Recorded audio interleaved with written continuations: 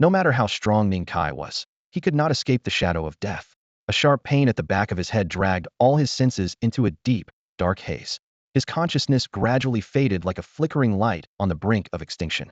Faint noises and chaotic voices drifted into his ears, mingled with suppressed sobbing. Someone spoke hurriedly. Quick, prepare hot water and clean animal skins. Go outside and pluck the tail feathers from that colorful chicken. Just the longest one, put it in a pot and boil it for 15 minutes. Time had long lost meaning. Ning Kai felt something hard pry his jaw open. Warm, fishy liquid slowly poured down his throat, causing him to wince. The sounds grew clearer, blurry images slowly emerging. A crude house built of earth and stone, and an old face full of wrinkles, yet filled with concern. The village elder.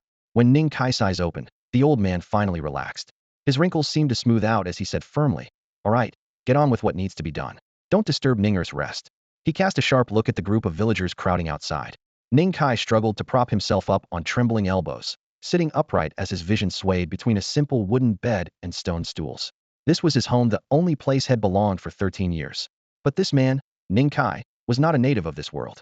At 18, just after receiving his undergraduate diploma, the principal proudly patted his shoulder, praising him as a future leader in his field. While his mentor had abandoned medicine for business, his senior sister had changed careers and left, and his senior brother was still working at the police station. Ning Kai alone had claimed his place as an authority in paleontology. But while studying remains unearthed from the first emperor's tomb, fate intervened. An endless divine light shrouded sky and earth. Ning Kai only caught the glimpse of a pair of deep blue eyes, mysterious, profound, as if holding the laws governing the universe. Lost in thought, a loud voice pulled him back. A middle-aged man pushed through the crowd carrying a delicate little girl. "Ning, it's good that you're awake." His furrowed brows softened, anxiety fading. The little girl tugged at her father's animal skin pants, tears shimmering in her eyes, lips trembling. "Ning, brother, Ning, I really understand now. I won't ever do it again." She hugged a small stone basin tightly, inside which a tiny blue fish no longer than a finger flicked its tail nervously, clearly resisting the idea of leaving home.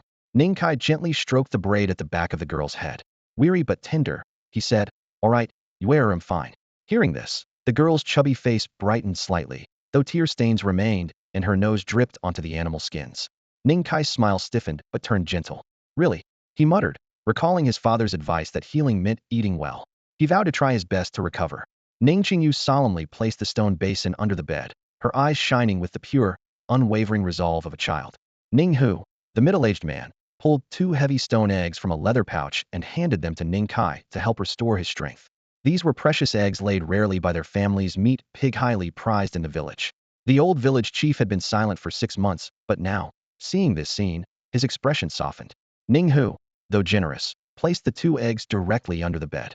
Yue swung the stone basin and said earnestly, "Eat some little blue fish, brother Ning, and you must get well soon." This preciousness reflected how children of the wild cherished life's rare treasures. Ning Kai felt both helpless and awkward, shaking his head slightly at the departing father and daughter. Those 2 stone eggs had to be returned to Uncle Ning Hu after recovery, while the little blue fish would remain under his care for a few days. Seeming to read his thoughts, the village elder's lips moved quietly. "Keep those 2 stone eggs. The child is weak but thoughtful and deserving of care." "I understand, village elder," Ning Kai replied. The old man sighed, leaning on his cane as he slowly walked away. The room fell back into silence. Ning Kai leaned against the bed, gazing at the reflections in the stone behind a youthful face, a boy of 12 or 13, delicate features framed by messy short black hair. Looking back, he was indeed once a graceful young man. His eyes fixed on the swimming little blue fish, a deep blue gleam stirring within, profound and mysterious, as if able to pierce through illusion and perceive the origins of all things. In Ning Kai's line of sight, the frantic little green fish gradually became transparent. Its blue-green scales, tender flesh, and delicate bones faded layer by layer, leaving behind only a floating green pattern in the water. The pattern was formed by a single line with jagged edges, as if someone had forcibly torn off a corner. What was that? Ning Kai leaned in to get a closer look, but a sudden wave of dizziness surged through his mind. The transparent world shattered instantly, and his vision reverted to the stone basin, water splashing everywhere. The little fish, startled, kept bumping against the walls, leaving ripples on the surface. Ning Kai's vision steadied, and the fish slowly calmed down, but its shiny black eyes darted around warily. Was that just now a life mark? I could actually see the hidden life mark lurking deep within a living being. Ning Kai abruptly tried to get up, but faltered from weakness and collapsed to the ground.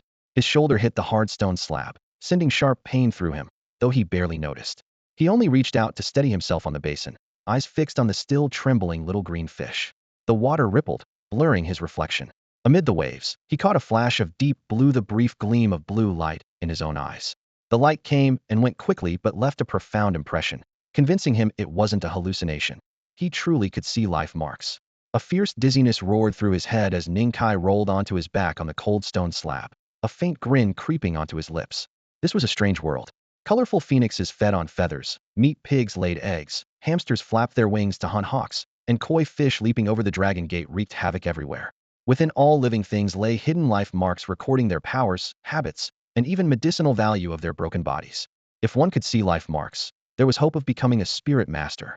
As a child, hearing the old village chief's tales, he had only learned of the legend of life marks. Now seeing it with his own eyes, he saw hope. Ning Kai had been weak since childhood. While others his age could move stone mills the size of water tanks, he struggled just to carry a small bucket of water. Orphaned early, he was cared for by kind villagers who often brought him old medicines and blood food. But those things that could boost ordinary people's strength by hundreds of pounds only gave him half a day of vitality. Eventually, he politely refused such help no matter how good the medicine, it was wasted on him. Now, supporting himself on the bed frame, he struggled to climb back onto the beast's skin-covered bed. Exhaustion weighed heavily on his eyelids, and soon he drifted back to sleep. He didn't know how much time had passed when a large hand shook him awake. At his ear, a neighbor's urgent shout rang out. The earth dragon's turning. An earthquake? Rubbing his sore eyes, Ning Kai had no time to think further and followed the middle-aged man rushing outside. The ground trembled gently as dust drifted down. At the village entrance, dozens of villagers from Ning gathered tightly together in a dense crowd. As if deeply moved, Ning Kai lifted his head and gazed up at the vast sky of the great wilderness. The boundless blue canopy was being stirred by a mysterious force, the heavy sea of clouds churning violently like boiling water. A low, ethereal chant echoed from the horizon, its waves of sound light and distant, yet instantly spreading across the entire great wilderness. Countless living beings seemed to feel their hearts pulled, all raising their heads, their eyes crossing mountains and rivers toward the source of the sound at the edge of the sky. The sky pressed downward, clouds cascading like a waterfall. In the next moment, a massive azure shadow appeared, blotting out the sun and sky, as if sealing the entire great wilderness beneath it. It was an incomparably gigantic creature, the immense koan. Its blue-green scales swayed slowly amid the sea of clouds, and everywhere it passed, the clouds and colorful mists shattered like fragments of flowing flames. With each sweep of the kun's tail, a deep, pure energy brewed high above, pouring down like a waterfall to instantly flood the great wilderness below. The forests visibly quivered, their branches and leaves glowing with radiant spirit light. Rare flowers seemed to awaken, blooming with an unmatched fragrance. Countless beings roared skyward, then bowed down in worship, the mountains and rivers echoing with fervent submission. Yet amidst this vast sea of reverent awe, several fierce silhouettes stood upright, their massive pupils flashing with bone-chilling coldness. The azure Ming sparrow, with a 1,000-mile wingspan, flapped its scales and feathers, striking out a trail of blue light rushing straight into the heavens. An ancient ferocious flood dragon, towering like a pillar of the sky, spiraled upward, its giant tail snapping and tearing the air. Thunderclouds gathered, darkening half the sky in an instant. A vast sword light flashed with a sky-sundering, earth-shattering force, its chilling aura as if about to cleave the great wilderness in two.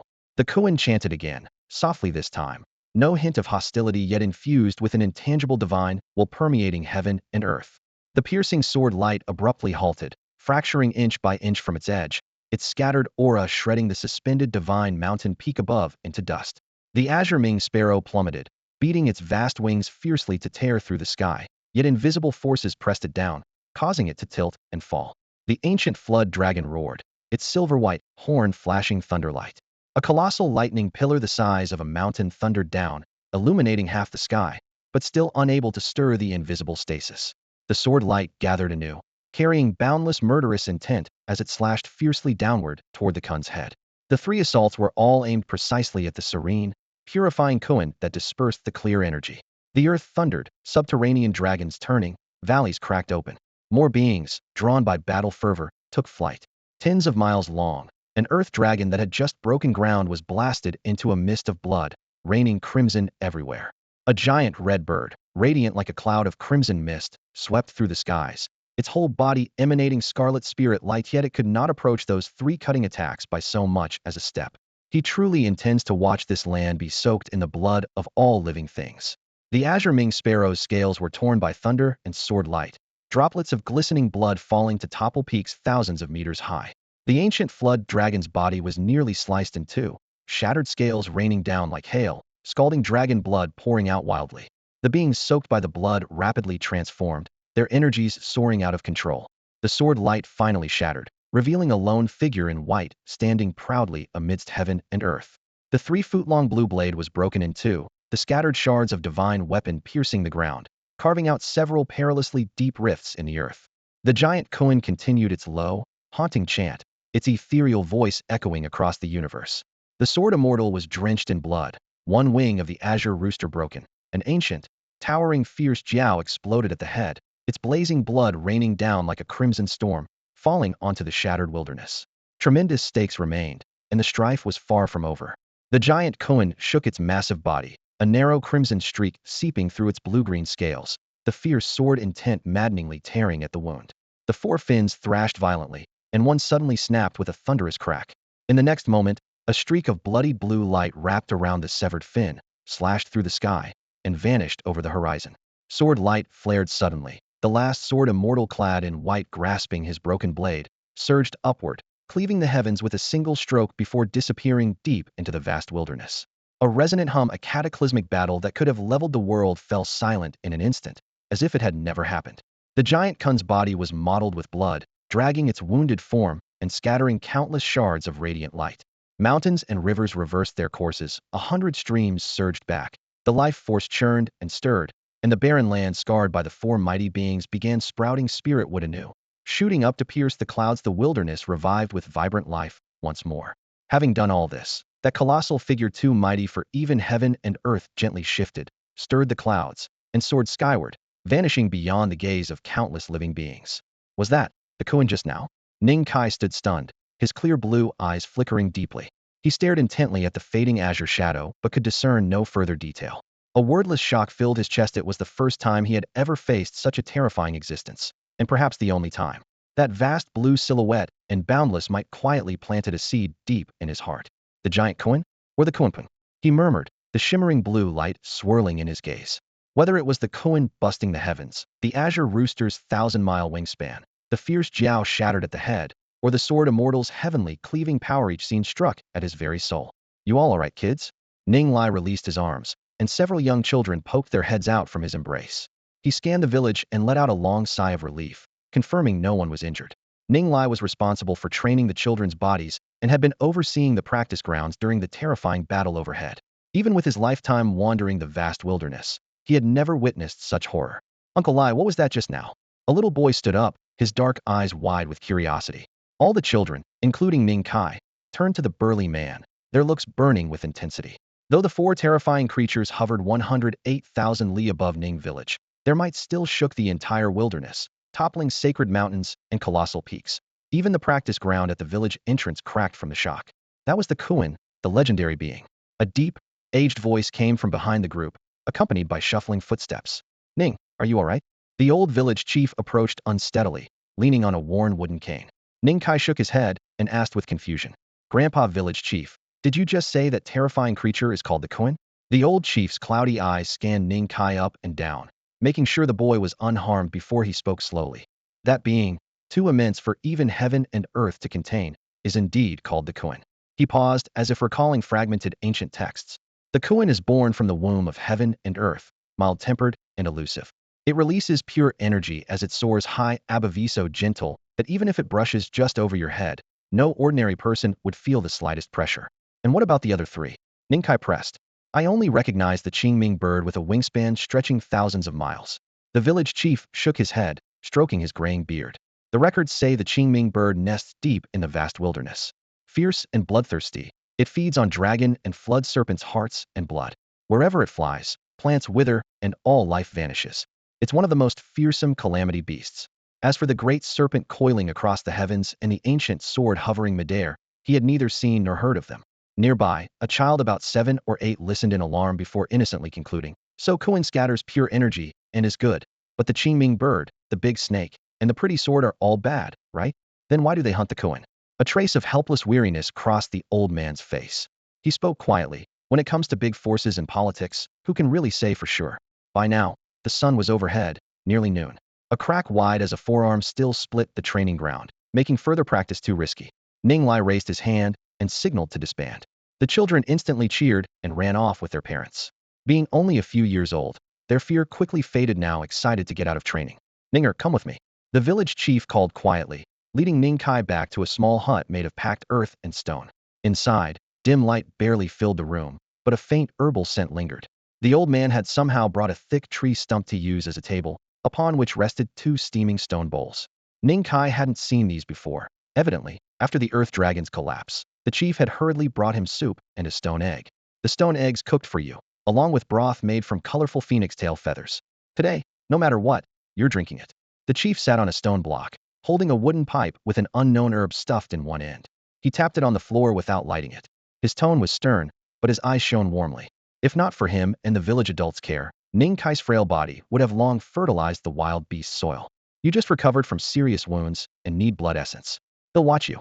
If you can't finish it, this old man will make sure it goes down. Speaking, he tapped Ning Kai's finger with the end of the pipe. Ugh, he'll eat it, I will. Ning Kai gasped sharply, obediently lifting the stone bowl. The once pale yellow stone egg had turned milky white from cooking, its shell swirling with intricate spiral patterns more art than food. Ning Kai's weak fingers turned pale, trying to pry it open. He remembered how before, had smashed eggs on the stone floor by throwing them from the rooftop. Now Bedridden, that was impossible. You wouldn't have strength if you didn't eat properly. The chief scolded softly but worked quickly, raising the pipe-like stick to tap the egg's shell gently. Click, a faint crackling sound echoed inside the stone hut. The old village chief tapped the stone hammer a few more times, and fine fissures quickly spread across the surface of the stone egg. Ning Kai stood nearby, waiting until the cracks became dense enough before reaching out to grasp the cool, rough eggshell and tearing it open with force. Thick fragments shattered away, revealing the milky white egg white inside. A light, fresh fragrance wafted into the air, drifting into his nostrils and dispelling the weariness that had weighed on him for days. Child, eat some yourself first. The old chief pushed the broken shell aside. Ning Kai broke off a small piece of the translucent egg white and offered it, but the elder only smiled and shook his head. The edible portion of the stone egg was never much. Without hesitation, Ning Kai swallowed the remaining egg white in a few quick bites, then picked up a rough, deep red pottery bowl beside him. The bowl contained chicken soup made by simmering the tail feathers of a colorful village chicken. The broth was thick, with a shimmering layer of pale golden oil resting on the surface. Everyone in the village knew that the old chief's colorful chicken was a treasure. Its three tail feathers held the essence of the bird's vitality, and once all were plucked, the chicken wouldn't live long. Thinking of this, Ning Kai silently wondered whether any tail feathers would still be left the next time he saw the bird. He tilted his head back and gulped down the whole bowl of soup. The warmth spread down into his stomach. The old chief's stern gaze finally softened. He put away the stone bowl, patted the boy on the shoulder, reminded him to rest well, then turned and left the stone hut. Quiet settled over the room, except for the occasional crackle from the fire pit in the corner. Ning Kai leaned against the wooden bed frame covered with the soft fur of some unknown fierce beast beneath him. He hadn't told the elder that he could see life patterns yet wanted to be sure first before giving a man of his age such potentially startling news. A gentle warmth spread through his abdomen as he yawned and pulled the fur blanket over his legs, lying back down. The stone egg had been a ritual talisman carefully saved by Ning Hu, his father, to cultivate the Boda's core strength and nourish the meridians. It was also one of the easiest spiritual treasures for villagers of the wild frontier to absorb. After ingesting the whole egg, an intense surge of refined energy exploded like a torrent, rushing along his meridians to every limb and bone. Ning Kai's pores all opened wide, like parched earth drinking in rain, greedily absorbing every trace of the gentle essence. At the same time, a streak of red light rose from his lower belly, slowly crawling up his spine and tinting his skin crimson. As the sun set and the stone hut grew dim, the boy's breathing became long and steady, the red radiance rhythmically pulsing.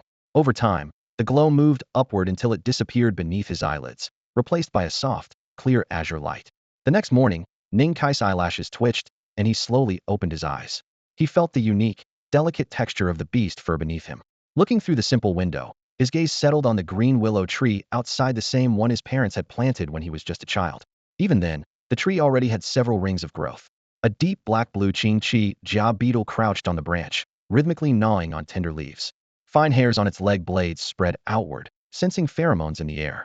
Damn Qingqi jia, you're back again.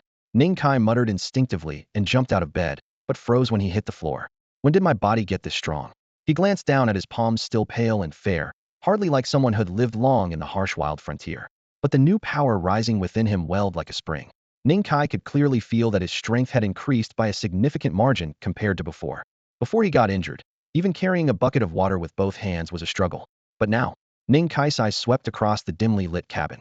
He took 2 steps forward, placed both palms on the edge of the square stone block by the bed, then let out a low grunt as he suddenly strained his back. The stone block was no bigger than half a millstone, weighing maybe a few dozen jin. Back then, moving it would make him sweat buckets. But now the stone lifted off the ground steadily, raised to chest height without a tremor.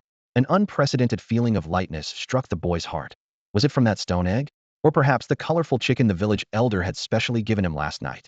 He carefully set the stone block back down and breathed a little heavier, though soon steadying himself.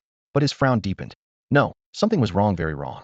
Over the years, his uncle and aunt had fed him stone eggs and other treasures, claiming they'd strengthen his bones and boost his strength. But on him, there had hardly been any effect at best. He only felt a bit more energetic the next day. Ning Kai raised his hand and gently brushed the corner of his eye. His deep blue eyes glimmered faintly in the dim light.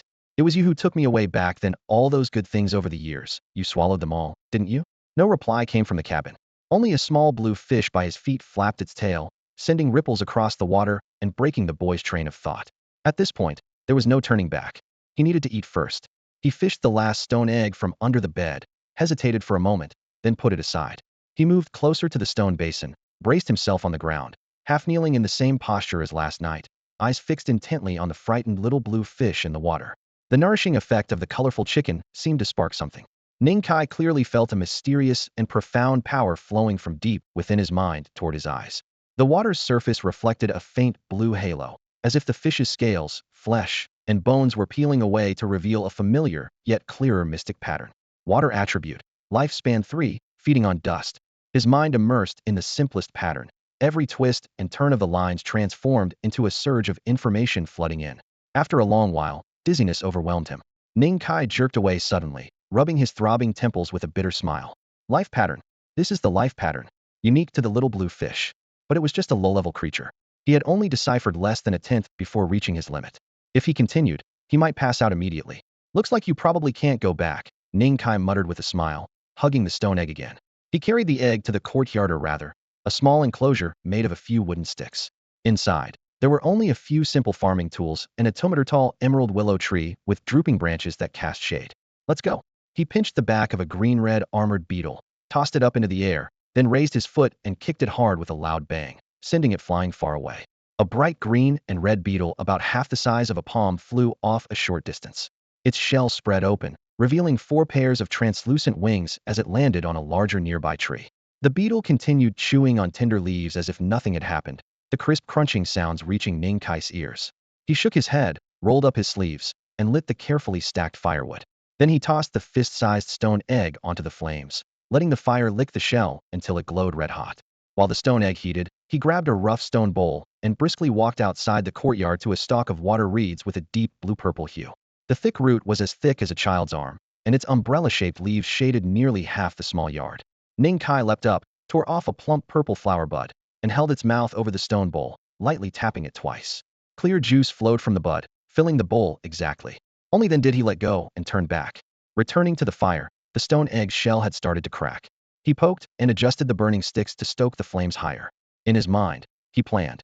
After eating, he would head to the village entrance to test his strength.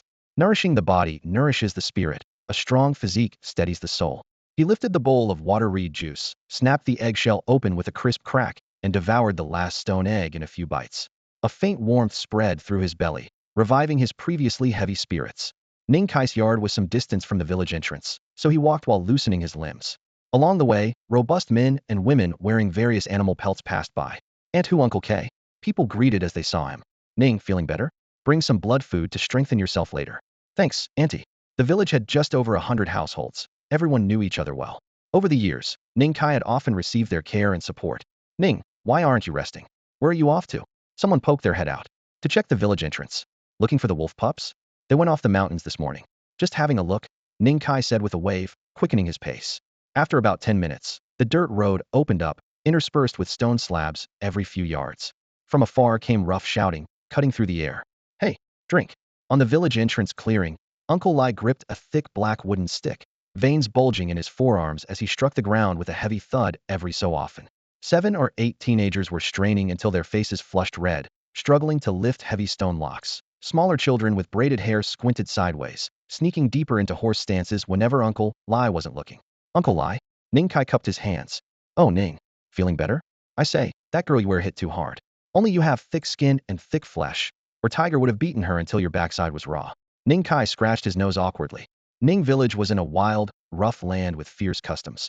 If a village girl liked a man, she'd just knock him out with a stick and drag him home. That counted as marriage. He had almost been taken away with one of those blunt hits, a memory that still frightened him. Uncle Lai laughed heartily. The wolf pups left just ahead of you. If you chase now, you won't catch up. Before finishing, he swung the wooden stick horizontally, striking the calf of a nearby boy shirking his training. No slacking off. If you're lazy now, it'll cost you your life in the wilds later.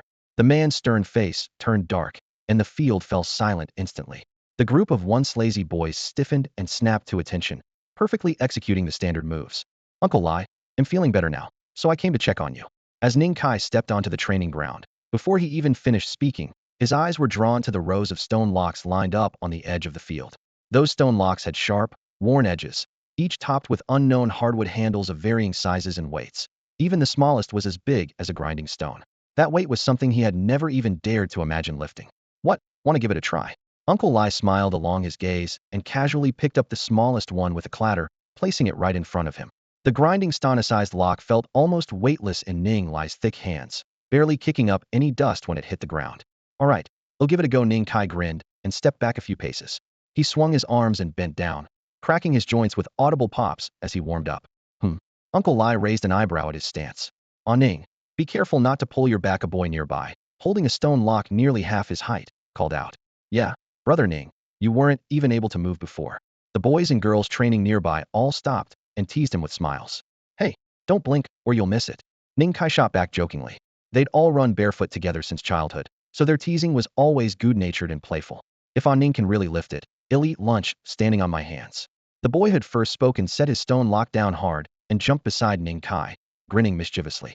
Seeing Uncle Lai say nothing to scold, the others dropped their chores and gathered around noisily.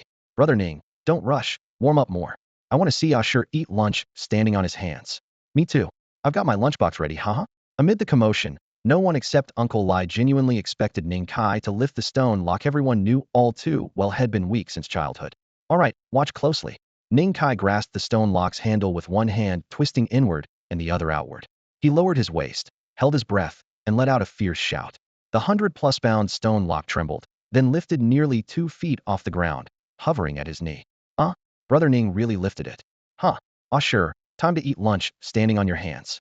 The crowd of boys froze, then burst into laughter, surrounding the half-grown boy named Asher with boisterous teasing and playful shoves.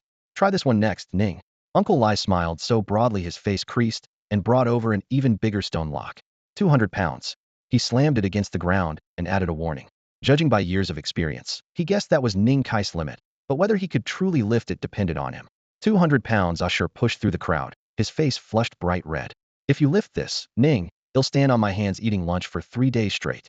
If not, your earlier promise doesn't count. The boy's face reddened as he tried to bluff. Ashi, you brought this on yourself. Ning Kai smiled slyly. He always got along well with these kids. Then, imitating Ashi's earlier stance, he gripped the 200-pound stone lock with both hands, veins bulging on his arms. The stone lock trembled slightly, as if about to lift off the ground, but even as Ning Kai's face flushed crimson, it didn't budge an inch. Feet apart. Lower your waist, Uncle Lai reminded him just in time. Ning Kai nodded, steadying his breath, and gripped the stone lock again. The lock shook once more and slowly rose half a foot amid the crowd's wide-eyed stares. He's lifting it. Ashi's going to eat his meals standing on his hands for 3 days. The boys and girls teased. Ning Kai released his grip, and the stone lock slammed down, kicking up a cloud of dust. He teased the boy with the flushed face like a boiled shrimp. Ashi, I'm waiting to see that. I, Ning Sure, was born in the great wilds, tore apart the multi-toothed tiger with my hands, and kicked the horned elephant with my feet. 3 days on my hands won't scare me. The boy put on a tough front, but the corner of his eye twitched slightly. Then he broke into a big laugh and lunged forward, wrapping his arms around Ning Kai and excitedly spinning him around. Ning, you're finally healed. Not just Ning Sure, but all the children beamed with joy. To the little ones, he was brother Ning Kai. To his peers, he was a ninth kind-hearted boy who told stories under the locust tree at dusk and was almost whacked away once by a little girl. Now fully recovered, In the harsh wilderness where the weak rarely survive, they were truly happy for him. All right, to celebrate a Ning's recovery, tonight under the locust tree at the village entrance, a Ning will tell stories. Someone shouted, and laughter immediately spread like wildfire. Enough, back to training. Uncle Lai swung his long staff, the wind howling past as it slammed into the ground. Everyone snapped to attention and grabbed their stone locks. Ning Lai patted Ning Kai's shoulder. Ning, have you told the village chief yet that you're better? Not yet. He'll bring the good news soon. Any other good news? That's a secret for now.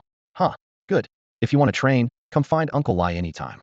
Don't be afraid, youngsters in the great wild have to train hard. Ning Lai gave another hearty pat. Cough, cough, Uncle Lai. Easy there, Ning Kai smiled wryly. After a few friendly words, Ning Lai returned to the training ground. Anyone slacking off got a staff strike, hard enough to make the boys grimacino laziness allowed in the great wild. Ning Kai picked up the smallest stone lock and officially joined the training for the first time. Ning Lai didn't lower the standards, but let him stop after a reasonable effort. Afternoon sunlight poured over the village entrance, warmth and dust swirling together. The entire great wild seemed full of vibrant life. The hunting team is back. They've got prey, big game. Everyone bring your tools and help with butchering. Urgent shouts came from outside the village. A man smeared with pale green sap ran and yelled, his voice echoing across the open land. Not far behind, a dozen similarly dressed figures trudged wearily home. At their center, a massive shadow was bound tightly with sturdy vines. At the other end of the vine, held by the hunting party, it was being slowly dragged along, leaving a deep furrow in the ground as the group passed. The massive creature was tangled in layers of vines, looking like a heavy boulder. Its rough skin bore long streaks of blood where it had been scraped. The old village chief of Ning, hunched and weathered, had somehow arrived at the village entrance. In the fading light of dusk, his figure cast a long shadow. Seeing the fearsome beast dragged back, a rare look of shock crossed his wrinkled face. The creature was a Longjiao elephant. The Longjiao elephant stood 7 or 8 meters tall, resembling a wild elephant, but with pale ash-colored skin and a snow-white single horn rising from its forehead. Now it lay silently on the yellow earth at the village gate. A huge gash across its neck nearly severed its head, thick blood having darkened and crusted in the air. This truly fearsome creature still contained traces of ancient exotic bloodline, its brute strength far exceeding Ning village's usual hunting limits. Hey chief, we're back. We got ourselves a jackpot this time. The lead hunter strode forward, shirtless with bright yellow animal hide wrapped around his waist. His shoulder muscles tightened into smooth lines as he dragged the carcass. This was Ning He, captain of Ning village's hunting team. Ning He raised his hand to point at the Longjiao elephant. You all saw that all-consuming battle in the sky, right? We traveled for 2 days with nothing to show for it, and we're heading back to hide out when we ran into this dead Longjiao elephant. There's a deep sword scar beside it that goes too deep to see the ground, must be leftover from that fight. His voice turned hoarse as a flicker of fear crossed his rugged face. If such power had struck Ning village, I'm afraid the whole place would have been wiped out. Changing tone, he looked to the old village chief with hope. Chief, you recognize this Longjiao elephant? He wasn't asking for its name, but how to butcher and prepare it for eating. The village chief stroked his white beard, then slowly shook his head. Ning village has never hunted anything like this before. The hunting team's expressions instantly darkened. Then we do it by the rules, the old chief sighed. Take a small sample from each part. They'll test them one by one. The creatures of this land followed their own laws. Like the village chiefs prized multicolored chicken, useless except for its tail feathers which held spiritual power. Anyone who accidentally ate its blood or meat would suffer weakness at best, death at worst. So the village code required the old chief to identify any fierce beasts hunted, follow ancient texts if they exist. If not, test live samples cautiously to find which parts are edible or useful for refining. What if we encounter poison? Ning He frowned. They'll stand with you. He pressed his lips tight, locking eyes with the old chief. The village chief and the hunting captain were Ning village's 2 strongest pillars. She wouldn't let the chief face danger alone. Do your part well, the old chief said firmly but quietly, his authority unyielding enough to make even towering Ning He bow his head. Ning He clenched both fists until his knuckles turned white. But you shouldn't bear the burden alone. They'll catch some small creatures first to test the poison. The chief softened his tone. That way, we can minimize the risk. Though he spoke cautiously, he knew if the poison was hidden deep inside rare organs and didn't flare outward, no one would detect it. Such a valuable prize was not to be easily wasted if lucky. It could provide for the village's younger generation for years. At that moment, a faint voice broke through the tension. Grandpa Chief. Everyone turned to see the boy Ning Kai, his face pale and cold sweat breaking out on his forehead. Staggering forward, he trembled as he clutched the old chief's robe. His once clear blue eyes darkened rapidly, and he forced out a few strained words. Longjiao elephant edible. Beneath the skin 3 inches of fascia. When heated highly toxic. Be cautious. Before he could finish, Ning Kai's head lolled to one side, and he collapsed into the village chief's arms. Ninger. The old village chief studied Ning Kai's pale face carefully, his rough hands searching over his chest and pulse point for a long moment. Only when he felt the steady heartbeat did he finally exhale deeply. It's just exhaustion. His spirit is a little weak, he muttered to himself. How could a Ning's spirit be weak? Ning's heart tightened sharply. Ning Kai had practically grown up right under their noses, and in Ning village, one's spirit was always considered the ultimate shield, never easily harmed. But clearly now, worrying wouldn't help. Ning tucked away his doubts and said to the old chief what Ning said just now. The strong man who usually pushed forward without hesitation showed hesitation for the first time. The dragon-horned elephant meant life or death. Of course he trusted Ning Kai, but he worried it might just be a child's exaggeration. Ninger doesn't speak nonsense. The old chief shook his head firmly. Wilderness beasts spoil quickly if kept too long. That dragon-horned elephant must be cut and preserved immediately. Don't wait until Ninger wakes up to start. He instructed the butchering team to be especially careful around the 3 inches beneath the skin where the fascia lay. He nodded in agreement. No matter how fantastic the idea, he trusted Ning Kai's word. Had known the boy for over 10 years, and Ning never lied when life was on the line. We'll take Ninger back first. You watch over this place yourself? Ning said. Ugh, my head, it hurts so much. When Ning Kai opened his eyes, it felt as if a primeval mammoth had rampaged inside his skull. Trying to push himself up, his limbs were weak and powerless. After struggling a while, he could only flop back onto the soft animal hide bedding. This was the old village chief's house, much airier than his own humble shack. In the corner lay piles of animal bones, herbs, and stone tools, arranged in a haphazard manner. On the stone wall opposite hung a strange faded painting on animal hide, rough lines forming an ancient tribal totem. Ning Kai had asked about it many times, but each time the old chief just patted his head and smiled. When you grow up, Ninger, you'll understand. The wooden door creaked open. Ninger, you're awake. The old chief shuffled in, leaning on his cane, carrying a coarse stone bowl filled with a steaming red broth. Not surprised that Ning Kai had woken up, he brought the bowl to the boy's lips, saying, Drink this, it will help. Grandfather Chief. A shadow flickered in Ning Kai's eyes.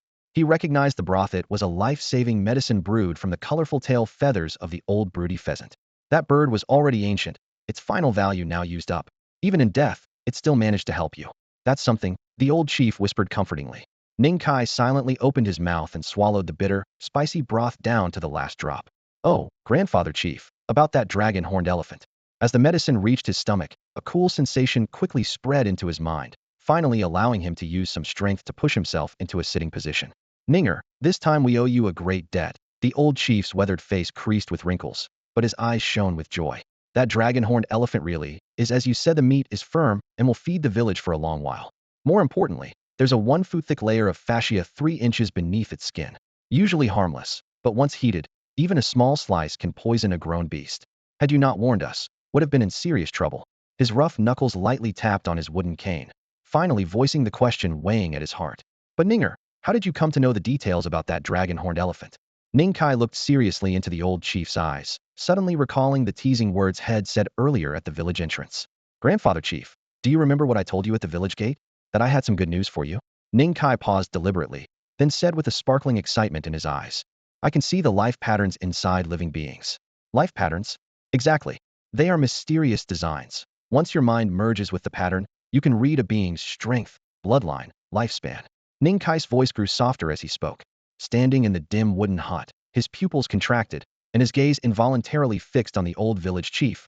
Eyes full of doubt and anticipation, had hoped his discovery would bring the elder joy, but the old man remained silent. After a long moment, the old man's already stooped frame bent forward a little more. He sighed deeply, the wrinkles on his face twitching slightly as he forced out a faint smile. Ninger, do you remember the story I told you long ago, the one about life patterns? Life patterns and the spirit master's story? Ning Kai recalled those childhood nights by the campfire, quietly confirming. Yes, the chief set down his worn wooden staff and shakily sat at the bedside, his voice low but clear. Every living being in this world is born with an innate life paterna mark coded into their very being. It reveals the fundamental, essential secret of a species and is the most hidden source of their power. He raised his hand, as if spreading an invisible net in his palm. Because these life patterns exist, a special, noble profession arose: the spirit masters. They refine the heavenly eye, cultivate the soul, understand the rules, and decipher the veins. At their peak, when the heavenly eye pierces illusion, just one glance allows them to see into the deepest, most secret heritage of a being.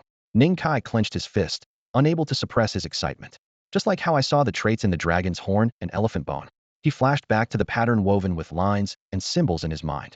Yes, the old man nodded, then shifted his tone. But the mystery of spirit masters goes far beyond that. He paused a moment to collect his thoughts, then continued. True spirit masters not only identify a being's basic information, but also analyze their bloodline's techniques. Every race in this world has unique bloodline inheritances. These techniques, buried deep in the blood, each hold astonishing destructive power. His gaze turned solemn. More importantly, he sized Ning Kai up and down before speaking slowly. Spirit masters can harness the power of the soul to activate hidden special patterns within a being's body, organize, extract, and merge them to refine ultimate life elixirs. Ordinary people who want to strengthen themselves can only consume blood or rare spiritual items. Spirit masters, however, can amplify the power within these patterns by times, or even hundreds of times, forging true elixirs of life. Under the faint oil lamp light, the old man's aged face was cast deep into shadow. That is why true spirit masters are held in the highest esteem, whether they walk among the great tribes outside or within vast kingdoms. Ning Kai's eyes sparkled like stars in the night sky. Then can I become a spirit master? The old man saw the yearning in the young man's eyes and smiled faintly, tinged with bitterness. If you want, of course. But as soon as he said it, that fragile smile faded quickly. Ninger, the path of a spirit master is not as beautiful as you imagine. The chief's tone grew heavy. They cultivate the spirit and perceive the source of life, challenge the natural order, but they are also envied by heaven. They cannot cultivate the life pattern of the body. The stronger their spirit, the weaker their flesh becomes. The most powerful spirit masters often have the shortest lifespans. He lightly patted Ning Kai's shoulder, his voice barely audible. You've always had a weak body. If you truly walk the path of the spirit master, your powerful spirit will eventually consume your flesh. I'm afraid you might not live more than 5 years. The old village chief's expression was heavy with complexity. He fully understood the importance of a spirit master to their village. As the village chief, he was supposed to put the village's interests above all else. Yet standing before his grandson, the tug of duty and affection tore at his heart. His aged face showed a clear struggle, as if in a brief moment he had aged 10 more years, his back slightly stooped. Ninger, just live an ordinary life, okay? He looked at Ning Kai earnestly, his voice low and steady. At that moment, he was no longer the leader of Ning village, only a frail old man who wished for his grandson's lifelong safety. As for the dragon horn elephant matter, just tell others you found an ancient text in my house. Before he could finish, Ning Kai's laughter interrupted him. The boy looked up, his eyes bright and clear like spring water. Since he could remember, the old chief had always pulled small treats from a beast-hide pouch to place in his palm. Although Ning Kai was an orphan, he never felt without family, because he had his grandfather. My name is Ning Kai the Ning from Ning village, and Kai meaning to open up new land. The boy enunciated each syllable firmly. I was born to expand and defend Ning village. Besides, I have a good grandfather who taught me to never forget gratitude. Ning Kai smiled widely, his gaze settling on the deeply wrinkled face before him. The village chief's eyes softened as he covered the boy's short hair with his rough palm, gently stroking it. His hoarse voice echoed in the quiet room. Did your grandfather ever teach you to be selfish sometimes? Yes, he did. Ning Kai nodded confidently, grinning with conviction. With outsiders, you have to be selfish and calculate every penny. Then today your grandfather will teach you one more thing. When facing enemies, be ruthless, cut the grass to the root. The sun set and rose again, and 3 days passed in the blink of an eye. In the courtyard, willow branches swayed gently. Ning Kai sat cross-legged under the shade, holding a thin, ancient scroll, his eyes fixed intently. The scroll contained only a dozen or so pages. The paper felt like soft leather, yet was as supple as fallen grass. He had been reading and rereading it for 2 days straight. So it turns out, I never really had a choice, he muttered bitterly to himself. The ancient text recorded, from the moment a living being first sees their fate mark, the path of the spirit master begins. Even if they do not actively cultivate, the power of the soul will slowly surge over time, eventually overwhelming the body. Trying to live as an ordinary person only prolongs life briefly. Ning Kai looked out, as if once again glimpsing the enormous figure at the horizon that shed pure light and churned the clouds. A spirit master must connect with heaven and earth, temper their soul, and imprint their birthright soul mark to truly enter the path. But he had no heritage, no birthright soul mark, not even the most basic soul mark to be found anywhere. Flipping to the last page, only a crude method for strengthening the soul remained. Now that things had come this far, he might as well start by trying this soul-strengthening technique. Ning Kai shook his head and set the ancient book aside, then sat down facing the emerald willow tree in the courtyard. The year he was born, his father planted this willow here. Now that he was 13, the tree's trunk must have grown 13 rings. The boy reached out his right hand, fingertips brushing the rough bark, feeling the shallow, darkened rings. At this time, The climate in the vast wilds was mild. The tender green branches hung down 3 or 4 meters, almost touching the ground, the whole willow tree spreading out like a giant umbrella. Ning Kai's figure merged among hundreds of dangling willow threads as he breathed in the sweet scent mingled with fresh grass, slowly closing his eyes. A gentle breeze swept by, stirring the willow fluff, and his thoughts settled into calm. Though his eyes were closed, he saw everything clearly. A few willow leaves caught by the wind, shaking off dust from their tips. A familiar green-red beetle hiding behind a branch, reaching out with its sickle-like legs to hook a leaf and nibble it in small bites. The soft collisions of the willow threads brushing against each other. Even the fine hairs on the beetle's sickle legs appeared, as if viewed behind a transparent screen, sharp and distinct. All was quiet and peaceful, mirroring the hidden mountain village deep in the wilds. 100 or so households, 1,000 ancient tombs, yet warmer than 1,000 lights. Ning Kai sat there like this for half a day. As the sun moved westward, orange-hued dusklight filtered through the thick leaves, casting intricate shadows across the courtyard. From the distant wild mountains and forests came faint roars of beasts. Ning Kai's eyelashes fluttered slightly. He slowly opened his eyes, a flash of brilliant blue flickering briefly in his pupils. Long hours of meditation hadn't wearied him. Instead, the world looked sharper and clearer in his sight. After stretching lightly, he climbed up the willow trunk and, in just a few moves, caught the well-fed green-red beetle. "Let's go?" He tossed the little beetle into the air. It fluttered its wings and flew a dozen yards before stumbling into the grass. Ning Kai chuckled. The ancient texts recorded that a first awakening to living beings that deeply resonates with nature was extremely rare. He thought to himself, maybe it was thanks to the village chief's multicolored chicken. The 3 colorful tail feathers of that chicken had the rare power to nurture the spirit and strengthen the soul. The village chief treasured them dearly and never allowed anyone near. Yet a few days ago, all 3 tail feathers had been plucked and applied to him. Returning to the village, Ning Kai looked carefully and saw a pile of fresh soil in the old courtyard corner. No sign of the strutting multicolored chicken anymore. "When I become a spirit master, I will catch a big flock for Grandpa, the village chief," the boy vowed solemnly under the willow as dusk faded. Night finally swallowed the last red glow, and the mysterious, dangerous wilds fell silent once more.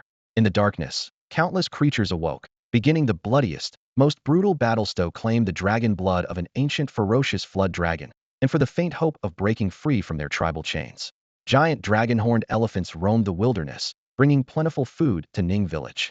But lately, many monsters carrying alien bloodlines appeared in the wilds. In the depths of night, nearly every evening powerful beings clashed fiercely.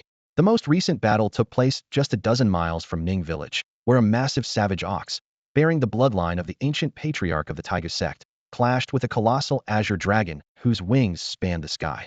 Even from inside his home, Ning Kai could feel the overwhelming power of the fight shaking the earth beneath him and cracking the walls around him, as if mountains and rivers themselves were bowing to their might.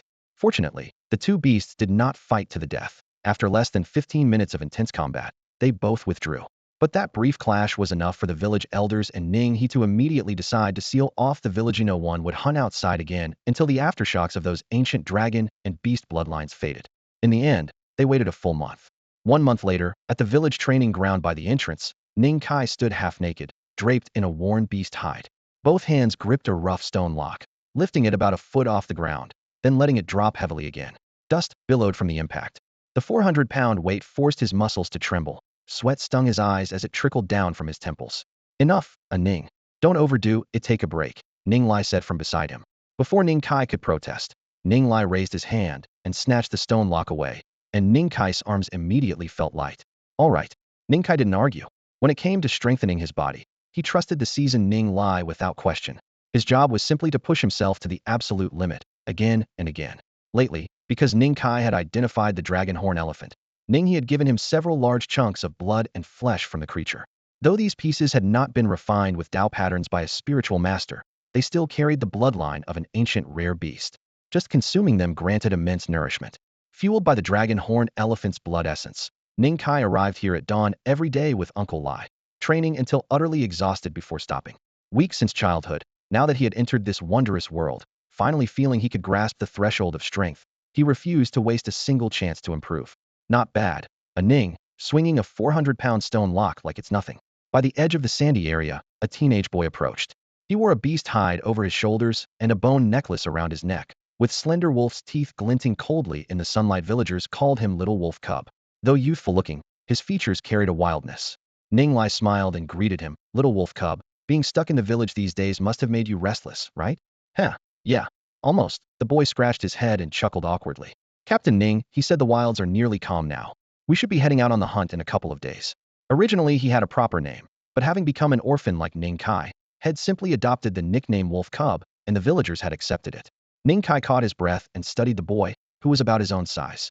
Little Wolf Cub, how strong are you now? Though not bulky, the boy seemed to have more power than many adults. Hell, watch this. Little Wolf Cub raised his eyebrows and strode over to a corner piled high with stone locks. Scanning quickly. No way, that's a 5,000-pound stone lock. Ning Kai's eyes showed a hint of disbelief as the young wolf cub now stood before the 5,000 stone lock. The stone lock was pitch black, carved from the rare wood-sinking stone, several times heavier than ordinary bluestone. Its thick ring was almost wider than the wolf cub's chest. The surrounding hunters whispered among themselves. Even the battle-hardened hunting team had only a handful of members capable of moving such a heavy object. Do you think the wolf cub can lift it? What about the one who ate while standing on his head before? Should he try again? Someone teased from the crowd. The boy's face flushed bright red as he frantically shook his head. I really did eat standing on my head for 3 days last time. Almost got a beating from my parents. Come on, leave me alone. While the crowd was still joking, the stone lock suddenly shuddered slightly. Ning Kai held his breath, watching in stunned silence as the stone lock was slowly lifted off the ground inch by inch, foot by foot, as if the very air was being pushed aside. Boom. The stone lock crashed to the earth, dirt flying, leaving a shallow pit about an inch deep. The wolf cub's hands trembled slightly, but he forced himself to stand proudly with the stone lock slung behind his back, his face flushed like ripened fruit, proud and expectant as he looked at Ning Kai. Oh Ning, do you see how strong I am? Ning Kai's smile froze at the corners of his mouth, secretly regretting his careless words earlier. After a few moments, he struggled out 3 words. You're impressive. Standing nearby, Ning Lai's eyes gleamed with a smile. The wolf cub was gifted, his strength nearly surpassing his own, and he was already designated as the next captain of the hunting team. Ning Kai, on the other hand, was sharp-minded but physically frail. Without the village's care all these years, he might already have been a skeleton. Despite their huge differences, the 2 boys had become best friends through shared hardship. Ning Lai breathed a quiet sigh of relief. Ning Kai's health had noticeably improved recently. Everything was getting better. Wolf cub, this time I'm going with the hunting team too, the boy said casually as he rubbed his sore wrist and plopped down beside Ning Kai, excitement evident beneath his calm tone. If we come across anything rare on the way, they'll bring it back for you. The hunting team, huh? Ning Kai was momentarily lost in thought. His friend was steadily becoming a pillar of the village while he himself remained trapped in memories. The times they scavenged bird nests together and pretended to be the legendary swordsman of Shirley seemed like just yesterday. If you come across anything unfamiliar or uncertain on the trip, feel free to ask me, he smiled, patting the wolf cub's shoulder. Of course, everyone knows you're the village's most knowledgeable person, now our respected spirit master. The wolf cub imitated an exaggerated tone and soon burst out laughing himself. All right, I've got to get going. Ning Kai glanced at the sky and stood, dusting off his pant legs. Okay, tomorrow. No, in a few days, see you then. The wolf cub waved energetically, still full of boundless energy. Leaving the training ground, Ning Kai followed a familiar path back to his modest stone hut. Though small, it was kept spotlessly clean. He took down a strip of smoked, glistening meat and washed away the blood at the water reed's edge, then drew a razor-sharp bone knife from his waist. With a few crisp slices, he neatly cut the meat into even cubes and dropped them into the boiling stone pot, bubbles rising rapidly. He then took down a small pouch from the wall and casually sprinkled some powder into the pot. The fine medicinal powder fell into the stone cauldron and immediately blended with the stew, releasing a rich, fragrant aroma that quickly filled the air. Half an hour later, the kitchen was saturated with the strong, savory scent of dragonhorn elephant meat. The meat had been half-cooked during marination, and now simmered over low heat until the sinews melted at the slightest touch, easily separating from the muscle with a gentle bite.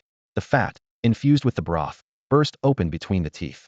Ning Kai silently marveled that on this vast land, any edible creature never failed to please the palate. Even without seasoning, its flavor could surpass many so-called delicacies. As for those things not fit for eating, he wasn't sure yet, and thought he might try them someday, only if he really no longer wanted to live. He finished the entire pot of dragonhorn elephant meat, warmth flowing down his throat, and Ning Kai closed his eyes in satisfaction. After hastily clearing the dishes, he casually walked to the courtyard under a verdant willow tree. In the spring breeze, the willow had begun to bloom. The slender green branches hung like a waterfall, dotted with faint blue willow blossoms so subtle they were barely visible unless viewed up close. In a few days, the blue flowers would spread to every branch, making the whole tree even more beautiful. Ning Kai sat cross-legged beneath the tree, his breathing gradually slowing. Willow catkins drifted gently, shades swayed lightly, and a faint floral scent brushed against his nose. His consciousness slowly melded with the willow, as if he were watching a seedling struggle to root itself stubbornly among rocks and soil, then witnessing it endure years of wind and rain, standing tall through thunder and storms, growing from fragile twigs into a lofty tree, seeing it sprout new shoots in spring, bloom in summer, and be crowned with snow in winter. Watching the relentless blue-eared beetles chase away others to monopolize the entire tree. This year Ning Kai was 13, and the willow's trunk bore its 13th ring. He had never understood it so intimately before, and a sudden, profound certainty rose in his heart. Perhaps his soul pattern should choose this tree. Compared to those unreachable ancient species, the soaring teeming sparrows, or even the colossal Kun rejected by heaven and earth, this ordinary willow that had grown alongside him might be the perfect match. A deep blue glow flashed in his eyes. In his vision, the color peeled away from the branches, the blue flowers faded, and the rough bark turned transparent. A pattern made of a single line appeared, like a straight willow trunk, simple yet resilient. Information came naturally. The willow had deep blue flowers that could slightly invigorate. Its trunk was 7 meters 6 centimeters tall. Its root system, 17 meters. Ning Kai whispered the words and was struck by surprise. The roots were incredibly deep. Yet he was certain this was just an ordinary willow, with ordinary dark blue flowers, simply rooted deeper than normal. A smile spread across his face as he let the sapphire light fill his eyes, his spirit sinking into that soul pattern. The past month of blending with the world had doubled his spiritual power, and under this radiant glow, he began slowly unraveling the willow's soul pattern, extracting its most essential motif. The progress was painstakingly slow, and when his spirit was exhausted, he had barely dissected a fifth of it. For the next 7 days, he did not go to the village training ground, but instead sat silently beneath the willow, continuously draining the spirit trapped in his mind. Among the lush branches, clusters of deep blue flowers bloomed with a blazing momentum, sweeping over the entire willow tree. Beside the humble stone hut, willow branches were lush and green, blooming with deep blue catkins. A rich floral fragrance drifted through the air, more intense than any year before. A gentle breeze stirred, and a single deep blue petal softly detached from the branch. Spinning gracefully in the air, it finally nestled into Ning Kai's jet-black hair. He opened his eyes quietly, a flash of azure light flickering at the depths of his gaze. Raising his hand, he plucked the petal and examined it closely. Clear veins twisted and intertwined, forming a minimalist pattern, an ordinary willow's soul mark, yet also the very soul mark that belonged to him. "This is the power of the spirit soul," he murmured. Looking up at the tree heavy with dark blue blossoms, his eyes shifted subtly. After engraving this soul mark, he could now see the plain pattern clearly within his sea of consciousness and sense strands of golden sap, thick as a thumb, flowing beneath it. Using 3 colorful rooster tail feathers as a catalyst, he had secluded himself for a whole month to condense this spirit soul power. Now, he had officially stepped into the rank of spirit master. A flash of deep blue burst again from his eyes. To him, the world seemed to dissolve into a translucent curtain, with lines of pattern, some simple, some intricate, floating in midair, exuding an indescribable allure. With just a thought, he could use his spirit soul power to connect these lines, weaving and recombining them, unleashing miraculous forces capable of challenging the natural order. No wonder Grandpa, the village chief, said that only spirit masters can bring about truly great power, Ning Kai whispered, a tremor running through his heart. Among the countless patterns, he noticed several special lines that seemed to share a common origin and hid extraordinary power. His intuition told him that with slight guidance and weaving, unexpected wonders might be born. Yet, the more complex the patterns, the greater their explosive might, and likewise, the harder they were to control. Ning Kai tried to manipulate them, but quickly shook his head and gave up. For spirit masters, lineage was paramount. Truly formidable soul patterns and divine skills were the legacy of centuries in a sect. For someone like him, relying only on insight, while able to form remarkable effects, he could never compare to those with inheritance. "This is already very good," he laughed softly. Even without a soul diagram, having crossed this threshold meant that the overall strength of Ning Village would rise to a new level. Rising, he gently brushed his palm against the rough bark of the willow, a tender gleam appearing in his eyes. "You helped me form the soul mark. One day, I will help you ascend to spirithood." The boy's words were both a promise and the eternal oath of a spirit master to their symbiotic spirit companion. The branches swayed lightly, and a perfect deep blue willow blossom drifted down, landing steadily in his palm. Ning Kai smiled slightly, then his gaze sharpened as he reached down by the tree's root, picking up a small, blue-eared beetle climbing upward. "Let's go?" With a flick of his finger, the beetle, now palm-sized, drew a graceful arc before diving into the distant bushes with a sharp tap. He stretched lazily. For the past 7 days, besides necessary meals, he had barely moved. Now he understood why many spirit masters had short lifespans, sitting still for a fortnight or more at a time. Those with greater cultivation even longer, their bodies lacking exercise and inevitably growing weak. But still, is it really impossible for a spirit master to cultivate physical Dao marks? Ning Kai lowered his head, staring at the lines etched into his palm. Since stepping over the threshold of the spirit master's hall, his flesh and blood felt as if gripped by an invisible, crushing hand bearing a stifling pressure day and night. This force was nothing like the slow, steady strengthening of body he had known before. Instead, it was like a fast-acting poison, relentlessly corroding his muscles and bones inch by inch. At this rate, I'm afraid I won't even last 5 years. Whether I can survive long enough for Grandpa, the village chief, to paint my adulthood markings is a real question, he thought bitterly. Ancient texts made it clear. The earlier one awakens, the weaker their physical body tends to be, though their spiritual talent may be greater. But that also meant dying sooner. Awakening at 13 wasn't exactly early, yet back then he barely weighed 200 gene and wasn't even as strong as a 7 or 80-year-old village kid. He shook his head with a bitter smile, but forced himself to straighten his back. Whether or not he could cultivate the Bodhist Tao markings, the task of strengthening his physique could not stop. Even if it was just to buy a few more years of life, he would punch, lift stones, and temper his bones day after day. If in the end his fate was to never have body Tao markings, then so be it. Keep training for a month, 6 months, 3 years. Where was there truly no hope? Even if Heaven's Way hated him, he'd bite back just the same. Half a month later, at the center of Ning Village, the stone-paved square. Hurry, move faster. The unicorn horns from the dragon tusk elephant go here. Careful, don't bump them. 7 stone eggs, pile them here. 37 scales from the horsetail brocade lizard. Under the blazing sun, the men's skin had taken on a copper hue, sweat rolling down their muscled frames.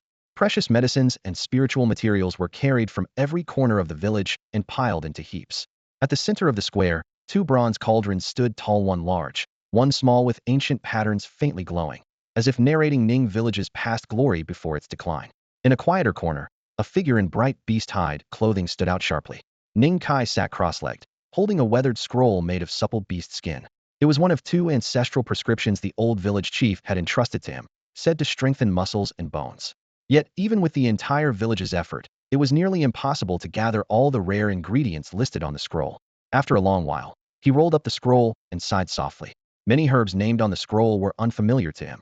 He could only substitute them with the old medicines and precious materials Ning Village still had. The effect wouldn't match the original recipe, but it was better than blindly experimenting. Aining, the preparations are almost done. The old village chief arrived alongside Ning He. The latter stood like a towering pillar, muscles rippling beneath taut skin, his bulk casting a shadow over the elderly man. Ning Kai stood, carefully stowing away the scroll. Its contents had long been memorized, yet reviewing it once more never hurt. He stepped up to the 2 cauldrons. Below them, scorching red tongues of flame flickered, distorting the air with heat waves. Even yards away, the faint scent of scorched beast hide robe lingered. Dragon tusk, elephant horns, 7 stone eggs, tail of the 7-colored lizard. He checked each item carefully. This was almost all Ning Village possessed, and not a single mistake could be tolerated. The old chief fixed him with a grave, hoarse gaze and asked, Ning, are you confident? Ning He followed closely behind Ning Kai, asking with some worry. Ning, just go for it. Grandpa's got your back. The old village chief leaned on his wooden staff, his deep voice carrying a comforting tone. The wrinkles on his face seemed even deeper than usual. Ning Kai said nothing, only nodded slightly. Golden spiritual energy surged through his mind, and in the next moment, a brilliant blue exploded from the depths of his eyes. The gray stone ground, the stone shell, and the dragon elephant horns ghostly white, sinister lines all faded away, replaced by a series of intricate, arcane patterns. Most ancient herbs and treasures carried just one life pattern, like the small green fish from the stone jar long ago. Occasionally, a spiritual material bore 2 interwoven patterns, forming a life design. But the dragon elephant horn, it gathered 3 patterns. Ning Kai fixed his gaze on the most complex life pattern, murmuring softly. The 3 patterns intertwined and condensed, outlining an exquisitely beautiful image, every twist and turn perfectly natural, brimming with immense vitality. Gurgle, gurgle.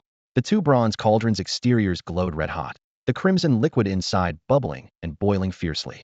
It was no ordinary water, but a mixture of living blood and red pomelo juice. Ning Kai raised his hand to signal, and the villagers worked in orderly fashion, tossing herbs and precious materials one by one into the boiling liquid. At the same time, the blue in his eyes deepened further, his spiritual energy pulling at the special patterns inside the herbs, guiding, intertwining, merging. Following the scroll's instructions, and his intuition as a spirit master, he sketched the formation stroke by stroke in his mind's eye. In this silent, transparent realm, a vast and intricate pictorial emerged. A primeval barbarian elephant stood firm, trampling the sun and moon beneath its feet. It raised its head and roared, as if challenging the stars themselves, exuding a wild, ancient power. Dragon elephant horn, Ningkai called out sharply. On the stone square, all the spiritual materials had been cast into the cauldron except for the three's hanglong giant horn. Boom. As the horn sank into the red liquid, the entire cauldron trembled violently. A visible phantom of the barbarian elephant rose up. Elephant. That's the barbarian elephant. The boys cried out in disbelief, something never before witnessed in any previous ritual. The old village chief and Ning He exchanged looks, their eyes shining with unhidden excitement and hope. The barbarian elephant stepped into the heavens. Ning Kai's body shook, large beads of sweat rolling down his temples.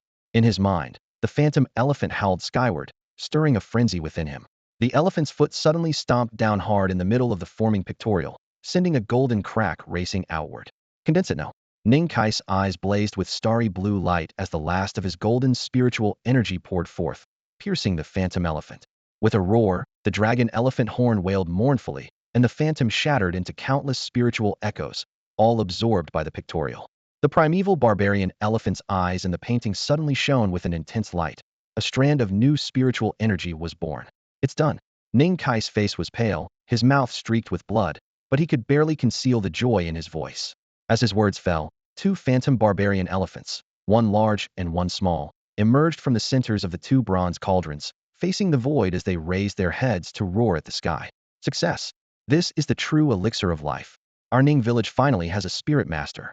The excited roar exploded across the bluestone square like a fierce beast unleashed. The phantom of the wild elephant gradually faded, while the villagers' eyes shone with excitement. Yet no one immediately reached for the two cauldrons of precious elixir. Instead, all eyes locked onto a pale, sweating Ning Kai. Ning. A young boy with a wolfish look darted forward and caught his staggering body. The elixir was right before them, but except for a few children aged 5 or 6, everyone's gaze was fixed on Ning Kai, the child they had raised with their own hands. No matter how rare the elixir, it was worth less than On Ning's life. If it had to be redeemed at his expense, no one would accept it. Ning Kai's voice was weak and hoarse. He struggled to open his eyes and forced a faint smile at the anxious village elder nearby. Stick to the plan. Let everyone be baptized. All right. The elder immediately agreed and reached out to take him, but the wolfish boy was faster. The 12 or 13-year-old, wild and fierce, hoisted Ning Kai horizontally and strode toward one of the smaller bronze cauldrons. The licking flames heated the cauldron walls, making the fur skins on their bodies emit a singed aroma. Inside the cauldron, the once bright red medicinal liquid had turned a deep greenish brown, bubbling and frothing noisily. Cough, this looks scary. Should we let it cool down first? The wolfish boy's voice dropped half a notch as he stared at the boiling liquid. No, it won't hurt. If it cools, the elixir's power will fade. Ning Kai shook his head. Are you sure it won't hurt? Really? His pale face brimmed with conviction. Well, since you're the one going in, if you say it doesn't hurt, then it doesn't. The wolfish boy grinned. This cauldron is just for you. The younger ones can't have it. Consider yourself lucky. Though joking, he didn't let go immediately, but looked to the elder and Ning He. Let me try first? He asked. The churning liquid resembled boiling oil, and he feared Ning Kai might get scalded. Saying that, he plunged his whole hand into the greenish-brown broth. The intense heat swept over him. His brow furrowed, then relaxed. It was hot, but not deadly. Ning Kai's constitution could handle it, but not without suffering. Okay, I'll go in myself. You all hurry to that big cauldron. If it cools more, the medicinal effect vanishes. Ning Kai seized the moment. He steadied himself, pushed the boy off, staggered upright, then leapt with effort, sinking entirely into the cauldron. Sizzle, the elixir lapped over his skin, a scorching pain spreading instantly. Ning Kai's head poked out of the cauldron, instantly flushed bright red. He gasped angrily. It hurts so much I take back what I said just now. His voice trembled, his whole body shaking. Seeing he could still joke despite the pain, the villagers finally relaxed and began preparing the other large cauldron for the ritual.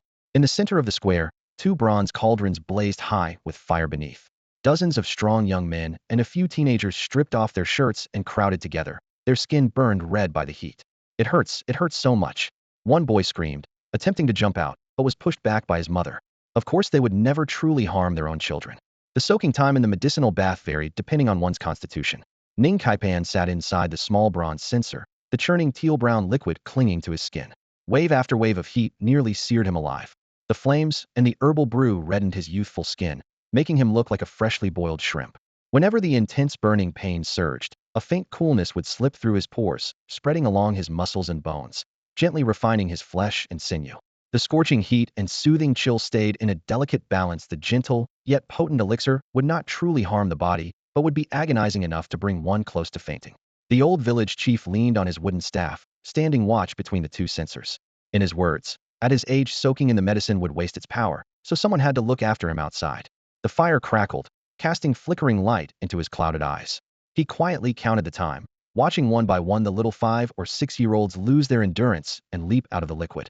The children were all naked, their reddened skin shining like a cluster of cooked shrimp. But upon closer look, their muscles had thickened, their breathing deep and steady with the fierce vitality of newborn beasts. Time ticked slowly by.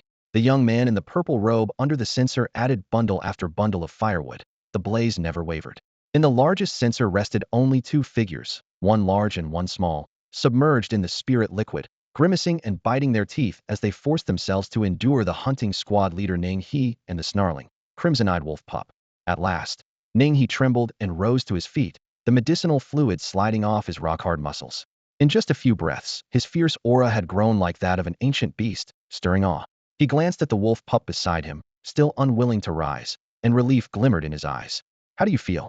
he rasped, approaching the old village chief, his voice hoarse but full of praise. "Young bloods are formidable." The chief grinned, the wrinkles on his face relaxing. Even he did not expect both the wolf pup and Ning Caipan, still struggling in the other censer, to surpass all his expectations. The sun dipped low as the sky burned crimson. Ning Caipan's long lashes fluttered, and he slowly opened his eyes, a deep sapphire gleaming at their depths. The once teal-brown spirit liquid around him had nearly turned clear, its temperature dropping from scalding to just warm, signs the medicine's effects had been fully absorbed. Finally awake, little Ning. The wolf pup sat at the edge of the censer, looking taller by a few inches, legs dangling. "I drained all the remaining magic from that big censer." He clenched his fists, stubborn as ever. All right, you're impressive," Ning Caipan chuckled as he stood. The nearly transparent liquid slid down the sharp lines of his muscular frame, outlining his lean, tall body. "Let's see who's taller," the wolf pup urged, pulling the fur-clad Ning Caipan to stand face-to-face. "Huh, we're about the same height, but I grew 5 whole centimeters." He gestured in frustration, wrinkling his nose, then quickly shrugged it off and grabbed Ning Caipan's hand, running toward the village training ground. "Don't think you'll lose in strength." The wolf pup's eyes sparkled with eager anticipation. Since his baptism had been waiting for Ning's awakening to finally test his own power. But he could feel it right now. He was stronger than ever before. Because of limited materials, the heaviest stone lock Ning village could forge weighed just 10,000 jin, nearly as tall as 2 adults standing side by side. "Hey!" The little wolf cub growled low, his arm muscles taut like bowstrings. The massive stone lock trembled a few times before slowly lifting off the ground. Boom! The heavy sound shook up dust everywhere as it hit the earth. The boy's hands still trembled slightly, his neck flushed red, but he lifted his chin proudly. "A mere 10,000 jin, piece of cake. If it were 20,000 jin, I could lift that today too." Ning Kai grinned and gave a thumbs up. At 13, lifting a 10th Zanjan weight was a feat few in Ning Village's old records could match. 10,000 jin of strength sounds like you're about ready to practice the body Dao runes, right? His eyes flicked between the stone locks as he asked casually. Barely the little wolf cub shook his head. The old village chief said the stronger your body, the more terrifying and stable the runes will be once inscribed. So I want to train a bit more. Everyone said he was the most outstanding genius in 100 years. The cub truly wanted to accomplish something great, not let Ning He and the other elders down. Ning Kai nodded without pressing him, then stepped over to another stone lock, a hefty 2,000 jin one. He gripped the wooden handle firmly, lowered his shoulders, bent his elbows, muscles rising and falling with his breath, then pulled hard. The stone lock shook off dust and lifted clear off the ground. 2,000 jin, Ning Kai murmured, feeling he had some strength left, but guessing his limit was about 3,000. He tried again, pushing to full power, managing to lift the 2,500 jin lock half a foot off the ground. When facing 3,000 jin, his face turned red, but he only got the huge weight to budge slightly. "You're probably at 2,006 or 700 jin of strength now," the little wolf cub said after carefully watching, full of sincere admiration. It had taken him a whole year to go from 500 jin to 2,500 jin, but Ning Kai had done it in a single day. Such was the power of the vitality elixir, which the cub himself had also benefited from. "Hey, with Aining around, we're definitely going to hunt stronger creatures from now on." He grabbed Ning Kai and dashed off, heading toward the big old elm tree near the village entrance. "Story time," the little wolf cub called out, and more boys flocked over, until in the blink of an eye, they formed a small squad of a dozen or so.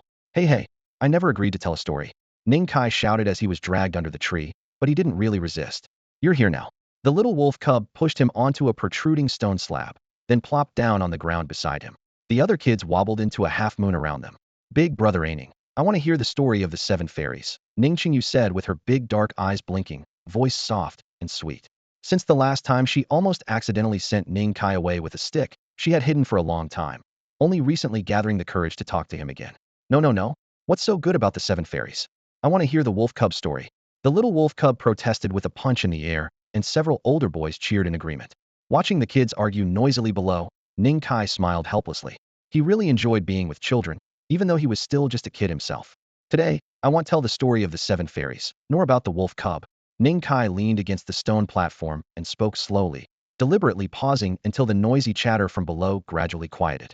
Then he continued, what I want to share today is the story of an emperor who ruled through the ages. The great elm tree stood lush and green, a breeze rustling its leaves as a few fresh ones drifted down. Ning Kai's voice echoed through the branches.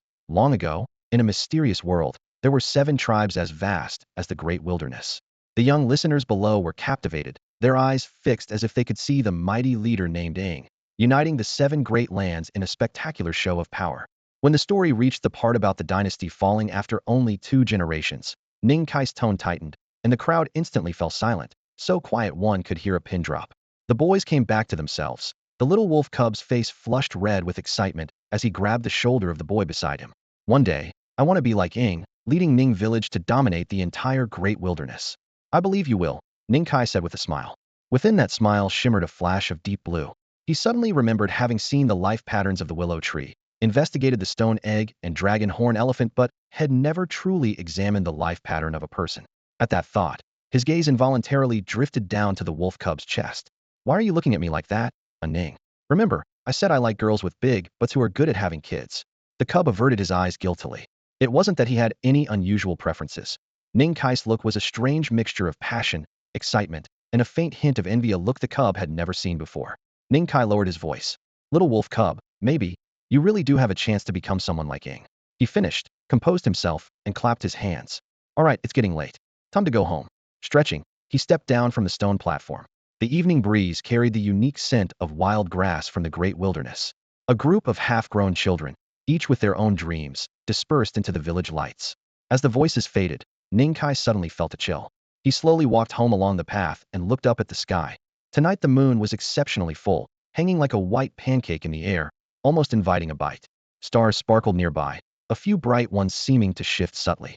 He rubbed his eyes and dismissed it as a trick of his vision. Pushing open the gate, he first sat beneath the willow tree for a while. The fragrance of millions of deep blue willow blossoms filled the air and calmed his thoughts. He noticed a turquoise scarlet beetle had built a small nest in the branches, not sure when it had crawled up there. This time, Ning Kai didn't reach out to catch it. A brilliant blue light emerged from deep within his pupils, and a surge of crimson golden soul power surged forth, repeatedly cleansing the life pattern of the willow tree. That pattern faintly shimmered, its brightness lifted just a bit. As he refined it, the pattern glowed softly, growing a little more radiant. The process was slow and subtle, nearly imperceptible to the eye. The emerald willow tree was like Ning Kai's parents, planted the very day he was born. He once promised the sturdy trunk, patting it firmly. One day, he would help it awaken and attain spirit. How long it would take, or what the outcome might be, he had no way of knowing. All he could do was dedicate a portion of his daily cultivation time to it, as part of his own practice. Seasons shifted and stars moved, and dawn's first light rose over the horizon. By the time the early morning glow crept up the branches, Ning Kai had been seated beneath the emerald willow all night, still and focused. His spirit platform was perfectly clear, and the strip of scarlet golden divine liquid beneath the soul mark on his brow had thickened noticeably. Rising to his feet, he brushed dust from his clothes, went inside, cut a slab of smoked meat, and sizzled it over the fire until fat droplets popped the aroma, signaling a hearty breakfast. The purification he underwent the previous day had strengthened his body, and his appetite had surged accordingly, but as the village's only spirit master, he never lacked the vital blood essence from ferocious beasts. As he tidied the dishes, he suddenly paused. A slight figure had sneaked quietly into the courtyard while he was bent over, hiding behind the emerald willow. The tree wasn't tall, but 2 shining black braids and the bright yellow edge of a beast-skin skirt peeked out. Ah! Ning Qingyu made a funny face and jumped out from behind the tree. You scared me. Ning Kai smiled from the corner of his eyes and reached up to pluck a deep blue willow blossom from her temple. He hadn't lost a single petal during his entire night of meditation. Yet somehow one had fallen perfectly into the girl's hair, impossibly endearing. Brother Ning, you saw me right away. You didn't even try to pretend. Ning Qingyu scrunched her nose and said playfully, linking her arm through his. Grandpa Village Chief wants to see you. All right, he'll go once I'm ready. Ning Kai put down what he was holding, took her hand, and together they followed the familiar path to the village chief's courtyard. Spotting the doorway from afar, Ning Qingyu slipped free and darted in like a gust of wind toward the rocking chair inside. Hey, you're easy now, the old village chief chuckled, pulling her close. Morning sunlight bathed them in warmth as Ning Kai stepped inside and saw the gentle smile creasing the elder's eyes. Grandpa Village Chief. Ninger, you've come. The old man did not rise but reached into his chest and produced a piece of soft beast hide, resting two bright red berries onto its sweet fruit from the hills outside the village. He handed the fruit to the two children. Ning Kai smiled faintly and discreetly slipped his berry into the little girl's palm. The village chief raised a hand, pointing toward the stone table in the courtyard center. Resting there was a simple, weathered wooden box. Ning Kai approached and lifted the lid. Instinctively he summoned his divine spirit, and a deep blue soul light flickered in his eyes. You are the village's only spirit master, so naturally you are the first to receive anything valuable, the chief said gently. Ning Kai paused for a moment, offered no refusal, and softly closed the lid. Inside the box lay a piece of milky white heartwood, barely the length of a palm, exuding a faint, soothing fragrance. This was water immortal heartwood, a precious wood that grows only 1 inch every 100 years. The piece in the box was at least 700 or 800 years old, a truly ancient treasure of herbal medicine. It serves only one purpose: to heal injuries to the spirit and soul. The old village chief pressed a piece of crystal clear, slightly misty narcissus wood into Ning Kai's hand, his expression unusually grave. Yesterday, when you were brewing the great elixir of living souls, that remnant of the dragon-horned elephant struck back and surely wounded you. If you delay using this, hidden troubles could arise. Take it now while you can. Ning Kai patted his not particularly muscular chest with a hearty laugh. Village chief, Grandpa, I'm perfectly fine. Those wounds have long since been cleansed and healed. Still, better to be safe than sorry. The village chief shook his head, his cloudy eyes rare to see filled with such stern care. Reluctantly, Ning Kai stuffed the wood piece deep into his bosom and smiled wryly. All right, he'll keep it. If anything happens, he'll use it for sure. Only at times like this could he catch a glimpse of the stubborn, caring resolve that came with the old man's years beneath his normally gentle demeanor, and he didn't feel burdened at all. Instead, something warm stirred in his chest. The old chief gently teased the little girl in his arms, then casually reminded, if you ever feel unwell, set the village's matters aside for a while. This old man can still hold down the fort. Ning Kai nodded. Since his identity as a spirit master had been revealed, besides the great elixir brewed by the entire village, individual households occasionally brought out their hidden spirit materials for him to refine. Though their formulas were less potent than the official prescriptions, they were still much better than directly using raw ingredients, as they had in the past. Also, the old chief added, I told you to be a little selfish from now on. The villagers are family, not strangers. Ning Kai looked up at him and smiled, his eyes shining with a mix of stubbornness and tenderness. The old man sighed softly. A flicker of satisfaction touched his gaze. Spring and autumn reversed. The willow trees bursting into early spring bore deep blue catkins, which bloomed and withered but never formed a single fruit. Now winter had settled in, frost and snow blanketing the land, but not a single flake had fallen on Ning Kai's shoulders as he sat beneath the tree. The willows didn't shed their leaves this year, he murmured, gazing up at the evergreen branches with a slight smile. His daily spirit wash on the tree's life essence had clearly worked. Otherwise, the tree wouldn't still pulse with life through winter. Deep among the branches, 7 or 8 willow twigs twisted into a nest-like shape, inside which the azured armored creature folded its sickle-like limbs and rested silently. Since it first darted into the courtyard, Ning Kai had accepted that the yard now had another resident actually, too. His gaze shifted to the large water jar beneath the eaves, its tranquil surface reflecting quiet. At the bottom rested a blue fish, perfectly still. Knock, knock. The sharp tap of knuckles echoed against the wooden jar. After a moment, the blue fish flicked its tail and slowly rose. Just 7 or 8 months old, it was already nearly 10 feet long, including its tail fin, with a long, sleek body. A deep blue light shimmered in Ning Kai's eyes. The fish trembled but quickly calmed after so many sightings, it was nearly accustomed to the gaze. Under those piercing eyes, its scales, muscles, and bones gradually became translucent. An ancient, elaborately patterned tattoo revealed itself beneath. Compared to when it was first seen, the life mark still consisted of a single line, but had clearly grown far more intricate. In recent days, as his spirit power grew stronger, Ning Kai had unexpectedly discovered another ability of his eyes, the power to see through essence and trace origins. From the first time he spotted the blue fish's life mark, he sensed something incomplete in the pattern forming the fish's fatia, subtle imperfection embedded in its core. In Ning Kai's mind, the soul pattern resembling a graceful willow unfurled brilliantly, streams of golden red spiritual energy flowing gently, while a deep, intense blue burst forth from the depths of his eyes. This vivid blue seemed almost tangible, seeping gradually from the spiritual power into the small green fish's life mark. Along the edges of the life mark, star-like blue glimmers flickered as they drew together the fractured patterns, stitching and extending the cracks outward. The repair process was painstakingly slow. Even after 7 or 8 months, only a short segment had been restored. Originally, this little green fish had lived in the shallow creek outside Ning village with a lifespan of just 3 years. Even at its natural end, it would only grow to the size of a palm. Yet over these months of repair, it had grown to nearly a meter long, its scales glistening with increasing brightness. Ning Kai's curiosity was piqued. If he could fully restore the entire life mark, what kind of transformation might this fish undergo? A few minutes later, the brilliant blue faded away.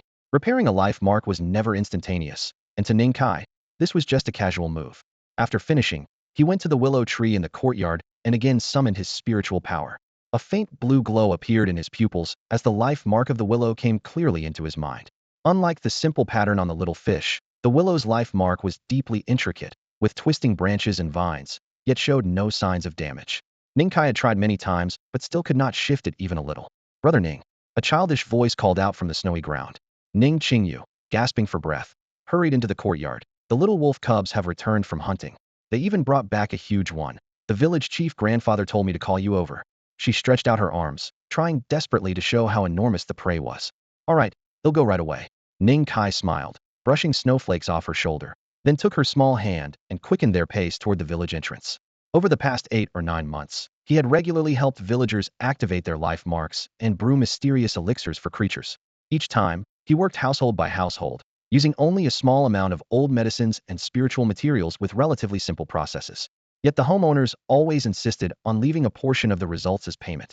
"We wouldn't feel right taking nothing," the villagers would say. To them, giving was ordinary. When receiving help, they just wanted to make sure Ning Kai didn't come up short. Thanks to these elixirs, Ning Kai's physical strength had improved rapidly, and the spiritual power pressing on his body felt much lighter. He had visibly grown taller, though his bones had elongated, giving him a lean but strong appearance. What kind of prey did the little wolf cubs catch this time? Seeing Ning Qingyu kicking snowballs happily on the way, Ning Kai asked casually. "A big boar." The little girl stretched her arms wide, pointing to her own roof. "It's bigger than my house." "A boar?" Ning Kai's mind flashed through images of various boar-like beasts from the classic of mountains and seas. The Dang Kong, described as dark blue-black with tusks like chisels, came to mind, but he had yet to encounter such a colossal beast in this mountain forest. Not far ahead, the village entrance came into view. Next to the simple fence lay a massive black shape on the snow. Just as Ning Qingyu said, it was a terrifyingly large wild boar, curved tusks jabbing like cliff spikes, bristling iron-gray mane erect like steel needles. Though it lay still, Ning Kai could vividly imagine the fearsome power it wielded in life. This was a strange beast carrying a trace of Fengshi bloodline, known in ancient texts as the Zhuanshanhai. The old village chief had clearly heard of this fierce creature before, but like the earlier dragonhorn elephant, he only knew its name and had no detailed knowledge. "Aining, this is the prey I caught with my own hands." The young wolf cub bounced from the massive body of the Zhuanshanhai up to Ning Kai, hooking his arm around Ning Kai's shoulder, his face full of youthful pride. Even from a distance, Ning Kai could see the triumphant gleam in his eyes. The wolf cub had indeed played a crucial role in capturing the Zhuanshanhai this time. Ning, he smiled and nodded in agreement. "The young wolf cubs nowadays are really strong, barely weaker than me. This time was pure luck we happened to encounter a heavily wounded Zhuanshanhai. Still, we lost 2 or 3 brothers and barely managed to bring it down." Ning, he recalled the final fears stand off the beast's violent counterattack just before death. If the wolf cub hadn't been at the very front, it likely would have escaped. He patted the wolf cub on the shoulder, eyes filled with relief and pride. "As long as everyone comes back alive, that's what matters." Ning Kai nodded solemnly. The great wilderness was always brutal. Every hunting expedition came with bloodshed and losses. For the villagers of Ning, merely returning alive was already a huge blessing. His gaze landed on the colossal creature at the village entrance. A glimmer of divine insight sparked in his eyes, and a mysterious pattern appeared before him. Ning Kai was surprised this Zhuanshanhai, like the dragonhorn elephant, also bore a life mark consisting of 3 intertwining streaks embedded within its body. He spoke slowly, revealing what he knew about this beast. "The Zhuanshanhai's mane is like steel. It has immense strength, Its flesh is edible, with vital essence concentrated in the fur around its neck. Its blood tastes sour, and eating too much will corrode muscles and bones, softening flesh. After hearing this, everyone breathed a sigh of relief, and then showed signs of joy. Such a huge prey, though its blood was not suitable for consumption, the rest could all be used. It would provide enough provisions for the entire village for 1 or 2 months. The hunting team would not need to risk dangerous expeditions for some time, and the women and children no longer had to fear carrying the bodies of fallen loved ones back from the village gate. Wolf cub, Ning He, this means we can refine the living spirit elixir once again. Ning Kai smiled and gestured to the old chief and the hunters. You mean the old chief's eyes lit up? That's right. This one Shanghai is on the same level as the dragonhorn elephant. The last living spirit elixir had significantly boosted the power of Ning village, and everyone remembered that transformative experience vividly. Now all eyes fixed on the giant Zuan Shanhai, especially the wolf cub and Ning He, whose strong physiques would only improve further under the elixir's refining effects. The ways of the great wilderness were always like this: the strong grow stronger. Go notify everyone to prepare for the elixir refinement. The old village chief stroked his graying beard and made the decisive call. As night fell, the familiar village central square blazed with towering flames once again. 2 bronze cauldrons, one large and one small, stood steadfast, purple cedar wood crackling beneath them as bright red tongues of fire danced. Ning Kai sat cross-legged, an ancient scroll spread beside him. His brows furrowed as countless intricate life marks flashed rapidly through his mind.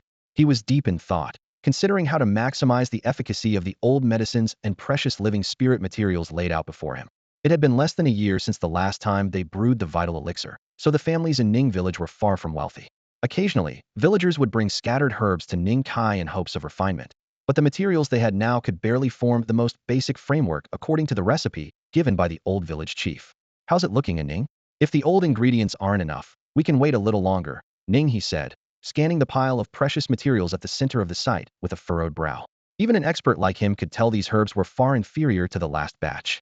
Ning Kai just shook his head, responding with a confident look. Then he raised his hand and placed each precious ingredient into the bronze cauldron in order: starflash shell powder, demon cloudvine sap. Flames lapped at the cauldron's walls as the aroma of medicine rose.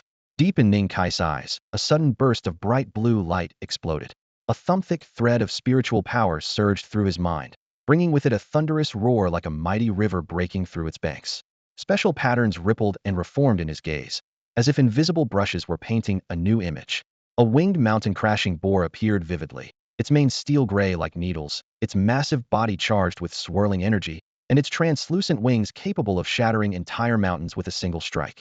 Ning Kai's mouth twitched involuntarily. If a pig could fly, here he was struggling just to perfect a recipe. This was the best combination his calculations could produce. He grabbed a large bundle of the gray-black, maned essence of the mountain-crashing boar and threw it all into the cauldron. Boom!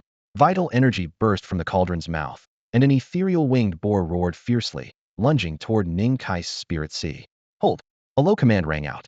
Deep in his spirit sea, the emerald willow soul pattern flared brightly. Spiritual chains screamed forth, wrapping tightly around the phantom. The chains tightened with a metallic clang, shredding the lingering boar spirit into dust. In reality, Ning Kai's breathing remained calm as the bright blue light faded steadily, his expression serene. All right. Begin the purification ritual, he said, turning to signal the old village chief and Ning, he who waited nearby. The wide bluestone square blazed with 2 roaring bronze cauldron fires below. Several strong men stood beside a small wolf pup next to the medicine pool. The wolf cub looked thin and pitiful, but also the most relaxed of all. Ning Kai stripped off his clothes and submerged himself in the pale yellow vital elixir. The liquid barely covered his shoulders when a scorching pain shot from his skin deep into his bones.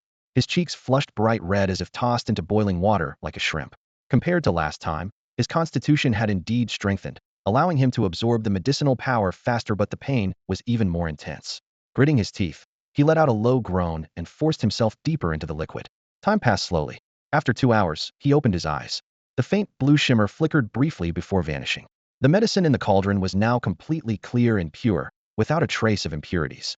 Ning Kai rolled over and stood up, clutching a beast-hide cloak. He stretched his limbs, his bones crackling loudly like popping kernels. Power surged wildly through his body, and a smile he couldn't suppress curved his lips. This purification had, conservatively, increased his strength by nearly 3,000 gene. Over nearly a year, nourished by countless precious elixirs, his strength had surged rapidly, surpassing the 7th Zanjan mark. After this latest trial, he estimated his power and realized he was nearly as formidable as the reckless little wolf he had been a year ago. In just 1 year, his physique had advanced from 7,000 Jin to close to 10,000. Yet Ning Kai still thought this pace wasn't fast enough after all. As a spirit master, every time he helped brew rare life medicines, he received some residual spiritual essence. Across the whole village, the amount of rare herbs he consumed over the year was astonishing. Not only had his body grown wildly, but the spiritual force in his soul sea expanded from the thickness of a little finger to that of a thumb, with overwhelming spirit energy constantly pressing against his flesh and blood. However, his physical growth was even more fierce, making him feel an unprecedented harmony between mind and body. Hey, Anning, you'll never catch up to me. The little wolf cub bounced over to Ning Kai, its furry paws thumping heavily on his shoulder, laughing heartily. It seemed the little guy had grown another half-inch since just a few hours ago. Ah, sure. Ning Kai smirked, flicking his shoulder casually to shake off the wolf's paw. His gaze drifted to the edge of the square, where the old village chief stood beside Ning He, quietly discussing something. Grandpa Village Chief, Uncle Ning He. The youth stepped forward with a serious tone. I want to go out with the hunting team. This had long been his decision. All right, be careful. No objection came as expected. The village chief and Ning He exchanged a glance, their hoarse yet commanding voices echoing across the stone square. The village chief's deep eyes held a trace of worry, but he did not stop him. Unexpected, huh?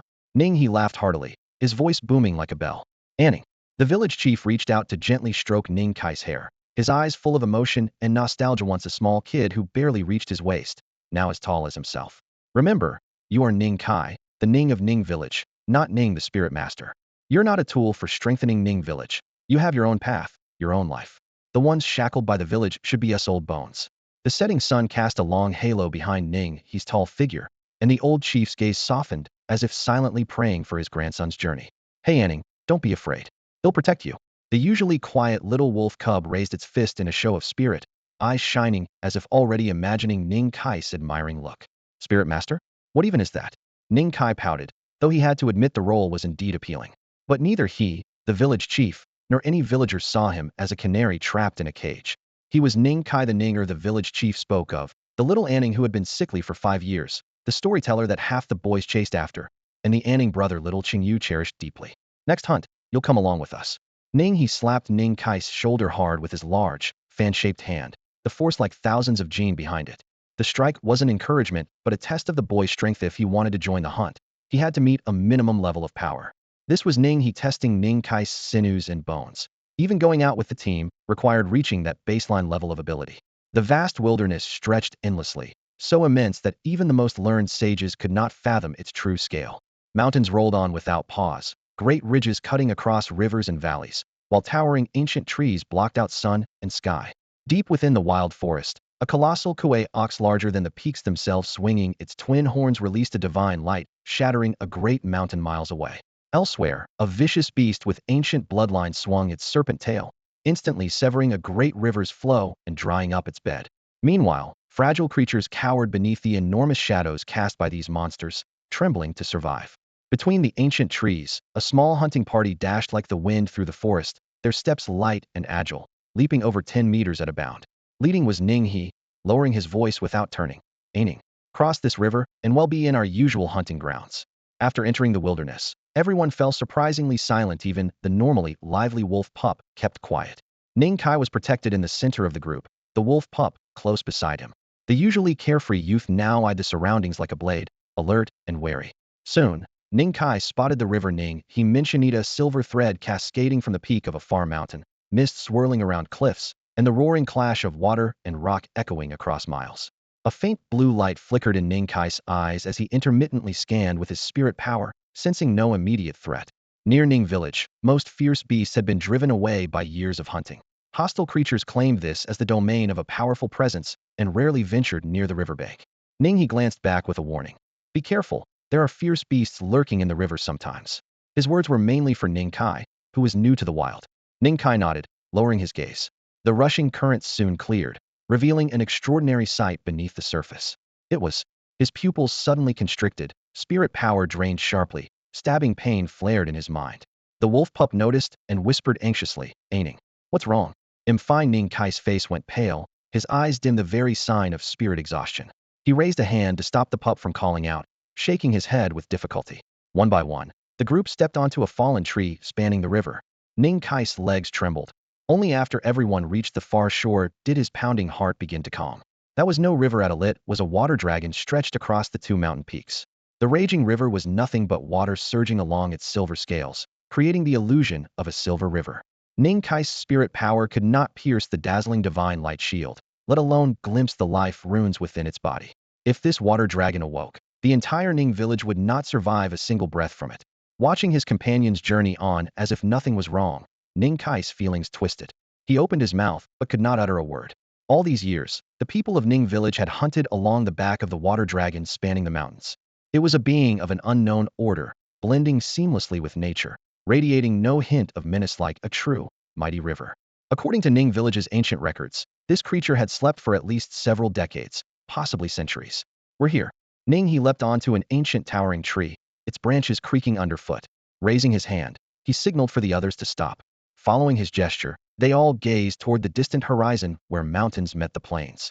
A deep, prolonged roar echoed through the mountain valleys, occasionally followed by the sharp crack of breaking rocks.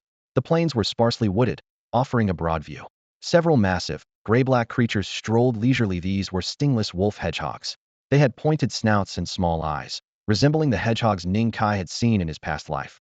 But unlike those, their bodies were completely smooth, lacking any spines. Even stranger, their abdomens were extremely swollen, bulging like inflated balloons. Their short, thick legs wobbled comically as they moved. Ning Kai, Ning he spoke, directing his words both to Ning Kai and the young hunters behind him. These wolf hedgehogs, when attacked, will deliberately let the hunter bite their bellies. Then, in an instant, they shoot out countless sharp spikes from within, piercing the attacker's head on the spot. His tone was calm, but his eyes held a spark of hope. The experience of the hunting team had to be passed down through generations. Suddenly, Ning he noticed Ning Kai's pale face and twitching brows. Frowning, he asked, "This is just the beginning. If your nerves are like this, how do you expect to become a competent hunter?" Ning Kai forced a faint smile to show he was fine, but his gaze involuntarily shifted past Ning he to the far-off mountains. To others, it was a towering peak, but in Ning Kai's eyes, it was a gigantic crouching toad. The grayish-brown membranes on its cheeks expanded and contracted, stirring chilling gusts across the plains. His heart pounded wildly, and he silently thanked his lucky stars that they had remained peaceful for so many years. The monster was either still asleep or simply indifferent to a mere hunting party. Maintaining the old rhythm was probably the safest course. Ning Kai took a deep breath, forcing himself to look away and telling himself that spending his life in the village might not be so bad after all. "Ning Kai, you really need to work on your mental toughness," Ning he said as the group began setting up camp, preparing to hunt in the mountains over the next 2 days. "Uncle Ning he is right, I definitely need to train." Ning Kai nodded sincerely. He realized every member of the hunting team was a born warrior, while he lagged far behind. He didn't tell anyone about the giant toad, not even the little wolf cub beside him. "Ning Kai, take this." The wolf cub handed him a spear. The shaft was deep teal, topped with a sharp black stone blade. The spear felt surprisingly heavy, several hundred pounds at least. Ning Kai held it with both hands, feeling his muscles tingle. "This shaft is made from wuching wood, and the spearhead is ground from lotia stone," the cub explained. "Don't be fooled by its rough appearance. This material is incredibly hard, capable of withstanding impacts of thousands or even tens of thousands of pounds." Ning Kai nodded, holding the spear close to his side to adjust to its weight. "Ning Kai, you'll stay here at camp for now." By then, Ning he and the others had finished dividing their roles. Each gripped a weapon of distinct shape, all crafted from wuching wood and lotia stone. Ning Kai didn't try to tough it out. After his spirit energy was drained twice in a row, it was clear he wasn't cut out for the hunt. He settled against an ancient tree, watching the others disappear into the distance. Sunlight filtered through the leaves, casting mottled patches of light over him. Far away, Ning he and the other hunters tramped through thick layers of fallen leaves, heading toward the massive toad-shaped mountain. That mountain resembled a huge blue-gray beast lying on its back, its ridge towering into the clouds. Ning Kai watched as his clansmen scrambled up the beast's back, pursuing a ferocious creature larger than a house. Spears and stone axes crashed down repeatedly with muffled gusts of air, the dull booms echoing through the valley. The beast roared and charged, but that toad-like mountain body kept its eyes shut, unmoving like an ancient stone statue. If not for the occasional cold wind rustling the withered branches at the summit, Ning Kai would have almost believed it was just a piece of lifeless rock. As dusk approached, the hunting party returned through the snow. Ning he hoisted a tusked snow bear on his shoulder, while Little Wolf tossed a huge half-man-tall gray-blue wolf pelt to the ground, the snow crunching beneath its weight. With a thud, he plopped down beside Ning Kai, resting his chin on his hand with nothing to do. Around them, the uncles and elders busied themselves skinning, bleeding, and setting up the cooking pots. The campfire crackled as fat dripped in, sending up sparks. These are just common beasts from the wilds, nothing special. Just some meat for us, Ning Kai thought, glancing at the prey. In comparison, the ancient hybrid species like the dragon-horned elephant or mountain ramming boar were the truly rare and dangerous ones. What did you see back there? Little Wolf suddenly turned his head, eyes gleaming like sparks. Ning Kai was silent, his gaze drifting past the campfire to that distant toad-shaped mountain. Don't try to lie to me. I'm the one who knows you best, Little Wolf snorted and pressed him. Ning Kai hesitated. He worried that speaking up might shatter the fragile peace the village had maintained for years, but hiding the truth could bring even worse trouble. Seeing him stay quiet, Little Wolf pouted. Fine, suit yourself. What I need to know, we'll find out one way or another. Actually, it's not that I can't say it. Ning Kai sighed. I'm just afraid you'll be scared. Who am I? In the future emperor who will unite the 8 wilds and rule for eternity. Little Wolf raised a stick, firelight dancing on his youthful face. Do you think I'm scared? Ning Kai chuckled, then pointed toward the tallest peak ahead. See that mountain? Doesn't it look like a giant crouching toad? Little Wolf followed his gaze, initially dismissive. It's just a mountain. Steep, sure, but his voice trailed off as he took a closer look. The mountain's curves, swollen back, the slightly open giant mouth, they matched Ning Kai's description bit by bit. Seriously? His voice cracked, and his eyes went wide. If only it were a joke, Ning Kai said with a wry smile. Had once thought their village was safe, never imagining such a terrifying creature lurked so close. They exchanged a look and sighed together. The crackling fire light flickered in the darkness, revealing the unease in their eyes. I wish I hadn't asked, Little Wolf muttered, suddenly accompanied by another equally uneasy boy. What's wrong with you two? Ning Hu, who was carrying a boar's stomach in, also Ning Qingyu's father, glanced over at the 2 worried faces in the corner, puzzled. Ah, you wouldn't understand. It's a teenage thing, Little Wolf said without looking up, theatrically sighing. Ning Hu gave a long-suffering look, already tempted to grab those 2 kids and give them a good scolding. Seems like things might be getting out of hand after all. If it came down to a real fight, who knows who would come out on top? With that thought, Ning Hu awkwardly withdrew his fist. I've got this feeling you were thinking something bad just now. No way. Ha ha ha. Ning Hu forced a dry laugh, scratched the back of his head, and quickly went off to help the others. Night soon draped over the forest, the sky blanketed with countless stars. 2 boys lay side by side on a soft animal pelt, quietly gazing up at the sea of stars. Little Wolf cub, Aining, Lukey's it just me, or do the stars move? Ning Kai's eyes lingered on the night sky, and he noticed some stars shifting slowly along faint paths. He recalled the night he walked home alone, suspecting then that the stars were shifting. Aren't stars supposed to move? He said, shaking his head. All right then, the younger boy replied softly. The night passed in silence. At dawn, with dew still fresh, a herd of heavenly horses gathered at a mountain pool. They were black horses with pure white wings and silver-white horns on their foreheads, the horns faintly glowing with spiritual light. The leader's blood-red eyes burned with primal fury. Suddenly, a spear streaked through the air, piercing one black horse drinking at the water's edge. Shi-Lu-Lu, startled cries erupted as the entire herd erupted in chaos, flapping their white wings wildly, splashing water like heavy rain. A second and third spear cut through the air, stained with black feathers, impaling several more heavenly horses. 2 figures leapt from a nearby ridge, covering over 100 meters in a few bounds. Ning Kai's spear emitted a sharp sonic boom as he struck the base of the lead heavenly horse's wing. Black feathers scattered as a barrage of crushing fists followed like a tidal wave. Within seconds, skulls cracked with loud snaps, and massive bodies thudded to the ground. Aining, nice work. The little wolf cub grinned broadly, sitting on another fallen horse. Around them lay 2 more pure black horses, skulls shattered and killed in a single blow. How strong are you now? Ning Kai loosened his grip on the lead horse's mane and looked at the carefree little wolf cub. Hell, thanks to you. One swing with one arm, 20 to 30,000 Jin. Hissed. Ning Kai inhaled sharply as if the air itself had heated from the force. Joking aside, the 2 bent down in unison to retrieve their spears. Their eyes met, sharp determination flashing simultaneously. They raised their spears high, pouring every ounce of strength into plunging them into the center of the pool. A plume of dark green liquid erupted, turning the clear water into a ghostly green. They moved fluidly, stabbing over 10 holes in the water's surface, the acrid stench of blood and sticky green fluid rising with each strike. The water tore open, swirling violently, as a transparent gelatinous creature burst forth, instantly swelling dozens of times in size and swallowing Ning Kai and the little wolf cub in one gulp. Attack! Ning He roared from a hill nearby. The others gripped their spears and charged, blasting the creature's gelatinous outer shell with massive force to avoid piercing and injuring the trapped pair. Inside, spectral images of 2 spears whirled wildly like mad dragons, tearing apart the monster. Ning Kai and the little wolf cub were slick with dark green slime, their eyes glowing fiery red, locked intently on a creamy white pill suspended inside the beast. The young wolf cub swung his spear fiercely, unleashing over 20,000 gene of force to shatter the transparent tentacles one by one. Thick, sticky fluid splattered everywhere, filling the air with a pungent, bloody sweet sourness. Ning Kai moved like a streak of dark blue lightning, his deep blue eyes sharp and alert, tracking every incoming tentacle. His spear twisted and turned precisely between the gaps, evading all attacks. With a quick flick, the spear tip lightly tapped the center of a milky white core orb. Crack! Fine spiderweb-like cracks instantly radiated out from the point of impact. Boom! A gelatinous creature over 10 meters tall exploded into droplets, revealing the trapped boy inside, covered in fresh wounds and blood.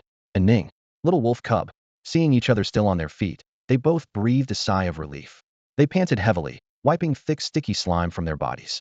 The gelatinous creature's bodily fluid was highly corrosive within just a dozen breaths. Exposed skin had turned raw and oozed blood. If they stayed still a moment longer, they would need a long recovery. Don't just stand there. Ning Hu lifted 2 huge water sacks and poured cold water over their heads. The cool liquid washed away the sticky residue along with swollen gel fragments. More water sacks were ripped open and emptied until not a trace of slime remained on them. This was way too risky. Ning He frowned, secretly regretting having agreed to Ning Kai's plan in the first place. Uncle Ning He, see, we're fine now. The little wolf cub patted his rather narrow chest, wincing as he touched his wound. Just these few injuries resting for an hour or so will do. Ning Kai scanned the surroundings. Shattered gelatin twitched all around. His dark blue eyes settled on a basin's eyes transparent jelly nearby, and his expression brightened. Found it. He took out a leather pouch and carefully packed the jelly mass inside. The gelatin was etched with the creature's life mark, the only valuable part of its entire body. Compared to its camouflage and transparent tentacles, this was the real treasure. But unless they shattered the core orb first, the creature would endlessly regenerate, making it impossible to kill completely. This was why they had taken such a dangerous risk. Ning Hu rubbed the bulging leather pouch strapped to his back and chuckled. Thanks to Ning, these past few days' haul has been way better than before. With Ning Kai's spiritual insight, they discarded useless remnants and only kept useful parts, bringing back more prey per run.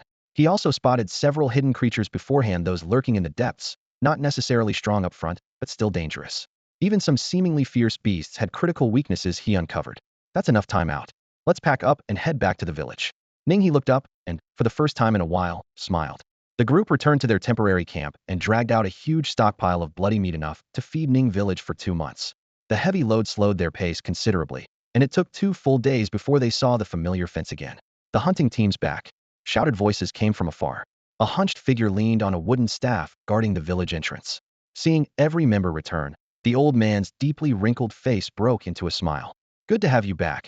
Good to have you back, he murmured repeatedly, his gaze lingering on each face. Ning He raised his voice, loud enough to scatter birds in nearby trees. Thanks to Ning Kai and the little wolf cub, we brought back plenty of game this time. His booming voice carried far and wide. Aside from the few bloodthirsty beasts trailing behind, the hunting party removed several leather pouches from their backs. As the heavy pouch mouths were undone, the brownish-yellow ancient medicines immediately came into view, thick, sturdy roots with distinct wood grain, each at least several hundred years old. The young wolf cub rummaged through one pouch and pulled out a single blackish-blue feather, the rarest crown plume from the top of a kangaluan's head. 3 interlocking life patterns glowed faintly within the shaft, their cold light like ink.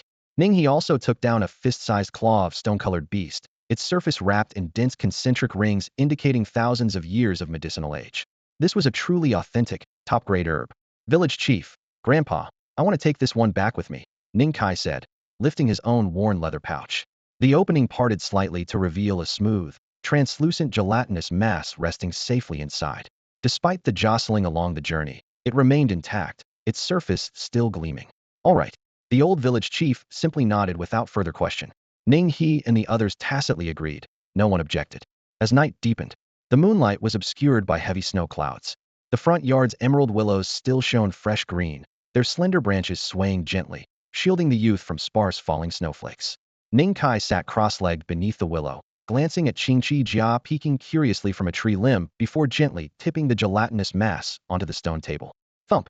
The semi-solid jelly landed on the table, rippling in tiny waves, shimmering with bright translucence. Ning Kai fixed his gaze on it, his sword-like brows knitting slightly. The reverence for spirit masters came from 2 things. First, their ability to harness living beings' life patterns to concoct flesh and blood medicines. Second, their skill in deciphering the unique magic hidden within those patterns. The older the bloodline, the more complex the life pattern, the more powerful the magic it births. But breaking down these patterns and truly comprehending every straight line and curve each bearing me a ninja is far harder and more time-consuming than brewing medicine. Many spirit masters spend years buried in study only to acquire a spell of mediocre strength, weaker even than a common beast's innate power. Any slight mistake in interpretation makes the difference between insignificant and extraordinary power, and the more potent the magic, the exponentially harder it is. He calmed his mind as waves surged within his spirit sea, his soul power tracing the pattern's lines. In an instant, the three folding lines shattered into thousands of strands before his eyes, information flooding in like a raging torrent. The willow's twinkling light scattered like dew on his shoulder, but was swallowed by a faint blue spiritual glow that hid the world beyond the complex magic emblem. The night grew deeper. Even the wind seemed hushed. The boy's eyes glowed with a ghostly blue light, engulfing the stone table, willow leaves, and Qingqi Jia's shadow. He sat alone until dawn. Whoosh! The day's first cold wind swept by as he exhaled a breath of white mist, his eyes heavy with exhaustion. Analyzing magic differed from quiet contemplation of nature. It utterly drained his soul. After a whole night, his head throbbed painfully. It's like studying ancient creatures before, mostly guessing, he muttered wryly. To unravel such a complex spell in one night was impossible. Anyone who could would be a prodigy or cheating. The frost and snow finally melted as warm sunlight rose. In the blink of an eye, the willow branches had been covered and revealed by snow twice. 2 years had passed since Ning Kai became a spirit master. Last month, Xiao Qingyu and the little wolf cub helped Ning Kai celebrate his 15th birthday. Creak's old wooden door swung open, and the cool morning breeze carried a faint scent of grass inside. Ning Kai stretched lazily, his shoulder blades protruding. His originally slender frame seemed even taller, but looked even leaner. Good morning. The emerald willow in the courtyard swayed gently in the wind, its branches brushing the eaves, as if returning his greeting. Beneath the willow, the once smaller Qingqi armor had grown noticeably bulkier, making quiet cracking sounds as it nibbled on a tender leaf, its compound eyes warily watching the strange aura near the stones. Ning Kai wandered over to the water jar in the corner of the courtyard, now long expanded into a small pond, about 5 meters square and over 2 meters deep, the surface sliced into dark green shards by the willow's shadow. Splash! A 2 or 3 meter long green fish slowly emerged from the pond's depths. Its round eyes looked moist, earthy, and its thick lips blew out a string of tiny bubbles. Ning Kai placed his hand on its head. His palm felt cold to the touch. A sudden flash of deep blue light appeared at the bottom of his eyes, revealing a familiar life pattern. The design, made of intertwined life marks, had a crack along the edges like imperfect porcelain. Using his spiritual power, Ning Kai gently smoothed it out, watching new markings slowly grow over the gap. After half an hour, the blue faded. He withdrew his hand. The design now looked complete, and the long and healed void inside the fish was finally whole. Picked up any new skills lately? He tapped the fish's head, half teasing, half amused. I've trained you for 2 years. If you're still just an ordinary green fish. Though he joked, Ning Kai knew in his heart. This fish had once been no larger than a pinky finger and lived only 3 years at most. Now it was around 2 or 3 meters long, proof of the supernatural power tied to those twin blue eyes. The green fish just shook its head, sending ripples across the water. All right, I admit I'm greedy, Ning Kai sighed softly. At that moment, a clear child's voice came from the gate. Brother Ning. Kids in the great wilderness grew fast. 10-year-old Ning Qingyu was already slender and graceful, wearing a short tunic cinched at the waist, her braids swinging behind her as she stepped into the courtyard. Village Chief Grandpa wants to see you. Her words stopped as her eyes locked on the huge creature by the pond. Wow, the little green fish has grown so big. She swallowed the rest of her sentence, eyes shining. It's already this huge, Brother Ning. When are you going to roast it for dinner? She teased, discreetly wiping the corner of her mouth. Ning Kai was about to tease her back when a streak of blue-black shadow brushed past his arm and darted out. The little green fish can fly now. The 2 or 3 meter long fish spread its fins like fans in the air and lifted off the water, droplets cascading down as it hovered midair. Surging with spiritual energy, it nudged the little girl's face gently. You ungrateful creature. I've raised you for 2 years, and you ignore me. But as soon as the little girl comes, you swoop right to her, Ning Kai said, half annoyed, half amused. He reached forward to stroke its scales, expecting them to be slimy, but they were dry and smooth, without a hint of mud or fishiness. Perhaps from so long without moving, the fish's flesh felt especially firm. The little girl leaned in, lowering her voice. Brother Ning, a flying little green fish must taste even better, right? She unconsciously licked the corner of her soft pink lips. Such a little foodie. Ning Kai gave the little girl a light tap on the head and scolded her. The little green fish was a gift from me. You can't just sneak and eat it without my permission. All right, Ning Qingyu lowered her head, pouting her lips, and mutely agreed. Then, as if suddenly remembering something, she looked up again. By the way, the village chief grandfather wants you to come over. Ning Kai had no choice but to let her link her arm through his as they walked along the cobblestone path toward the village center. The mountain village was quiet in the afternoon, with only the clear, youthful voice of the girl floating through the air. Brother Ning, why does your family's emerald willow bloom all year round? Maybe that willow tree is female and likes to dress up. Can Qingyu pick the willow flowers to decorate herself? Better not. Why not? Enough with the whys. The village chief's courtyard remained as familiar as ever. 2 years had passed, yet the fence and green tiles were barely changed. At the gate, the half-grown boy wolf cub was standing with folded arms, waiting. Little wolf cub, you're here too. Ning Kai greeted him. Uncle Ning he. What do you mean I'm here too? I'm the strongest in our Ning village. Little wolf cub stomped his foot and shouted. At 15, he was already half a palm taller than Ning Kai, and when he first realized it, he had been grinning ear to ear for a whole month. Oh, right, Ning Kai nodded carelessly. Little Qingyu, come to brother. Not getting anywhere with Ning Kai, little wolf cub quickly changed tactics and pulled out a bright red fruit from behind him, offering it like a treasure. Thank you, brother wolf. The little girl smiled sweetly and took the fruit, but gripped Ning Kai's hand even tighter. Little wolf cub's face fell instantly, pointing at Ning Kai angrily. Heartless. Then he turned to the girl. You heartless little one.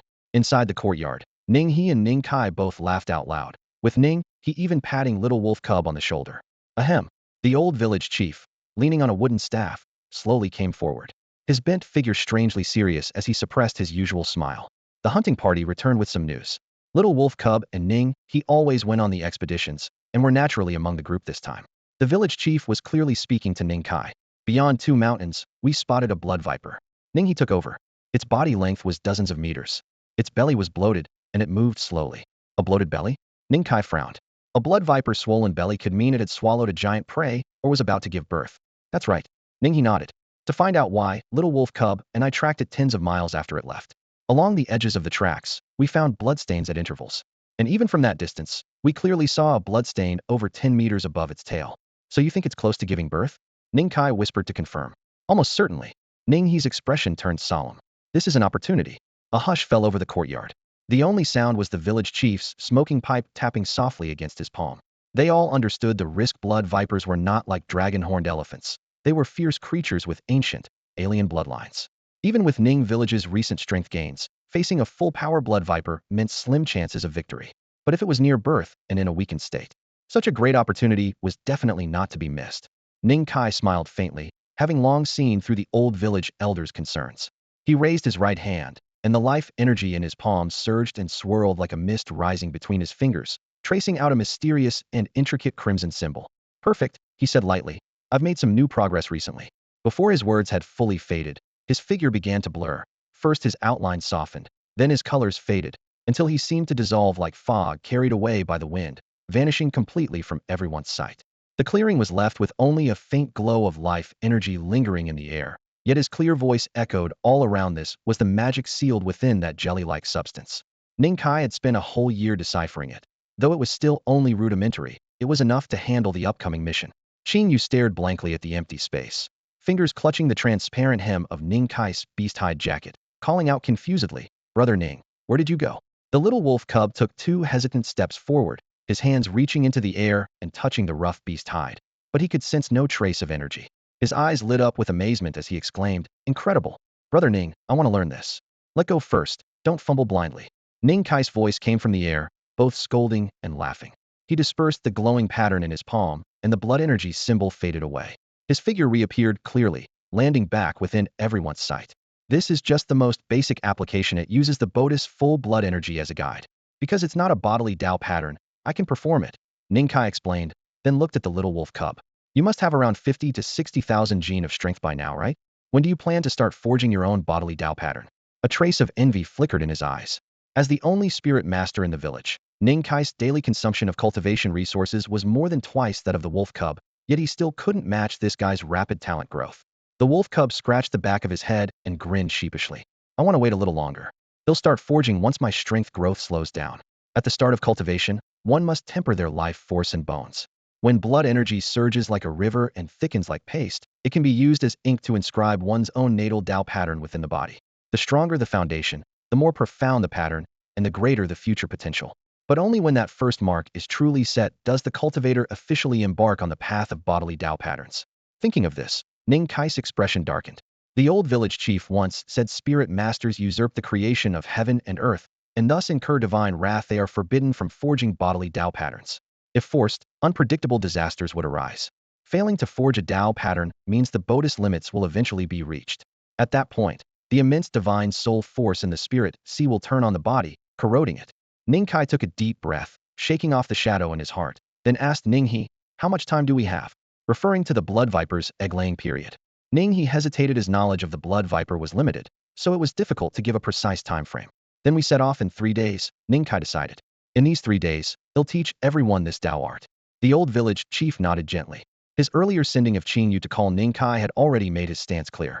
News of the mission 3 days later rapidly spread throughout the village. Beneath the old locust tree at the village entrance, young men, half-grown boys, and even idle ants gathered. The tall canopy blocked much of the sunlight, casting mottled shadows over the crowd. Above them all, Ning Kai sat cross-legged on a piece of green stone, a mysterious pattern floating just above his palm. This Taoist technique originated from that gel substance, and now has only been partially deciphered, revealing its initial form with the remarkable ability to conceal one's presence and mask one's aura. Ning Kai's clear voice echoed slowly within the bamboo pavilion. He had broken down the patterns with extreme precision, each curve responsible for refracting light, every stroke designed to block the aura, even the turning angles measured down to inches. He was the only person to have fully analyzed this Taoist method except for the gel itself. No one else knew it better. But understanding the principle didn't mean he could teach it. As the sun tilted toward the horizon, the evening glow stained the paper windows red. The oil lamp was just lit, the flame barely a finger's height. Ning Kai rubbed his dry throat and glanced over the confused faces in the crowd below the stage. Except for Ning He, everyone else including the young wolf cub hung their heads low with hollow eyes. Who am I? Where am I? What am I supposed to do? The wolf cub muttered, questioning his existence for the first time. He looked up to Ning Kai on the podium, feeling a newfound admiration for his best friend. Turns out those seemingly chaotic patterns held far more secrets than he had imagined. Little Qing Yu tilted her head, a silver trail of drool at her mouth, already deep in sleep for 2 hours. Ning He, having already begun refining his corporeal Taoist marks, looked better, but there was still a long way to go before mastering the full technique. Sai, you really are the worst class of students I've ever taught, Ning Kai declared firmly. The villagers bowed their heads even lower. Doubting their own Taoist aptitude, they preferred blaming themselves than accepting maybe their teacher simply couldn't teach. 3,000 miles from Ning village stood a towering cliff soaring into the clouds. The giant peak was cleaved in half, its cut surface smooth like glass, as if a great force had severed it in one stroke. Over the years, a towering black pine had stubbornly squeezed through a crevice, swaying in the bitter mountain wind. Its trunk leaned, with thick branches burdened by a massive bird's nest that bent the branches under its weight. That's the one. Several dozen miles away, the rustling of leaves came from the canopy of another ancient tree. The wolf cub clung to a branch, eyes shining like obsidian, fixated on the distant nest. When it came to topics like this, the boy always got excited, as if he were a lit powder keg ready to explode. Can you make out any details? He asked in a low voice. Too far. Can't see clearly, Ning Kai shook his head. The nest's height and the tangle of dead branches and weeds made judging the situation from dozens of miles impossible. He'll use Taoism to get closer. He turned back, scanning his companions. Including himself, there were 7 of them, each strong enough to wield tens of thousands of pounds of force. Be careful, aiming, Ning he warned. The other was calm and steady since childhood. He didn't stop him, but offered the caution. Ning Kai nodded, placing one palm against the tree trunk, knees bending slightly as he gathered strength for a jump. The next moment, his figure leapt among the ancient branches, his robes fluttering in the wind. Along the way, his form gradually faded, the edges shredded by the mountain wind until he blended seamlessly into the surroundings. 40 miles, 30 miles, 20 miles. He bounded to a mountain peak 10 miles away, hiding behind a rock. Suddenly, his deep blue eyes gleamed sharply as he focused intently on the bird's nest. Inside, coiled was a blood-red pit viper, its body as thick as a water jar, filling the nest to the brim. The muscles on its belly swelled rhythmically with each breath. A drop of bloody red fluid oozed from the nest's base, torn into mist by the mountain wind. It definitely looked like signs of impending birth. Ning Kai opened his sharp blue eyes, trying to discern the life pattern hidden inside the blood viper's body. Hiss! The once dormant blood viper suddenly jolted awake, a wave of crimson light exploding like a tidal surge. Its massive serpentine body became shrouded in a thick mist of blood energy, blocking Ning Kai's line of sight. The viper raised its head, covered in keratinous scales, its cold, vertical pupils sweeping back and forth. Several times its gaze paused in the direction where Ning Kai was hidden. Only after a full 15 minutes did the blood viper slowly coil down, though a faint aura of blood energy still pulsed along its body. That was close. Ning Kai breathed out silently. He hadn't expected that the viper could sense his gaze from hundreds of meters away. Without the concealment runes on his body, he would have been forced into a desperate flight by now. Looking at the viper's slightly swollen belly, Ning Kai hesitated. It really is close to giving birth, but if I'm wrong, Ning village's main forces could end up wiped out here. After a moment of thought, he decided to retreat and regroup with the little wolf cub and others. He lowered his breath, slowly backing away while instinctively scanning the surroundings. Suddenly, his body froze, pressed flat against the ground like a stone statue. A massive tiger, its fur patterned with red and black stripes, silently crept up to the mountain peak. Its tawny eyes gleamed with a bloodthirsty light, fixated on the giant nest in the distance. Its mouth was slightly open, revealing gleaming fangs. Its tail flicked low, muscles rippling beneath the skin. Clearly, it regarded the blood viper as prey. Ning Kai even caught a faint trace of mockery deep in the tiger's eyes, eerily human-like. At the same time, several miles away on another summit, a lush green tsangwan silently descended. Its broad wings folded tightly, emerald black claws digging into the rock, instantly widening cracks. Two fierce beasts bearing ancient mutant bloodlines locked eyes across the void, then both zeroed in on the soon-to-deliver blood viper. In the great wilderness, Ning village was not the only hunter. A roar like thunder echoed as the red-black tiger surged forward, limbs like leaden iron pillars pounding through the mountains, sending stones flying with every step.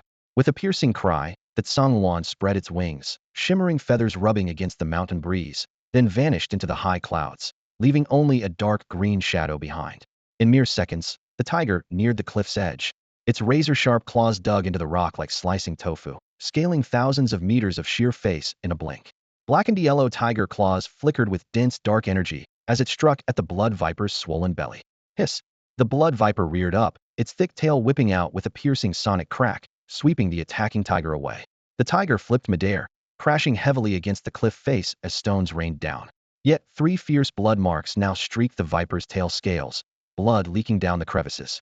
At that moment, the tsangwan dove from the clouds, wing tips ripping the air, claws slashing into the viper's waist, aiming to drag it forcibly from the nest. The viper howled in outrage, its scales bristling, while on the ground the tiger flipped and lunged again, claws tearing with chains of dark energy. The cliff trembled violently as huge rocks tumbled down.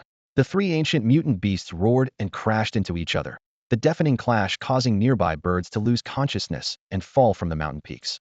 The shattered nest collapsed into fragmented vines, dark red blood dripping down like sap, filling the air with the metallic stench of iron. Ning. Taking advantage of the 3 beasts' intense battle, the Ning village group stealthily approached the ridge where Ning Kai hid. Their faces were grave. Even the once cocky little wolf cub showed deep concern. Each strike between the ancient mutants shook cliff walls and splattered precious blood. Any one of them was enough to sweep away all of them. Seeing the nest destroyed and the precious blood spilling wasted, a dull pain stirred in their hearts. Those were rare, life-forging bloods that could strengthen the next generation or even be refined into potent life elixirs. Wait a bit longer, something's off, Ning Kai whispered. Though the blood viper had sealed its aura to block vision earlier, in that brief moment, he had sensed something strange. Inside the blood viper's body, there were 2 life patterns. Isn't that normal? The little wolf cub scratched his head and muttered, after all, the blood viper itself plus the unborn offspring inside its belly made 2 life patterns exactly. Ning Kai didn't bother explaining further. He led everyone to hide behind the scattered rocks 7 or 8 miles away, signaling them to hold their breath and focus intently on the fierce battle unfolding between the 3 strange beasts in the distance. The roar of the battlefield grew louder and more intense. The blood viper's body was scarred with deep claw marks, and 2 bloody gashes were torn open on its back, exposing the stark white spine beneath. The searing pain only fueled its ferocity. Its massive tail lashed out wildly, striking the hind leg of the yellow and black giant tiger with a loud snap. The tiger's entire leg bone shattered instantly into powder, forcing it to curl up and retreat. If it weren't for the timely dive and cover from the blue tsangwan bird, the blood viper's next crushing attack would have pulverized the tiger's entire skeleton. A piercing shriek split the air. Blue feathers flew everywhere. One wing of the tsangwan was stained with blood, flapping weakly as its flight faltered and dropped lower by several feet. Yet in that moment, neither the blackened yellow giant tiger nor the blue kangluan's fierce, bloodlust-filled eyes wavered. They knew the blood viper's aura had withered to its lowest point. One more hit would turn this once unstoppable overlord into nothing but bloodied prey, and a new ruler would rise among them. The black-yellow giant tiger let out a howl. Its claws gleamed with strange black light. That Sangwon was unwilling to back down, blue energy swirling around its wings as its speed suddenly surged. Another sharp eagle cry came, but it erupted from the swollen belly of the blood viper itself. Two razor-sharp claws tore through scales and flesh, piercing deep into the giant tiger's skull. Crimson blood flowed down the tiger's smooth fur as it roared in fury and struggle, yet the eagle claws pinned it in place. Flesh was ripped apart as a jet-black eagle burst from the viper's belly, soaked in blood, its eyes icy cold. Brain matter oozed faintly between its claws. That Sangwon cried out loudly. It recognized its deadly foe, a black feathered demon eagle from another mountain peak. But the demon eagle gave no time to react. It shook off the dying giant tiger, turning into a streak of black lightning that soared into the clouds and vanished in an instant. Now's the time. Ning Kai gave a low command. The Ning village warriors, long prepared for this moment, roused with determination and broke cover, sprinting toward the cliff face. The little wolf cub was fastest, scaling rocks and walls agilely like a nimble monkey. Ning He and Ning Kai followed closely behind, quickly reaching the cliff's edge. Stone spears and hammers rained down like a thunderstorm onto the convulsing tiger below. Sharp stone spears were driven straight into the previously torn wounds, piercing into the tiger's skull. The stone hammers smashed down relentlessly, scattering bone fragments everywhere. The already dying blackened yellow tiger only had time to widen its bloodshot eyes in disbelief and rage its status as the mountain's dominant beast undone by a group of two-legged creatures it had long considered beneath it. But all the unwillingness and fury could only manifest as a faint growl. Precious blood trickled out, staining the ground red. With the tiger dealt with, all eyes turned together to the other side. The severely wounded blood viper lay coiled deep within its massive nest, its bleeding wounds still spurting but far from defenseless. Ning Kai stood firm, spear in hand, his expression more grave than ever. A hiss. Although the nest was spacious, to the blood viper it was barely the reach of a tail swing. It roared and charged, its thick tail whip raised high and swung like a massive blackened whip, directly striking the little wolf cub in front. The cub was thrown flying, crashing into the cliff wall with rocks scattering everywhere. On impact, the little wolf cub spat a mouthful of fresh blood. The blood viper roared again, swinging its long tail with full force, slamming the cub into the mountain cliff, shattering several rocks. The cub collapsed, blood gushing wildly the moment it hit the ground. Ning He and the others wore solemn expressions as they hurled their stone spears from a distance. Like sharp arrows piercing through clouds, the spears ruthlessly tore through the already shattered scales, spraying blood and flesh everywhere. One spear whistled sharply as it shot out from a cracked stone crevice, piercing cleanly through the exposed pale spine of the blood viper. The sound of cracking bones at that moment was oddly satisfying. Without hesitation, more stone spears followed, accurately targeting the nearly broken spine again and again. Thud, thud, thud. 3 or 4 spears lodged deep into the flesh, snapping the fractured spine apart completely. The blood viper let out a roar, trembling with pain and fear. Its broken lower serpent body twitched instinctively as the once fearsome python tail lost all threat. Ning Kai and the others wasted no time, repeatedly driving their stone spears deep into the massive serpent's head within mere breaths. The huge snake's agonized struggles weakened, and its great eyes dimmed rapidly. Quick! Ning He urged, calling for everyone to retreat from the battlefield swiftly. The young wolf cub led the way, hoisting a mountain-sized giant tiger on his shoulders, sliding down the cliffside like a lightning bolt. Ning Kai and Ning He each dragged the severed snake body, leaving deep crimson trails on the ground. The Ning village group summoned their fastest pace ever, racing quickly away from the steep cliff. Clean up the traces. Ning He growled the order. Everyone pulled out powders and salves from their animal hide pouches and carefully wiped them onto their clothes and skin. Even the blood viper's gruesome wounds were coated with a thick alien resin to staunch the relentless bleeding. After half an incense stick's time, a piercing eagle cry echoed from the cliff behind them. Its voice sliced through the valley with furious menace. Despite the distance, the group felt the overwhelming rage behind that cry. It's almost done, almost done. The young wolf cub flushed red all over, steam rising from his body. Only he could carry the tiger weighing tens of thousands of pounds, yet his strides remained fast and steady. We're here. Ning Kai's eyes brightened as a massive cave appeared ahead. This was the blood viper's den, and after killing the beast, they had made it a transit point. Having lived in the wilds for decades, they knew that carrying such a colossal prey for thousands of miles in one go was nearly impossible. They needed a safe place to rest, treat wounds, and cover the blood trail. Ning Kai heaved the dozen soft-meters-long snake carcass into the cave with effort. The cavern was spacious enough to hold the 2 giant beasts and had ample room. However, The air was thick with a rank stench, nauseating yet naturally masking the scent of fresh blood. Come here, little wolf cub. Ning Kai dropped the half of the blood viper's body had been carrying and moved over. Cough, cough, I'm okay. The young cub leaned against the tiger's blackened yellow fur, breathing heavily. His chest was slightly sunken, and dark bruises showed beneath his skin with each breath. It's all right, rest a while.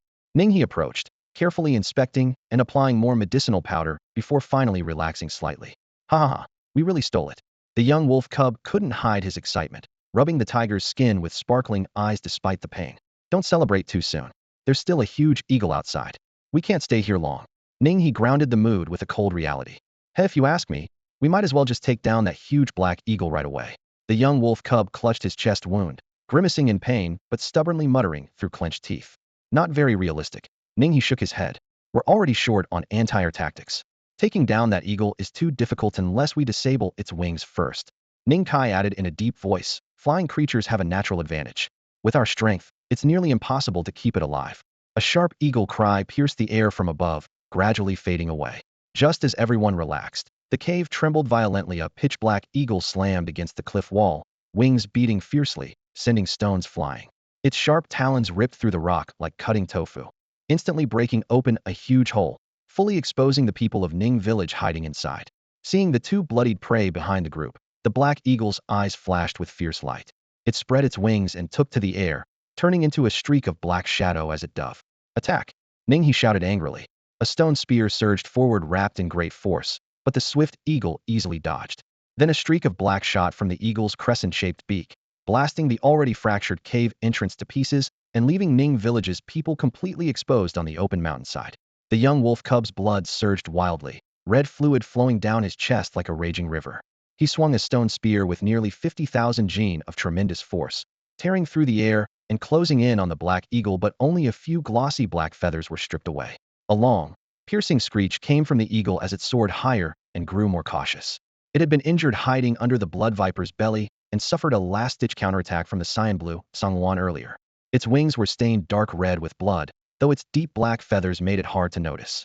We don't have many stone spears left, Ning he said heavily, staring at his empty hand. They're the only weapons that can hurt it. They'll create an opening for you. Ning Kai remained silent, bursting with blood energy. A patterned sigil formed on his palm then vanished. Wolf cub, you're up. Ning he handed over the last two stone spears in the cave. The young wolf cub didn't speak, gripping the spear tightly. Though the shaft weighed only a few hundred Jin, it dragged heavily on his shoulders. He knew this was their last hope for survival.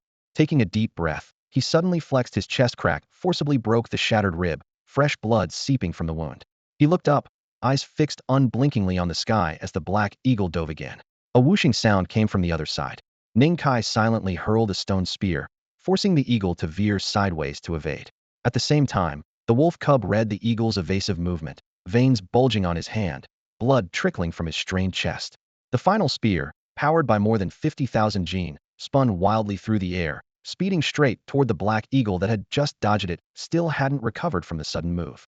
A sharp cry pierced the air. On the other side, Ning Kai's expression changed instantly. A vivid blue light swirled in his eyes as he clearly caught the mocking gleam in the black eagle's gaze. That beast deliberately revealed a flaw, because it had long seen that the bipedal creatures had very few weapons left. Not only Ning Kai, but the little wolf cub and the others inside the cave ruins also felt their hearts sink. The black, great eagle, which had seemed unavoidable at first, suddenly soared upwards several dozen feet. A spear whistled through the air but brushed only past its claws. High above, its black feathers ruffled and the eagle's eyes looked down with contempt before transforming into a streak of darkness darting toward the cave. It had already realized the enemy only had one stone spear left, and such a straight throw simply couldn't pierce its feathers. Little wolf cub, Ning Kai shouted angrily outside the cave, the blue light in his eyes flaring fiercely. Within his consciousness, the spirit fluid that was no thicker than a baby's wrist boiled wildly, pouring entirely into his soul mark. In the next moment, a beam of blue light shot from his eyes, striking the black, great eagle hovering in midair. The eagle's eyes momentarily showed confusion before regaining clarity. But that moment was enough. Ning Kai, face pale but smiling, seized the chance. The last remaining stone spear sliced through the sky at a sharp angle, stabbing diagonally into the eagle's neck and tearing through most of one wing. Charge! Ning he roared, leading the remaining villagers of Ning to hurl large stones and tree trunks at the falling fierce bird. Inside the cave ruins, the little wolf cub exhaled deeply, blood still fresh at his lips. Black and red stains spread across his chest, but he only glanced at the unconscious figure outside before resting his head against the soft tiger pelt. He wasn't afraid of dying. He just feared letting others down. The weight of the Ning villagers' hopes was far too heavy for his frail shoulders. Wrapped in soft animal fur, Ning Kai's body was even thinner than before. His consciousness was hollow, and his soul marked dim. He felt his limbs weak and his head pounding unbearably. Ning, you've been unconscious for 2 whole days. We're almost back in Ning village, the little wolf cub said, sitting nearby. His chest was wrapped in several clean layers of animal hide, and his injuries seemed to be healing well. Ning Kai barely propped himself up. At this moment, he leaned against the broad back of the blackened yellow giant tiger as the group moved forward slowly. At the center of their ranks lay the bodies of 4 fierce ancient beasts, bleeding the blood viper broken in 2, the black great eagle with torn wings, and the blue sanglon with a gutted neck, all displayed like grim trophies for all to see. Thanks to you and the little wolf cub, Ning, he called back from the front, grinning widely. That beast lost a wing and half its life when it fell from the clouds. The little wolf cub added, we even went back to the cliff wall and found the blue sanglon hanging from the tree branch. Since Ning Kai woke up, a smile had never left his face. This really was a great harvest. Ning, he laughed heartily, lifting a thick vine to keep dragging it along. Though they had entered the outskirts of Ning village, they dared not lower their guard for even a moment. Half an hour later, scattered houses came into view. We're home. What a huge tiger. 7 or 8 children at the village entrance clamored excitedly as they watched the returning group. The old village chief leaned heavily on his cane, his back hunched, but when he caught sight of Ning Kai hidden beneath the giant tiger's pelt, the tension in his face visibly eased. Not a single one missing. That's good, he murmured softly. 10-year-old Ning Qingyu no longer behaved as boisterously as before. Standing at the village entrance, she nervously clasped her hands and quietly tiptoed to peek out, waiting for her father, Ning Hu, as well as Ning Kai and that little wolf cub. As for Ning He and those uncles, she kept them at a slight distance. A girl's thoughts are always so delicate and tangled. Ning He casually threw a thick vine branch onto the ground, rubbed his aching shoulders, and laughed heartily. This haul is massive. No need to hunt for months. If it could always be like this, I wouldn't mind dying from exhaustion. Let everyone catch their breath first. He'll go help with the butchering, Ning Kai said. His complexion mostly recovered now as he jumped down from the tiger's back and waved to the old chief. After the 4 fierce beasts had died, the protective aura shielding him faded, allowing his gaze to fully meet theirs. When his eyes landed on the black-feathered giant eagle, a flicker of interest stirred inside him. The spirit raven, its 6 distinctive life runes twisted intricately together, forming a complex pattern more exquisite than any beast's markings had ever seen. The other 3 creatures, including the blood viper, each bore only 5 runes. Village chief, I want to keep this spirit raven, Ning Kai said, pointing at the black eagle, then glanced toward the busy old chief and the hunting party. After all, the catch belonged to the whole village. He needed to inform them in advance. The old chief nodded in approval, and no one else objected. As the sun dipped low in the west, pale moonlight spilled over the village outskirts. A night breeze stirred a verdant willow whose deep blue catkins had never withered since the day Ning Kai formed his soul runes beneath its branches. Gently brushing the slender leaves, his pale face softened with a rare sense of ease. Whenever he stood by this willow, his heart found peace. Home is where the heart finds rest, he whispered with a faint smile, though bitterness lingered. I wonder if I can still keep my promise. His thin silhouette seemed even more fragile in the wind. Cough, cough. The willow's branches brushed against his shoulder, as if offering comfort. I'm fine. Just lost in thought, he murmured. Half a month later, on the familiar bluestone square, 2 bronze cauldrons blazed crimson flames that carried the sharp scent of burning fur. Feathers from the blue-tailed swan, tails from the mountain-leaping tiger, venomous fangs from the blood viper. This time, the spiritual materials collected by Ning village were far richer than ever before. Ning he even produced a treasured millennium-old herb, the wild ginseng, no larger than a palm, but with blood-red roots he had preserved for over 10 years. Ning Kai unrolled the beast skin scroll. Whenever he brewed elixirs for living beings, he carefully revisited the entire formula and process. This time, he had a familiar wooden box by his side, the Narcissus heart with the old chief had entrusted to him, a priceless medicine capable of nurturing the soul and healing wounds. He took a deep breath and fixed his gaze on the roiling flame within the cauldron. Before him lay 3 fiverine creatures. No matter how skilled Ning Kai had become, he still had to prepare for the worst. Of course, he never told anyone about these matters. The old village chief immediately recognized the wooden box. His withered fingers trembled slightly as he opened his mouth to speak, but it was as if something blocked his throat. No words could come out. His already hunched figure bent even further, as if suddenly aged by several years. Don't worry, Grandpa village chief. Everything will be fine, Ning Kai softly reassured him after sensing his unease. No matter what, This was Ning Kai's decision alone. Even if the old chief tried to stop him, he would still go through with it. In the next moment, Ning Kai's pupils flared with a fierce sapphire light. One by one, ancient spiritual herbs were lifted by his hand and sent straight into the bronze cauldron before him, including the 1,000-year-old mountain ginseng treasured by Ning He. Songwan tail feathers, he intoned softly. A 3-meter-long blue tail feather soared into the air and, just as it entered the cauldron's mouth, transformed into a radiant blue phoenix spreading its wings to escape, only to be trapped immediately by an invisible spell. Jumping mountain tiger tail, he spoke again. Several meters of tiger tail shredded into pieces dropped into the furnace. Instantly, a massive blackened yellow tiger silhouette roared skyward, claws ripping at the void, but was confined alongside the phoenix within the bronze cauldron. Blood viper venom fong. A strange glint flickered in Ning Kai's eyes. The blood viper was harmless in life, but after death, its fangs could inexplicably generate venom. Just one drop could fell an adult dragon-horned elephant. As the fong entered the furnace, a bloody red mist exploded out.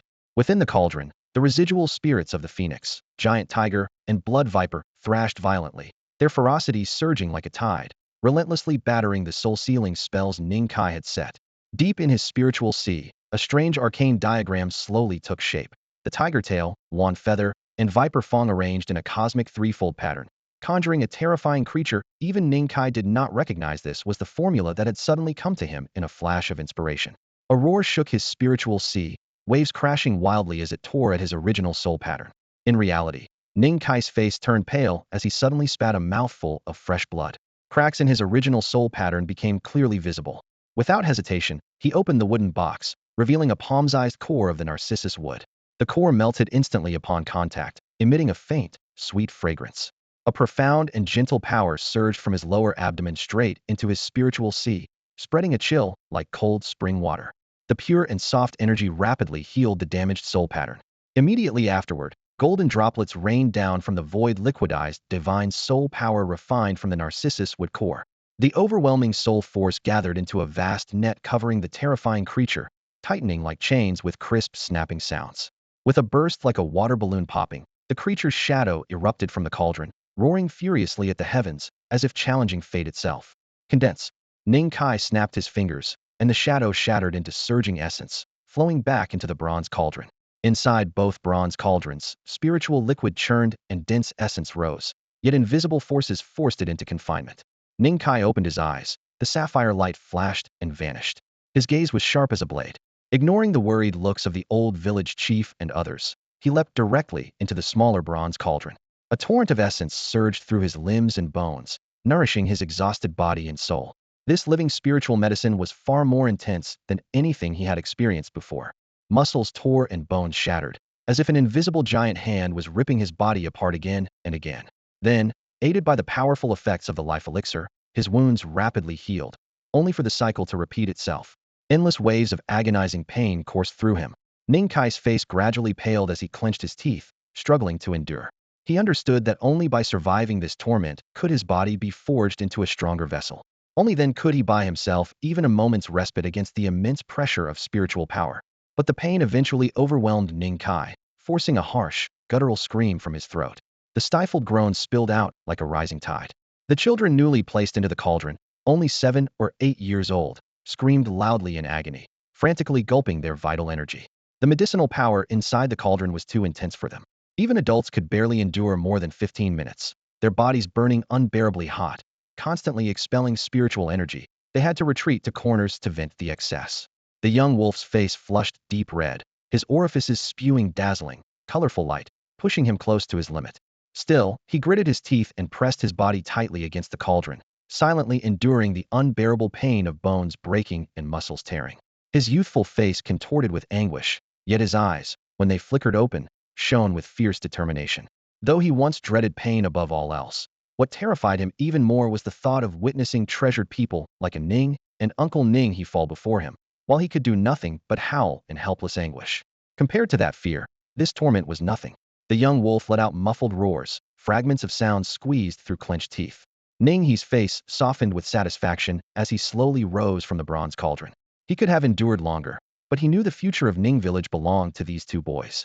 Bare-chested, Ning He stepped beside the old village chief.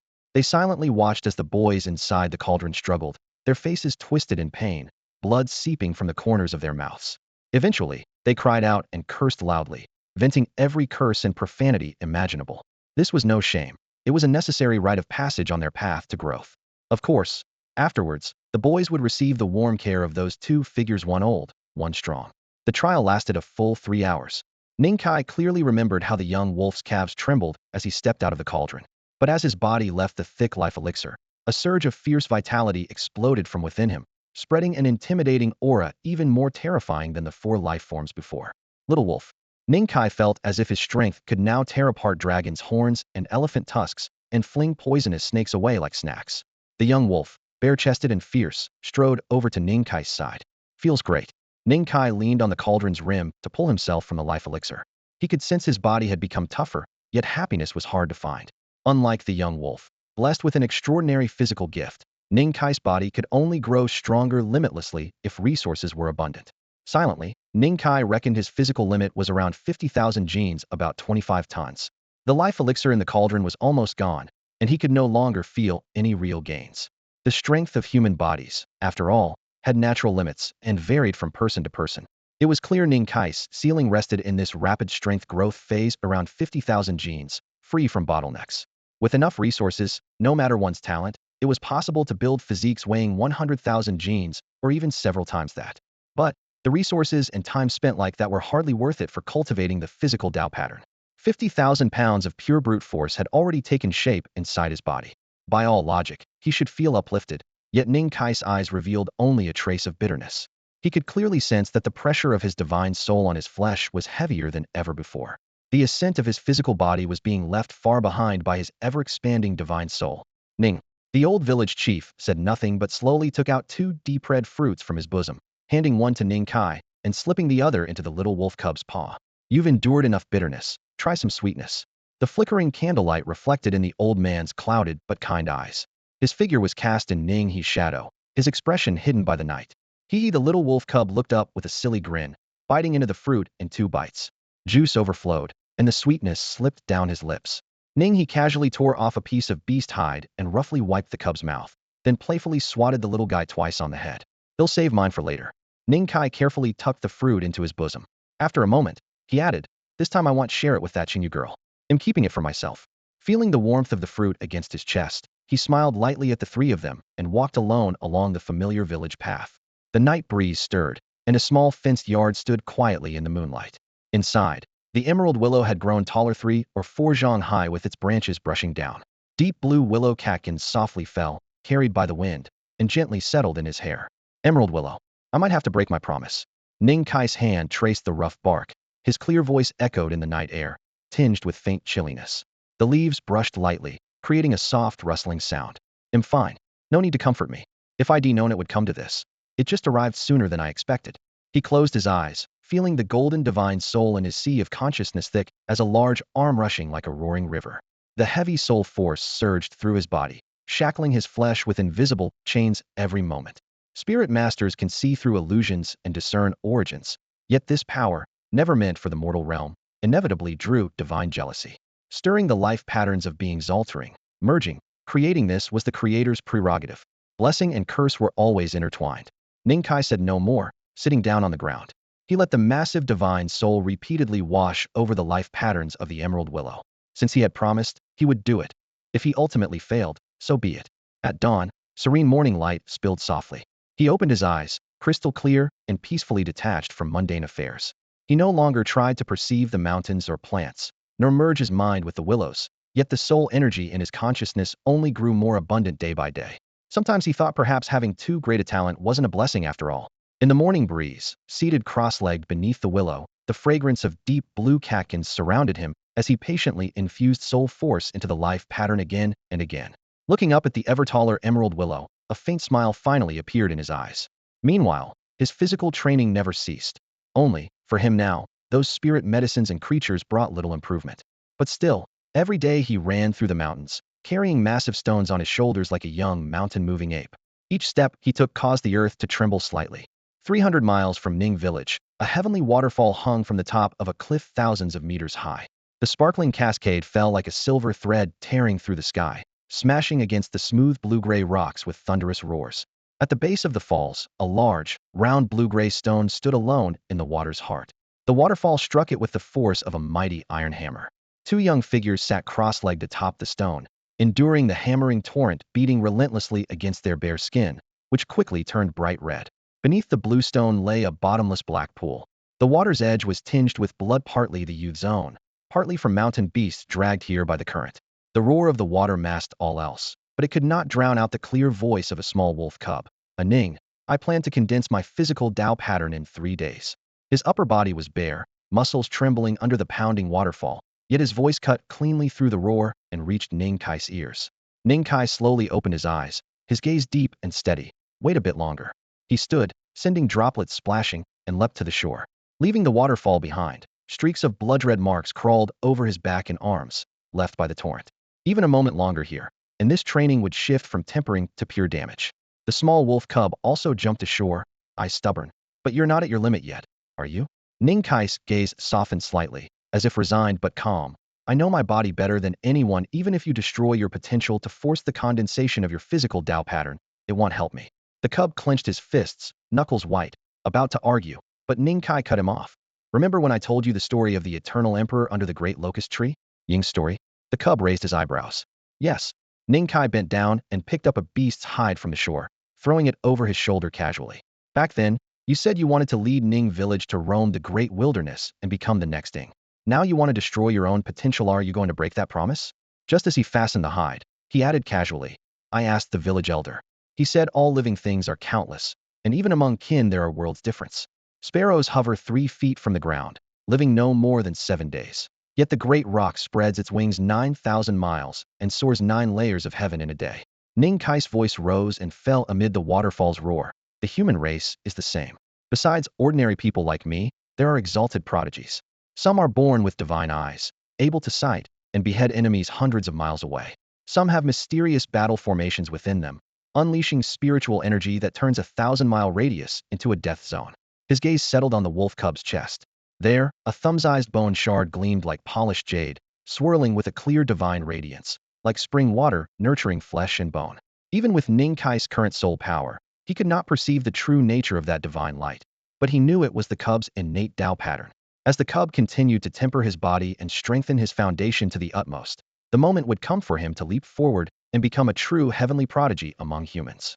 I don't want to be some heavenly prodigy. The wolf cub's arms trembled as he gripped Ning Kai's forearm tightly. But Ning village needs you to become one. Ning Kai gently patted his hand. Go back now. He folded his hands behind his head and began walking steps loose but determined toward Ning village. My brother, you absolutely must become that unparalleled prodigy, otherwise, how else will I have someone to cling to? Ning Kai's half-joking voice drifted behind him, already miles away after just a few breaths. Time passed quietly, and in the blink of an eye, 3 months had slipped by. The emerald willow stood 5 zhang tall, its branches drooping like a waterfall. Ning Kai stood in its shade. At 15, only half a year had passed, yet his figure had grown gaunt, his loose skin clinging tightly to his bones. A few strands of white hair were quietly hidden beneath the deep blue willow blossoms. The constant assault of spiritual energy on his physical body made him look like a withered old man, but whenever he raised his hand and swung it, he could still unleash a tremendous force close to 60,000 jin. Since early summer, the young wolf cub had been busier than ever, and Ning Kai saw him only a handful of times. The old village chief, whenever free, would lie back in his wooden chair in the courtyard, his smoking pipe softly crackling while his gaze drifted aimlessly. Ning Kai returned the flying little blue fish intact to Ning Kinjiwif, carefully nurtured. Perhaps the fish could make a name for itself. As for Ning Kai, he kept his door closed, kneeling before the bed daily with the spirit feather of the nether sparrow in his hands, continuously overexerting his spiritual power to dissect the profound mystic art formed by the 6 life patterns woven into the feather. The difficulty soared, but it also caused his spiritual power to grow rapidly. He could clearly sense this was an extremely sharp offensive technique. Brother Ning at dusk, Ning Qingyu, with 2 small braids, sneaked into the courtyard, glancing back nervously as she did. Like offering a treasure, she took from her bosom a fist-sized stone egg and placed it carefully before Ning Kai. I didn't steal it from Dad. I found it myself outside the village. Brother Ning, please eat this and get better quickly, okay? Ning Kai bent slightly to brush mountain ash and grass fragments from her clothes, his voice gentle. Brother's fine. It's just that dissecting the mystic art is tiring. He'll feel better after a nap. Really? Really?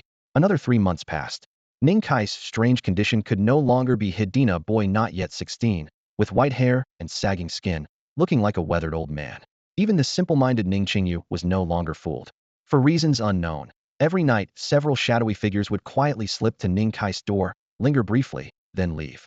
At dawn, when he opened the door, there was always a package of medicines waiting, dried herbs decades old, rare treasures collected from many households, and even a vivid scarlet millennium snake fruit among the clutter. Those who delivered the items knew Ning Kai would never accept gifts outright, so they came under cover of darkness, leaving no names so that he could neither trace nor return them. They also knew they couldn't provide genuine spiritual treasures themselves, but if their small contributions could help, then what if that was exactly what he needed? Ning Kai did not refuse. He carefully selected some ingredients to brew, pushing his weakened body forward. 3 more months passed, and Ning Kai reached his 16th birthday. According to the laws of the wilderness, he was now an adult. At dawn, the old village chief carried vermilion and drew several patterns onto Ning Kai's slackened skin, similar to, yet clearly different from, the totem hanging inside his room. When finished, the old man smiled as he patted Ning Kai on the shoulder. "Ninger, you're grown now. From now on, I'll call you a Ning. No pity, no sorrow, just calm acknowledgement." Upon hearing this, Ning Kai took from his bosom a scroll made from the hide of the blackened yellow giant tiger he had caught a year before. At its center was a deep and intricate pattern, dark and shimmering, like an abyss that captivated the soul. This was the mystic art of the nether sparrow. Ning Kai pressed the beast's hide into the old village chief's hand, then pulled out another scroll of hide inscribed with even more detailed and precise concealment techniques. "This is the gift I leave for the village," he said softly but with undeniable weight. Then, he took all the potent medicines and spirit materials the villagers had secretly slipped into corners of the courtyard over the past few months, refining them into a single cauldron of life-giving elixir, distributing it house by house. Only after finishing this did he sling his backpack over his shoulder. "I want to fight for a chance at survival for myself." The setting sun poured golden light over the village entrance. Ning Kai waved and turned away as dozens of figures silently watched him go. No one stopped him. They didn't even know what to say. "Ning, if you get tired, come back," the usually steady old village chief called hoarsely. "Xiao Qingyu, brother Ning." Xiao Qingyu clutched her father's sleeve, eyes reddened. She could only offer repeated blessings. The massive green fish lowered its head, contentedly brushing its fins through her hair. Amid the crowd, the young wolf cub stood silently, his gaze burning hot but wordless. "Ning, if you get hungry, Annie will cook for you." The burly aunt pounded her husband's shoulder and shouted loudly. "He'll come back." Ning Kai's voice was clear, fading with the wind as it was swallowed by the ancient wooded mountains. At 16, Ning Kai was thin and wiry, but his gaze was stubborn. He dashed along the mountain path he remembered until a wide silver river stretched before him. Mist swirled over the water, obscuring the far bank but settling a strange calm. By the riverbank, a boy leaned against a sturdy tree trunk, draped in beast skins, a piece of tail grass between his teeth, face defiant. "Why are you doing this to yourself?" Ning Kai was stunned, but also felt it was only natural. "Hey, if I can't even protect my own brother, how can I conquer the great wilderness?" The wolf cub spat out the grass and grinned foolishly as he swaggered over, waving proudly. "I told the old village chief, and Uncle Ningheim not just being reckless." He winked and raised his fist. "If you try to kick me out, he'll knock you out and drag you back." Ning Kai now had barely over 60,000 gene of strength, while the wolf cub said to have the making of an emperor for all time could swing nearly 100,000 gene with one arm. Ning Kai shook his head helplessly. "This time it's really dangerous. I don't have much time left. Success or failure I can accept. But you're different. The village needs you and you have a bright future ahead."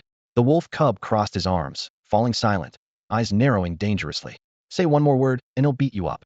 Side by side, the two boys crossed the river that had taken the form of a silver water dragon. Over 2 years, they had crossed many times, no longer shaking with fear. The terrifying creatures lurking beneath still seemed to be asleep. By the shore, the roar of water filled the air. The wolf cub gripped a great club carved from tiger bones, standing casually but scanning the surroundings warily. "Now, can you finally tell me what exactly you plan to do?" In the great wilderness, the arrogant and prideful rarely live long. "I don't know either. We'll just take it one step at a time." Ning Kai shook his head, gripping a pale bone rod in his palm, its tip sharpened to a chilling point. The youth beside him was dressed the same way, both wore beastskin skirts and carried bone rods. Standing there in the wild mountains, they looked like two primitive tribesmen cut off from society. "The village chief told me there's a mirror lake 33,000 li away from Ning village," Ning Kai said calmly, gazing into the distance. "I want to go see it." As he spoke, the old chief's deeply wrinkled face appeared in his mind. The man's repeated warnings echoing, "Don't go too far, never cross beyond Mirror Lake, and definitely don't try to swim across. Otherwise, disaster beyond imagination would follow." 33,000 li? The young wolf cub was stunned, eyes wide. He already knew Ning Kai was brave, but not to this extent. The hunters here had only roamed within 5,000 li in recent years, yet now Ning Kai intended to travel tens of times that distance. If Ning Kai hadn't spoken first, the wolf cub might have thought he was being dragged to his death. Well, then we go? What else can we do? The wolf cub twitched the corner of his mouth, shot a fierce glare at Ning Kai, but then turned and followed willingly.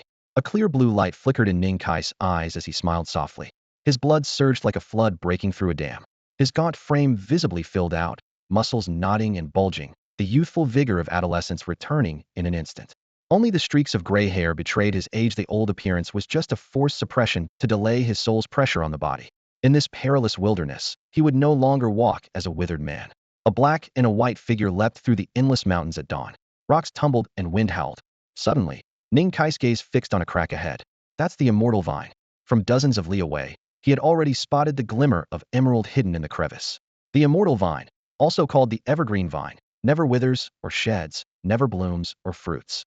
When it finally dies, it turns to dust that scatters on the wind. To the world, it's forever green. This particular vine was lustrous and sturdy, likely 700 or 800 years old. Quite lucky, Ning Kai said to the wolf cub. Their figures blurred as they closed in on the cliff. Every precious herb was guarded by a living creature. Among the vines coiled a small blue snake about a meter long, as thick as chopsticks, its scales shimmering faintly. Still, it blended perfectly with the leaves. This snake was deadly venomous. A single drop of its toxin could fell 3-horned dragon elephants. The wolf cub swung his bone rod with giant force over 100,000 Jinan smashed down. The cliff cracked, the snake's body shattered, blood and flesh everywhere. He wasn't being wasteful. According to Ning Kai's pattern reading method, the snake's most valuable part was the venom gland behind its fangs. While alive, it was lethal poison, but dead it became a rare elixir to temper muscles and bones. When the dust settled, the wolf cub held the snake corpse and asked, Ning, how do we harvest the immortal vine? After tidying up the green snake, the young wolf cub stared at the half-cliff covered in the eternal vine, his expression troubled. The essence of the eternal vine. Ning Kai deliberately built suspense, his gaze flickering over the countless fresh shoots before finally settling on one that looked ordinary at first glance. Among tens of thousands if not hundreds of thousands soft shoots covering the entire cliff face, this single sprout was the only one marked with faint reddish veins.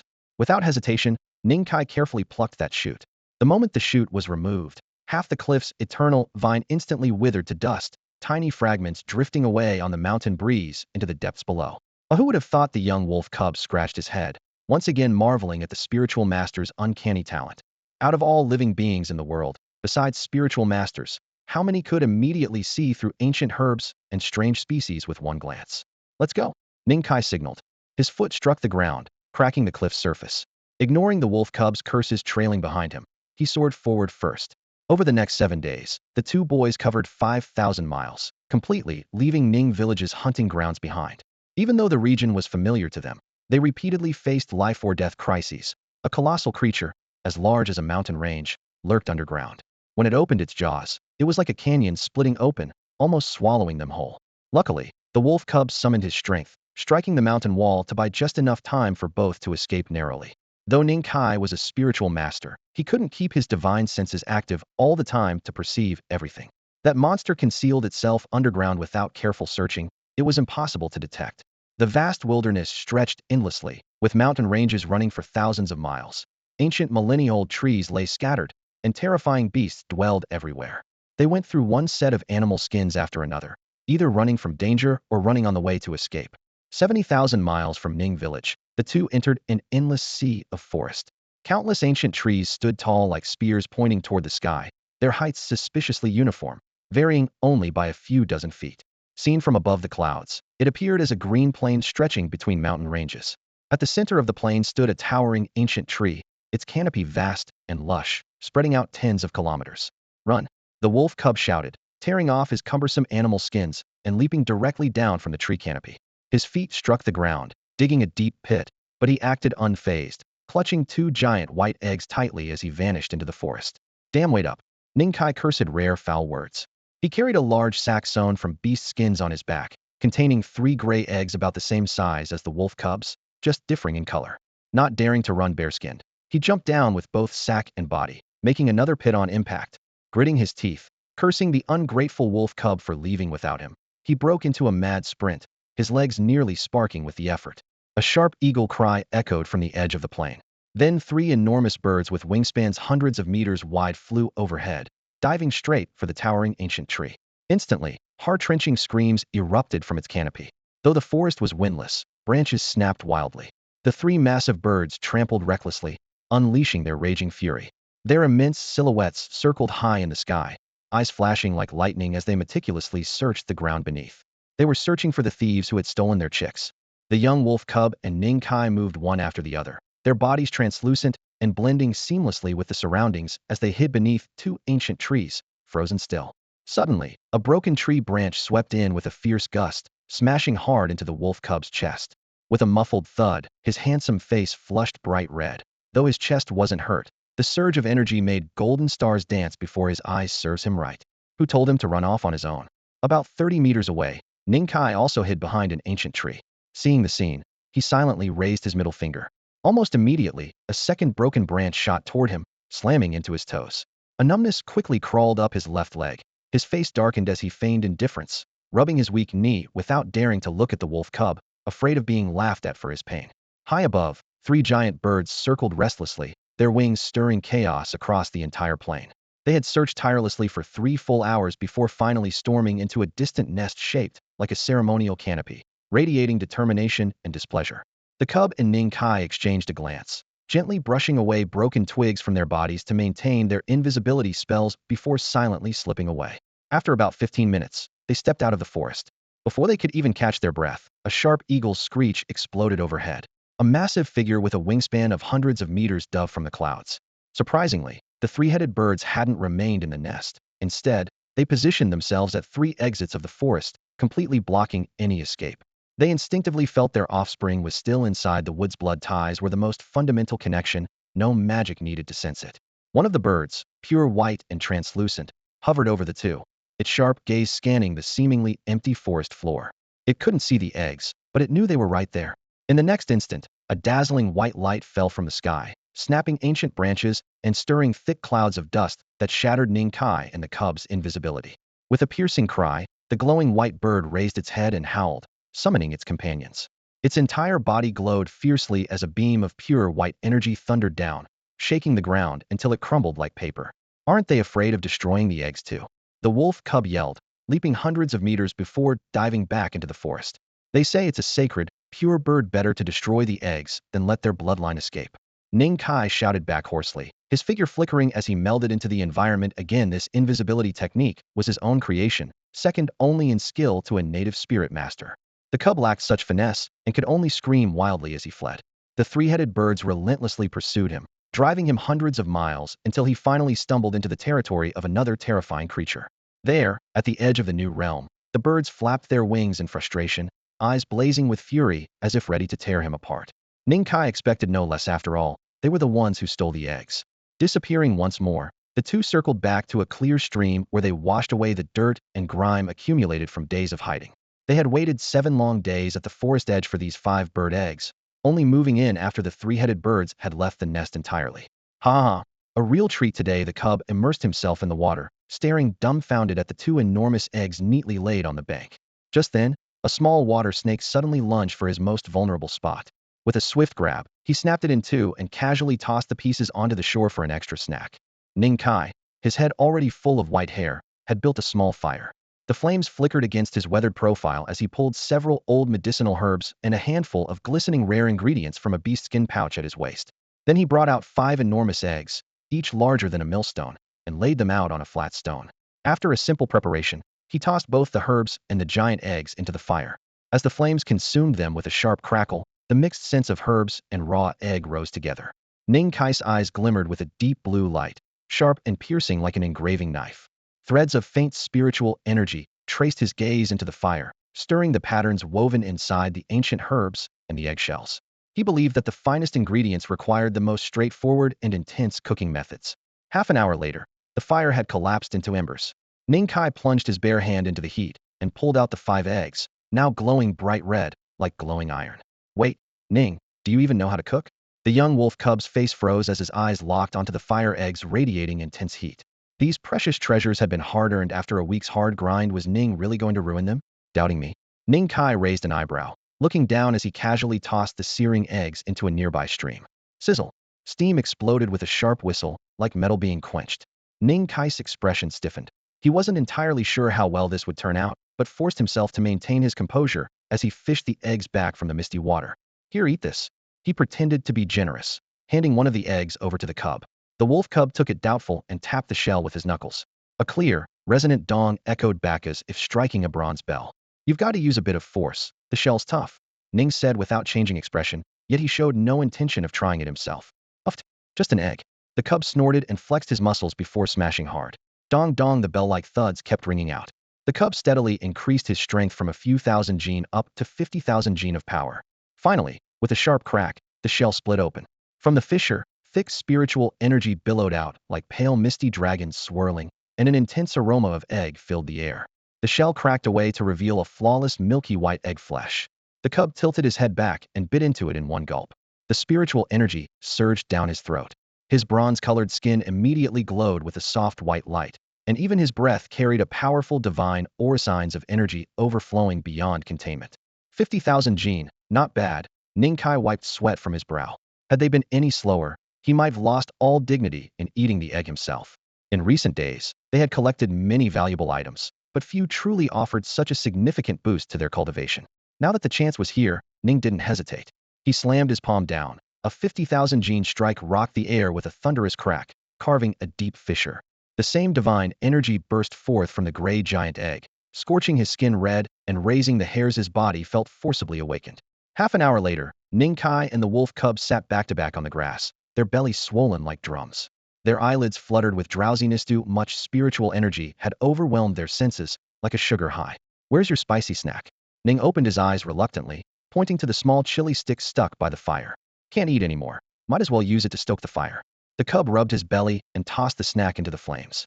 After a short rest, the two quickly settled into a meditation posture, sitting cross-legged as they absorbed and refined the surging spiritual energy. Ning Kai's body burned from within, his blood coursing like a great river's rush. If you listened closely, you could hear the pounding of his heart like a war drum. Energy surged from his abdomen through every bone and muscle like repeated heavy blows, forcing out hidden old injuries. Dark, wasted blood seeped from his pores, and shattered dark bones pressed through his muscles like shattered fragments forced out of hiding. They had survived many life-or-death pursuits recently, and some of the old wounds had been deeply buried in their bodies. Now, those injuries transformed into dregs of blood and bone, expelled from within. Ning sat cross-legged, his entire being radiating a glossy, translucent sheen, like a flawless work of art perfectly harmonious and serene. 70,000 gene. He opened his eyes, his expression still calm. If before he had only been approaching his limit, then at the very instant his strength truly reached 70,000 gene, he distinctly felt a wall, as if divine punishment stretched out before his body, firmly blocking any further progress. 70,000 gene was actually no small feat according to the village elder. Such power, even in the outside world, would be called genius. Ning silently evaluated his own situation. Suddenly, a streak of golden light swept over from the opposite shore. He paused, then smiled. By the riverside, the little wolf cub sat cross-legged as well, his skin glowing with a jade-like luster, shimmering as if covered in a glaze of precious crystal. At this moment, a brilliant golden radiance burst forth from his chest like a beating heart, inhaling and exhaling vital energy and divine light with each breath. Ning's eyes, unknowingly tinted a deep blue, reflected the golden glow, revealing a tiny bone no longer than a finger pure white in color with intricate patterns that seemed to flow faintly, as if alive. Clearly, the wolf cub was just one step away from condensing the flesh path pattern. Ning watched with a smile, unable to hide his admiration. He admitted to himself that he envied such talent and fantasized about whether possessing a bone like that could break the fate of being just a spiritual master. But the answer was unknown, and he would never get the chance to find out. He averted his gaze. The daylight faded, and night slowly blanketed the wasteland, becoming even more perilous than the day. In the depths of darkness, a flickering firelight revealed the thin shadows of two boys. The golden light had burned brightly for nearly 2 hours. When it finally faded, the wolf cub looked dazed, as if waking from a dream. He stepped over to Ning, threw an arm around his shoulder, and excitedly blurted out, "I've got good news to tell you." Ning beat him to the punch, a smile tugging at his lips. "You saw the bone. You found the flesh path pattern you want to condense. That pattern is legendary." Caught off guard by the quick response, the wolf cub's words choked in his throat. He let go sullenly, as if all the world's joy had suddenly drained away.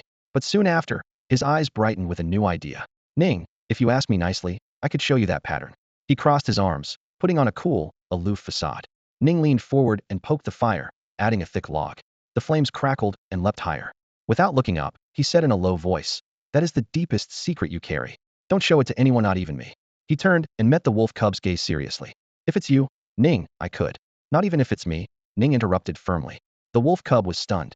He had never seen Ning so serious before and felt a sudden dizziness. In his memory, this big brother was always there to shield him from the wind and fill what was lost. Ning would. The wolf cub lifted his head, his eyes resolute with no hint of backing down. Ning's expression softened. He reached out and gently ruffled the boy's hair, recalling the boy's hardened exterior and fragile heart at age 8 or 9. He whispered, "If one day I ask to see your birth pattern, you'd better keep your eyes wide open. That person might not be me." By the campfire beside the creek, the two boys had slipped back into their familiar posture, as if nothing had happened moments before. From the distant mountains came the occasional roar of beasts, but they remained calm. Before setting camp, they had scattered handfuls of powerful creatures. Droppings around the scent was faint, drifting only a few miles, yet enough to deter ordinary predators nearby. If the source was too weak, it wouldn't repel other animals. If too strong, it would invite the true territorial lord of the area to clear out the intruders. To find the just right scent, the two had repeatedly ventured into perilous territory, often chased for hundreds of miles by the dominant beast of the region. It had become a routine ordeal. The moon hung high, the night air still. On the creek's surface, subtle white phosphorescent lights flickered quietly, rare glowworms of the wild. These fragile creatures were so delicate that even the gentlest breeze could break their wings. Normally, they only appeared in perfectly calm, deep nights. Yet tonight, still early, they were already dancing in swarms. Unusual behavior. Legend told of a special glowworm born from fierce winds and bathed in harsh sunlight, whose fluttering wings could tear the earth miles wide. Ning Kai narrowed his piercing blue eyes, trying to glimpse the life pattern on one glowworm. Just as the faint glow surfaced in his vision, the startled insect fluttered helplessly before falling into the water. "I knew they were fragile, but not this fragile," Ning Kai said helplessly. He meant no harm to the creatures. "I know that story the old village chief told it last time," the little wolf cub replied, completely unaware Ning Kai had just casually killed a glowworm. It was said these glowworms didn't truly belong to this world. They were born in the boundless underworld, untouched by sunlight or life energy, which made them so delicate. The wolf cub's eyes gleamed as he stared at the swarm, his mind racing. "I have a daring idea." The two exchanged glances, sharing the same unspoken answer, then quietly followed the glowworms from a distance. They deliberately lightened their steps, careful not to disturb the air currents and cause the fragile creatures to perish all at once. The night deepened, still windless. Standing on the riverbank, Ning Kai sensed an unnatural silence in the surrounding forest. No rustle of leaves, as was common in the wild. "Look, Ning," the wolf cub pointed toward the treetops miles away, where branches shook violently and golden leaves drifted through the air. "Looks like these little ones aren't so simple after all." Ning Kai squinted, a faint blue gleam flashing then fading in his eyes. Just ahead of the swarm, another glowworm stiffened and fell into the water. "If I die fast enough, you won't see my life pattern." Ning Kai's lips twitched involuntarily. The insect's corpse held no value, and no special markings could be found inside. Since awakening his blue eyes, this was the first time Ning Kai had encountered a being he couldn't see through. It wasn't because the enemy was strong, but because they were too fragile, unable to withstand the soul probe of a spiritual master. "Three more died."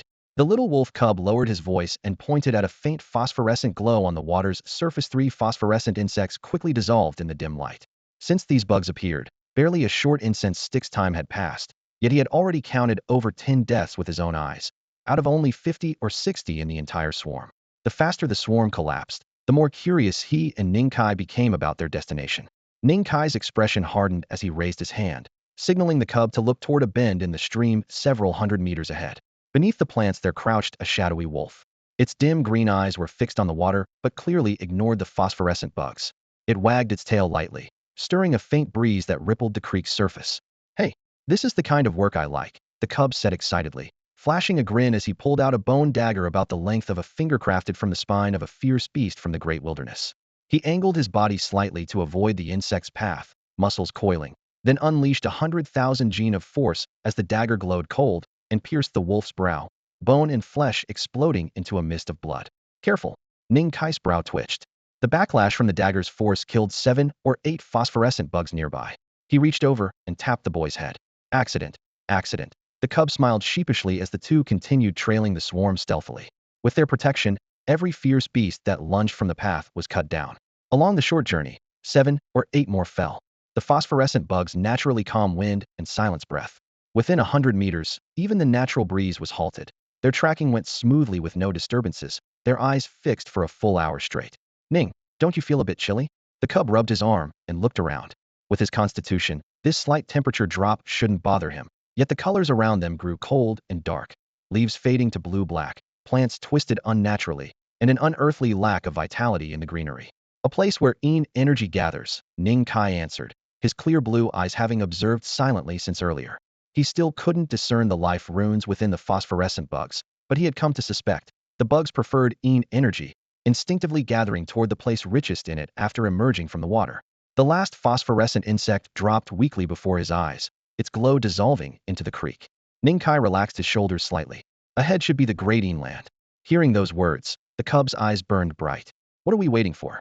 He grabbed Ning Kai's arm and dashed after the bug's path. Ning Kai controlled their direction to avoid getting lost. The grass and plants beneath their feet grew darker, like dead branches pulled from a swamp. Occasionally, black leaves swayed, sending a chill down their spines. Should be close now. As they ventured deeper, the temperature plummeted sharply. Even Ning Kai felt the bone-deep cold. Tree trunks were coated with thin frost, like white crystalline shards. Bang! The young wolf cub lightly stomped its paw, crushing a few stones beneath it, and visible shards of ice seeped out from the soil. The frozen ground, torn apart by years of relentless cold, had become harder and more unyielding over time, making the scene before them feel strangely surreal. Ning Kai lightly tapped the ground with his toes, using the momentum to land on a branch of a frostbitten tree. From this vantage point, he looked down at the glacier ahead, his mind stirred deeply. Before them stretched a valley carved entirely from mysterious black ice. The passage of time had etched a deep, ghostly blue sheen into the ice, and an eerie chill hung thick in the air, forcing both of them to instinctively tighten their fur garments. Beyond the ice valley, frozen earth extended for thousands of miles, blocking the path they had to take. Even without the guiding light of the phosphorescent insects, it would be impossible to miss. Though this was supposed to be the scorching season in the great wilderness, when mountains and rivers thrived and plants flourished, even the rushing rivers appeared more tranquil. This place was different. A biting cold wind sliced through the air, penetrating to the bone, seeming otherworldly rather than natural. Within Ning Kai's spirit sea, a powerful soul energy surged like a raging river, protecting him and the cub as they ventured deep into the frozen wasteland. At the edges of the frozen zone, they occasionally caught faint signs of life activity, but as they drew nearer to the core, traveling across tens or hundreds of miles, Ning Kai's sharp blue eye saw no trace of living beings. It was as if the whole area was a dead, silent desert. Ning Kai murmured quietly, "There's always life drawn to the extreme cold." They crossed a mountain range hewn entirely from glacial ice and finally reached the very heart of the frozen land. Cub, Ning Kai's eyes flashed with focus as he pointed toward the distant mountain range ahead. Beneath those peaks lay a massive ice-blue dragon, coiled and resting. The cub's expression remained calm as it nodded. Throughout their journey, Ning Kai frequently pointed out large and formidable creatures hidden in rugged mountains or thorny forests, and the cub had long since grown accustomed to such warnings. A month earlier, they had cautiously attempted to harvest teeth, scales, or horns from those terrifying beasts. Even scraps could enable them to transform, break through their limits, or potentially extend Ning Kai's life. But as soon as this dark thought surfaced, an indescribable pressure surged from deep within their souls, as if the apocalypse had come, threatening to snap bones and shatter sinews with a single breath. They had to sprint thousands of miles, crossing territories belonging to several powerful beings, just to suppress the growing panic in their hearts. Look over there. The cub's eyes suddenly brightened as it pointed dozens of miles ahead. Tiny pinpricks of light flicker red phosphorescent insects. Hundreds gathered in one place, dimming the deep blue ice all around them. Let's follow them, Ning Kai said decisively. Catching the cub's glance, they quickly moved closer. Ancient texts said these phosphorescent insects could lead to the underworld passage, though they were rare and fragile. Few ever saw even a handful. Encountering dozens before had been lucky. Encountering hundreds here was unheard of. With their numbers growing, the zone where their faint glow could hold back the biting cold also expanded significantly. Centered around hundreds of glowing fireflies, the air within a radius of several kilometers was completely still, as if frozen in time, with only a few flickering lights twinkling intermittently. Occasionally, one or two beams dimmed and fell toward the frozen ground like extinguished meteors, disappearing on impact without leaving a trace of ash. Ning Kai couldn't help but exhale sharply, rubbing his reddened hands stiffened by the cold. The fireflies were gathering toward the heart of the frozen soil, and the surrounding temperature was plunging rapidly. Even his formidable constitution could not withstand the bone-chilling cold that numbed his limbs. He took a deep breath, stirring the turbulent, viscous blood within him as if rivers were rushing through his chest. Warmth surged to his face, coloring his cheeks with a healthy flush. A thin veil of white mist curled above his head, and he felt slightly relieved. Be careful. If you really can't hold on, stay outside. The young wolf, draped in rough, unevenly stitched animal pelts too thin to block the chilling wind, advised calmly. A faint golden glow emanated from his chest and spread through his limbs, allowing him to maintain composure despite the low temperature. Still okay, Ning Kai replied. The two had now reached the absolute core of the frozen earth, where the air was so cold it crystallized frost. Every breath Ning Kai exhaled formed tiny ice crystals before him, while frost crept across their fur-lined pelts. From a distance, they looked like two white figures cloaked in snow. The fireflies are gone, the young wolf exclaimed, his voice trembling as he struggled even here. Ning Kai's entire body was frosted over. Forcing his blood to surge, he kicked through the ice wall before him. Behind it was a cavern 5 or 6 meters wide, where icy blue crystals grew wildly from the walls, casting an eerie, cold light. They've burrowed behind the ice layer, Ning Kai said, his voice also unsteady. Deep in the cavern's shadows, a few faint spiritual lights flickered dimly. Who would have thought the heart of this 1,000-mile frozen land hid a cave? This is just the beginning. The real secret must lie deeper underground. His gaze was profound. The sudden appearance of this vast frozen wasteland was strange enough, but the rare gathering of fireflies here was even more unusual. He was certain that astonishing secrets were hidden at the cavern's end. Following the faint spiritual glow nearby, the two descended further. The cave passages twisted and intertwined confusingly. Without the fireflies to guide them, they might have wandered for months without finding the right path. The cold grew increasingly oppressive. Ning Kai's face turned pale as he pulled a crimson fruit from a leather satchel at his waist and bit into it. The flesh was frozen hard, causing a sharp ache in his teeth, but warmth quickly spread from his mouth to his stomach, melting some of the frost even from his hair tips. Eat sparingly. He handed 2 more crimson fruits to the young wolf, only 5 in total, carefully gathered from a volcanic crater they had recently passed, where molten lava churned. 1 li 5 li. Counting silently in his mind, Ning Kai realized they had traveled over 10 li since entering the cave. The number of fireflies ahead sharply decreased from hundreds at first to less than a few dozen, yet they stubbornly flew deeper into the darkness. Aiming, the young wolf's voice trembled as he pushed the crimson fruit Ning Kai handed back into his hand. Just moments ago, Ning Kai finished eating the last spirit fruit from his bag. I'm afraid I can't hold on much longer, he murmured softly. After a brief silence, he lifted his head and said, since we're already here, let's keep going. The young wolf's blood surged wildly inside him, his chest pounding like roaring oceans, sending tidal thunder through his body. He grabbed Ning Kai's arm tightly, and golden divine light burst forth from his chest, enveloping them both in a warm glow. Keep moving. His voice was already weak. They quickened their pace, inching deeper into the cave's core. Several more miles of bitter cold lay ahead. The temperature around them was unbearably low. Ning Kai felt as if even his blood was about to freeze. The young wolf was no better. The divine light in his chest continued shining, but his face turned from pale to a dark, bluish hue. His lips blackened. Both gritted their teeth, forcing their sluggish blood energy onward just to ward off the bone-chilling cold. We made it. Ning Kai's eyelashes were rimmed with frost crystals, yet a faint, deep blue light glimmered behind his eyes. The cave suddenly opened, witty, a kilometer-high underground ice cavern, looming like the belly of a giant beast overhead. Only 3 phosphorescent insects remained, fluttering fragile wings as they buzzed toward a massive, inverted ice pillar in the center. The pillar stretched hundreds of meters, ice blue and translucent, like a frozen waterfall hanging from the dome above. At its base stood a natural ice crystal altar. On the altar's center bloomed an ice crystal snow lotus, pure white petals swirling with glacier-like patterns, stunningly unreal in its beauty. Around the lotus, strange circular markings spread outward. Those patterns were formed from the corpses of phosphorescent insects, their slender bodies fused into the ice, creating a magnificent crystalline ornament. The young wolf's eyes lit up, and he raised a hand to pluck the lotus. Wait. Ning Kai pressed down on his hand and pulled him back to the cavern's edge, his deep blue eyes suddenly flaring wide. Under that penetrating gaze, the ice pillar, the lotus, and even the entire cave became transparent, transforming into layers of mysterious patterns. Ning Kai whispered, "Tint the sandier ice marrow. A heavenly treasure born only after thousands, even tens of thousands of years of crystallization in the coldest of extremes. No human craftsmanship needed, it's the supreme elixir itself." Shivering from the cold, the young wolf hissed urgently, "Then what are we waiting for?" His bones ached with cold, beginning to stiffen despite his strength. Such a treasure wouldn't go unnoticed. Ning Kai's gaze shifted beyond the lotus to the area beneath the altar.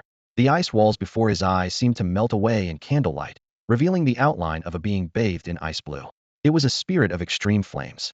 Within its body, It bore a fire core. Wherever it passed, snow swirled for miles. It could consume every source of heat, channeling it all into the scarlet flame burning in its chest. Its crystalline, nearly transparent form revealed vivid red veins beneath the pale blue ice skin, radiating a terrifying dual aura of burning cold. Can you just tell me what we're supposed to do? The young wolf glared at the blank ice, seeing nothing. He could only whisper in frustration. Deep down, he knew that without Ning Kai's guidance all along, had have become dead weight a long time ago. No matter that with one arm, he could swing with 10,000 gene of strength. The terrifying creatures of the wild great lands far outmatched him. I was about to retrieve the eternal ice marrow. The moment I took it, the extreme flame spirit would awaken. You must carry me and run back to the surface as fast as you can.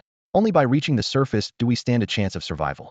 In this bone-chilling ice pit, it will always hold the home advantage. Got it. The young wolf cub growled lowly, a surge of vitality blazing like smoke from a wildfire igniting his body. Golden divine light blossomed from his chest, his entire being taut like a drawn bow ready to release. Under that protective power, Ning Kai's complexion gained a faint flush. He sank into his mind, the power of his soul, as thick as his arm, flooding in like a rising tide, fully fueling the crystal-clear pattern of his life soul mark. Invisible tendrils reached out from the void. The moment they grasped the eternal ice marrow, a bone-piercing cold instantly gripped his soul, nearly shattering Ning Kai's consciousness. Pull. His eyes blazed bright blue as soul power erupted fully. The tendrils tightened like a noose around the marrow and yanked sharply. Crack. The faint snap echoed fiercely in the deathly silent cave. In the next instant, a torrent of overwhelming cold erupted from the break. Deep blue frost rapidly crept along the walls, ice thickness tripling instantly, the chill far more brutal than before. Run! Ning Kai yelled, his soul feeling sliced by icy blades, his mind racked with agony. Two blood trails slid from the corners of his eyes, but froze instantly in the sub-zero air as blood ice. Bang! The young wolf cub roared fiercely, smashing through the thick ice shell and shards. He scooped up Ning Kai and sprinted wildly forward. As they burst out of the ice, deep in the cave, the extreme flame spirit's massive form trembled, its long slumbering eyes slowly opening. In the dark corridor, snow and ice whirled in a wild dance. Faster! Move faster! Ning Kai gritted his teeth, clutching the ice marrow tightly. I'm already at my limit. The wolf cub's pounding steps sparked golden light, leaping hundreds of meters in one bound. The frost blossomed on Ning Kai's white hair, his face pale as paper. 2 meters away, the ice crystal snow lotus floated alongside, shining beautifully, yet now calm and ordinary, no longer radiating its terrifying cold. Ahead, faint starlight finally glimmered, easing their hearts. We're out. Boom. Suddenly, a burst of fiery light roared from deep within the cave, bearing down on them instantly. Go. The wolf cub's golden eyes flared divine radiance, bones shadowing beneath his chest. He hurled Ning Kai several hundred meters away, his vitality exploding as he pounded fiercely at the flames. Sizzle the blaze licked his arm, instantly turning the beast hide to ash, his skin scorching red. He was blasted flying backward, sliding across the ground, his necrotic flesh scraped against the ice, leaving a deep crimson trail. Ning Kai's eyes turned scarlet, mysterious patterns glowed on his palms. Dark light gathered, forming a black beam that shot toward the red flame. It was a Dao technique he extracted from the underworld sparrow, powerful enough to shatter mountains and split the earth. When the black beam hit, the fire roared and twisted, surging like a tidal wave to swallow it. The fierce energy vanished in an instant. The flames withdrew, revealing a crimson figure stepping forward, a long whiskered dragon head, for paws tipped with icy blue claws, and a body covered in crystalline scales reflecting eerie colors under the fading blaze. This was the fabled extreme flame spirit, a being from the great Yin realm. The moment Ning Kai saw it, he clearly felt that overwhelming, unmatched power. Even if the little wolf cub condensed its physical Dao pattern, it stood no chance of surviving. The 10,000-year ice marrow. Sweeping past the unconscious wolf cub beside him, Ning Kai's spirit sea trembled, and a surge of soul power erupted. He swung up the shimmering ice crystal snow lotus. But when the spirit of extreme flame's gaze landed on him, an intense, nearly tangible terror surged up from deep within his bloodline, a primal soul shudder in the face of a superior being. What a joke! Ning Kai's face darkened like iron. His whole body gradually turned transparent like rippling water, but that locking aura pinned him firm, making escape impossible. The spirit of extreme flame's strength far exceeded his estimate. He had thought that even if outmatched, he could still flee, but now not even turning away was an option. The spirit of extreme flame was not huge, about the size of a common ferocious beast, but its limbs flowed with magma-like flames. It taunted them, approaching these two weak creatures with the air of a predator looking down on prey. For such a bipedal beast, a mere swipe could crush them both. Ning Kai gripped the ice crystal snow lotus tightly, his eyes wild with turmoil. His soul pattern flared brightly in his spirit sea, and the golden-red soul power surged like waves, only to dissolve quickly. He did not send that flash of azure light toward the spirit of extreme flame right in front of him. Instead, he stabbed it deep into the mountains buried in the farthest frozen plains. Boom! Almost imperceptible tremors spread from deep within the ice-sealed peaks, an invisible frost and chill seeping out. The spirit of extreme flame's mocking smile vanished instantly. It opened its mouth, spewing a blazing ball of fire that engulfed Ning Kai entirely. Flames wrapped around him. His beast-hide skin instantly turned to ash, and the scent of burning flesh filled the air. Ning Kai felt his flesh and bones burning bit by bit, his blood boiling, then drying out rapidly in the extreme heat. The pain was sharp, almost unbearable. Once it confirmed its prey was doomed, the spirit of extreme flame withdrew its gaze and turned toward the frozen core mountains, sculpted like crystal ice. A cascade of cracking sounds erupted from the mountains, with ice-blue lights spilling from the crevices. An ice-blue lyre dragon rose from the peaks, its massive body like a mountain, radiating terrifying cold powerful enough to drive away heat. The two ancient beasts faced off across the distance. The smaller spirit of extreme flame's eyes blazed with fire, columns of flames surging behind it, instantly turning centuries-old permafrost into molten rock. The awakened lyre dragon spread its massive wings, frost howling down in sheets, ice-blue snowflakes blanketing the land, and turning the earth into a realm of absolute cold. Seizing the moment while the two ancient beasts were locked in a standoff, Ning Kai dragged his burnt body across the ground, shedding charred pieces of flesh. He harshly tore off 2 petals from the 10,000-year ice marrow behind him. He stuffed one petal into the wolf cub's mouth. A blue halo wrapped around it, and the cub's scorched skin quickly regained vitality. He bit the other petal himself, unleashing a burst of intense spiritual energy. Too weak to refine it, Ning Kai staggered up, clutching the wolf cub, and ran desperately toward the edge of the frozen plains. Behind him, the spirit of extreme flame roared fiercely, a torrent of scorching fire waves crashing against the ice-cold blasts unleashed by the mountain-sized lyre dragon. The frozen land melted into magma and flame. The dragon beat its wings, spreading frost, snowflakes swirling and blanketing the ground. Fire and ice collided, dividing the sky between fiery heat and bitter cold. A violent roar and deafening blast echoed from behind, but Ning Kai seemed oblivious. He dragged his severely wounded body forward, his bare soul scraping against the frozen earth, sending sharp, tearing pains slicing through his flesh. Behind him, the fierce battle between the Lilong and the spirit of extreme flame raged on, each clash unleashing shockwaves like avalanches and tsunamis that whipped up storms of ice and fire, flinging Ning Kai several yards. One side of his body instantly froze over, encased in thick icy armor, while the other scorched under blazing flames, sizzling and smelling of burnt flesh. Under ordinary circumstances, such grievous injuries would have already been fatal. Yet now, the icy blue spiritual light within him surged endlessly, seemingly inexhaustible. His flesh, shredded by the cold and fire, immediately fused back together. Charred skin quickly shed itself, revealing fresh, pink new skin underneath. Flames and ice alternately ravaged and reshaped him, but he clung stubbornly to his final breath. "Aining," came a hoarse voice from his back. The young wolf, pale and strained, forced himself to roll over and leap down. A radiant golden aura burst from his chest, wrapping Ning Kai in a warm, soft shroud. Neither spoke a word, they only ran for their lives. As they left the frozen land's heart, the destructive storm gradually faded behind them.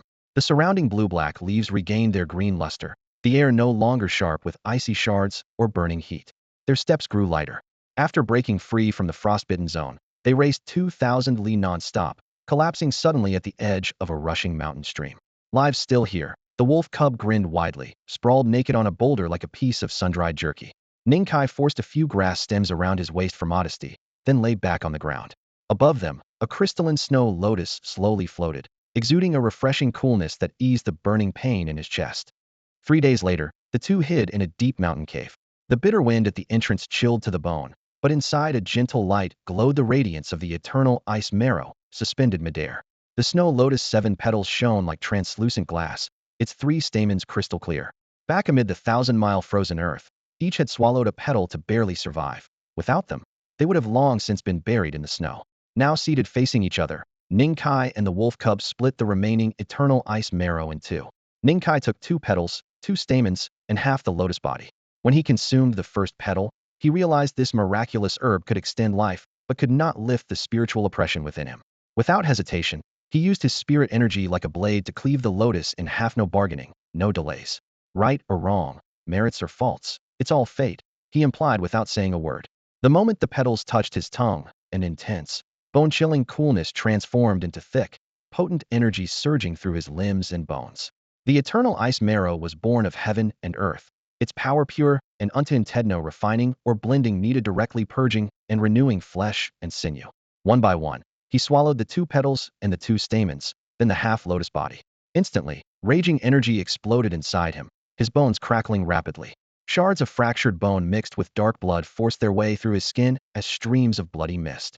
A faint blue spiritual glow enveloped Ning Kai like a thin frost or fine drizzle, nourishing his regenerating body inch by inch.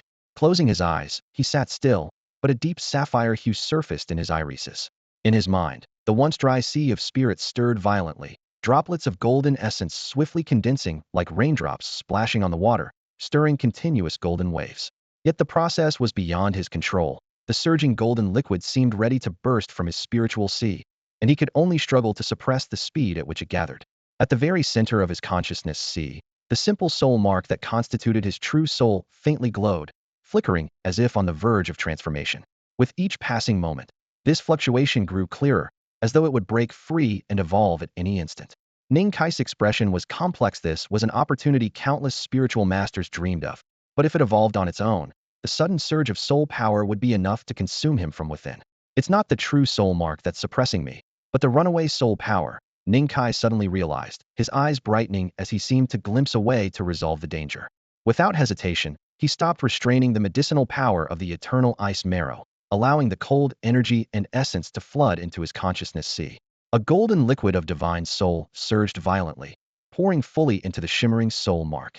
Instantly, the true soul mark glowed brighter, a faint profound meaning emerging as if new patterns were beginning to stain its surface. Seconds passed, and a sense of swelling came from deep inside the soul mark, as if one more drop would break through and trigger transformation. Ning Kai guided it with all his strength, but always fell just short of the crucial moment. After a while, the divine soul liquid receded and then spread again throughout the consciousness sea. The color of the true soul mark deepened noticeably, its aura growing ever more mysterious, yet it remained stuck on the edge of transformation. Ning Kai slowly opened his eyes, dimness flickering in them had failed. He understood clearly that to truly evolve the soul mark, he lacked the final necessary spark. No amount of natural talent or precious treasures could replace that missing piece. Although the transformation hadn't occurred, his physical body benefited greatly from the medicinal power. Ning Kai let out a self-mocking smile. If it weren't for the great improvement in my body, the sudden swell of divine soul liquid in the consciousness sea would have crushed me. He flexed one arm. His tendons cracked loudly as nearly 90,000 gene of immense strength surged through him. Compared to his previous limit of around 70,000 gene, this was a qualitative leap. Eternal ice marrow truly lives up to its reputation. Even just this half of the snow lotus could break shackles and elevate him to a new level, not to mention the entire flower. At that thought, Ning Kai suddenly glanced toward a small wolf cub nearby. The little creature still sat cross-legged with its eyes closed, blood flowing wildly within like rivers, its deep roaring filling the cave. From its chest, a pale golden divine radiance burst forth, faintly revealing an exquisite bone carved with shifting soul patterns. Ning Kai could plainly sense the cub's aura surging visibly by the moment. Is it about to start etching its fleshly Tao mark? He wondered, surprised apparently. He wasn't the only one benefiting from the eternal ice marrow's fortune. Under Ning Kai's gaze, the cub's entire body shimmered with treasure light, thick and almost tangible blood chi gushing from its 7 orifices. Above its head, a majestic blood-red wolf smoke gathered. This blood chi was continuously compressed and refined, flowing into a particular point inside its body in preparation for drawing the first Tao mark. Fleshly Tao marks must be etched using one's own bloodline essence as the brush. The richer the chi and blood, the more complex the Tao mark that can be inscribed in one breath. Yet the more complex the mark, the greater the difficulty of engraving it. Some prodigies, their blood boiling fiercely, can carve out a complete Tao mark in a single attempt. But because the mark's potential is limited, they are ultimately surpassed by others and fade into obscurity due to the low potential of their Tao mark. Those with mediocre talents but lofty ambitions foolishly sought to etch the supreme Tao pattern within their bodies. 30 years of effort yielded only 2 strokes, and in the end, their life force was exhausted, leaving them to regret in old age. Tempering one's physique is a hurdle every living being must overcome. It reveals potential and foundation. The choice of one's natal Tao pattern also determines the future. While a few can defy fate with unremarkable patterns, for most beings, the pattern inside them becomes their lifelong ceiling. Although Ning Kai had never seen the Tao pattern within the young wolf cub, he guessed it must be incredibly intricate, woven with countless lines. Right or wrong, success or failure, honor or disgrace, all must be borne by oneself. Now he sat quietly at the cave's entrance. Before him was the perilous great wilderness. Behind him, a boy 16 or 17 years old. Congratulations. Ning Kai smiled as the boy slowly opened his eyes. Aining, I've condensed 7 Tao patterns in one go. The young wolf cub spoke, but a fierce power suddenly erupted inside him, his vital energy billowing like smoke from a bonfire. A chilling light flashed, as if a dormant beast was awakening. Clenching his fists, he said with utmost confidence, I can kill 10 horned dragons with a single punch now. Only 7. Ning Kai's eyes flickered with surprise. Considering the wolf cub's body weight of over 100,000 gene, conjuring just 7 patterns meant his natal pattern was even more formidable and complex than Ning Kai had expected. I feel terrifyingly strong. The wolf cub pumped his fists, his gaze blazing. At that moment, he was certain he could help Aining defy fate and carve out a path in this vast wilderness. Aining run. Amid endless mountains, the boy draped in beast pelts looked terrified. His vital energy exploded as he dragged Ning Kai, sprinting for his life. Behind them, a rhino beast as big as a mountain stomped the earth with each step, shaking rocks loose and churning dust clouds. Despite being dragged, Ning Kai teased, weren't you terrifyingly strong? Cough, cough, not feeling great today. Once I condense a few more patterns, we'll definitely settle the score. The wolf cub's voice grew faint, lacking confidence. They fled 2,000 li at full speed, crossing the domains of several powerful beings before finally shaking off their pursuer. So stingy. It's just because I stole a rhino egg?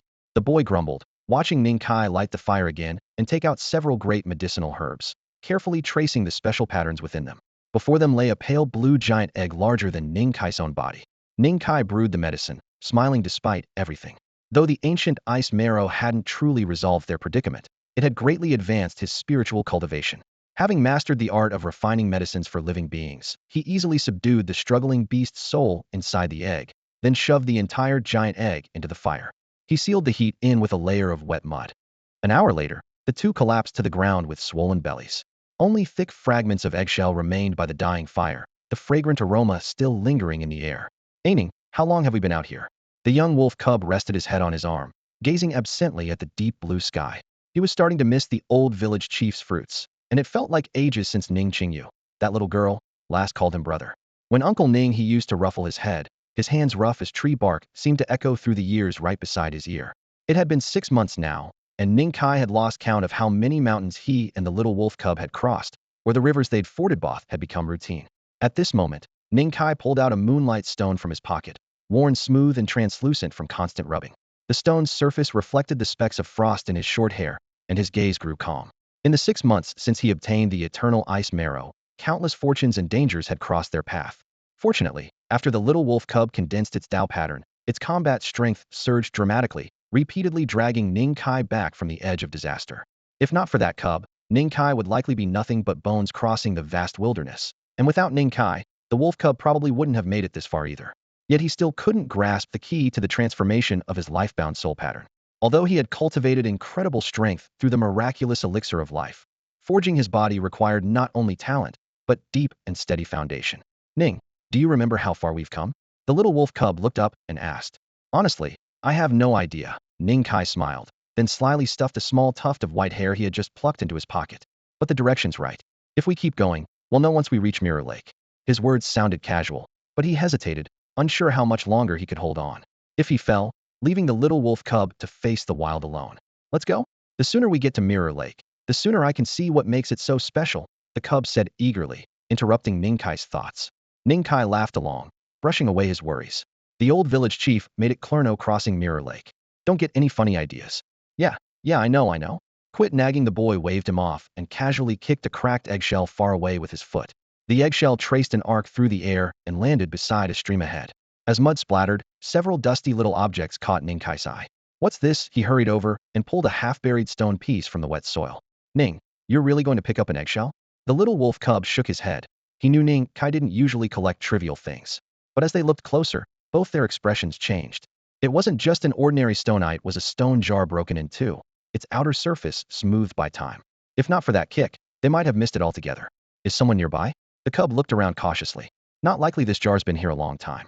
Ning Kai fingered the rough surface, shaking his head slightly. Judging by the wear, it's probably been tossed here for 4 or 5 years. He examined the jar one more time to confirm it was empty inside, then gently put it back where he found it. Whatever the case, someone had been here before. The two exchanged a glance, both flashing excited expressions. The great wilderness was fraught with danger everywhere. Usually, they could only fend off loneliness by bickering and roughhousing. Suddenly discovering signs of kindred felt like seeing a fire in the dark. Ning Kai's pupils shimmered with a faint blue light as he rummaged by the stream, soon uncovering a stone bowl, spearheads, and other scattered items, 5 or 6 pieces in total. Judging by their crude craftsmanship, someone must have rested here briefly before hastily abandoning them, or perhaps met disaster and never had the chance to gather their belongings. Ning Kai and the little wolf cub exchanged a look, instinctively halting their steps. They didn't rush deeper but instead searched carefully within several miles, staying for a full 7 days. On the 7th morning, Ning Kai climbed to a mountaintop and scanned the horizon for dozens of miles. Finally, he spotted a stone village half shrouded in vines nestled deep within overlapping valleys. Crack a dry branch snapped sharply, piercing the silence like an arrow. At the ruined stone gate, Ning Kai and the little wolf cub kept calm expressions. The village had only about a dozen households. Most of the earthen stone huts had collapsed into rubble. Vines hung from the corners of walls down to the ground, and the original village paths were drowned beneath waist-high weeds and brush. With a sigh, Ning Kai pushed aside a thicket and unearthed a decayed skeleton. The tattered remains of animal hide still clung to the bones. They were too late. The villagers had either migrated away or been swallowed by disaster. The whole village had died out 7 or 8 years ago. The old village chief had often said there were other humans deep within the wilderness. Today they finally found evidence. Yet the little wolf cub was still eager, rummaging about and pulling out 7 or 8 more skeletons from the ruins. For most in Ning village, caught in the wilderness for life, they might never even see the bones of outsiders. The two dug a large pit and buried all the remains one by one, giving them final peace. Signs indicated the village had likely been wiped out by a fierce beast attack. After a moment of somber reflection, they did not fall into melodrama about vengeance. Burying the bones was all the justice they could offer. Later, Ning Kai found in the village's largest house a whole stretched animal hide etched with strange patterns, part creature, part totem. It closely resembled one hung in the old village chief's home. Time passed quickly. 3 more months flickered by. Since they had ventured deep into the wilderness, over 9 months had gone by. Ning Kai now sat cross-legged atop a cliff, his face haggard and hair thinning. Even bursts of blood energy could no longer preserve his youthful appearance. He gazed out over the endless mountains, a faint but stubborn smile pulling at the corner of his mouth. Ning. Pebbles tumbled down a slope as the little wolf cub leapt up several paces to his side. The boy pulled out 7 or 8 fragrant, aged medicinal herbs, 3 of which were at least 1,000 years old, and then presented a blood-soaked bundle of beast hide. It was the core essence of a fierce beast he had just slain, expertly gathered exactly as Ning Kai had taught him. Looking at the herbs and blood essence piled before him, Ning Kai's eyes softened, but he only shook his head gently. Despite his gaunt, wrinkled appearance, his one arm could still wield immense power. These ancient herbs and blood essences now offered little benefit to him. Enough, little wolf cub. Ning Kai's voice was gentle, carrying a calmness beyond his years. 3 months ago, the few strands of white hair he secretly snipped had not escaped the sharp gaze of the wolf cub. Since then, the boy and the young wolf had roamed nearly the entire great wilderness.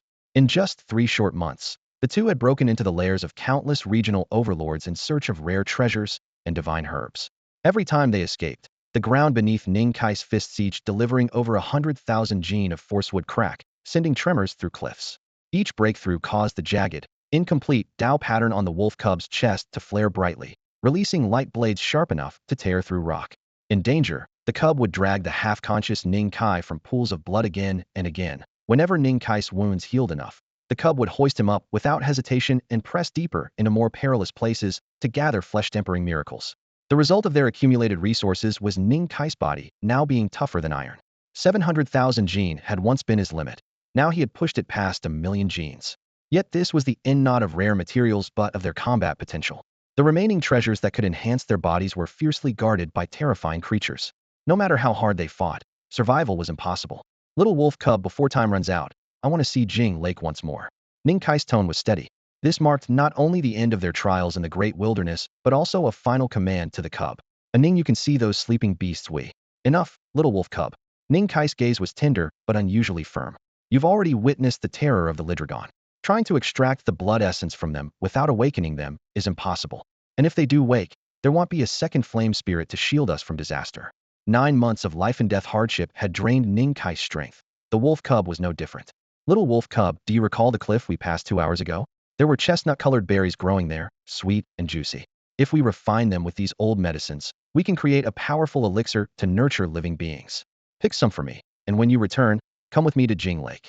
Ning Kai's expression grew distant, like an old man reminiscing about his long-lost village and the girl Qingyu. The wolf cub pursed his lips without replying. Fine, if the medicine's not very effective, it's not a big deal.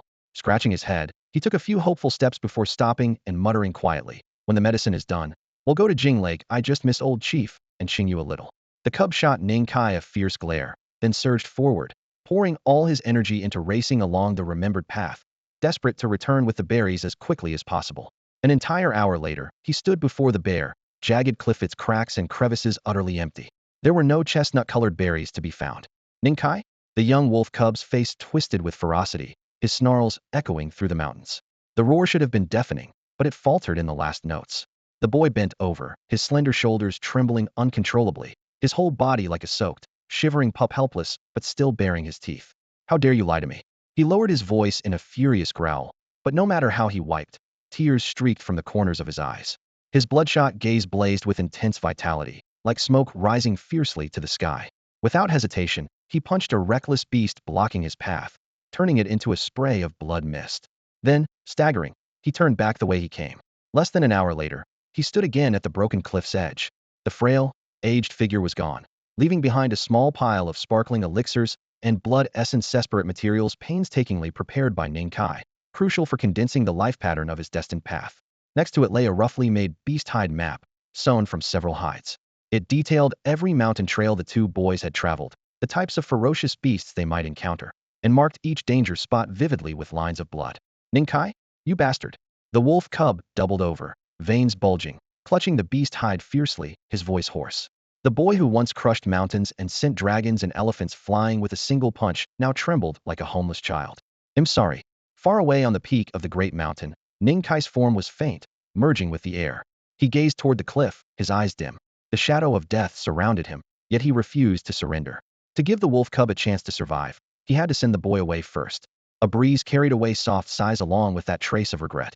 Ning Kai slowly straightened his back, his cloudy eyes flashed with piercing resolve. Boom. The great mountain cracked beneath his feet, like spiderweb fractures. He transformed into an arrow released from a bowstring, vanishing into the endless mountain ranges.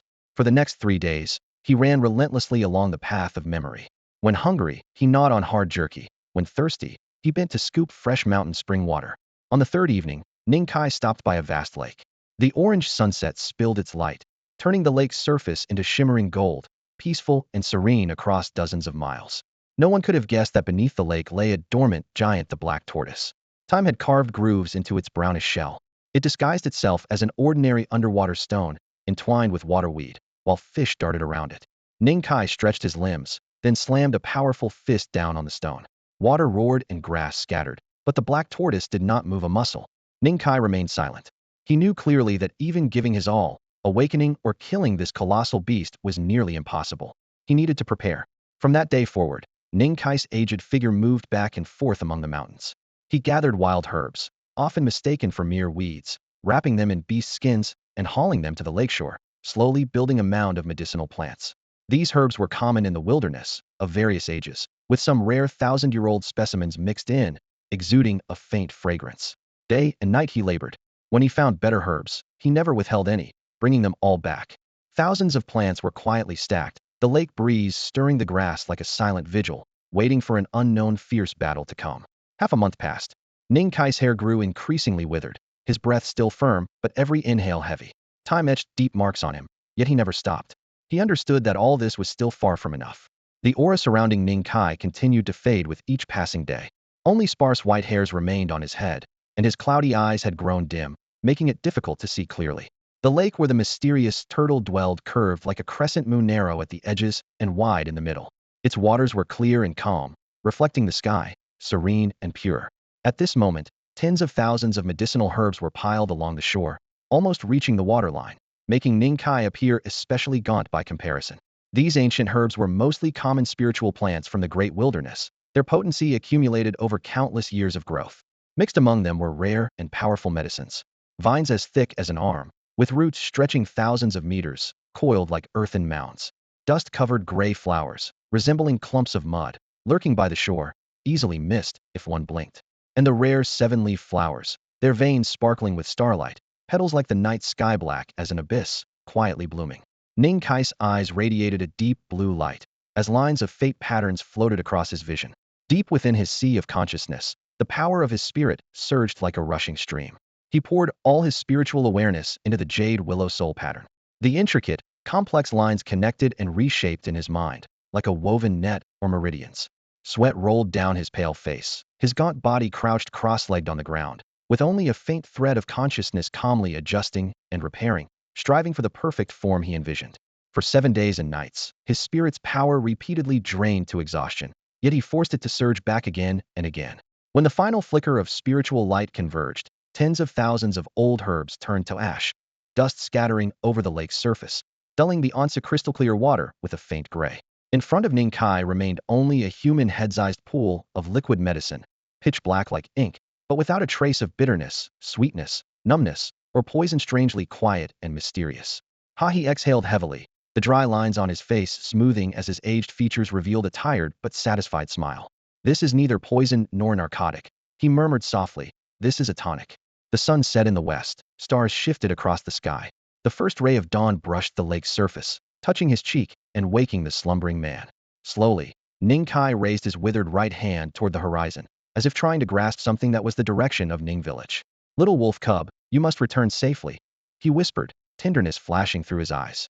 Immediately, he restrained his expression, his deep, dark eyes sharpened once more. He gathered the black medicinal liquid, sealed it with secret power, and sank it into a hidden underwater ravine in the lake. After finishing, he soared to the mountaintop tens of miles away, standing atop a giant boulder, his eyes bursting again with brilliant blue lightning. He was spying, trying to pierce through the furious energy shielding the mysterious turtle, seeking to capture the fate pattern of that ancient colossal beast. Failure was almost certain, but that would not stop him from achieving his true purpose. The mountain beneath him trembled lightly. From the lake's center, dark ripples suddenly surged. The residual fragments of his spirit left in the medicinal liquid scattered completely. The dark liquid quickly spread, deepening the blackness of the ravine. Within the black mist, a pair of giant yellow eyes suddenly flew open, a fierce, cold light flashing anger at being spied upon. A huge head churned out of the water, violently sucking in a massive volume of lake water. A colossal turtle that blotted out the sky burst from the lake, its shell rippling with waves, fixated on the desperate Ning Kai trying to escape. The turtle was known for its slow movement. This was one key reason Ning Kai had chosen it as his target. But in this strange and unpredictable world, luck alone was far from enough. So he had poured all his heart and soul into refining that pool of medicine. The turtle surfaced, coldly glancing at Ning Kai, its body exhaling pure mist. For it, a distance of hundreds of miles was no more than a single step. But then it seemed to sense something, casting a meaningful look toward the fleeing bipedal beast in the distance. The savage gleam in the black tortoise's eyes slowly faded.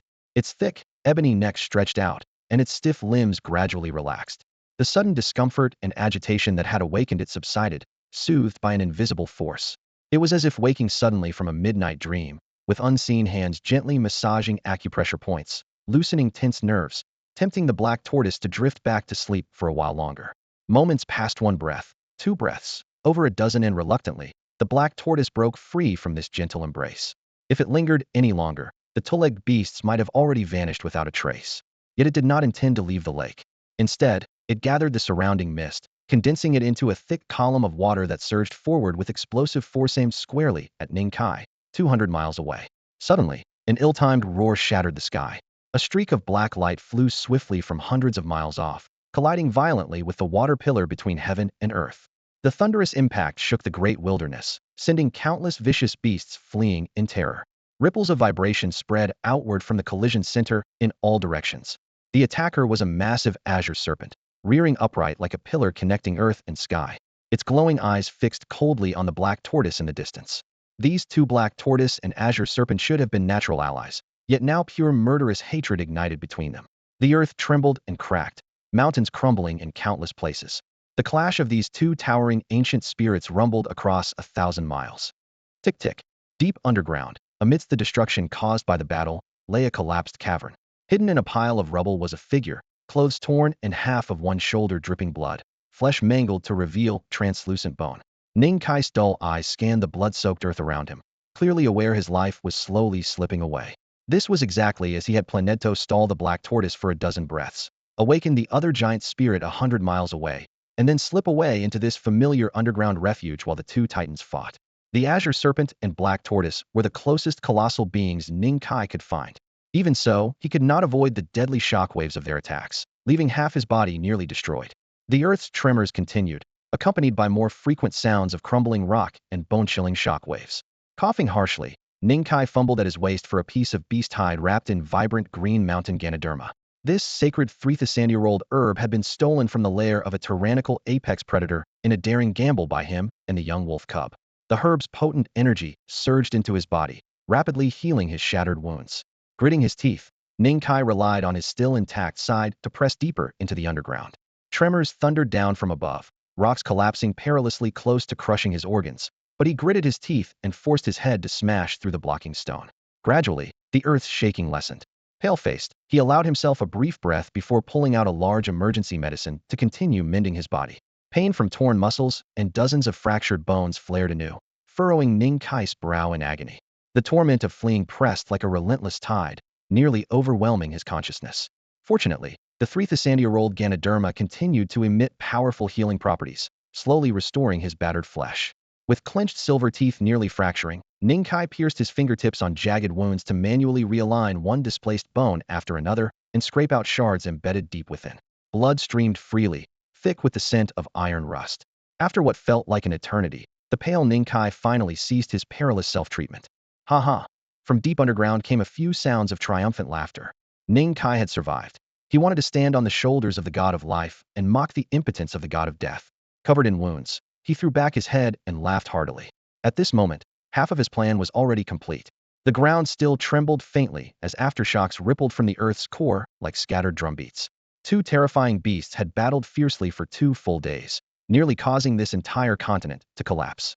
During the fight, Ning Kai had to frequently change hiding places. The earth fractured and the crust folded beneath him. A huge boulder almost crushed him into a pulp.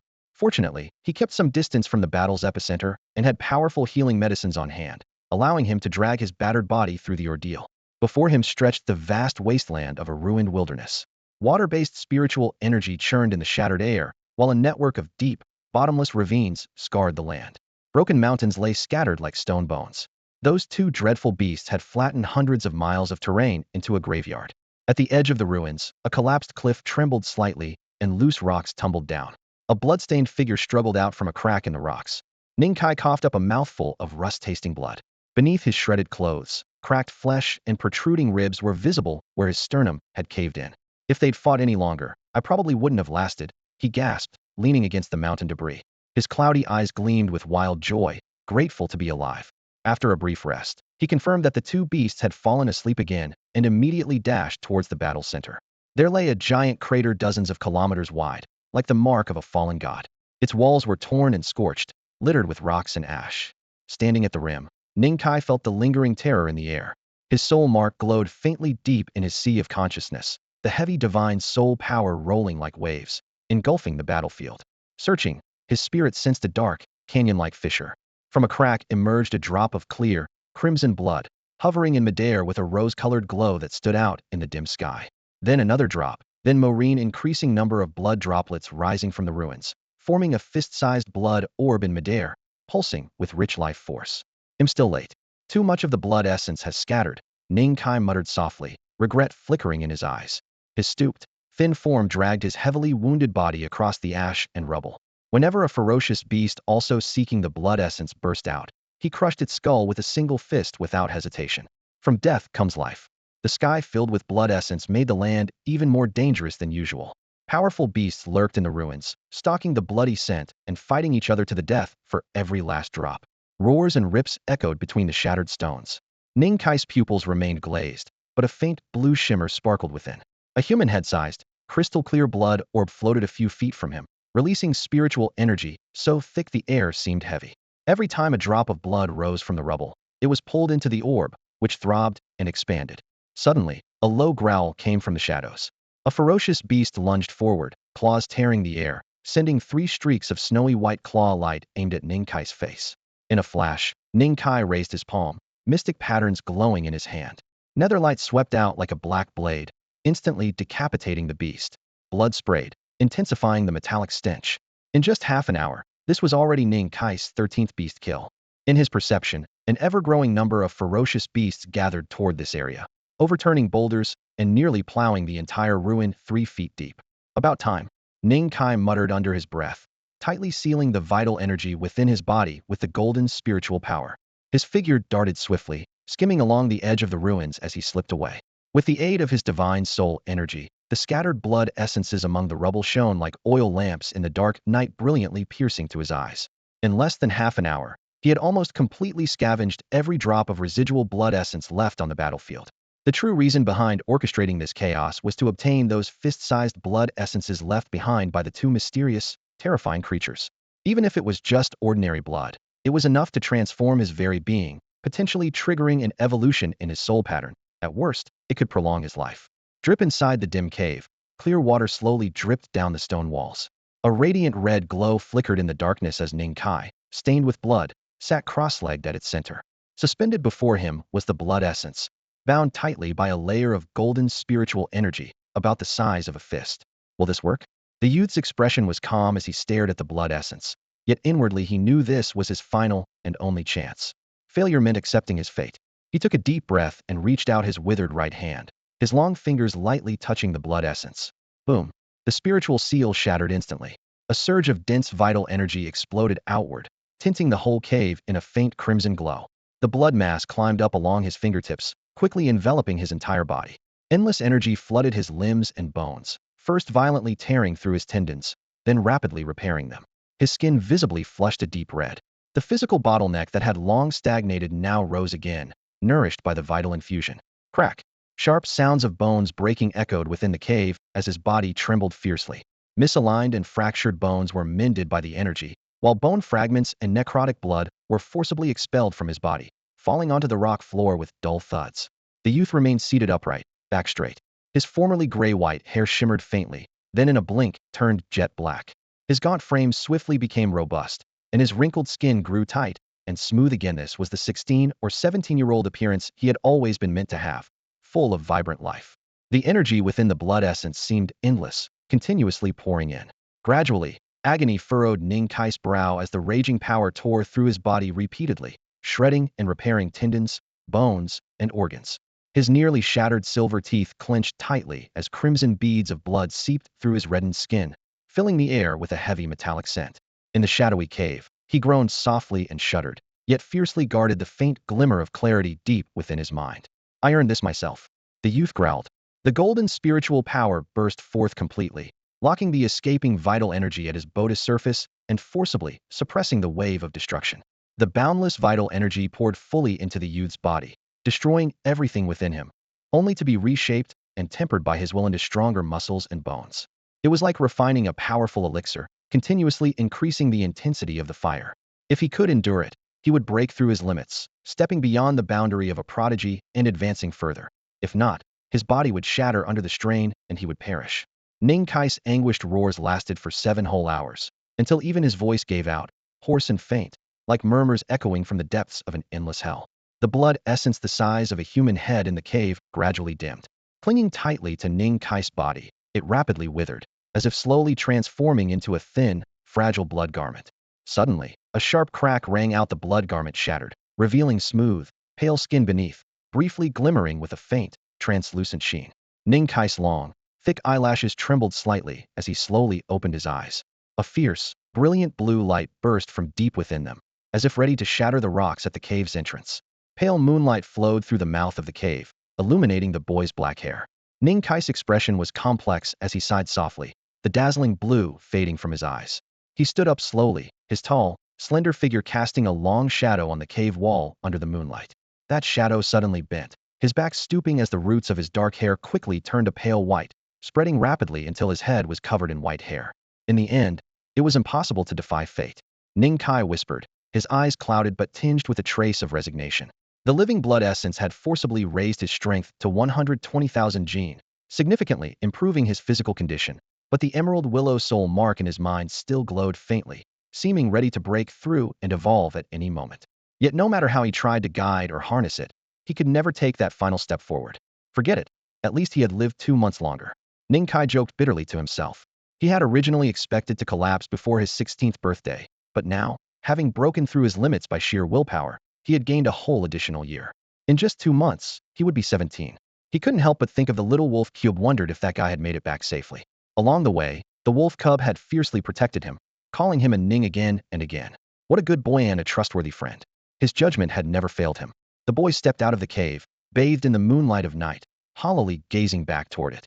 Past experience told him that some creatures, at the moment of death, would instinctively leave their group and lie down alone in the wilderness.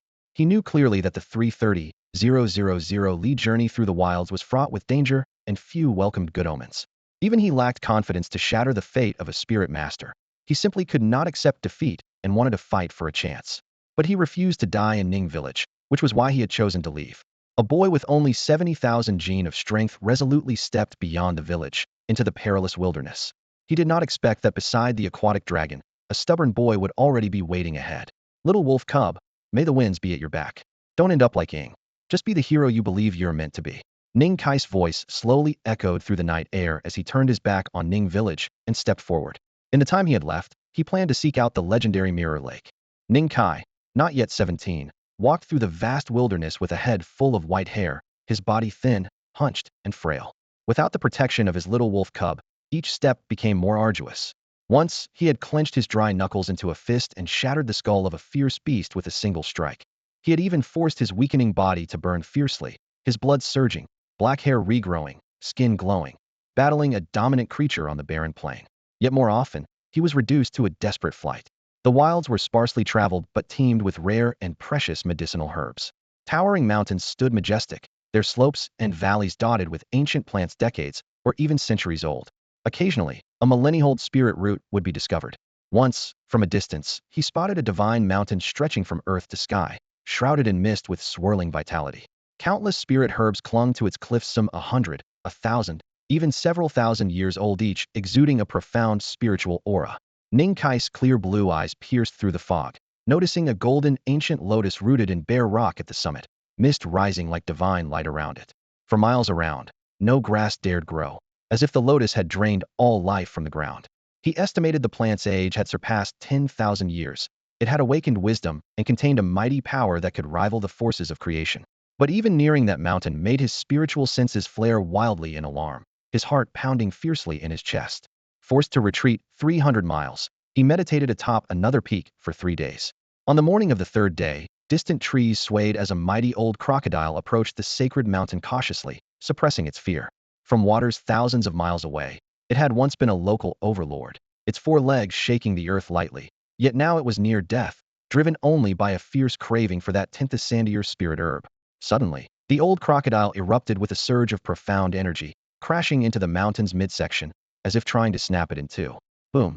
The thunderous impact sent rocks flying and shook the earth. The crocodile let out a piercing roar but was swallowed by a massive fissure dozens of miles wide that split across the mountain. In the abyss, only faint echoes and tremors remained before silence fell. The mist returned to swirl, and the sacred mountain stood majestically as before. The Sandier golden lotus at the peak still absorbed spiritual energy, as if none of it had ever happened. Ning Kai rose silently and turned to continue his journey. He had lost count of how far he had traveled, crossing dozens of great rivers, climbing countless divine mountains. Along the way, he had encountered an uncountable number of rare herbs, each naturally nurtured by earth and heaven. Even the miraculous treasures gestating spirit energy for 10,000 years, he had found 3 of them in succession. Yet still, he had not found that fabled Mirror Lake. A month and a half had passed since the battle between the 2 terrifying beings. Ning Kai looked even more aged, like a withered old tree, joints stiff and movements slow. The sharpness of his youth had been gradually worn away by wind and sand. With clouded eyes, he silently crossed peak after peak. Climbing yet another mountain summit, a glimmer finally caught his vacant gaze. Far on the distant horizon lay a shining silver body of water, resting at the junction of heaven and earth. It looked like both a lake and a sea, vast and clear, silver-white in hue, without a hint of waves or ripples one would expect from rivers or seas. It was a mirror, quietly resting between earth and sky, reflecting the hues of the heavens. Mirror Lake, the silver-white surface stretched across the horizon like snow. The moment Ning Kai saw it, a faint smile touched his lips. Since leaving Ning village, he had traveled alone through the vast wilderness for 330,000 li. At last, he had reached what the old village chief called the end. A weight lifted in his heart, yet his steps remained steady, gradually closing the distance to the ever-growing mirror. When he stood at the water's edge, the surface was so close it felt within reach, so still that even a breath might disturb it. The sky held no clouds or mist, no whispering winds, nor any sign of life. Suddenly, a bird, fiery red all over, streaked past the shoreline and plunged into the lake's center. Its form seemed flattened by an invisible hand, sinking silently without a single ripple, the scarlet slowly vanishing beneath the surface. Ning Kai watched in silence, peaceful as if witnessing an inevitable homecoming. Deep in his awareness, golden spiritual essence churned like liquid fire, pouring fully into the glimmering willow-shaped soul mark on his arm. In an instant, a golden soul mirror floated before him, perfectly smooth and flawless. The breeze stilled around its edges, the clouds dispersed, mirroring the silver lake beneath his feet. Ning Kai chuckled softly with self-mockery and waved his hand, shattering the golden mirror into specks of light, but his gaze drifted toward the horizon. The old village chief's warning still echoed, "Never try to cross Mirror Lake. Almost dead already, maybe this is a good place to rest," he murmured, stepping into the lake. The icy cold touched his toes, yet the water was perfectly still. The next moment, a lone boat howled in from behind, wobbling wildly before settling steadily on the water. It was woven from the strange reeds growing at the shore, stiff, dark green stalks that looked fragile, yet drifted with remarkable steadiness. "I guess maybe you're still alive, maybe you'll need this," a young, hoarse voice came with the breeze. A scruffy wolf cub, hair obscuring his eyebrows, stepped up beside Ning Kai. His gaze swept over Ning Kai's gaunt face and graying temples. Whatever anger smoked in his heart softened to a sigh at the other's weariness. The boy was carrying another crooked little boat on his shoulder, set it gently on the water, then leapt aboard, turning to look at Ning Kai. "Leaving?" Ning Kai was silent for a moment, then looked up. His cloudy eyes shimmered like the lake, voice rough. "No, not the same road. I'm going back to Ning village." "Back to Ning village?" The boy raised an eyebrow. "Yeah, screw your Ning village." The wolf cub roared, grabbing Ning Kai by the collar and shoving him into the reed boat, his fierce face close. "Get in the boat." Without waiting for a reaction, he shoved off from shore, and the two boats slid across the calm lake, heading straight toward the enormous mirror. On board, Ning Kai remained silent. After a long pause, he said softly, "You didn't bring oars. Then use your hands to paddle." Ning Kai opened his mouth to reply, but only sighed. Suddenly, a low hum exploded in their ears. Beneath the reed boat, the once perfect lake's surface cracked sharply from the mirror's center, spiderweb fractures spreading swiftly all the way to the shore. The mirror standing on the horizon shattered inch by inch from its center. Two small boats woven from grass still floated on the lake's surface. The clear water was sliced by dark, deep cracks, like ink strokes smeared across it. Ning Kai barely lifted his head, his cloudy eyes drifting upwards, a hint of something strange flashing across his face. At the horizon, a woman appeared as if stepping through the cracks.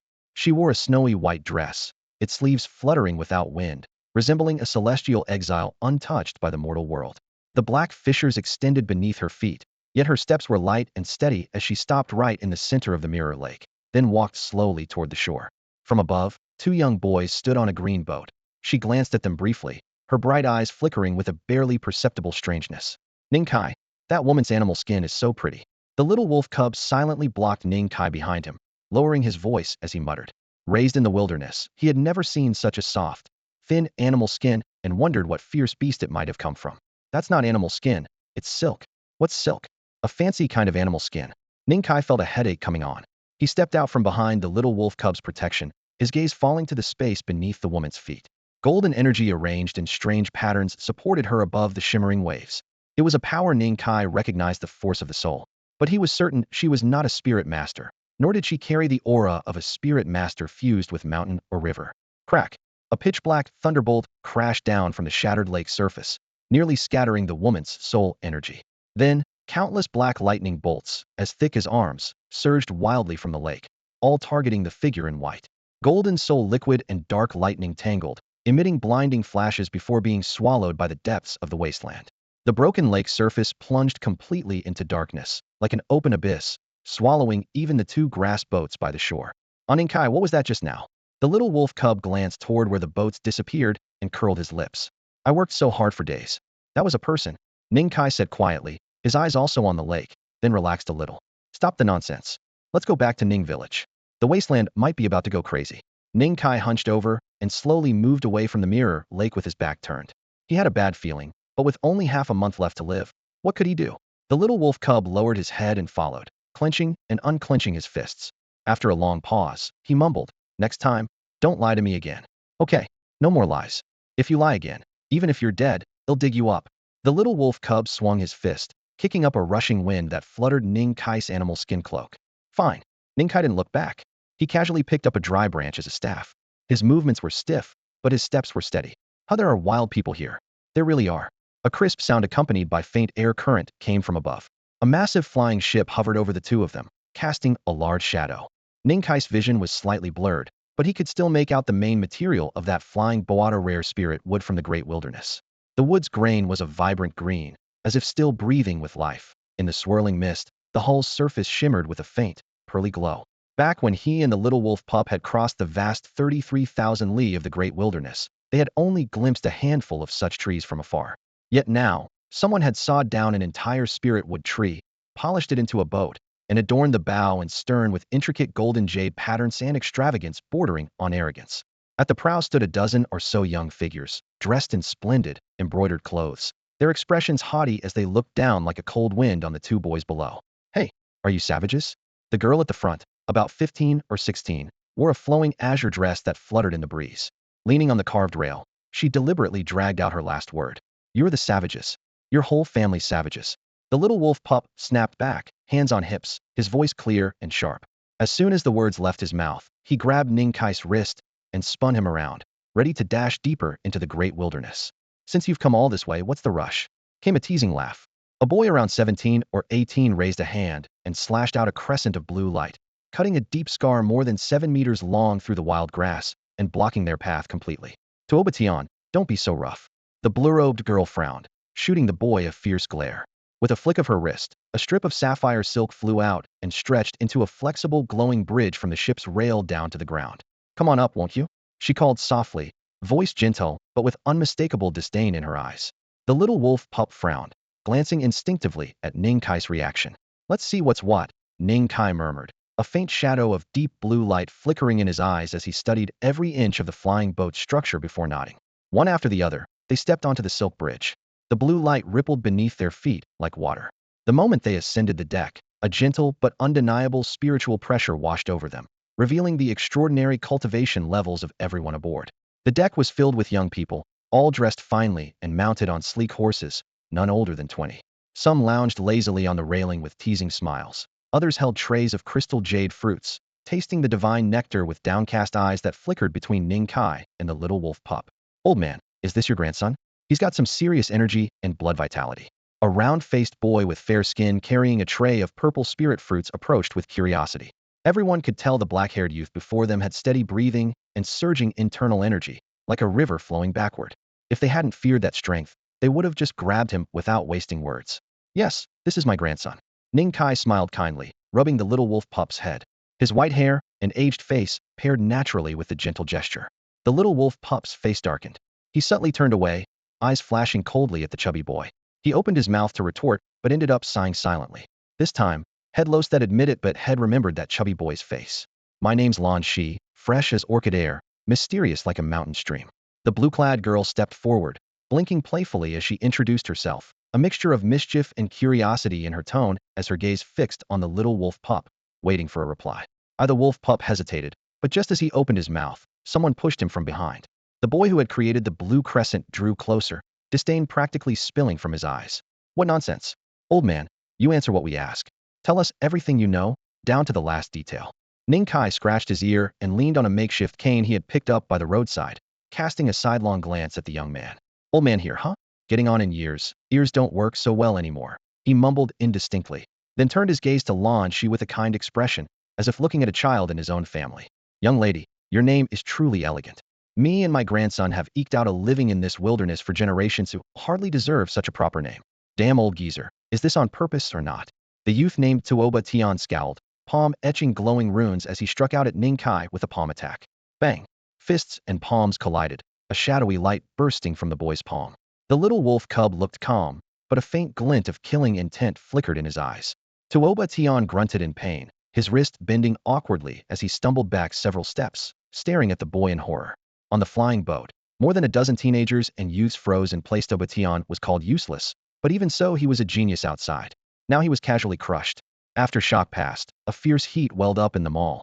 The stronger this boy was, the richer the land's spiritual herbs must be. Heh, Tuobatian was reckless. A handsome young man stepped forward from the crowd, bowing earnestly. I apologize on his behalf. He took a finely carved wine flask and poured a full cup for Ning Kai and his grandson. Xiaotian. It's a pleasure to meet both of you. How much of a pleasure? The little wolf cub looked up, curious, speaking spontaneously. About as much as 7 mountain-moving apes tall, Xiaotian paused, but went along with it. He added, we just arrived here together. Our earlier rough behavior was only to inquire about the area nearby. Well then, you've asked the right people.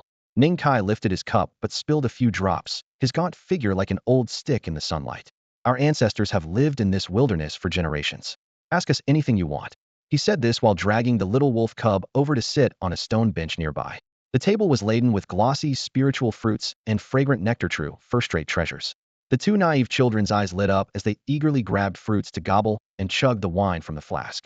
Spiritual fruits were fairly common, but fine wine and exquisite pastries were pleasures never before seen in this wilderness. The little wolf cub ate and drank greedily, while Ning Kai crunched crumbs all over his mouth. Cough, slow down, old man. Don't choke, Xiaotian said, rubbing his forehead, eyes twitching at their wasteful way of treating pastries like mere rations. We want to know if there are any special creatures or dangerous places in this region, he asked. Dangerous places?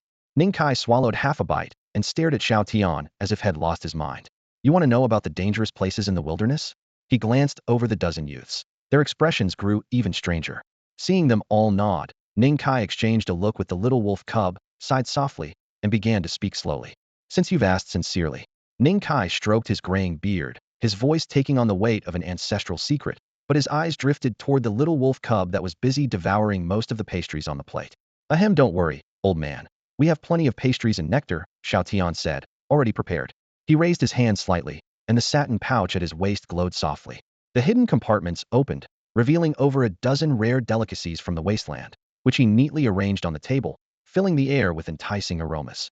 A faint gleam flashed in Ning Kai's eyes, but he pretended to remain calm and casually reached for one of the fresh honey pastries. The dangerous places in the wasteland, he began, slowing his speech, naming one perilous area after another nearby. Some were home to extraordinarily powerful beasts, others held ancient and terrifying creatures like water dragons and dark tortoises. Finally, looking at the generous spread of food, he realized Xiaotian and the others weren't heartless, so he kindly warned them. Those areas are truly deadly. One wrong step, and you'll lose your lives. If it were just you kids, best not to venture in lightly. Xiaotian and Lan Shi exchanged glances with a group of a dozen or so other teenagers, all smiling in unison. Don't worry, sir, we know our limits. Seeing this, Ning Kai said no more. He knew human nature well, warning them more would only make them more eager. Since that's the case, we won't disturb you any longer. After eating their fill, Ning Kai and the little wolf cub stuffed their thick, beast-hide bundles until they were bulging, then stood up to take their leave. Be careful. Absolutely don't go to those places. Ning Kai called after them. Don't worry, sir, we know our limits. The teens on the flying boat replied with matching smiles again. At that moment, the little wolf cub hugged his bundle tightly and stared intently at the plump, pale kid nearby. What's your name? Li Bai? Li Bai, I'll remember you, the wolf cub said firmly, then leapt down from the flying boat alongside Ning Kai, crashing onto the ground and leaving 2 deep pits several feet wide where they landed. Xiaotian peered down into the craters and murmured, that old man isn't so simple after all. Tuobatian looked sullen, his wrist still aching, and spoke in a low voice. Why didn't we just take action then? They're not weak. If we really fought, it would only complicate things. Xiaotian shot him a glance and added calmly, even though the family treasure is with us, don't blame others for saying the Tuoba clan is lacking youth talent. Tuobatian's face stiffened, and he grunted coldly without a word. Once out of sight of the others, Ning Kai suddenly stopped walking. Blood dribbled from the corner of his mouth. His body was a remnant, with only half a month left to live. Earlier, on the flying boat, he forced his blood energy to surge and masked it with concealment arts to avoid detection. Fine, he wiped away the blood and signaled the little wolf cub not to worry, then looked back at the fading flying boat on the horizon. Should we follow them? Just in case. The wolf cub pondered for a moment and seemed to resolve something. It's no use. I've tried. Ning Kai shook his head. In his current condition, he couldn't find a way to prolong his life. Let's return to Ning village. Ning Kai said no more.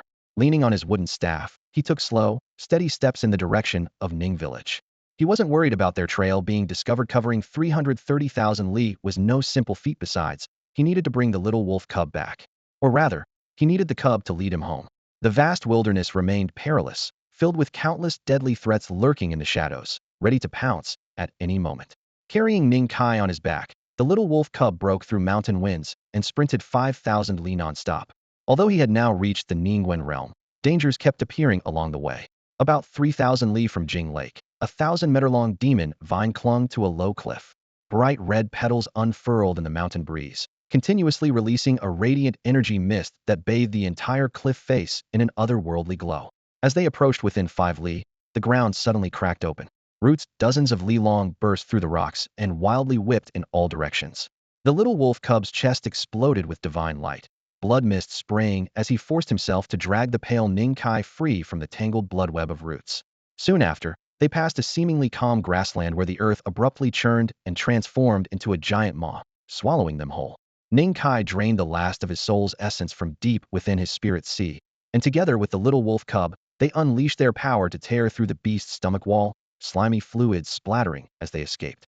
After this ordeal, Ning Kai's condition deteriorated rapidly. His once bright blue eyes could no longer open. On the morning of the third day, the little wolf cub stood atop a cliff, still carrying Ning Kai. At the horizon, a massive flying ship smashed through several mountain peaks, battered and breaking apart. Torn fragments flew through the air, faintly revealing the struggling teenagers aboard. Despite Ning Kai's warnings, the cub had relentlessly chased after the flying ship. Unfortunately, the ship was gravely damaged before reaching the danger zone Ning Kai had mentioned. The boys and girls aboard desperately called their ancient artifact a family treasure, a floating device at the bow emitting golden divine light to barely hold the ship together. We overestimated them, the little wolf cub muttered quietly, then turned and dashed toward Ning village. He had thought these signs of powerful factions had secret trump cards, but found they were just flowers from a greenhouse. Little wolf cub Ning Kai struggled to open his eyes. Though cloudy, his gaze still fixed on streaks of lightning across the sky. Carrying him, the cub followed those lightning scars in search of the ethereal woman who seemed cast from the heavens. Don't speak. We're almost there, the little wolf cub urged, gripping him tightly as he sped up again, each step cracking stones beneath their feet. At 17, he carried his companion like a wild beast tearing through the mountains. Ahead, the lightning marks grew clearer. Cliff walls split by jagged lightning scars, scorched plants reduced to ash, thin wisps of smoke still rising. A rat-eating tyrant flower lay cut in half along the ridge, its crimson sap staining the earth, a sweet, metallic scent blending into the air. Ning Kai's expression was grave as he whispered, that was a ruler-level beast. Even at their combined peak strength, they could only flee for their lives. Now, someone had severed it with a single sword, no chance for it to struggle. They had found it. The young wolf cub led Ning Kai over several more cliffs, his eyes shining with excitement as they landed on the white-robed figure several dozen miles away. At this moment, the woman's thunderous Tao energy had completely dissipated, her aura sharply diminished, only slightly stronger than that of a Lingguan stage cultivator. Suddenly, a brilliant sword light blazed to life at her feet, stretching tens of miles across the land and instantly severing half a mountain ridge before the two. The cut was smooth as a mirror, causing the shattered peaks to cascade down with roaring thunder. You have trespassed. Die. The white-robed figure's voice was icy cold, without a trace of warmth. Even against the howling mountain wind, Ning Kai could feel the merciless killing intent. If they showed no sense, she could crush 2 mere ants without effort. Fairy, please spare my brother's life. The wolf cub placed Ning Kai gently on the ground and shouted upward, his voice cutting through the wind. Fairy, please grant a way to extend his life. He called out a second time, sword chi slicing past him, tearing at his clothes. Gritting his teeth, he crossed the ridge and advanced again. Please save his life. On his third plea, the bone in his chest began to glow faintly golden, divine light bursting forth and colliding heat-in with the incoming sword light. The divine radiance shone brilliantly, but it failed to cause the expected shockwave. The sword light, clear as flowing water, sliced through the divine glow and kept racing straight for the wolf cub's throat. Desperation surged within the boy as his blood boiled. Black smoke and shadow condensed into a barrier, but it only blocked the attack for a moment. Run. Ning Kai's eyes were bloodshot, crimson lines streaming down his cheeks. Blue light exploded in his pupils as he forced himself to stop the sword light's advance. Boom. The deafening sound shattered the silence all around. The sword light cleaved through 2 mountain ridges and plunged into the earth, leaving behind a deep sword scar. Coughing, Ning Kai collapsed backward onto the ground, his breath fading. The wolf cub stood bloodied on his shoulder, almost half his shoulder sliced away by the sword scar, yet stubbornly locking eyes with the white-robed woman. He furiously activated the divine light in his chest, trying to prove his worth. Not enough. After a long silence, the woman didn't even look up, issuing only a cold, detached assessment. My brother is a spirit master. The boy roared low, pulling out a potent life elixir refined by Ning Kai from his waist and throwing it forward with all his might. Spirit master? The woman bathed in pure light paused, seemingly surprised, uttering the two words. Where are you from? Ning village, tens of thousands of miles away. Sent here from the outside world to escape trouble? No, we've rooted ourselves in the great wilderness for generations.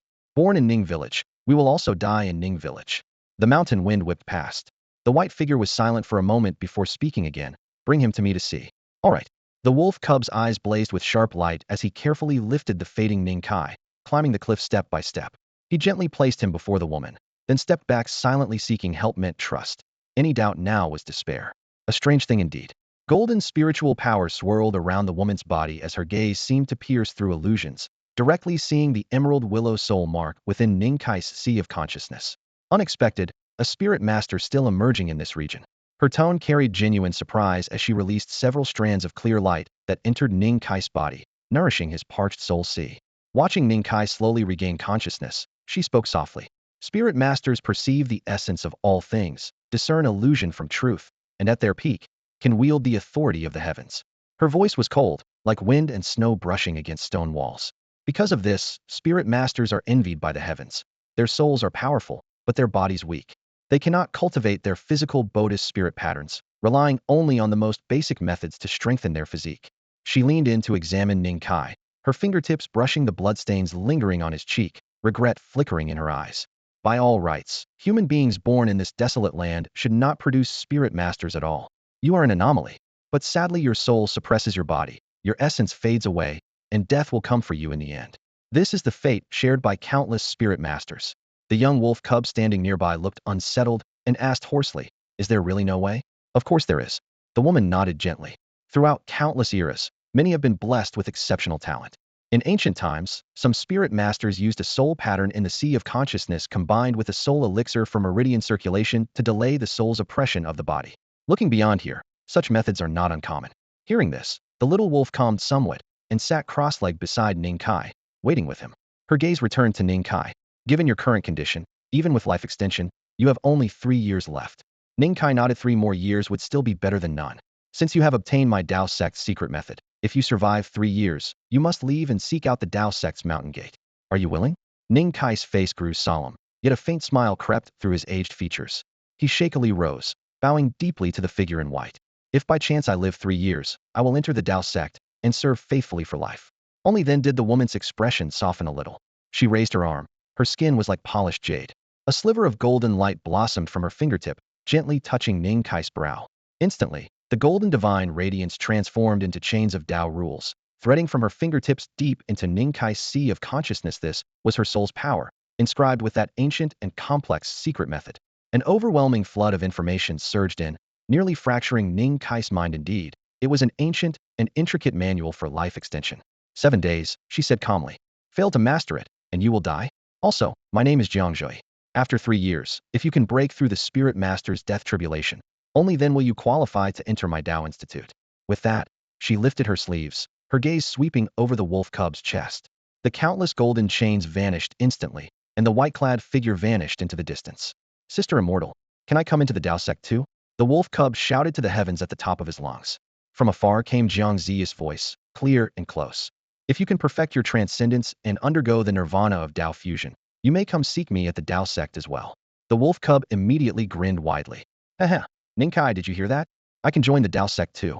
Ning Kai strained to open his eyes, a smile tugging at his lips as he forced out a few words. What she means is, you're not ready yet. You're something else, Ning Kai.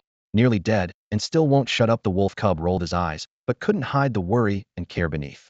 A long-forgotten warmth swelled in Ning Kai's heart. He slowly closed his eyes, sinking into the vast and obscure ocean of knowledge.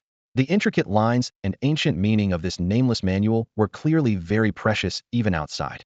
Ning Kai understood, while there is no kindness without reason. If he could not master it within 7 days, this secret method would never risk becoming known beyond. If he couldn't reverse his fate within 3 years, he would die and disappear just the same after those 3 years. This was a gamble. If he could survive the 3 years of deadly trials, he would truly become an anomaly.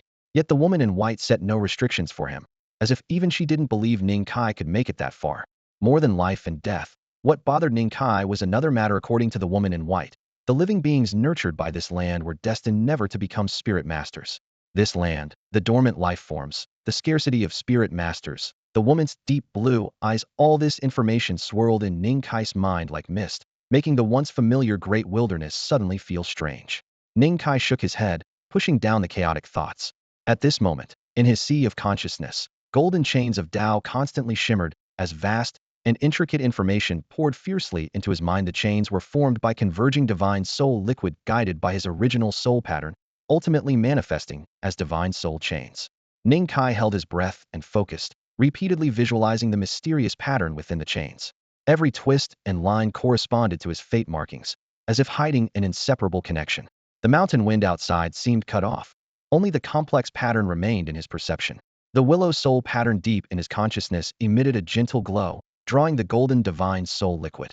Then the golden liquid, like a flowing stream, suddenly shattered into countless droplets suspended midair inside his mind.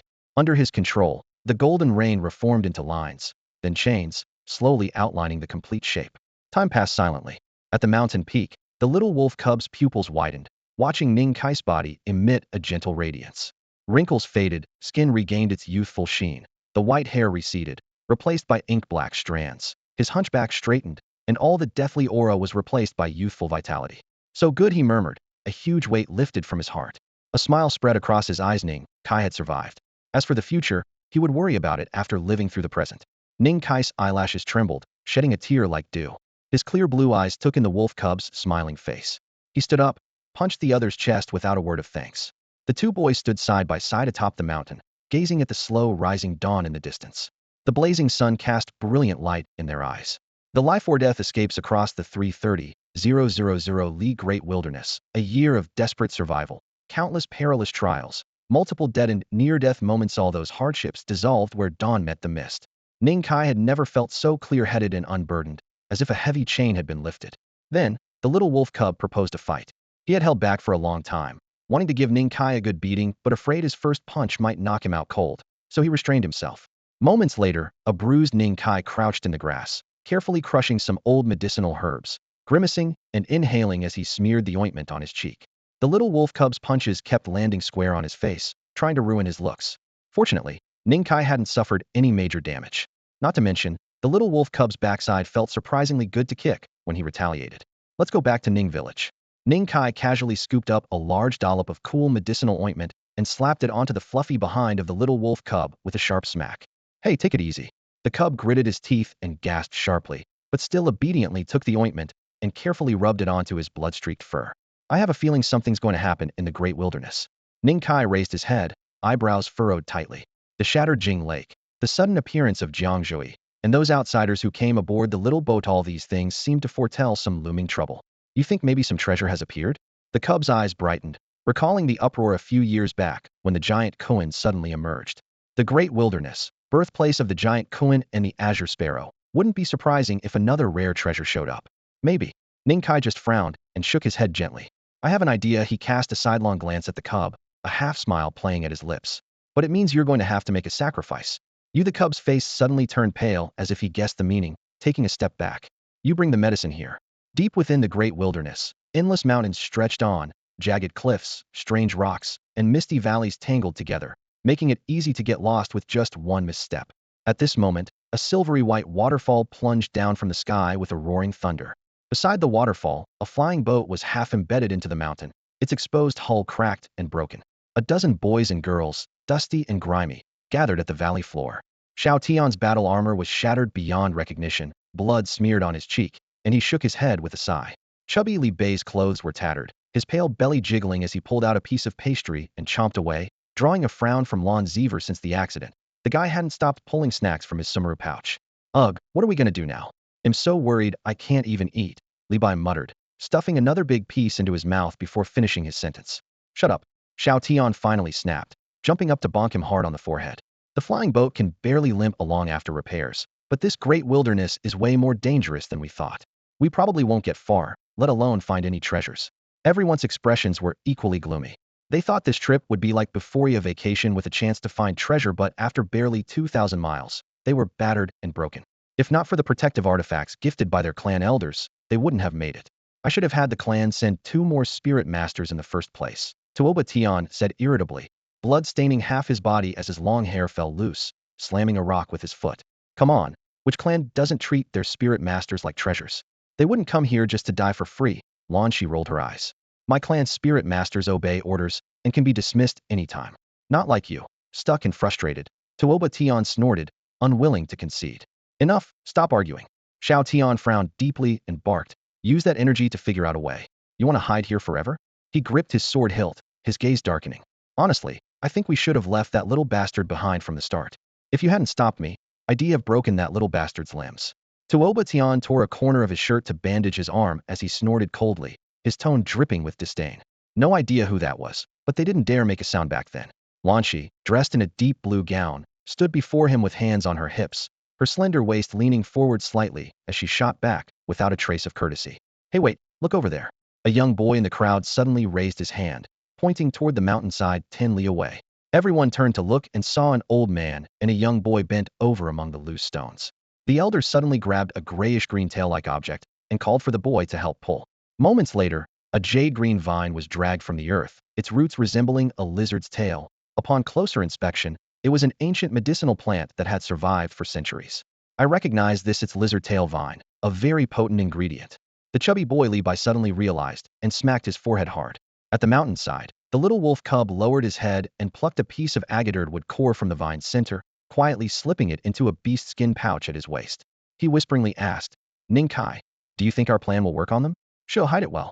Ning Kai swiftly formed a hand seal, casting a concealment spell, then hunched his back in an old man's stoop and continued picking dirt and leaves from the vine, pretending to be clueless. After a moment, Xiao Tian and his group approached, smiling as he said, Old sir, the real value of lizardtail vine lies only in that agate heartwood. The rest is hardly worth the effort. So that's what it's called, lizardtail vine. Ning Kai hunchbacked and nodded with mock seriousness. Young man, your knowledge certainly surpasses this old fool's. Heh, you flatter me. Xiao Tian chuckled lightly, but then narrowed his eyes and asked, Old sir, your family has lived in the great wilderness for generations and must be familiar with the mountain creatures.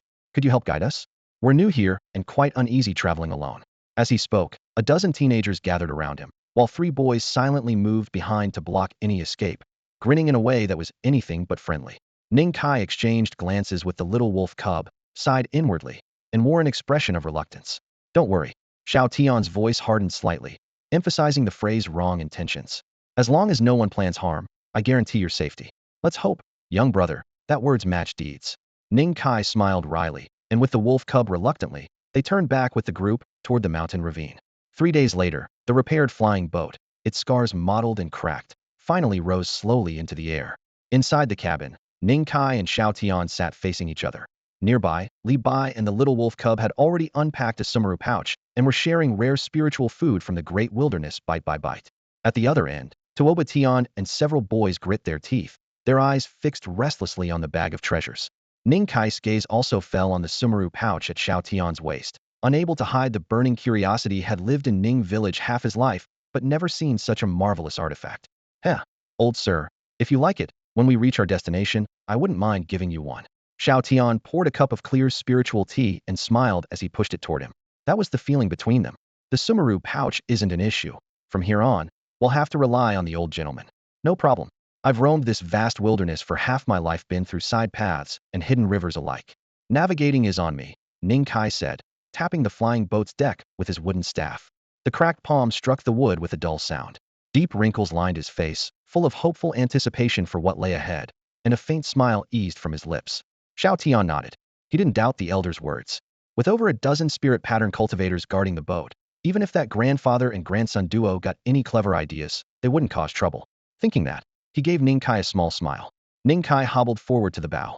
The flying boat's spirit tattoos glowed and softly hummed before its speed surged, flying faster than even the giant eagles soaring high above. Mountains and valleys blurred beneath them as mist in the distance tore apart like rifts in the wind. He silently marveled, compared to trekking alongside the little wolf cub, this form of travel was incomparably faster. Though high in the air they escaped most ground predators, they were bound to ruffle the feathers of the sky's dominant beasts. Within a few hundred miles, the flying boat was struck by two waves of fierce birds. Their razor-sharp feathers and flashes of electricity slammed against the blue protective shield, sending a cascade of sparkling ripples across its surface. The shield held firm, but the pounding rattled the cabin with a dull roar. Xiao Tian, who had maintained a calm and gentle smile, suddenly furrowed his brow, a silver-white glow bursting from his forehead.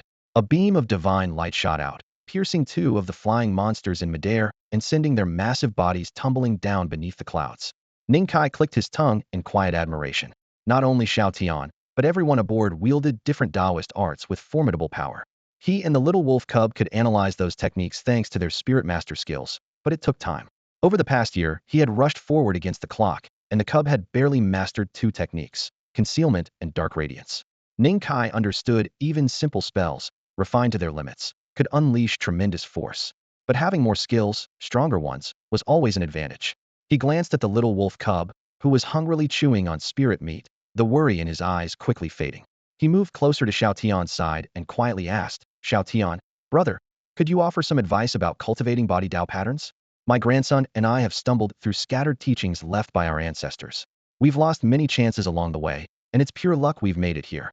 "No problem," Xiao Tian replied, lifting a cup of spirit tea and slowly swirling it until a faint green glow shimmered on its surface. After a moment's thought, he explained gently, "Cultivating the body Tao pattern starts with strengthening the physique-tempering muscles and bones. In my faction, juniors must reach a physical strength of 30,000 Jin before attempting to form their first body Tao pattern. But for potential, most continue training their bodies to the limit. 50,000 Jin denotes excellent natural foundation, 70,000 Jin marks a genius, and if one breaks past 90,000 Jin, they're ranked among the core heirs of major factions and allowed to study the strongest body Tao patterns." At this point, he casually glanced at the little wolf cub and, leaning close to Ning Kai's ear, chuckled softly, "Your grandson's physique is naturally strong. I guess he's at least cultivated a body Tao pattern with a foundation of 70,000 Jin. Almost there, almost there." Ning Kai's expression showed a hint of guilt, but to Xiao Tian's eyes, this only made him underestimate the little wolf cub a bit.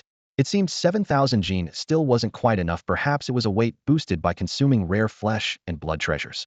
Xiao Tian weighed this quietly in his heart, but his face remained calm, his gaze growing increasingly intense. "TCH, just 7,000 Jin, and you dare to brag about it?" Tuoba Tian, leaning against the railing at the ship's bow, sneered mockingly. "I heard the young master of the Tuoba family barely reached 6,000 Jin after spending countless rare medicines." Lan Shi rolled her eyes, mercilessly cutting in. "So what? I just haven't trained enough. More training, and I'll surpass that." Tuoba Tian shot back stubbornly. "Even the golden beast's stomach can't handle your big mouth," Lan Shi scoffed, showing none of the noble elegance of a fairy maiden, sounding more like a playful scoundrel. "You. Cough cough. That's amusing." Xiao Tian cleared his throat lightly and glanced with a smile at the little wolf cub, who was listening intently with perked ears. He restrained his amusement and began to explain patiently. "Strengthening the body, known in the outside world as blood condensation, is the first crucial step in building a foundation. Using qi and blood as the guide, one condenses the first pattern, stepping into the pattern condensing realm. The elder Haremi grandson is currently at this stage. When he forms a complete life pattern that integrates with his flesh and bones, when his entire body is marked with this pattern, he can then break through to the next stage." Pausing slightly, Xiao Tian's gaze landed deeply on Ning Kai. "After the pattern condensing realm comes the pattern evolving stage.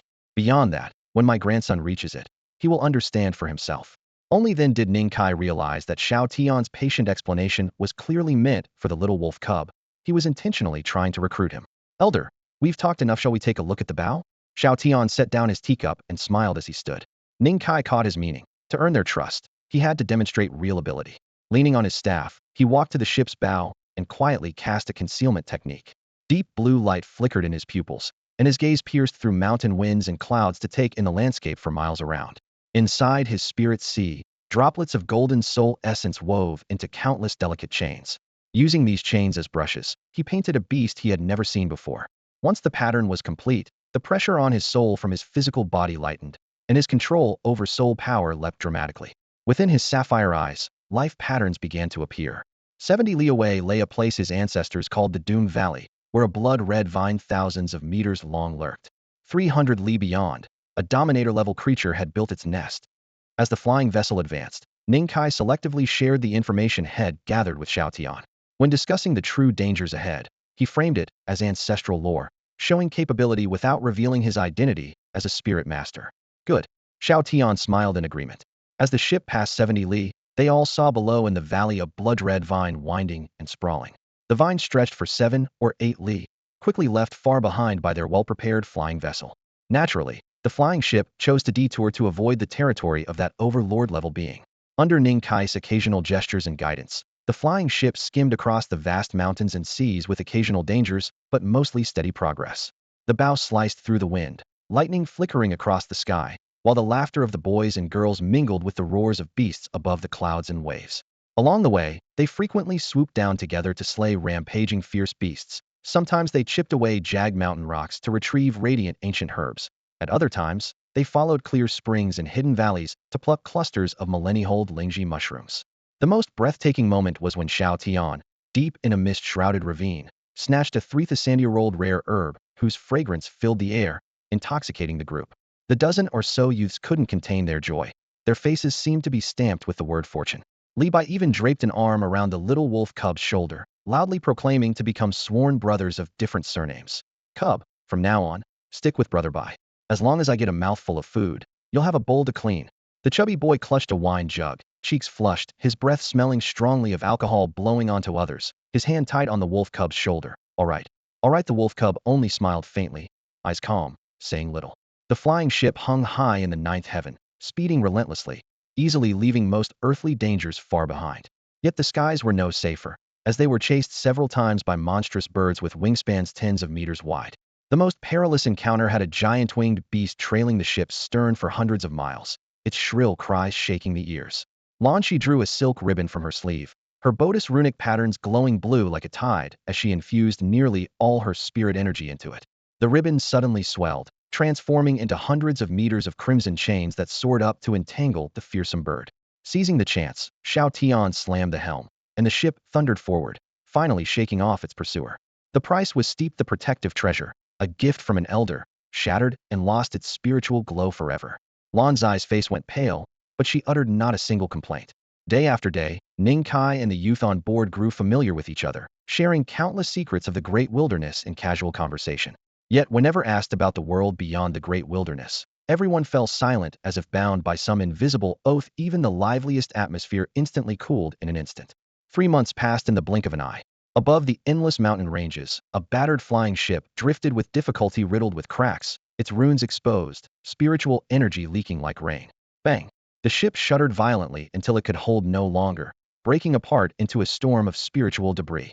A dozen or so youths fell screaming from thousands of meters, crashing into the earth and forming deep craters, dust billowing skyward.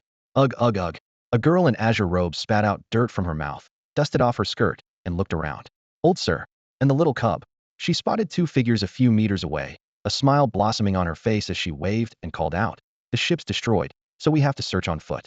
Before she finished, the 2 figures vanished simultaneously, and in the next moment, soft rushing sounds came from behind her head on both sides. Yulan, she reacted swiftly, a blue light flashing across her chest, and the marks of her true destiny suddenly appearing. But Ning Kai and the little wolf cub had already closed in. Their attack was clearly premeditated. Ning Kai gripped a milky, white giant bone, sharp beast claws carving the characters Rin, benevolence, and righteousness like blades. The little wolf cub raised a bone hammer carved crookedly with the characters Tao de morality. Both bone weapons struck the back of Lan Zai's head simultaneously with a thud. Did we hit a little too hard? Ning Kai looked down at the 2 large bumps swelling on the girl's head, his conscience occupying a tenth of his heart, aching faintly and struggling.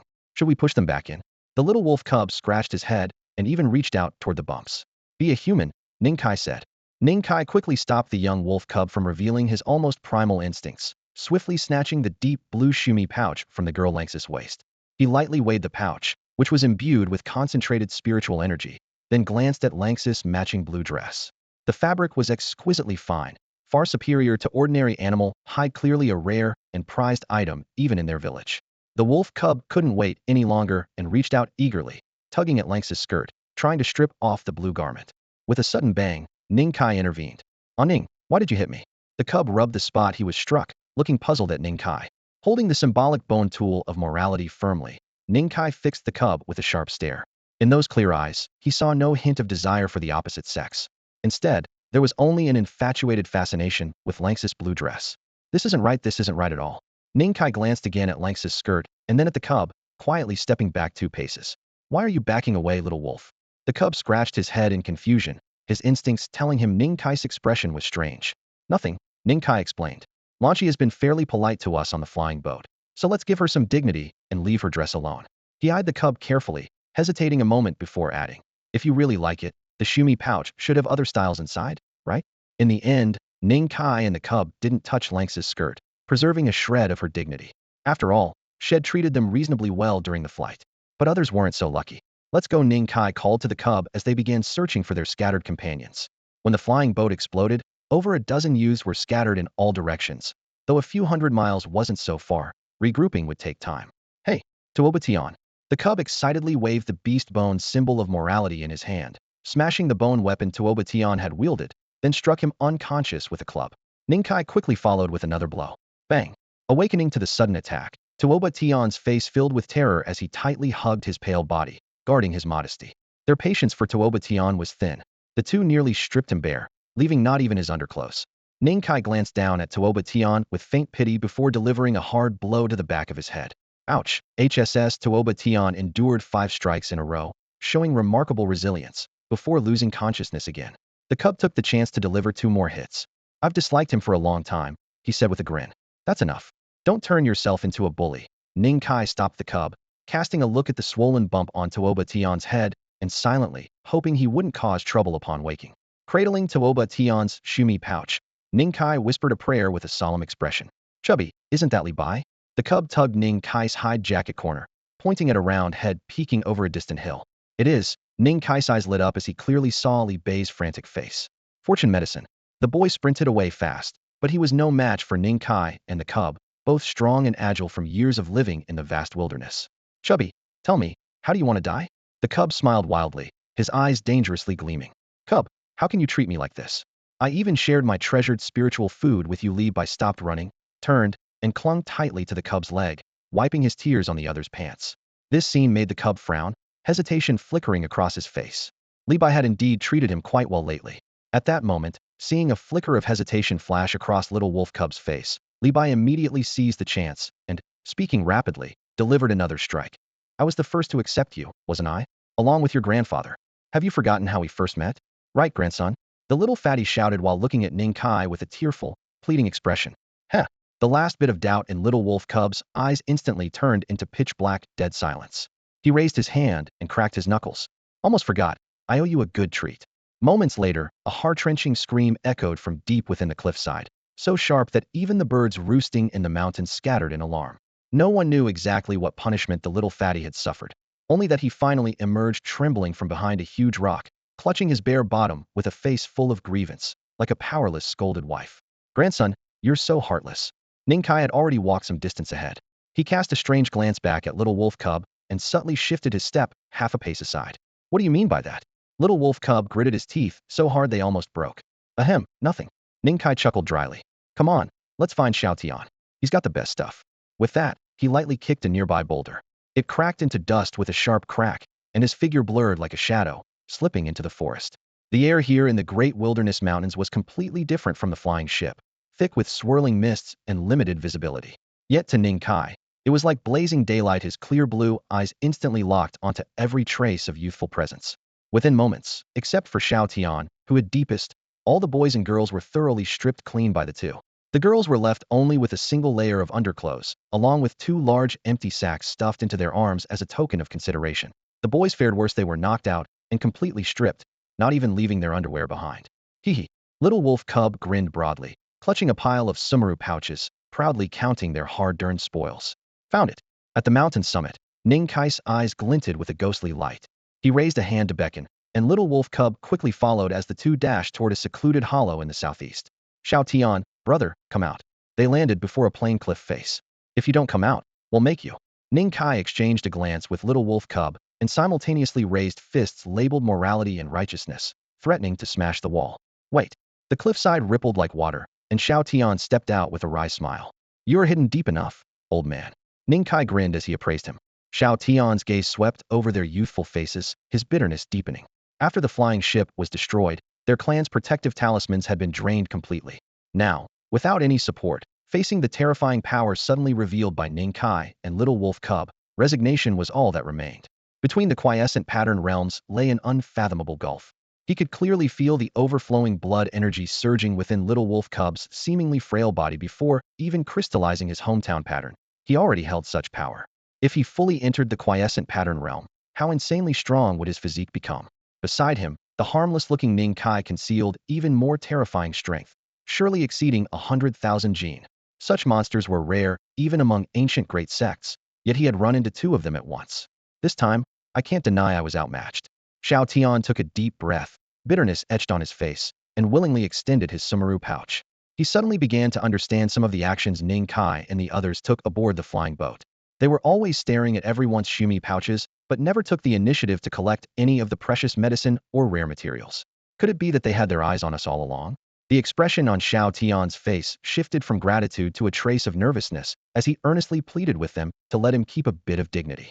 Having witnessed from afar what they had done to their companions, he knew he had to fight for this last shred of respect. No worries, brother Xiao Tian. You've helped us a lot. How could we repay kindness with ingratitude? Ning Kai replied readily, then called to the little wolf cub beside him. Together, they tossed Xiao Tian's storage pouch aside and turned to walk off into the distance. Phew! Xiao Tian finally relaxed, feeling like a huge weight had just been lifted from his chest. Though he had lost those precious medicines and materials, at least he kept his dignity intact. But the next moment, a rush of wind howled past behind his head before he could react. Bang! A bone rod symbolizing righteousness and morality struck the back of his head hard, quickly swelling into two large, painful red lumps, quite a shocking sight. Truly unreasonable. Ning Kai smiled slightly, murmuring softly. Seeing Xiao Tian's swollen bumps, he couldn't help but comment, Brother Xiao, you're truly exceptional. Your swelling is twice as big as anyone else's. With that, Ning Kai skillfully stripped Xiao Tian bare, revealing every scar beneath his skin. Then his deep blue eyes carefully scanned the surrounding area. Finally, about a mile away in a patch of grass, he found several rare herbs Xiao Tian had secretly hidden, along with scattered jade stones, scrolls, and other miscellaneous items. Bang! The little wolf cub smashed another hit on the back of Xiao Tian's head, the swelling now grotesquely large like a huge lump. Such promise and talent, Brother Xiao is sure to achieve great things someday. Ning Kai laughed heartily, then together with the cub disappeared deep into the mountains, casually picking a direction as they left. Naturally, they wouldn't return straight to Ning village but would detour for 7 days before heading back. Far away, in a secluded mountain ravine thousands of miles from the scene, the little wolf cub punched open a cave, then took out a luminous stone from Xiao Tian's shumi pouch and carefully embedded it into the cave entrance's edge.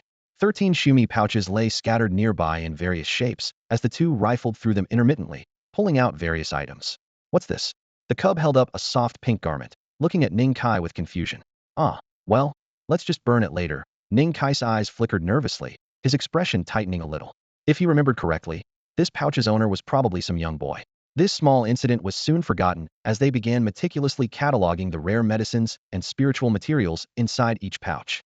The majority of the herbs had been collected after the group entered the vast wilderness, though a few had been sealed in jade boxes to prevent loss of vitality.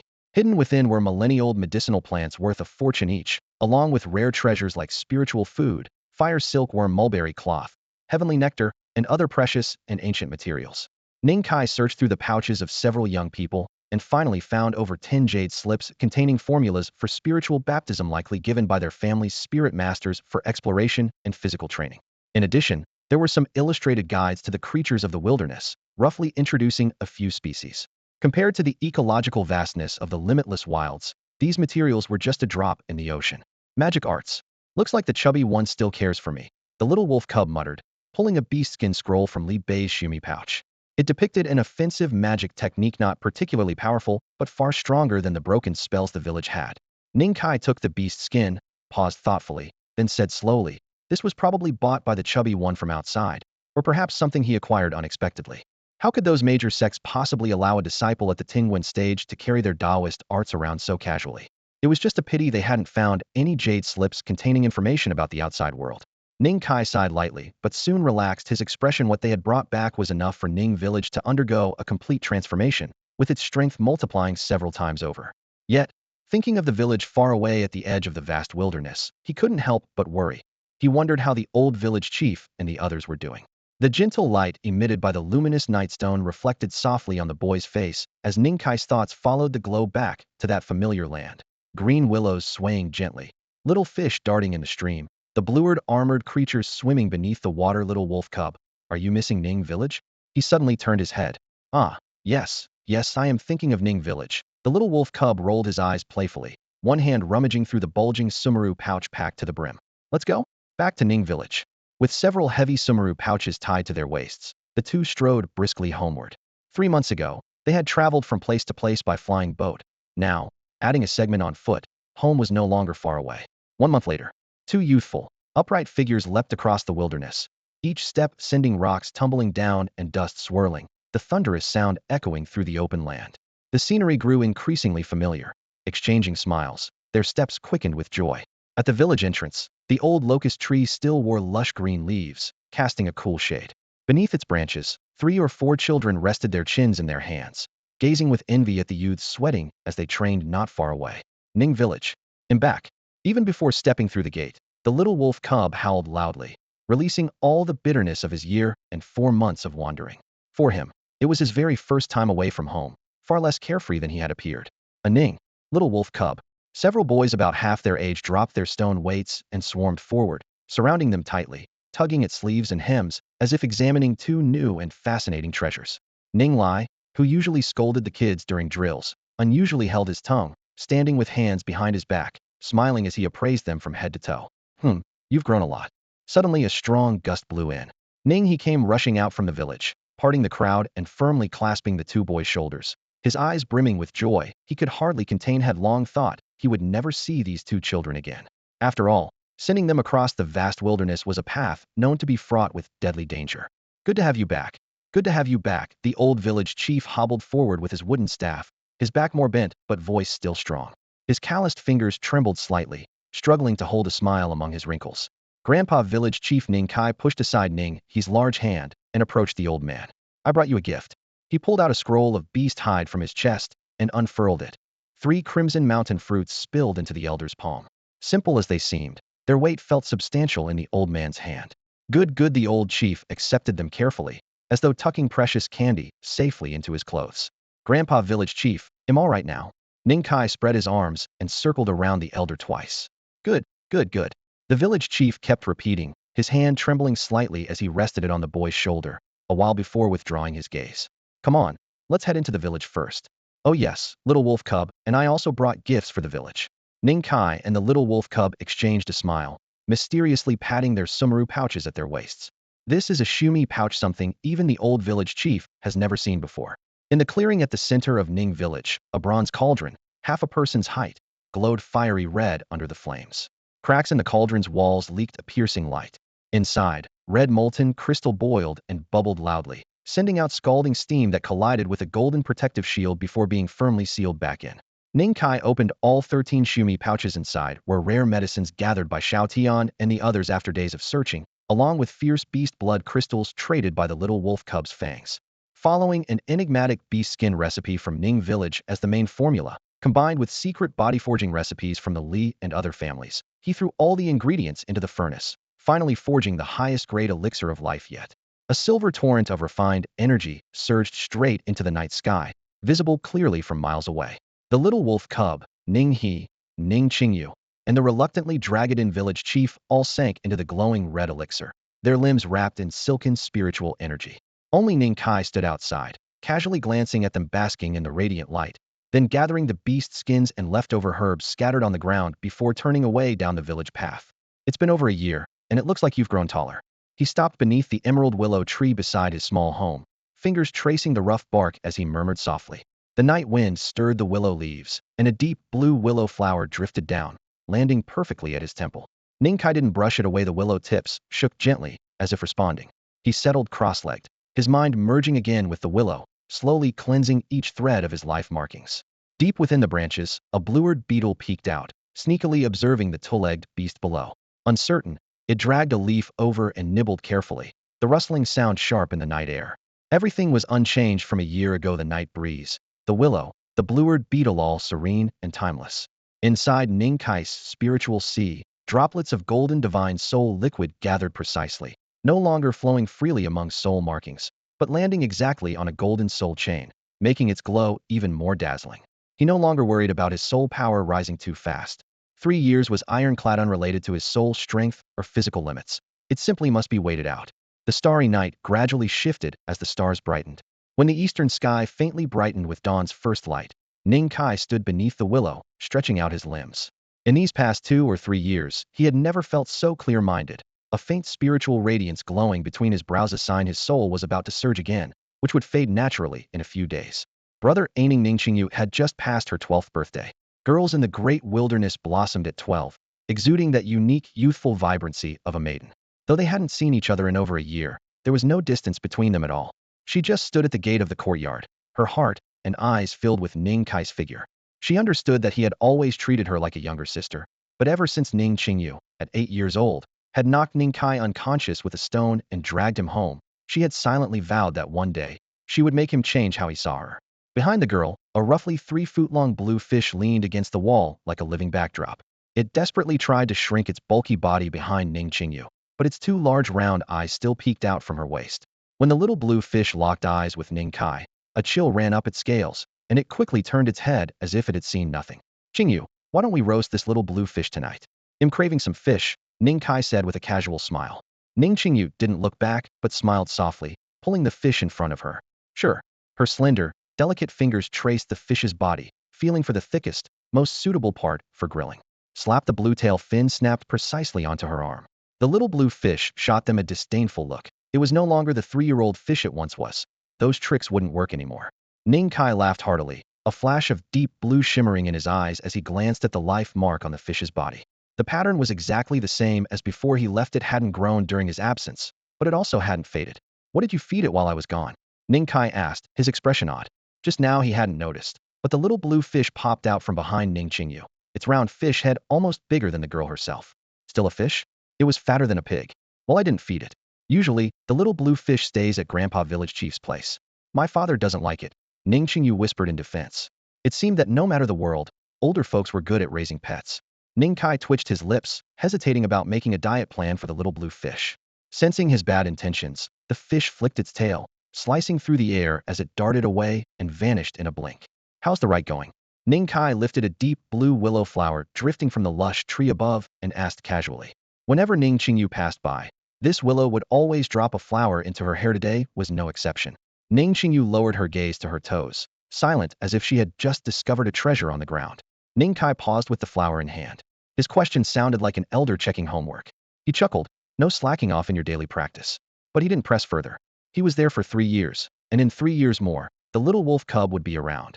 Ning Village wasn't about to let a young girl bear the whole burden alone. "Come on, let's go scrounge a meal at Grandpa Village Chief's." Ning Kai waved his big hand and called along the little wolf cub. 3 figures dashed toward the old chief's house, heading straight into the rising sun. "Hee hee, I love eating beast legs." The little wolf cub, under the village chief's helpless gaze, nimbly plucked a dried, cured beast leg hanging on the wall and darted outside to wash it. Ning Qingyu, familiar with the place, retrieved a delicate little box from under the wooden couch. Inside were several bright crimson spirit herbs, the rare, high-quality seasoning from the great wilderness. Ning Kai then smiled as he helped the old village chief up. When it comes to cooking, Ning Village still trusts the old chief the most. Letting them cook is the only way to avoid wasting good ingredients. The old village chief chuckled as he muttered, fetching several pieces of cured beast meat from the corner of the hut. He worried that Ning Kai and the others wouldn't have enough to eat. Ning, little wolf cub, you've both lost weight," he grumbled, busy stabbing the glossy cuts of meat onto iron skewers. The golden fat soon began to melt and drip into the fire, sparks flying with a sizzle as the aroma spread, a sharp, fresh scent with a touch of spice. The village chief picked a few bundles of common herbs, roughly ground them into powder, and sprinkled them evenly over the meat to amplify the fragrance. Ning Kai and little wolf cub sat cross-legged on the ground, not even bothering to brush off the dust, their eyes following the droplet of oil as it rolled down the meat. No one truly knew what hardships these 2 youths had endured in the desolate wilderness, unable to cook properly, forced to roast wild game raw. But the fierce beasts had excellent meat, naturally fragrant, and the roughness was bearable. Ning Qingyu leaned beside them, her clear eyes moving between the 2 young faces. Over a year apart, they had grown significantly taller, and the once soft contours now showed the sharpness of youth. When the meat was just right, Ning Kai suddenly looked up. "Grandpa Village Chief, we ran into some disciples from big sects out there." He placed 8 small shumi pouches by the old man's feet, then added, "Little wolf cub, and I took 13 altogether." These are for you. Each one has a 10-meter square space inside, too small for large vicious beasts, but perfect for storing odds and ends. The old chief paused his roasting, his cloudy eyes scanning the pouches, a complicated expression flashing behind them. Ning Kai swallowed nervously, worried the old man might fret, and quickly explained, "Don't worry, we cleaned everything up well, and even left false trails. With tens of thousands of miles across the wilderness, they won't find this place." Speaking, he drew a delicate dagger and sliced off a piece of the brown meat, stuffing it into his mouth without blowing on it. Little wolf cub lunged forward. "Hey Ning Kai, you're sneaking bites." The firelight cast the figures of the youths and the village chief's deeply wrinkled face. Sensing something off, Ning Kai searched the old man's expression, but all he returned was a strained smile. The boy reiterated how carefully they hid their tracks, trying to ease the elder's worries. The old man seemed somewhat reassured, reaching out to ruffle Ning Kai's hair. Then he called Ning Qingyu and Little Wolf Cub close, his gaze slowly sweeping over their hems and scars, a tender love etched across his face. "Little Wolf Cub, Qingyu, a Ning grandpa is old. If someday I'm not here, I hope you can protect Ning village." The words made the three youngsters uneasy, but being so young, they wrote it off as an old man's worries. With his sturdy frame, it wasn't surprising if he lived many more decades he might even outlive Ning Kai and the others themselves. Night deepened, stars hung high, and the fire dwindled to glowing embers. Ning Qingyu returned to her own yard. Little Wolf Cub drank a bit of Li Bei's treasured wine and flushed red-faced, falling into a sleep deeper than little blue fishes. But the old village chief still hadn't closed his eyes. By the dying firelight, Ning Kai rose quietly and approached the elder from behind. He was neither Little Wolf Cub nor Ning Qingyu. The ancestral formula passed down in Ning village was even more precious and refined than those used by the sons of powerful outside factions like Li Bai and Lanqi. There was clearly something extraordinary about it. Ning Kai stared at the bent figure of the village elder, his voice low and steady. Could the arrival of those people be some kind of omen? As he finished speaking, the village elder's shoulders trembled slightly. Slowly turning around, his cloudy eyes were heavy with worry. "Is it because we took something from them?" Ning Kai pressed again, his knuckles turning white. But the elder only shook his head. He raised his gaze to the night sky. The stars over the great wilderness shone brilliantly and clearly, the entire Milky Way flowing slowly. Just as Ning Kai had seen that evening in this land, the stars truly moved. After a long silence, the elder finally spoke. "Ninger, no outsiders have ever come to this great wilderness. For 100 years, 1,000 years, even 10,000 years, it has always been so." He looked up, now eye level with the youth who had grown taller than him, smiling faintly. "Remember this if one day Ning village disappears." "There won't be such a day," Ning Kai interrupted sharply. Under the night sky, his brow furrowed deeply. He didn't understand why the elder spoke so bleakly. Had just won himself 3 years. 3 years in which he could unleash his spiritual power at will, increasing Ning village's strength by tens or even hundreds of times. What kind of disaster could be stronger than those outsiders? Ning Kai's voice grew hoarse. To him, apart from the ancient beings sleeping beneath the great river and divine mountains, only those outsiders could threaten Ning village. If outsiders enter the great wilderness, what would that mean? Is there any way to stop it? Ning Kai asked relentlessly. The elder still shook his head, leaving him only this piece of advice. "Ninger, go back. Everything has its fate. Our ancestors were once glorious too. Perhaps I am just an old fool worrying needlessly." With that, he pushed open the weathered wooden door of his hut and gently closed it behind him. Ning Kai stood alone in the dusk, looking up at the sky.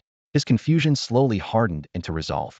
Elsewhere, the little wolf cub's flushed cheeks faded slowly as he quietly shifted position, not forgetting to scratch his back. Time passed quietly. 3 months flew by, yet the great wilderness remained calm, contrary to Ning Kai's expectations. During this time, Ning Qingyu noticed that both Ning Kai and the little wolf cub stayed less and less in the village. The overtone bone on the cub's chest had allowed him to smoothly enter the consummation mark realm. His natal path mark perfectly matched it, and his combat power now far exceeded Ning He's, making him the indisputable strongest in Ning village. Ning Kai had reached the limit of wielding 120,000 jin, about 60 tons of strength, with one arm. Using spiritual power left by a Ling master who had passed, he dared to fight beasts of the consummation mark realm barehanded, using their blood as nourishment for his cultivation. In these 3 months, the two had traversed thousands, even tens of thousands of li around Ning village, nearly pillaging all the vicious beasts and medicinal herbs. 700- or 800-year-old herbs were found everywhere, and sometimes even 1,000-year-old ones. Combined with the plentiful blood and essence from beasts, the large cauldron in the village center was heated bright red every few days. The strength of everyone in Ning village was rapidly rising, fueled by an abundance of resources. A steady flow of spirit stones, medicinal elixirs, and body tempering techniques were brought into the village. The training grounds were always filled with children sweating profusely as they practiced. Even the youngest kids, around 7 or 8 years old, could unleash punches that echoed like distant thunder and effortlessly lift stone blocks weighing hundreds or even thousands of pounds. The older boys, about 12 or 13, were even more impressive. Several talents could lift giant cauldrons weighing tens of thousands of pounds barehanded. It was worth noting that the little wolf cub from back then, praised as a unseen century prodigy of Ning village, had only reached a strength of 5,000 pounds by age 13. Now, the new generation was catching up rapidly. This clearly showed how vital a spirit master was to a faction's power. Ning Kai was somewhat surprised to find that Ning Qingyu, the little girl who usually wore her hair in pigtails, had emerged as another rising star besides the wolf cub. At just 12 or 13 years old, she already possessed brute strength surpassing 15,000 pounds. Ning Kai had checked her spirit remotely and confirmed she had no innate Dao markings, indicating her physical talent wasn't heavenly or extraordinary. Her strength was mainly due to rigorous training. Sweat and talent always went hand in hand, and Ning Qingyu's dedication sometimes moved Ning Kai to sympathy. Before dawn, she would carry heavy wooden beams through the village. Late at night, she practiced her punches repeatedly until her knuckles bled, refusing to stop. As the sun dipped toward the west, ending another day of alternating heat and cool breeze, Ning Kai sat cross-legged under the huge locust tree at the village entrance, its trunk so wide it took several people to encircle. A gentle smile played on his lips as his gaze drifted over the youthful faces before him. He slowly recounted the legend of the nine-tailed fox. Lately, whenever he could spare the time, he would come here to tell stories to the children. The mottled shadows of the tree, the soft evening wind, and the sweat still drying on the animal hide clothes all painted a peaceful scene. Ning Kai's heart was calmed by this atmosphere, and the golden spirit liquid in his spirit sea flowed faster as a result. Spirit tempering was fundamentally a process of harmonizing one's being with heaven and earth, and Ning Kai had always been strong in this regard. Suddenly, a subtle change stirred in his mind, as if he had sensed a faint anomaly in the air. Ning Kai looked up at the sky, pressed his palms together, and then struck them sharply against his chest with a clear crack, startling the children who had been immersed in the story to look up together. All right, that's it for today's story. Everyone, go back inside for now. Do not go out without permission. Ning Kai scattered the children gathered under the great locust tree and slowly stood up, his gaze fixed on the horizon. The sky over the vast wilderness was always changeable, but it had never looked so terrifying as it did now. A crimson haze stretched across the sky like a huge blood-red curtain, pressing down upon the entire firmament. The oppressive laws of the Tao poured down from the high heavens. Countless beasts and birds cowered in their nests, trembling faintly. A young wolf cub leapt onto the stone platform beside Ning Kai, its eyes dark and heavy. What do you know? Ning Kai turned his head and glanced at it unexpectedly. The cub shook its head. I don't know. Then why act like this? Better than doing nothing at all, the cub replied softly. At the center of Ning village, the old village chief stood motionless in his courtyard. His cloudy eyes reflected the blood-red canopy overhead, yet his expression was unusually relaxed. His smile contained relief, release, and even a rare hint of long-lost hope, as if the ancient farmer who had watched over generations was finally seeing the day of harvest. Suddenly, a tremendous force burst forth from the blood-red veil, tightening the hearts of all living beings. Then, 3 white cracks tore across the crimson curtain, 3 terrifying sword beams spanning thousands of miles.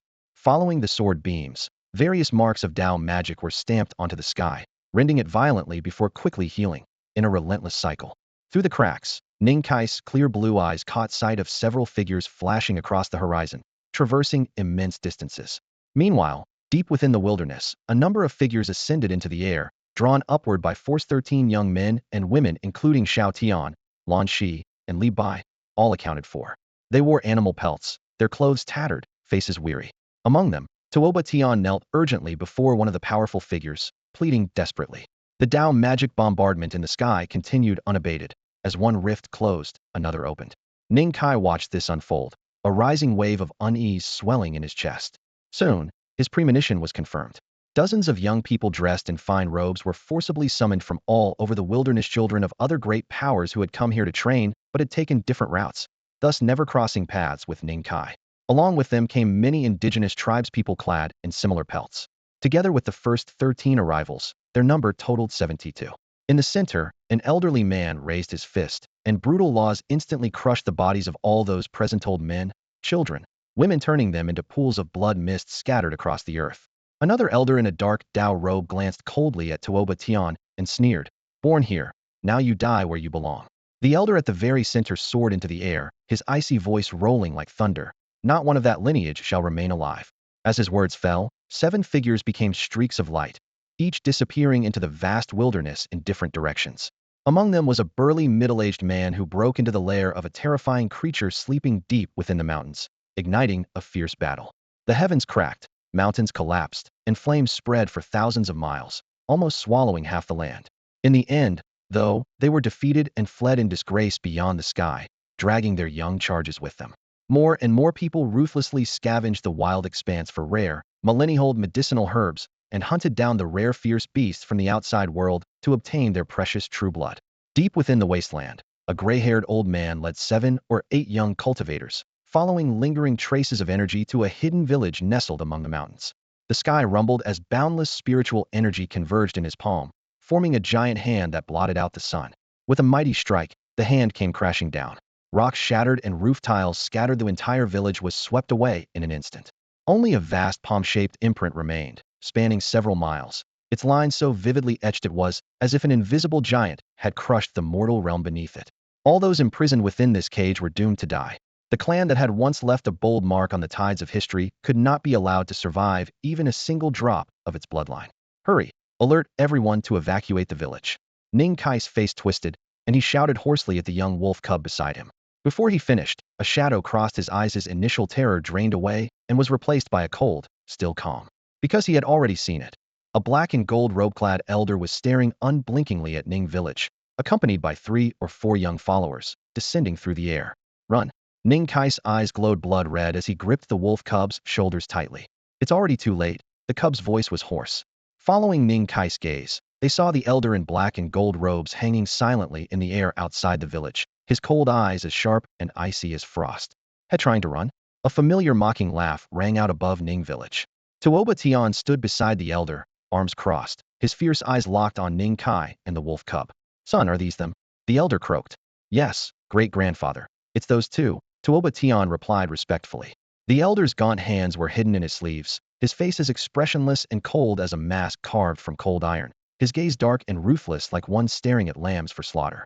He gently stroked Tuoba Tian's head as if showing affection, then swept his sleeve. Boom! Vast spiritual energy burst forth from his body, forming an invisible net that snared the 87 villagers of Ning village, suspending them all in midair. This clan is destined to perish, without exception. But before they die, let Tian have some fun. Go! The elder's voice was cold and hard, without the slightest ripple of emotion. To him, Ning village's life or death was no more than a handful of dust. If not for his desire to amuse Tuoba Tian, the people would have been turned into a blood mist by now. Heh, so tough, aren't you? Tuoba Tian stepped forward to where Ning Kai and the wolf cub were bound. He raised his fist like a drum and hammered repeatedly on their heads and chests. The dull, thunderous impacts came in a harsh rhythm, spraying blood. PFF, is that all you've got? Skipped meals or got kidney problems? The wolf cub sneered, spitting 2 bloody teeth that clicked against Tuoba Tian's face. Ning Kai, drenched in blood with a collapsed sternum, met Tuoba Tian's blows with cold, icy eyes. I hope you 2 keep that smart mouth of yours soon. Tuoba Tian sneered, as tattoos appeared along his fists, deadly intent shining like blades. His blows thundered down, bones cracked as Ning Kai and the cub's limbs were nearly shattered. Yet trapped by the elder's binding, they couldn't move an inch and had to endure it. Behind them, the villagers of Ning village screamed in grief and anger. The old women's sobs, children's wails, and men's roars blended into a furious chorus. Dozens of bloodshot eyes glared daggers at Tuoba Tian. Oh, almost forgot about you. Tuoba Tian turned back with a cold sneer, malice flashing in his eyes like a viper's strike. He grabbed Ning Lai roughly and pulled him forward. Ning Lai was the strong man who had spent years at the village gate training the children's endurance. Now, he abandoned his fierceness and looked gently back at those children, opening his mouth as if to soothe them. Before he could speak, boom, half his body exploded into a mist of blood. Crimson droplets rained down, filling the air with a sickening metallic stench. At that moment, the pupils of every Ning villager shrank fiercely. They howled like mad beasts, their eyes blazing red with hatred, as if desperate to tear these men limb from limb, to suck their blood and savor their flesh, to crush their bones and make wine cups from them, cherishing them every day. The children, only 8 or 9 years old, clenched their mouths tightly, struggling to hold back silent tears. They were personally trained by Uncle Ning Lai. To lose composure before the enemy would bring shame to him. But this was only the beginning. Tuoba Tian curled a faint smile, one that, to everyone in Ning village, felt like a nightmare crawling up from the bottom of the 9 nether pools. You should consider yourselves lucky. offending me, yet still alive for now. He pointed a finger toward the wilderness. In the distance, creatures from the outside world weaved through the forest, unleashing blinding divine light as they frantically searched for any remaining hidden villages. With each strike, ancient trees, mud walls, and flesh were ground together into sludge. See that? If I hadn't pleaded with my great-grandfather, the moment you were discovered, you would have been smashed into bloody paste.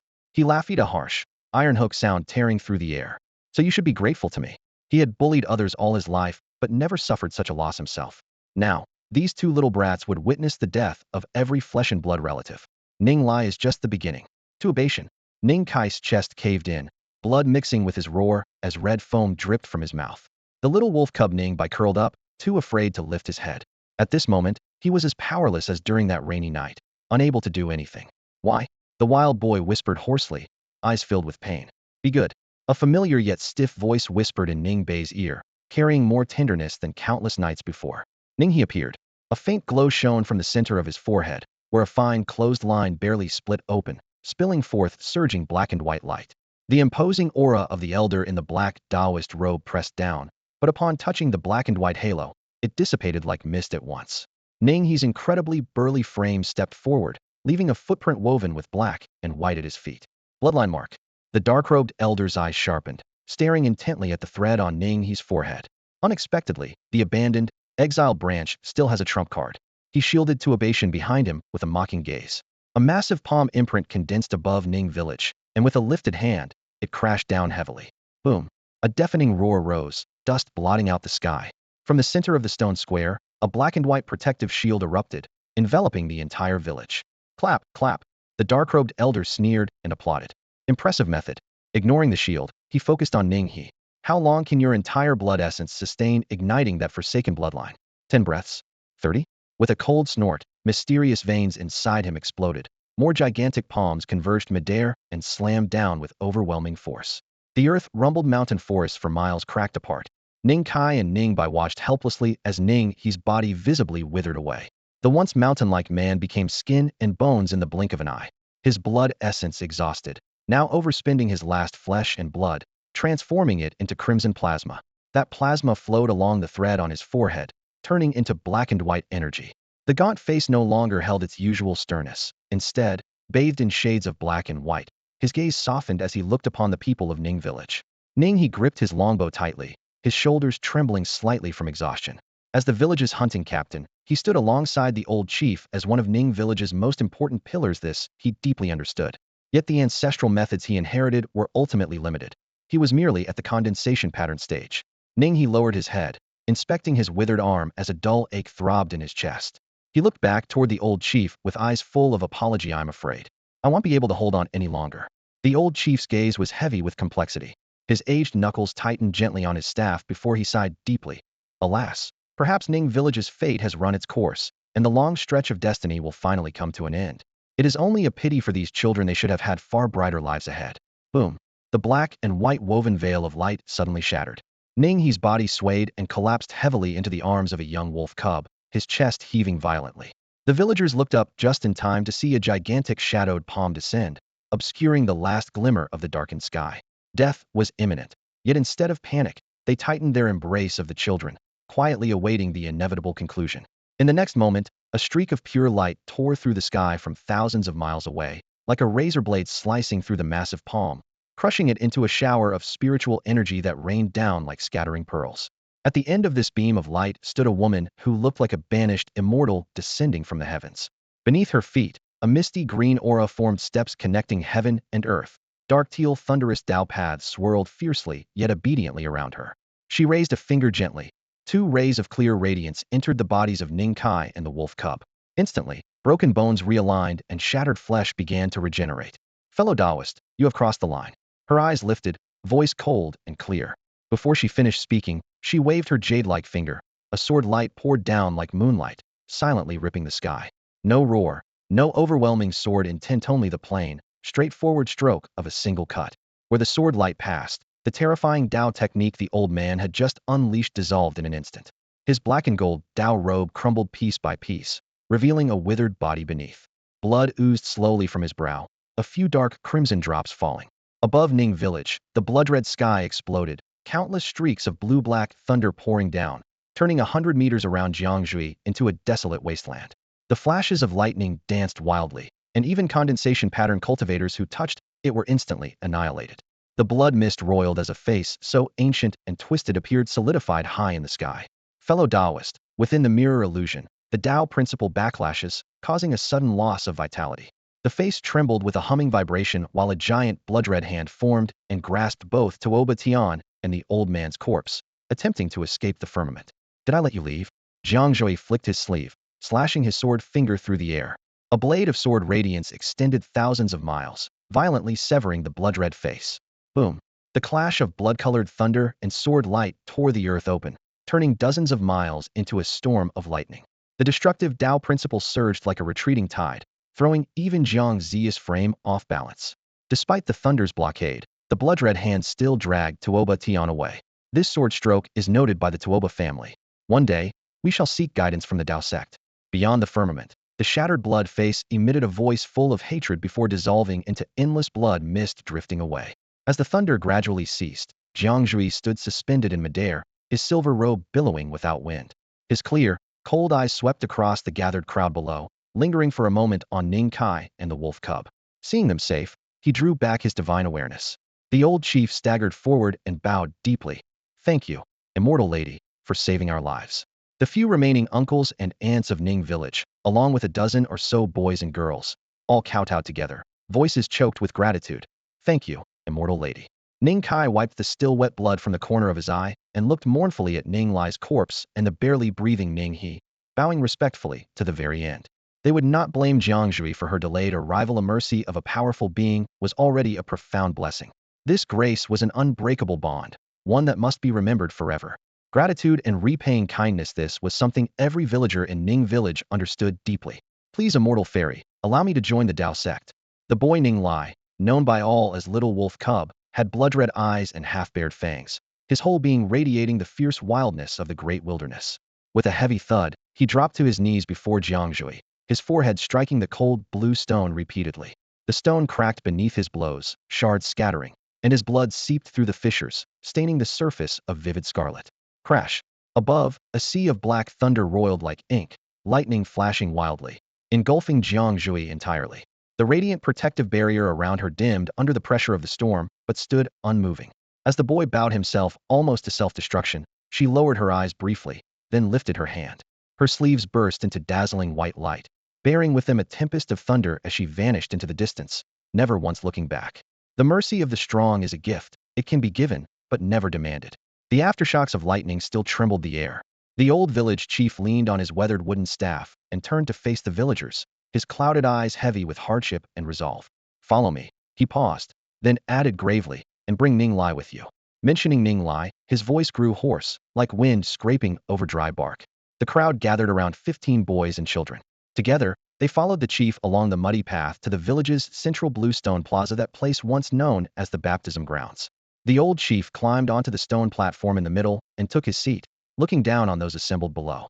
The emotions of sorrow, pain, and rage on the children's faces were etched clearly before him. He gazed up at the sky, stained crimson like blood, and spoke with a voice old but steady. Deep within the great wilderness lives a special kind of creature called the Mirror Shun. He explained slowly. The Mirror Shun are immeasurably vast, so enormous that a single step could swallow an entire domain, transforming that realm into a world inside their own body. To an outsider, everything appears normal. Those living within the Shun's body can see the outside world clearly. But even if the beings on both sides spend their entire lives trying, they will never truly intersect, like watching a reflection in a mirror, visible but untouchable. His gaze lingered heavily on Ning Kai and Ning Lai as his expression darkened further. 33,000 li from here lies Mirror Lake. The edge of the Mirror Shun's inner space, the boundary where reality and illusion meet.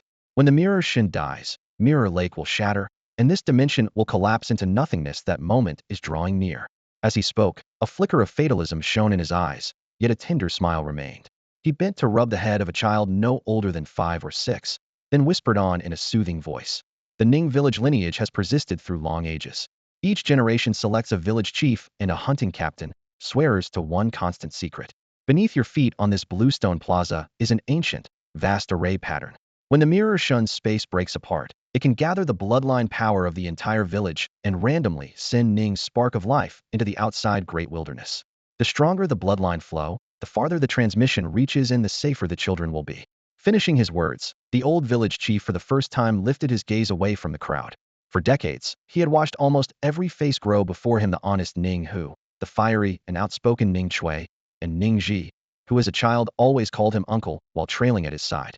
Those familiar faces, for all the blood-red light obscuring them now, burned even clearer in his memory. Heh, old chief. Ning Hu reached out to gently stroke the soft hair atop Ning Qingyu's head, his tone gentle yet certain. For the children to survive it, that's already enough. Yeah, we've all lived for decades, and the kids are still so young, Ning Chui chimed in.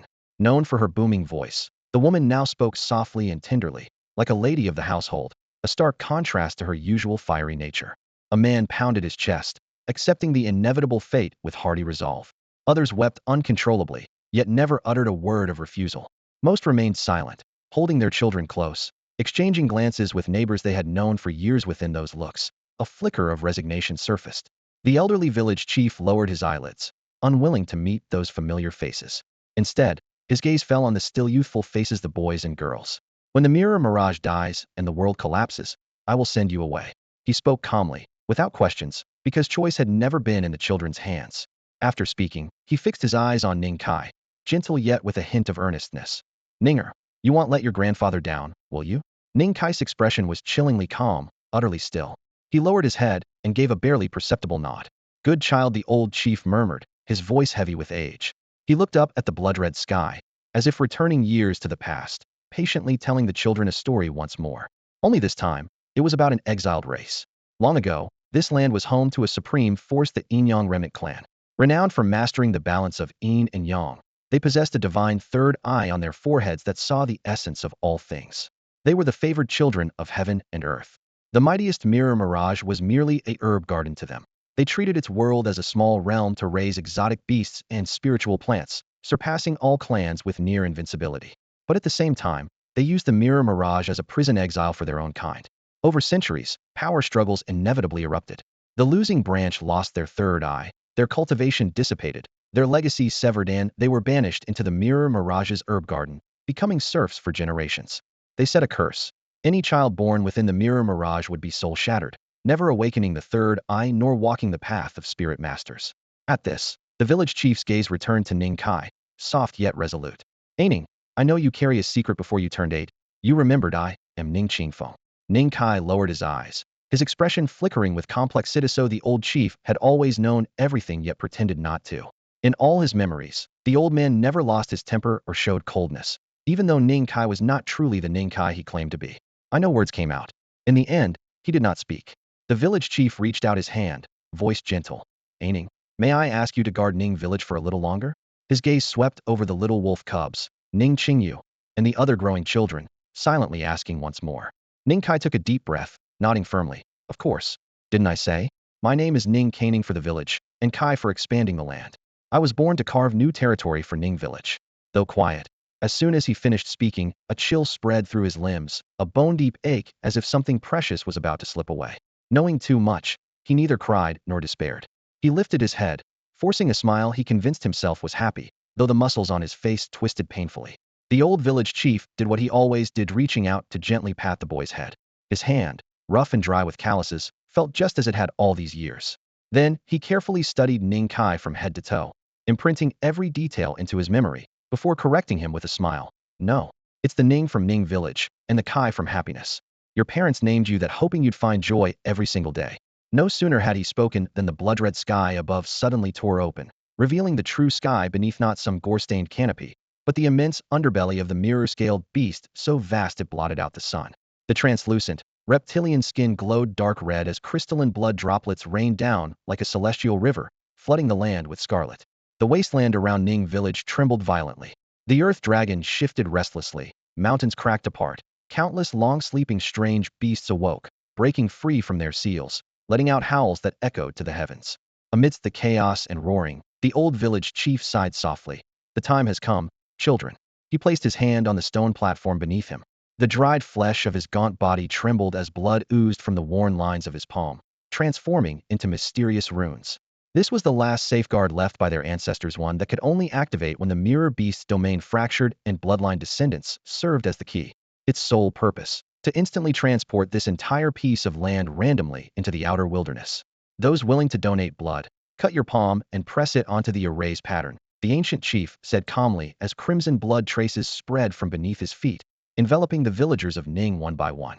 Ning Hu and Ning Chui exchanged smiles as they gently reminded their daughter, Ning Qingyu. Qingyu, listen to Wan Ning. Once were out before they finished speaking, the couple didn't hesitate to slash their palms and press the warm blood into the stone's etchings.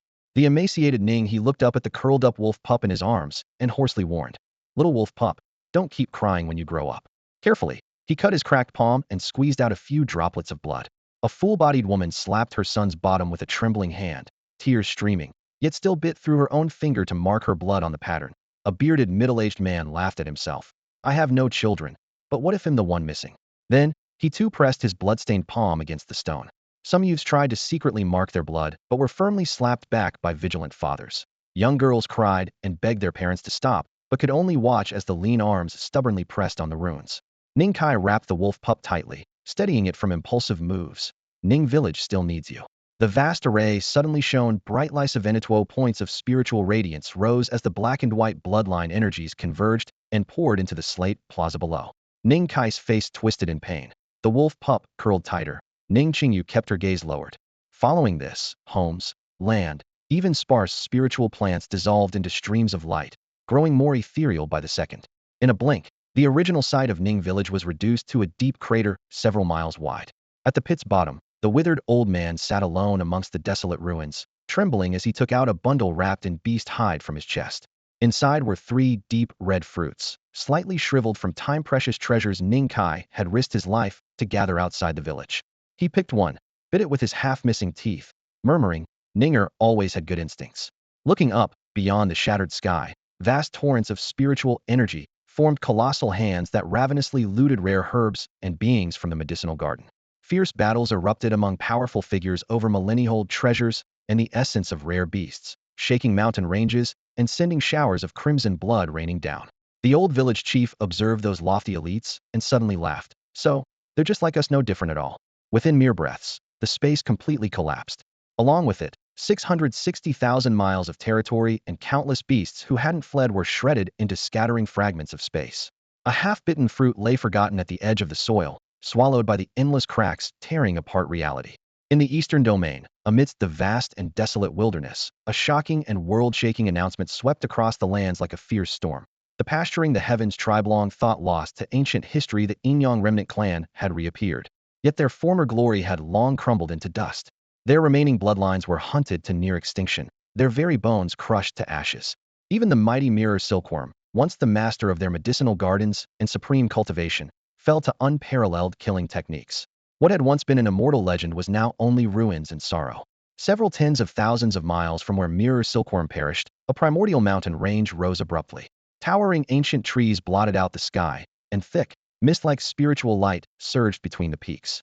Exotic birds and beasts roamed the forest sea, while savage creatures wielding thousands of pounds of sheer strength lurked everywhere. Deeper within, fierce beasts at the condensation pattern realm level howled, their wildness shaking the mountains. Without boundaries or man-made laws, this land obeyed only the harshest law of the hunt each back, or the dual mark of hunter and prey. In the heart of this strange wilderness floated a lake island.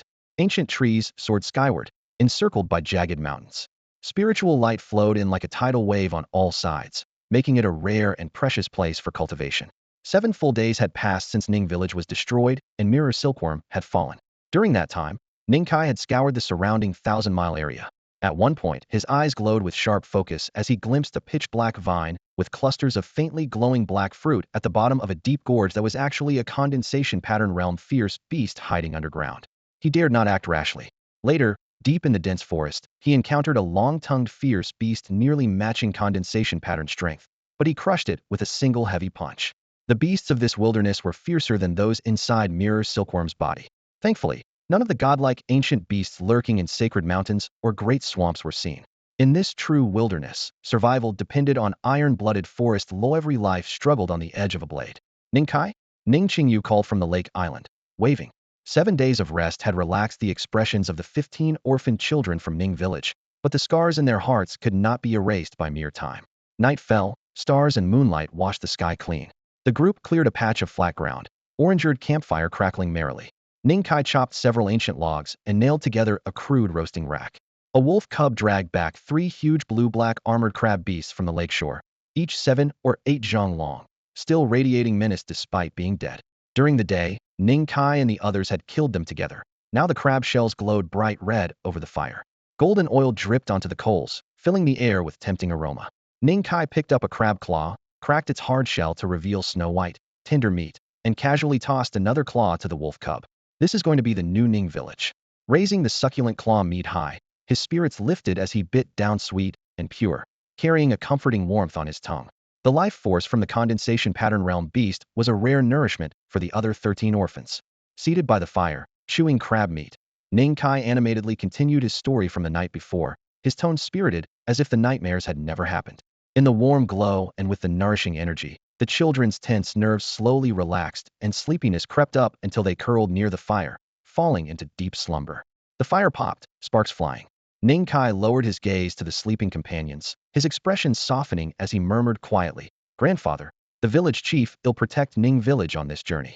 The fire blazed fiercely, yet a faint chill subtly crept up his spine. A dry leaf cracked sharply in the night stillness. The wolf cub approached with a complicated look and sat beside him, muttering a low sorry that drifted on the Breezian apology for days of cowardice. What's there to apologize for? Ning Kai shook his head, but in his mind appeared the image of that fairy-like woman banished like an immortal. He spoke gently, "Once Ning village is settled, do whatever you want. If you get into trouble out there, just come home and Ning village will always be yours." Ning Kai reached out, softly ruffling the boy's hair. Beneath his words carried a hint of worry. He could tell the young wolf cub wanted revenge. He needed overwhelming strength. In the vast wilderness, in Ning village, even with decades passing, it was nearly impossible to gather enough power to settle the score. The boy's expression was complicated. He opened his mouth, but said nothing for a long time. Ning Kai understood him, just as the boy understood Ning Kai. The wolf cub wanted justice for Ning Lai, Ning He, and Ning Qingfeng, for those who fell at the village gate, for the blood they'd spent, and for the fruit hanging heavy on the branches. "I'm going to kill Tuoba Tian." His tone was calm, as if speaking of something completely ordinary. "Good." Ning Kai's reply was simple and resolute. "I'm going to wipe out the Tuoba clan. All right. No tribe or race involved will be spared, even if the whole world becomes our enemy. I support you." The night wind blew, carrying the boy's voice far away. Suddenly, Ning Kai unexpectedly called out a name he hadn't spoken for years. "Ning Bai." He warned him softly, "Revenge isn't worth more than your life. If you're tired, come back. This island in the center of the lake will one day grow towering willows, gather rare and strange beasts, and have a group of people waiting for you to come home." No objections, no attempts to hold him back. Just as the young wolf cub had once fearlessly accompanied Ning Kai across 330,000 miles of wilderness, Ning Kai now silently supported him in doing what he must. "HM." The wolf cub lowered his eyelids and nodded gently. That long-forgotten, given name stirred something deep in his heart. He had thought Ning Kai had already forgotten it. The boy rested his hands behind his head and gazed silently at the brilliant Milky Way overhead. After a long while, Ning Kai reached out, trying to grasp a bright star, but found the stars beyond the mirage forever still. Near the campfire, a few pairs of upright beast ears slowly drooped, and the breathing grew calm and steady. As dawn broke, the wolf cub had fully recovered and began helping Ning Kai thoroughly clean the island's center. Last night's patrol was only preliminary. Now they needed to ensure there were no hidden dangers. This place was to become the new Ning village, a home for everyone. Surrounded by lake water and brimming with spiritual energy, the island's vegetation was more lush. Inside Ning Kai's consciousness, the spirit pattern of the emerald willow glowed faintly, the golden soul chains gently swaying. Step by step, he and the wolf cub searched every inch, even under the lake's bottom. Finally, they uncovered several fierce beasts near the verge of the condensation pattern realm lurking in the mud. Since the island would be their home, these threats had to be removed. Those to be slain were slain. Those to be driven off were driven off. Next, the two swept the surrounding land and waters for dozens of miles, clearing out hostile beasts until the lake's heart island was truly safe. When they returned to shore, Ning Shi waved his arms enthusiastically, shouting, "A Ning, little wolf cub." In less than half a day, the island's appearance had transformed. Ning Qingyu led the remaining orphan children of Ning village in clearing brush and hauling stones. Half the center island was already cleared. A few simple wooden huts stood just tens of meters from the lake's edge. These huts were the handiwork of Ning Gu, a boy orphaned from Ning village. Though his talent was ordinary, Ning Gu had loved working with wood since childhood. Along with friends his own age, he had managed to build these shelters on the wasteland fragile, but better than sleeping exposed on the sandy shore. Qingyu, I found a companion for your Shaoqing. The little wolf cub returned to the lake carrying a stone jar over 1.5 human shafts tall, casually patting the jar's side. The clear water rippled gently, revealing a palm-sized red fish shimmering with golden light under the sun, its scales slick and glossy like they'd been oiled. Ning Kai smiled, reaching out to stir the water, and explained, "This is a golden red carp, very rare. You can't eat its flesh or scales, but every so often it spits out a milky white pearl with medicine as potent as old remedies." The treasure in the stone jar was a prize Ning Kai and the wolf cub had unexpectedly gained when driving away a fierce beast. The golden red carp formerly lived in an underground cave, adjacent to a notorious viper. Now that the cave collapsed and the snake was gone, the carp had to find a new home. Splash! Ripples spread out from the island's center as a small green fish about a few meters long swam out, wagging its big plump tail. It first looked at Ning Qingyu, then glanced toward the golden red carp in the jar, its round fish eyes full of confusion. Then, it squeezed past the wolf cub and lightly rubbed against Ning Qingyu's arm. "All right, you're being good." Ning Qingyu reached out to stroke the green fish's back scales. But Shaoqing was not content. It watched the newcomer with sidelong eyes full of disdain, trying to compete for affection with me? Too naive. Go play by yourself for a bit. I have to settle Xiao Jin in. Ning Qingyu held the stone jar with both hands and steadily walked toward the island. To her, this golden red carp that could lay golden eggs wasn't something to be let loose like Shaoqing. It needed careful tending. Splash! Shaoqing flicked its tail fiercely, splashing water half a foot high. It looked back 3 times like a neglected little bride, then puffed out its cheeks.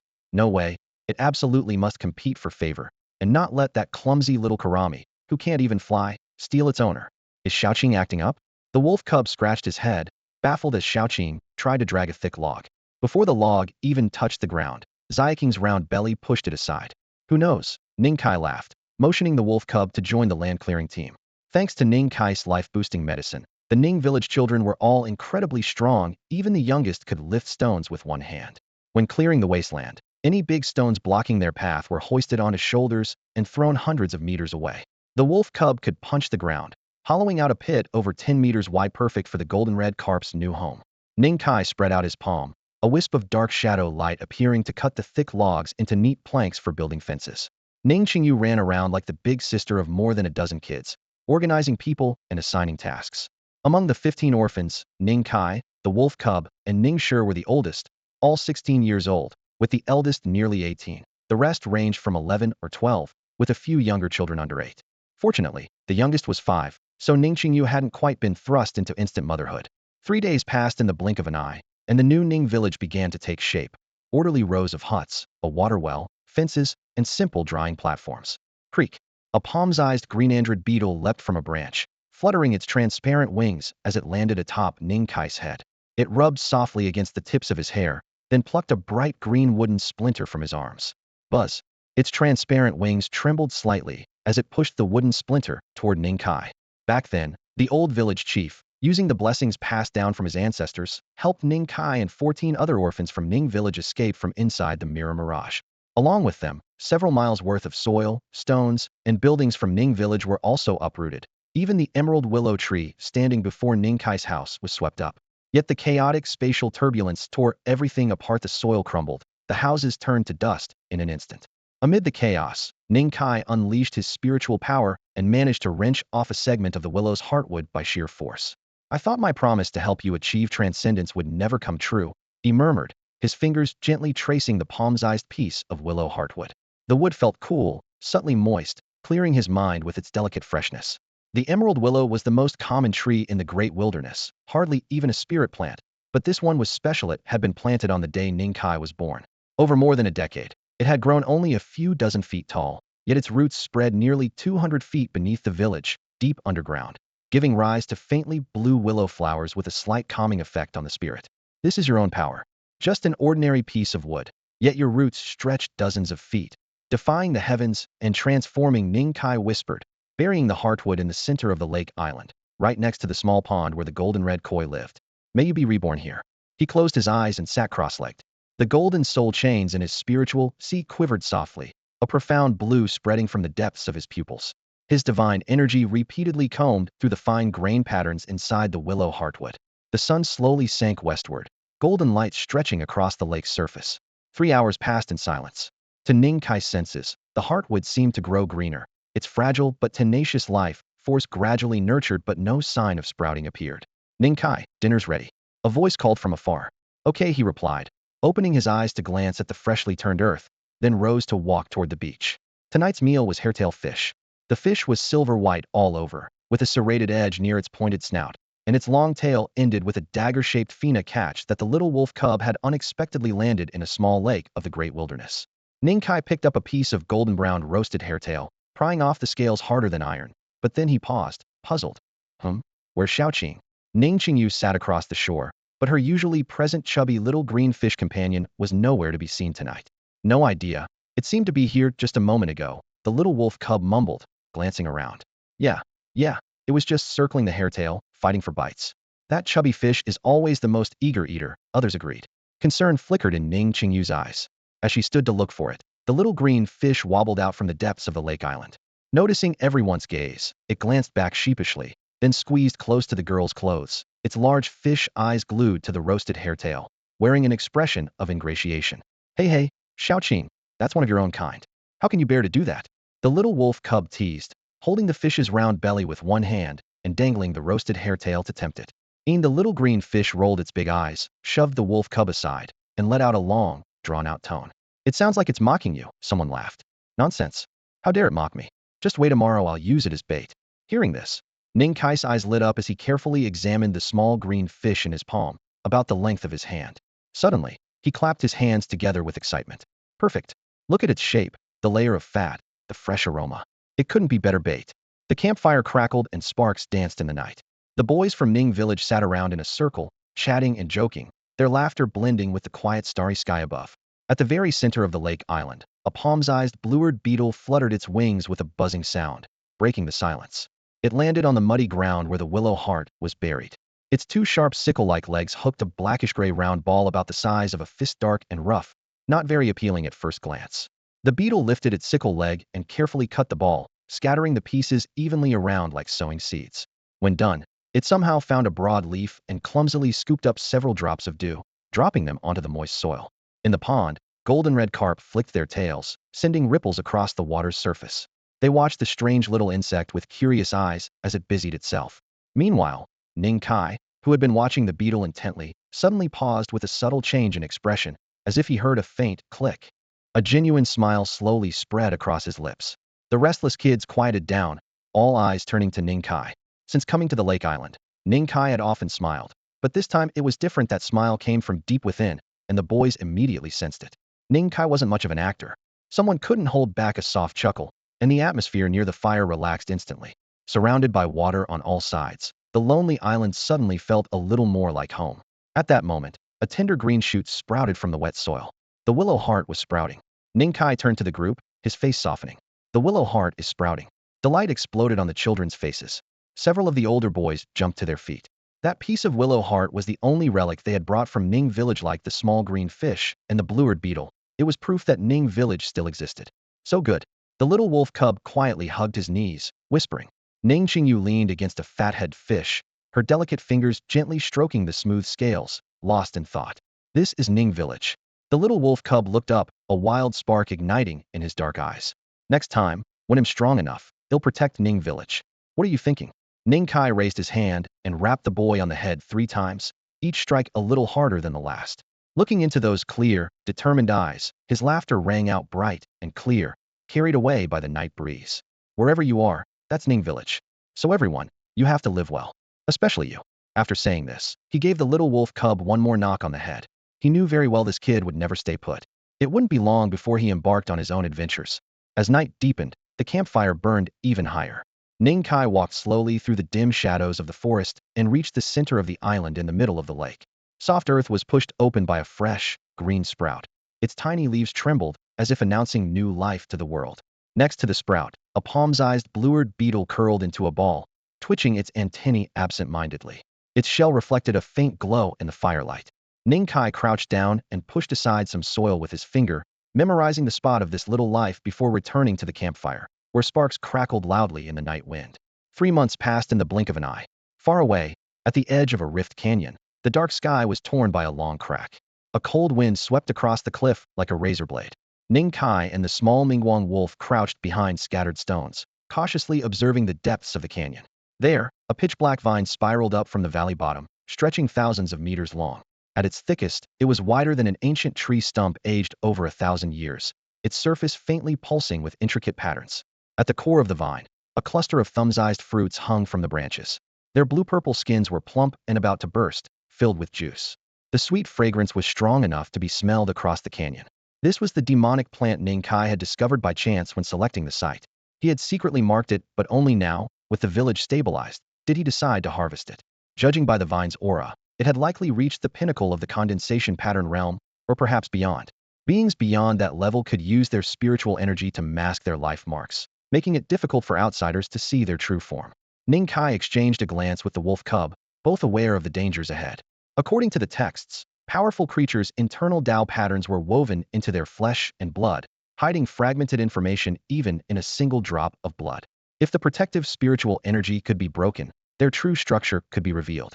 Ning Kai nodded gently, signaling to begin. He took a deep breath. The thick golden chains in his sea of consciousness tightened suddenly, a brilliant blue light bursting behind his eyes. His immense spiritual power formed an illusory spear that pierced the surface layer of the vine's spiritual aura. In the next moment, the black leaves dissolved like mist before his eyes, revealing a mysterious and complex life mark pattern. Boom! The vine violently convulsed. Purple spiritual energy surged like a tide as branches whipped and smashed, crashing down with the force to shatter mountains and rocks. More than 10 huge vines tore through the air with shrill howls, bearing down on the two hiding figures. The Mingguang wolf cub growled sharply. Black light burst from its palm, severing one attacking vine. But the remaining vines layered upon each other, intent on grinding them to powder. The wolf cub's chest flared with golden spiritual energy, forcibly activating a Tao technique stolen from Li Bea. Massive golden halberd formed from condensed spiritual essence appeared in its hand. Each swing cracked the air with explosive sounds and tore through the enemy's assault. Information flickered through Ning Kai's blue eyes. The Yoshin Lotus, peak condensation pattern realm. These vines could continuously regenerate. The weak point was not in the fruit, but at the thickest root of the main vine. He raised his hand. The golden spiritual chains shot out, slicing through 7 or 8 black vines. At the same time, his palm condensed dark light, forming a large black halberd. Though his physical body was still immature, he could summon a strength of 120,000 Jin in his arms. With the support of the Tao power, he could temporarily hold off several attacks. Good! The wolf cub shouted fiercely. Its spiritual aura blossomed into dazzling golden light, shredding several vines into pieces.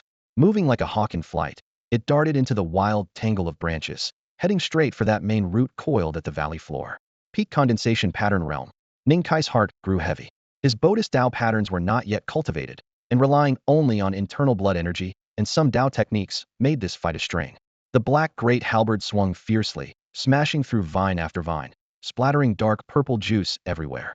Whenever a vine was severed, new shoots would instantly burst from the rocky walls, hissing through the air as they lunged at Ning Kai. Kill! He growled, as the golden spiritual chain in his mind trembled violently, converging into a brilliant blue beam that pierced straight into the main root of the vine. Even though these were demonic plants lacking clear consciousness, they still possessed fragmented souls that could be shattered. Boom! Over 10 vines before Ning Kai writhed as if scorched, wildly thrashing and whipping debris from the cliff walls, the crashing stones echoing loudly. Their assault turned even more frenzied, but without the previous rhythm or control. Ning Kai's blood surged fiercely as his jet-black halberd whirled, forcibly halting several vines and carving out space for the little wolf cub behind him. Die! Suddenly, a golden divine light exploded from the depths of the ravine.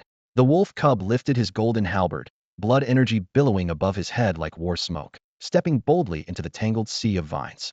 With a sweeping slash, the cub shattered a large cluster of vines, scattering dark purple sap everywhere. His eyes shone cold like stars. His figure transformed into a streak of golden light, striking straight at the main root. As the golden light pierced the root, all the vines seemed to lose their backbone, convulsing and retreating in an instant. Within moments, the entire network of vines wilted, their vitality completely extinguished. Only then did Ning Kai exhale in relief, leaping down to the bottom of the secluded gorge. The wolf cub, drenched in dark purple sap, stood before a cluster of crystalline fruits, his paw hesitating over whether to pick them. You can take them, Ning Kai said with a smile. Not everything in the great wilderness is strange or hostile. Some living things follow certain rules. The Yoshin Lotus is one of them. Granted permission, The wolf cub flicked his halberd, and the entire cluster dropped neatly into his palm. Is this their essence? He picked up a fruit about the size of his thumb and popped it into his mouth. The fruit had a fresh, sweet aroma and a slightly cool, jelly-like smooth texture. Tastes good, Ning Kai said, watching him. But that's just bait to lure prey. The real essence. Before he could finish, he glanced down at his feet.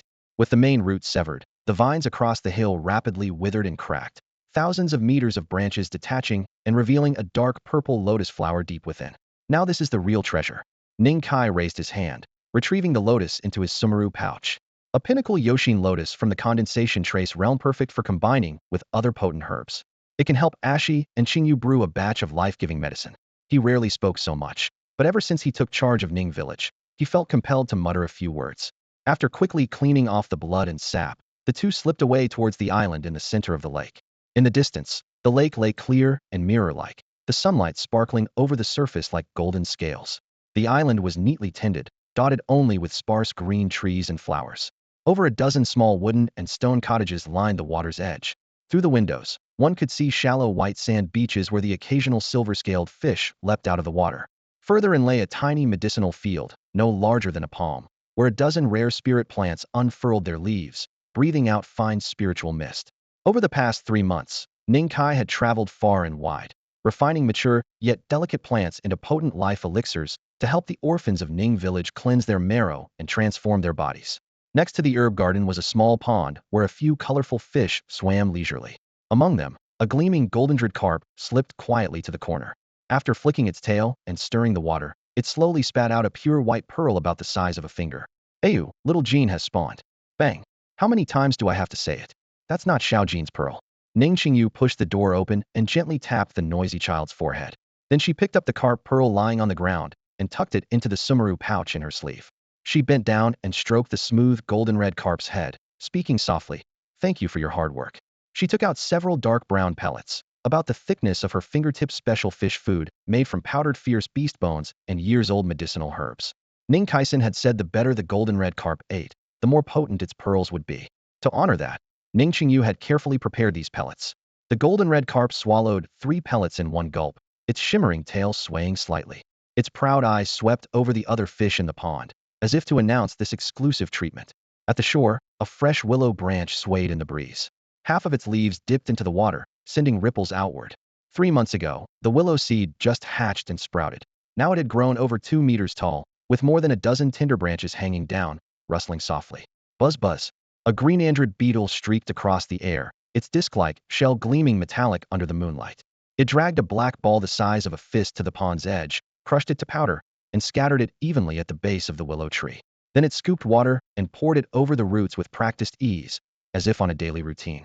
Xiaokai the little wolf cub nudged Ning Kai with his elbow, a strange look on his face. Do you think this willow will grow green android beetles? Or maybe if the beetle burrows underground, a willow tree will sprout out? Ning Kai was speechless and silently stepped back a few paces. This kid must have water in his brain. I'm serious. Take another look. Why else would the beetle be taking care of that willow every day? The cub shouted as he chased after him. If meat pigs can fly and lay eggs, why can't a willow tree grow beetles? Without turning his head, Ning Kai waved his hand and called out loudly, time for baptism tonight. His voice was quiet but clear, reaching every youth's ears. From the other side of the lake island came faint wails. Obviously, someone was recalling the bittersweet memories. Beneath the stars and moon, an orange bonfire lit up the center of the island. Beside it stood several stone cauldrons. Young wolf cubs had smashed and carved these from solid mountain rock, imitating the bronze furnaces of Ning village. Unlike the bronze ones, no fire was lit underneath. Spirit masters no longer needed mundane flames. Ning Kai sat cross-legged, his soul power steadily strengthening. His sumaru pouch opened, releasing floating herbs, the ghost heart lotus, 9-year vine, and the millennium immortal root among them. One was a 3,000-year-old immortal root, once a forbidden delicacy of a sovereign-level fierce beast, nurtured day and night with vital blood, only to be consumed during transformation.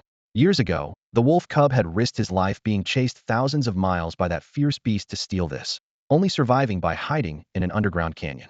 Ning Qingyu also revealed 3 thumb-sized milky white carp pearls, glowing softly in the moonlight. Around them hovered various mountain treasures and spiritual herbs collected by the Ning village youths. The dense essence of dozens of great medicines steamed like mist, nearly enveloping Ning Kai. Rise.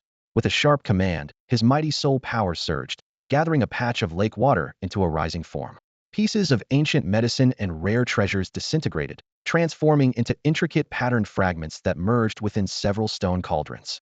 Gurgling sounds filled the air as the once clear lake water rapidly darkened into an inky green, bubbling and churning. A surge of vital energy and spirit was tightly bound by a layer of golden power trapped between the cauldron's walls, unable to escape even an inch. Ning Kai's deep blue eyes flickered as his soul chains trembled in his mind. A thread of blue light roared into the cauldron's opening. A sharp hiss echoed as a bluish-purple shadow flashed briefly at the rim before shattering into countless fine strands, thoroughly dissolving into the viscous spiritual liquid. This was the remaining consciousness of the ghost heart lotus, now crushed to fragments by Ning Kai's soul power, leaving behind only the purest nourishment. Enough, he said with a smile to the others, his eyelids slowly lowering. In the next moment, he casually lifted up a boy of 7 or 8 years old, Ning Shangtian, the naughtiest among the children. Here we go. The boy was pressed into the dark green elixir. No sooner had he immersed than a piercing scream shattered the night. The purification through bodily tempering always came with intense pain. Ning Kai's formula was considered gentle, but truly jumping in still required toughness and resolve. One by one, young boys and girls leapt into the cauldron, grimacing and gritting their teeth to withstand the agony, desperately absorbing the boiling vital energy. Ning Kai glanced at a hesitant youth nearby. Not going in. This medicine is brewed from peak deer condensed yokai plants. It's a rare chance. It'll wait a little longer. Keep waiting, you big fool. Ning Kai gave the small wolf cub a sharp kick on the butt and sent him tumbling into a separate stone cauldron. After finishing, he sat cross-legged on the beach with a gentle expression, resembling the old village chief from days past. With his current strength, further advancement was nearly impossible without encountering rebellious rare treasures again. Inside the cauldron, the wolf cub's skin glowed crimson, a radiant halo blossoming on his chest. Rolling energy poured through his pores, and deep in the mist, a complex pattern could be faintly seen. Was using the grand medicine furnace to refine his innate Tao pattern. Elsewhere, Ning Qingyu, Ning Shi, and others trembled all over but forced themselves not to surface from the elixir. Vital energy surged wildly through their limbs and bones, hammering their flesh inch by inch. This kind of pain was all too familiar to Ning Kai. Whenever someone reached their limit, he swung his soul chains to pull them out from the cauldron. For other children in Ning village, this medicinal furnace healing was overwhelming. Several 7 or 8-year-olds who were dragged out were still coughing up spirit mist, forcibly condensing 3 or 4 mist dragons before wildly running and screeching along the beach, finally collapsing into the lake with a splash to calm down. Under the hanging stars and moon, only Ning Qingyu and Ning Shi remained inside. Their heads emerged from the liquid, faces flushed like boiled shrimp, bodies trembling slightly, both pushed to the brink. Sigh. Ning Shi sighed softly before blacking out and collapsing backward into the elixir. With a splash, golden soul chains swept in and lifted him out, placing him on the beach where guardians were already waiting. Qingyu. Ning Kai's eyes flickered with complicated emotions. He could see that Ning Qingyu had already reached her limit. Yet this stubborn girl forced herself to stay submerged, enduring continuous cramps and skin-tearing agony. The dense essence and spirit within the spiritual liquid constantly ravaged the girl's body, forcibly squeezing out bits of bone and blood from her muscles, hidden old injuries long buried inside her. Somewhere nearby, the little wolf cub leaning against the stone cauldron had finished absorbing all the medicinal brew, a clear pattern lighting up once more on its forehead. Under the glow of the spiritual energy, the boy's hair shone with a crystal-like luster. Standing side by side with Ning Kai, he calmly watched the girl struggling desperately within the liquid. Ning Kai understood clearly that Ning Qingyu's talent was never inferior. If he didn't hold the status of a spirit master, he probably would have long been left far behind by this stubborn girl. The future of Ning village has never rested solely on our shoulders, he murmured softly to himself. The little wolf cub's clear eyes fixed on the girl, gritting her teeth to endure.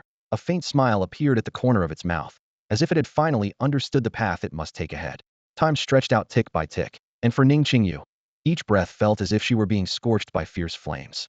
Only when her whole body went limp did Ning Kai lift her from the stone cauldron, the dark green liquid now nearly transparent from being thoroughly drained. Walk with me for a while, the little wolf cub whispered. All right. The two boys wandered along the shore, stepping through every inch of the lake's hard island. New willow trees swayed gently, golden-red carp proudly surged through the waves, and the diligent chinchi armor beetles hauled piles of black-gray powder. The wild lands were full of strange mysteries, but followed an invisible set of laws.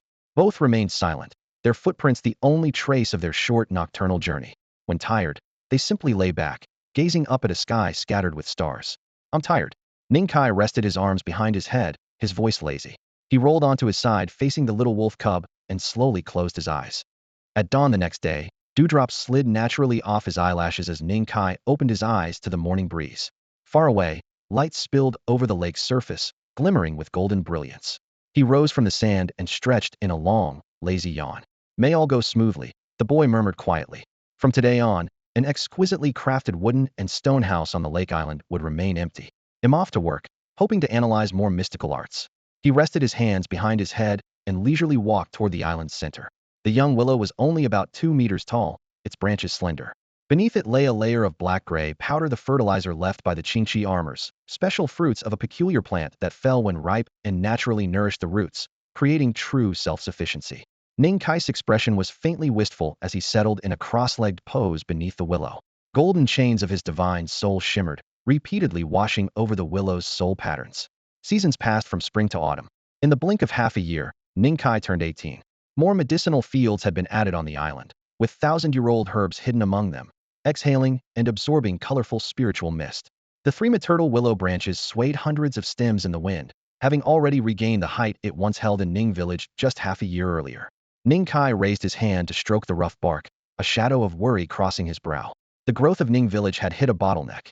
With his current strength, even slightly stronger beasts of the condensation pattern realm could still force him into a hard fight.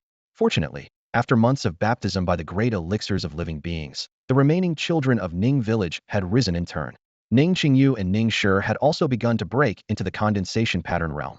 Everything seemed to be moving along an ideal path. He looked up at the sky, hesitation and contemplation flickering in his eyes. Memories surfaced of the heartfelt advice the old village chief had given him within the mirror mirage. Ning Kai lifted his head, his gaze tinged with uncertainty as he recalled the village chief's earnest charge from that time. Have I truly protected Ning village for a while now? The boy's murmured words drifted away on the breeze over the island in the lake's center. Ning Kai knelt with bent knees, his back resting against a willow tree that was his age. His palms pressed against the rough bark, eyes vacant. 3 months ago, both his physical body and spirit had hit a bottleneck. His flesh and blood could no longer improve unless he obtained the blood essence of a terrifying creature from the depths of the mirror mirage. His spirit was saturated by the willow's soul pattern, a golden torrent raging in his sea of consciousness, roaring like distant thunder. With no further way forward for body or soul, he placed all his hopes on the path of the physical body. Spirit masters steal the creative power of the heavens and earth, an act that angers the heavenly laws, making it impossible to cultivate the path of the physical body. Ning Kai didn't know what price he would pay if he forcibly condensed it. His thoughts churned as he looked up at the swaying old willow. The rustling sound slid gently past his ears. A few branches brushed the hair on his forehead. A faint, pure fragrance seeped into his nostrils, but he only whispered with self-mockery. This was always my path. It's only right that I choose it myself. Rustle the wind suddenly grew clear and distinct. Ning Kai's deep blue eyes caught something unusual. On the 3-meter-high willow, among hundreds of branches, tiny spots of deep blue, like ink drops falling into a lake, rapidly spread through all the branches. The willow flowers bloomed explosively in an instant. Fragrance filled the small island, and a single deep blue flower detached, carried by the wind to gently land in his hair. The scene overlapped with the memory of the entire Ning village courtyard, once filled with deep blue flowers and fragrant scent stretching for miles. Ning Kai closed his eyes softly, a smile curling at the corner of his mouth. I understand now. He didn't brush the flower away, letting it stay in his hair to witness the world's prosperity with him. Then, he summoned Ning Qingyu and Ning Shi before him, 2 of Ning village's oldest and strongest pillars. If he ran into trouble, someone had to hold the fort on this island in the lake. I'm going to try condensing the physical path, Ning Kai said lightly, as if announcing life and death. If anything happens to me, Ning village will be in your hands. He patted Ning Shi on the shoulder and caught a falling willow petal. The willow had always favored this young girl back in Ning village, and even beyond. That hadn't changed. Ning Kai, just go, Ning Qingyu said, gazing at him without hesitation. She understood the possible consequences but chose to trust him, just like when he bravely ventured alone across the 330,000-mile wilderness years ago. Yeah, this time, you've lost the title of Big Brother. The girl's heart flickered with a subtle thought. This was the first time she called him by name. Ning Kai, just go. Qingyu and the children have me. Ning Shi scratched the back of his head, a smile filled with his usual simple-heartedness. His words reached Ning Kai's ears, but somehow felt awkward. He looked to his left and right, even used his spirit's power to sharpen his deep blue eyes on Ning Shi, but couldn't find anything wrong. After much thought, he made a decision. First, I'm going to hang this guy up and give him a good beating. That night, the honest, simple boy vaguely dreamed of his parents. The path of corporeal soul patterns differs from that of spirit masters. Spirit masters root their power in the soul, with the essence lying in perception.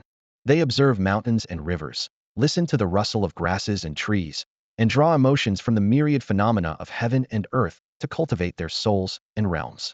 Once, there was an elderly man in his 80s who had lived an uneventful life, but suddenly awakened his spirit master talent in his twilight years. Sitting quietly in his courtyard for 7 days, watching flowers bloom and wither, the greens of spring and the chills of winter, he attained enlightenment overnight. At the moment his soul pattern condensed, his soul underwent 3 transformations in succession, propelling him into the ranks of 4-leaf spirit masters, a strength that struck fear into the hearts of many. In contrast, corporeal soul patterns require both innate talent and resources. Without the baptism of rare earthly elixirs or imposing arts and doctrines, even the most prodigious talent can only watch others soar ahead. Moreover, whether awakening as a spirit master or embarking on the corporeal soul path, one cannot dabble in the other branch without inviting unspeakable calamities.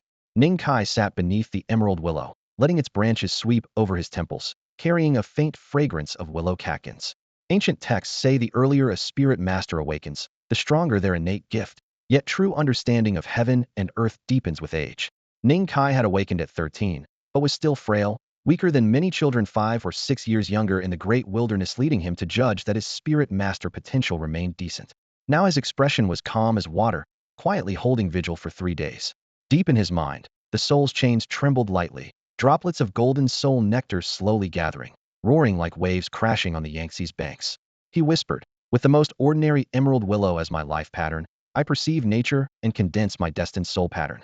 This willow tree had taken root alongside him, witnessing 18 winters together. It was not mighty, perhaps even somewhat weak, yet perfectly attuned to him, making it the ideal foundation for his birthright soul pattern. But where should my corporeal soul pattern take root? Ning Kai murmured, eyes lifting as a brilliant blue glow surfaced within, his whole being enveloped in a faint, dreamlike haze. The body is the basis of the soul, and also the start of cultivation. He recalled the newborn wolf pup born with an innate path pattern, naturally matched to the threshold of cultivation. The legendary gigantic Kunpeng, he could acquire even a trace of its life pattern, had surpassed his peers, but fate denied him the mirror sea. He thought back to the many years wandering inside the mirror phantom's body, never catching even a glimpse of a single life pattern. Then there were the terrifying creatures of the herb garden. Indeed, the residual blood of the mysterious tortoise and serpent contained patterns, but at his current level, they were utterly beyond his perception. Spirit masters themselves have strict tiers. Those ferocious creatures would require at least a 3-leaf spirit master to dare attempt decoding their patterns. So even if heaps of monstrous remains crashed before him, he could only watch helplessly. As for the patterns like concealment and dark radiance recently extracted from dissected great wilderness beasts, their strongest cultivators barely reached the pattern condensing stage. The newborn wolf pup's innate path pattern was of course superior, but back then Ning Kai never dreamed he would pursue corporeal soul patterns instead.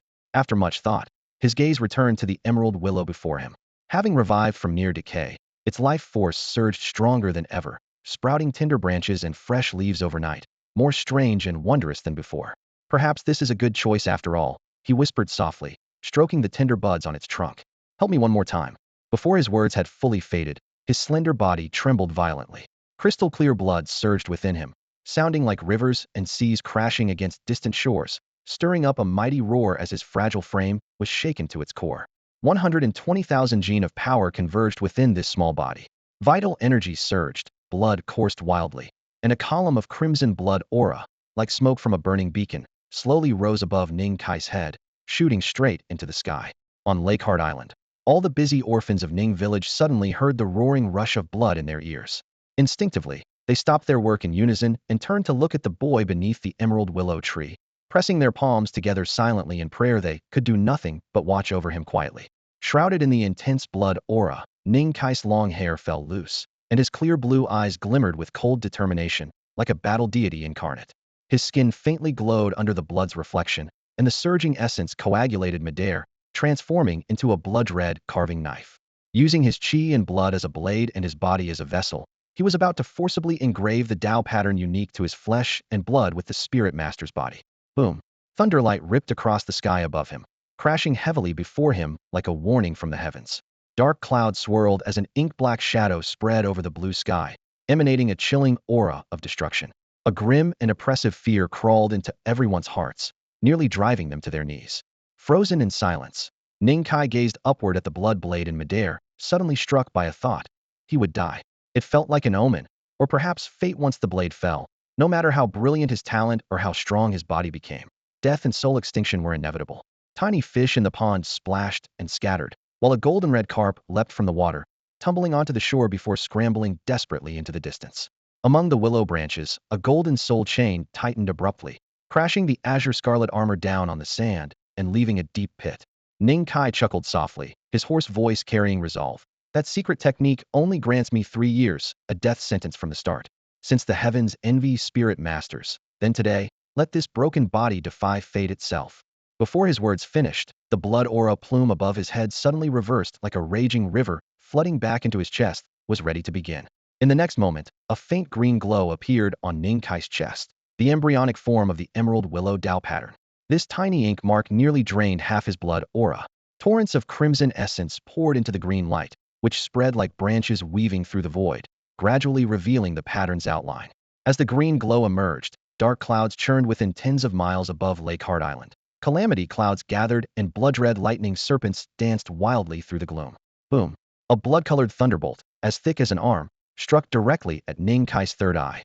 The destructive lightning tore through his flesh in an instant. His body convulsed violently, and blood escaped his lips only to vaporize into mist. This was only the beginning. More blood thunder followed relentlessly, turning the area beneath the emerald willow into a domain of crimson lightning. Ning Kai convulsed all over, his throat emitting a ripping roar. Under such heavenly might, his 120,000 gene of brute strength felt fragile as paper. Countless tiny bolts pierced his meridians and bones, breaking sinews and cracking bones, scorching flesh as they passed. This was the calamity of destruction, the punishment of the heavens for the defiant. This is not a trial of strength, but a calamity sent from the heavens, determined to erase Ning Kai completely from this world. Congeal for me, he roared through gritted teeth, dragging his half-bloodied, mangled body.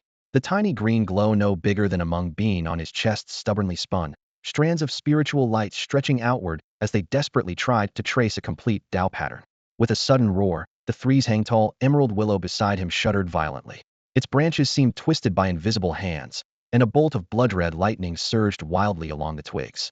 In an instant, the trunk blackened, branches and leaves shattered into fragments, and the dark leaf debris drifted down like rain before turning to ash on the ground. Even the thick roots were charred into lumps of coal. The once vibrant willow was reduced in a flash to a charred wooden stump. Above, inky clouds roiled as a new wave of blood-red thunder crashed down like a tidal wave, engulfing both Ning Kai and the scorched tree stump. PHD. He spat a gush of hot blood. The lightning seared deep scorch marks across his half of his body. Between his contorted muscles, crystalline droplets of blood barely formed before being shredded into nothingness by the thunder's force. Damn it, no human can survive this kind of trial. Ning Kai cursed bitterly. He knew well that even powerful masters at the pattern refinement stage would be reduced to charred ashes by such divine punishment. Yet an even more terrifying power lay hidden deep within the ink-black clouds. Even if he managed to solidify a Dao pattern beneath this blood-red thunderclap, death and oblivion would still be his inevitable fate. No, Ning Kai howled, head thrown back, roaring defiance at the raging thunderstorm filling the sky. Deep within his sea of consciousness, golden chains of divine soul clashed violently with metallic clangs echoing again and again. Divine soul droplets were pulled inward, poured in full to the soul pattern of the emerald willow. In the next moment, a dazzling azure beam erupted from his eyes like arrows piercing the heavens, forcibly shattering several miles of calamity clouds. Boom! As if utterly enraged, the surging ink cloud exploded in size, countless thunderbolts as thick as buckets crashing down in unison. Within seconds, dozens of zhang of land beneath him were transformed into a prison of thunder. Flesh flew, which splintered chaotically. Ning Kai's body was almost blasted to pieces. He fell on scorched earth, face upward, his eyes quickly growing dim. The embryonic Dao pattern on his chest shattered completely, dense blood energy in the air torn to dust by the lightning. Beside him, the willow that once protected him was reduced to a smoking, blackened stump. A thin layer of ash barely clung to the roots, just enough to maintain the last thread of life. Huh! Ning Kai laughed bitterly, staring at the sky. He had long sensed this ending. Countless years and countless prodigies and fiend-show mini-masters had dreamt of rising to greatness, founding their own Dao. If the destiny of a spiritual master could be so easily broken, why would anyone wait for this day? If it were truly so simple, why had the warning words that caution all still remained? It's just unwillingness. Electric arcs of pain danced across his broken body. Ning Kai's gaze blurred but locked firmly on the overcast sky. He was unwilling. The village elder's trust still unfulfilled. Those old enemies had yet to pay their dues. Little wolf cub, Ning Qingyu, Ning Shi. Figures appeared one by one deep in his eyes. Even if I die, Qingyu and Ning Shi can stand on their own.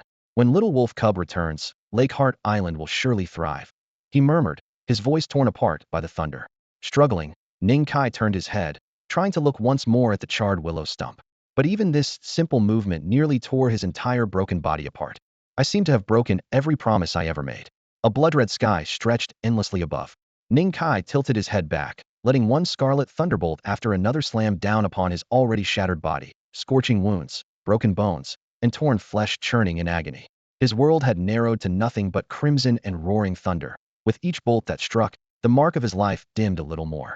Living beings bear life patterns. Mountains and rivers carry land patterns. Then what was the pattern etched into this blood-red thunder? He murmured softly. Deep within his sea of consciousness, fragmented chains of his soul clashed against one another, and the vision before his eyes suddenly cleared. Withered branches, ashes of calamity, and arcs of lightning faded from view, replaced by shining symbols that traced the contours of mountains, rivers, and trees. Those furious thunderbolts transformed into endlessly destructive laws of ruin, condensing into suffocating blood-colored matter. Yet even so, he still couldn't discern their true essence. Darkness reclaimed reality. The storm clouds churned black as night, the lightning still ruthless and cruel. Boom! The blood-red bolt struck again, a clear droplet of fresh blood splattering, seeping into the boy's deep blue eyes. In an instant, the red bloomed outward, and a profound, deep blue flared and exploded at the core of his gaze. Riding on that subtle light, he caught sight of a mysterious pattern hidden deep within the storm cloud, its edge barely visibly and icy. Oppressive aura crashed over him. It was the judgment of the heavens, an absolute divine punishment. Heh! Blood seeped from the corners of his lips as he sneered at the heavens. His broken body suddenly emitted a faint glow, torn flesh writhing and rejoining, fractured bones clicking back together inside his chest. Every remaining drop of blood was forcibly squeezed into a concentrated life force, funneled into a tiny ink the size of a fingertip embedded in his heart. Nurtured by this blood energy, the dot rapidly expanded, an abyss with no bottom. You claim to hang high in the ninth heaven, wielding the punishment of all living things? Today, I will drag you straight into the mud. He roared hoarsely, bloodlight surging in his eyes as he fixed his gaze on the sky. The thunder crashed anew, storm clouds roiling and contracting. Within a radius of dozens of miles, the black clouds were compressed into a ball barely a few feet wide. After extreme compression, a drop of inky black liquid descended from the heart of the cloud, condensing the full destructive force of the calamity, slowly falling toward Ning Kai. That single drop of blackness was enough to obliterate even a condensed pattern realm warrior's body and soul. But he remained calm and unshaken. The broken pattern etched onto his chest was meticulously restored stroke by stroke under the nourishment of his blood energy, until the final line solidified, unleashing the overwhelming might of the condensed pattern realm in an earth-shaking blast. Spiritual energy surged wildly within dozens of miles, pouring into his shattered flesh. Bones regenerated, tendons rebuilt, blood thick as nectar pulsing back into every limb and pore. Beside a charred tree stump, the boy's aura instantly surged multiple times over. Yet in the face of that drop of obsidian celestial punishment, he was still like an insignificant ant. Even ascending to the condensed pattern realm, he could only lift his head to waiting for his bones to snap piece by piece, waiting for death to arrive. Because this was a heavenly calamity that could only be endured alone. Under the thunder of tribulation, the stronger you become, the fiercer it grows. It was the ultimate denial of the heavens, meant to grind all hope to dust. Its very existence was to annihilate all life beneath the thunder of calamity. At that very moment, on the distant horizon, a streak of azure light appeared. After searching for 30 years, I've finally found you. With a piercing and desperate howl, a figure tore through the sky and instantly descended above Ning Kai's head. Boom! Ink-black thunder crashed down from the heavens. The willow stump, Ning Kai, and the strange figure were all swallowed by the dark light simultaneously. Lightning snakes writhed wildly, turning the area within 100 meters into a pitch-black thunder prison. The pond water evaporated in an instant, soil churned and scorched, and the once vibrant willow stump was reduced to ashes in a flash. The thunder stripped away the surface soil, leaving only a thin layer of fine, dense ashes that floated like black willow fluff in the air. Ning Kai? Surrounding the lake's hard island, several figures could no longer hold back their shocked cries. Ning Qingyu covered her lips, her face as pale as death, her voice caught in her throat. The steadily growing Ning Shi clenched his fists until his knuckles turned white, staring fixedly at the center of the thunder prison, refusing to believe that the boy who had always walked ahead of him could fall here. The 7 or 8-year-old Ning Shangtian trembled in a daze, tears uncontrollably streaming down from the corners of his eyes. This scene reminded him of a nightmare from a year ago. The black thunderstorm lasted a full half-quarter of an hour. When the dark clouds scattered, the scorched earth lay silent and still. "No, it can't be," someone whispered. The remaining electric arcs danced on the charred ground, their sparks cutting into the young men, drawing blood. Following their memories, they reached the spot where the willow tree once stood. All that remained was a carpet of black ashes, with a scorched, human-shaped form lying there, showing no sign of breath. Ning Qingyu held a handful of medicinal herbs freshly picked from the herb field, their fragrance swirling in the air, yet facing this body blackened like charcoal, she did not know where to begin. Tears rolled down her cheeks and dripped onto the charred figure. Crack! A sharp sound shattered the silence. Though their vision blurred, they clearly saw the charred shell tremble gently as a crack burst open from the chest, rapidly spreading across the entire body. Fragments peeled away. Pale skin dazzled brightly in the sunlight. Vigorous blood surged within, roaring like vast rivers and seas. The boy stood naked, his eyelashes lengthening, black hair growing rapidly until it fell to his shoulders. "Sorry for making you worry." Ning Kai's tone was gentle as he slowly sat up from the scorched earth, the aura radiating from him far more powerful than before. He opened his mouth to speak. Deep within his sea of consciousness, the soul mark of the verdant willow, on the brink of transformation, glowed softly.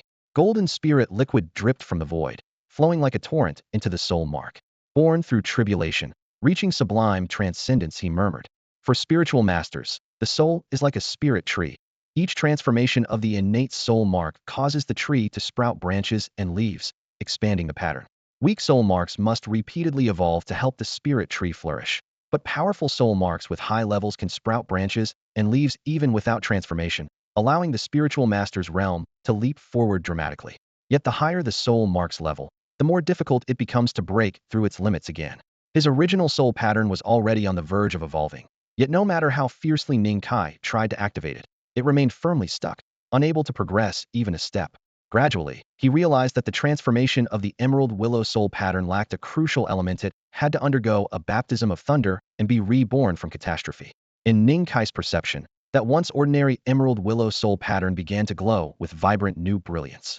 Countless droplets of golden divine soul fluid surged like a fountain into his sea of consciousness, while fresh lines slowly sprouted along the edges of the pattern, intertwining with the old ones to become more intricate and profound.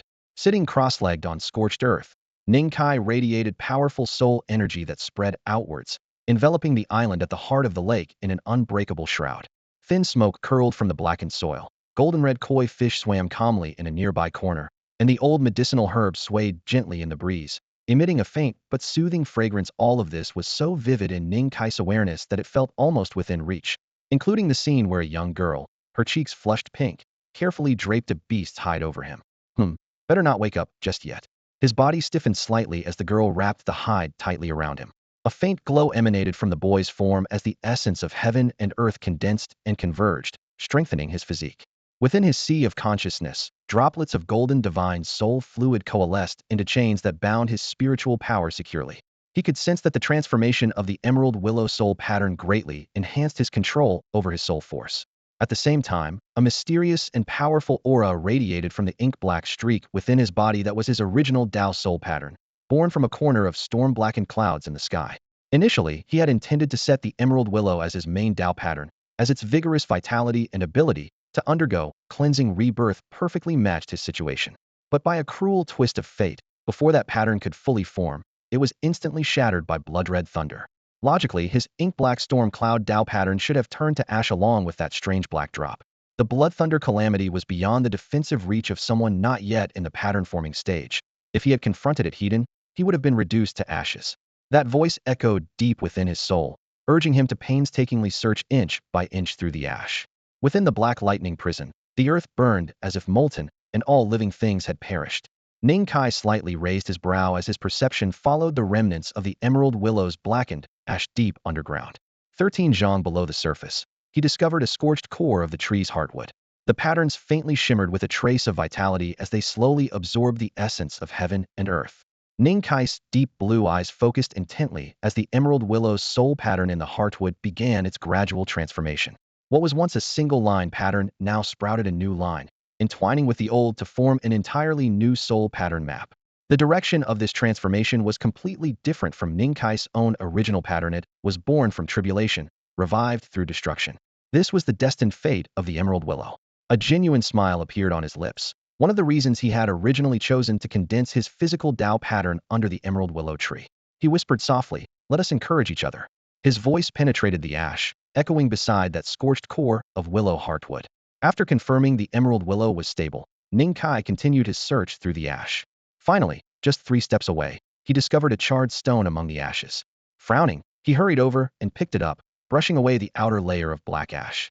Suddenly, his brow twitched and the corners of his mouth twitched involuntarily. It was a small doll, wearing a red-topped, black-edged miniature hat, dressed in a blue jacket, with unnaturally pale skin and faint red blush on its cheeks. Most importantly, a small blue paper was stuck to his forehead.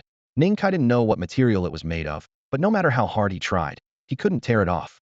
The blue paper felt icy cold and almost weightless against his skin, yet it seemed rooted deeply into his flesh, firmly embedded. Ning Kai stared at the paper with furrowed brows. Was it this that saved him during the recent heavenly tribulation? When the lightning struck through the blazing beam, he vaguely saw a living creature standing atop his head. The creature opened its mouth and swallowed the surging black thunder entirely. Even a stray remnant of that power nearly turned him to charred ash.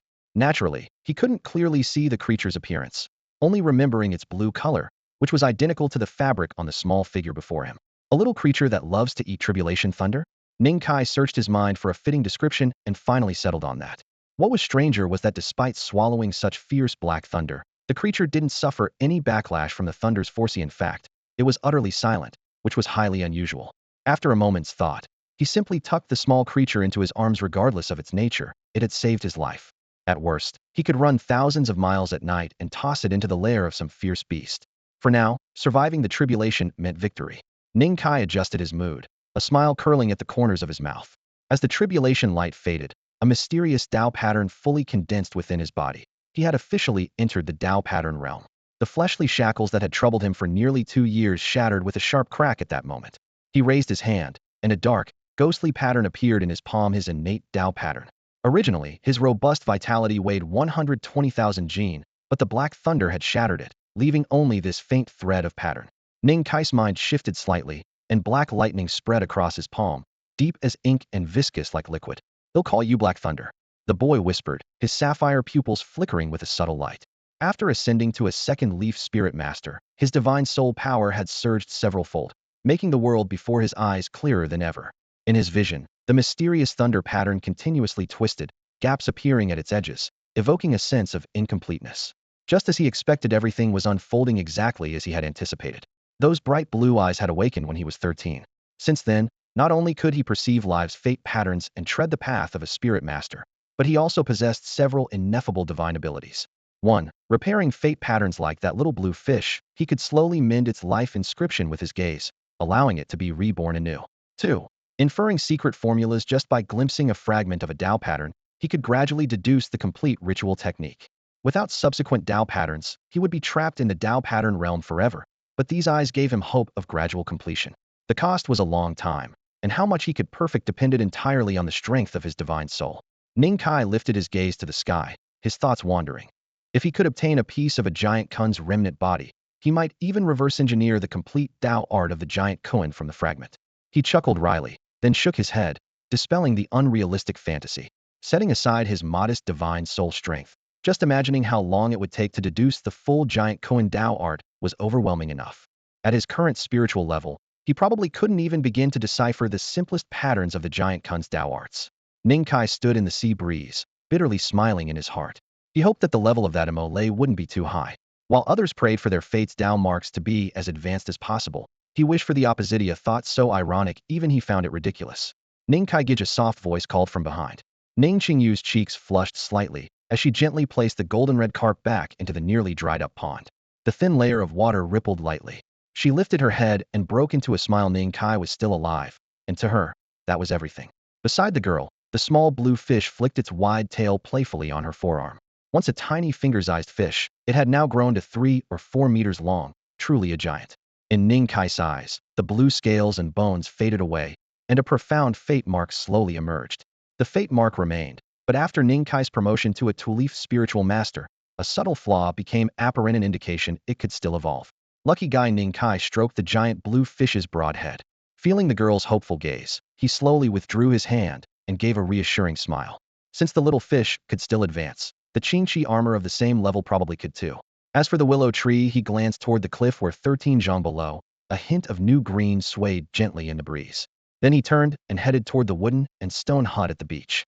The willow tree had once been bathed in black thunder tribulation, dying in oblivion before being reborn. Even without him, its path ahead was clear. TCH, that willow's no ordinary tree. A tiny, mosquito-like voice suddenly sounded. A tiny creature no bigger than a finger poked out from Ning Kai's waist, flicked dust off his robe, straightened a blue talisman on his forehead, wobbled its tiny head from side to side, and then boldly jumped onto Ning Qingyu's head. Scared stiff, huh? It stuck its hands on its hips and laughed loudly. What's this? So cute. Ning Qingyu reached out, gently pinching it, her slender fingers lightly scratching its little head. Haha, let go. Do you know who I am, you stinky woman? The little creature flailed its limbs wildly. Ning Kai's expression grew complicated. Could this tiny creature really be the terrifying being that had previously devoured the tribulation lightning? No, you punk, what kind of look is that? Believe it or not, they'll bash my head against you till it hurts. The little creature suddenly broke free, climbed onto the girl's shoulder, and pointed accusingly at Ning Kai. Don't insult Ning Kai Gij. Two petite hands suddenly grew larger in front of it, then popped it sharply on the forehead. Ah, you little pest. Ning Qingyu showed no mercy, pinching its tiny head teasingly while exchanging a questioning look with Ning Kai. I'm not sure either, probably connected to that tribulation lightning. Ning Kai shrugged. Oh, I see, the girl pondered as she laid the creature in her palm for a closer look. But no matter how she tried, she couldn't link it to the celestial thunder from that day. The small creature puffed out its chest and declared loudly, I have bathed in 9 heavens' thunder tribulations, crossed the 9 hells river, traveled with the river of time itself. I am eternally unyielding through countless tribulations. Snap. Ning Qingyu flicked it again, her fair face leaning in with a smile. From now on, they'll just call you little corpse. You're the corpse. Your whole family's a bunch of corpses. The tiny creature in her palm erupted in fury, punching and kicking wildly, determined to teach this unreasonable human a lesson. But as it spoke, it suddenly caught a flicker of darkness in the girl's eyes. Ning Qingyu raised her hand and gently tapped its head with her fingertip, then after a pause, said softly, Yeah, I'm the only one left in my family now. A little corpse opened its mouth, but found no harsh words to spit out. Its crystal clear eyes filled with panic. At that moment, a warm hand rested on Ning Qingyu's head, casually ruffling her hair. Ning Kai didn't offer any words of comfort. Qingyu wasn't fragile, but somehow, he just felt he should do this right now. Omega Y. Little corpse blinked wide-eyed, staring at the girl's smug expression with a puzzled look. Under the night sky, starlight glittered on the lake's surface, and the campfire crackled nearby. Golden fat dripped from the beast's leg into the fire, sparking bright embers. Ning Kai sat back beside the fire, watching children around 7 or 8 chasing and playing, and teenage girls carefully roasting wild meat. Today he had successfully inscribed the flesh tattoo of the Tao. For Ning Village, this was an event akin to a grand celebration. To mark the occasion, Ning Qingyu brought out their secret stash of blood food flesh from a predatory beast in the condensation pattern realm, each bite bursting with overwhelming vitality. Ning Shi took out a rare, preserved fruit wine, sweet and a little tangy, crisp and refreshing. More than a dozen boys and girls drank until their cheeks flushed bright, still raising their cups again and again in extraordinary luxury for normal days. Ning Kai quietly watched them all, a smile never leaving his lips, occasionally sipping the wine himself. Nearby, little corpse rode recklessly atop Qingjia's head, sometimes leaping onto a boy's shoulder, sometimes settling on a girl's head. It even tore off some meat by the fire, tied it up with vine, and hung it in front of Qingqi Jia, but Qingqi Jia paid it no mind. Ning Kai noted that this mysterious little being bore no ill will toward the villagers. He once opened his deep blue eyes wide, trying to see through its origin, but no matter if it was the blue paper clothes or little corpse itself, everything remained unchanged and unreadable to him. He even applied tens of thousands of pounds of brute force to tear the paper clothes, but the sheets didn't budge an inch. The tiny creature's durability was equally astonishing, likely tougher than the hardest materials in the wilds. Yet this inscrutable existence acted like a child scrambling over fruit wine with 7 or 8-year-olds, and even beating up Qingqi Jia to forcibly claim the armor as a mount. After several rounds of drinking, Ning Kai called little blue fish to his side and gently touched its scales. A flash of deep blue light sparkled in his eyes as the mysterious life pattern within the fish slowly grew again. The little creature let out a big yawn, rolled onto its back by his feet, and fell into a peaceful sleep. After advancing to a second leaf spirit master, Ning Kai's speed in repairing life patterns had noticeably increased, but so had the sheer volume of work he faced. He still needed to complete the life patterns for the little green fish and Qing Qijia, and further refine the ink thunder Dao pattern. Besides that, the underworld light and concealment techniques also required simultaneous improvement. Hey kid, I'm hungry. Little corpse, holding a chunk of beast meat in his mouth, rode down on Qing Qijia and landed in front of Ning Kai. If you're hungry, just go eat. Ning Kai didn't even look up, his hands constantly carving life patterns deep within the essence of living beings. He wasn't worried that Little Corpse could perceive anything unusual. Little Corpse stared at him, then raised a finger to point at Ning Kai's chest right, where the physical Dao pattern was located. You want this? Ning Kai arched an eyebrow, raised his palm, and a streak of ink-black thunder condensed in his palm, carrying a faint aura of heavenly power and oppression. Oh woo! With a flash of lightning, Little Corpse's eyes glowed brightly. He leapt into Ning Kai's palm, his tiny head instantly swelling from fingertip size, and swallowed the streak of ink thunder whole, signaling Ning Kai to continue. Only then did Ning Kai fully realize that the one who saved him from the calamity of thunder was this little creature in front of him. Since that was the case, he didn't hold back. It was just some essence of spirit and vitality after all. One thunderbolt after another appeared in his palm, each shrouded in ink black, swallowed whole by Little Corpse. Nearly half of a divine essence was consumed before the little fellow rubbed his swollen belly, thoroughly satisfied, and let out a big burp. Thunder imbued with heavenly might wasn't something encountered often. Patting his belly, he wore an expression full of pride. Kid, I have faith in you. It won't have been for nothing that I shielded you from that heavenly tribulation. Little Corpse stood with his hands behind his back, putting on a show, but the clarity in his eyes still revealed his childishness. How old are you?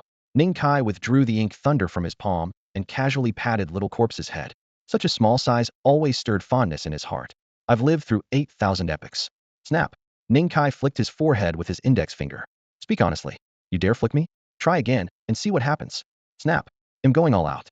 Before Ning Kai's words were finished, the fingertip-sized little being, anger fueling its braid to stand up, transformed into a streak of blue light and charged at Ning Kai's chest.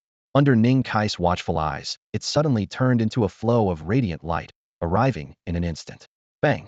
With a muffled thud and a painful cry, Little Corpse crouched back onto the sandy shore, covering his head, black eyes shimmering with tears, nearly on the verge of crying.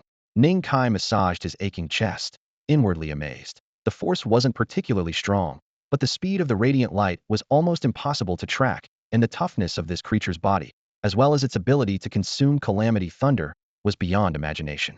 Watching the increasingly thick mist envelop Little Corpse, Ning Kai shook his head and stopped worrying about it, turning to walk toward the willow tree. 13 zhang below, the charred willow heart glowed with a greenish light, pulsing like a breath. A tender shoot burst through the bark, and within moments its roots reached down several zhang. They'll lend you a hand, Ning Kai whispered, opening the sumaru pouch on his waist. A dozen spirit plants of varying forms flew out. Special patterns intertwined, then completely shattered, transforming into pure essence of heaven and earth, sinking into the soil beneath their feet. Nourished by the essence of heaven and earth, the once charred wooden stake emitted a crisp cracking sound again. Through the splits, vibrant green shoots pierced the scorched surface, reconnecting with the world's life force. A tender sapling pushed up through the soft soil, slowly raising its head, vitality plainly visible. Having just endured a thunder tribulation, it had completed a rebirth. At some point, the little corpse had jumped onto Ning Kai's head, its short legs dangling as it watched with the boy the transformation of the verdant willow. In terms of raw strength, the reborn willow still wasn't as powerful as some fierce beasts, but after this trial, its life markings had evolved. The heartwood of the willow now brimmed with immense potential.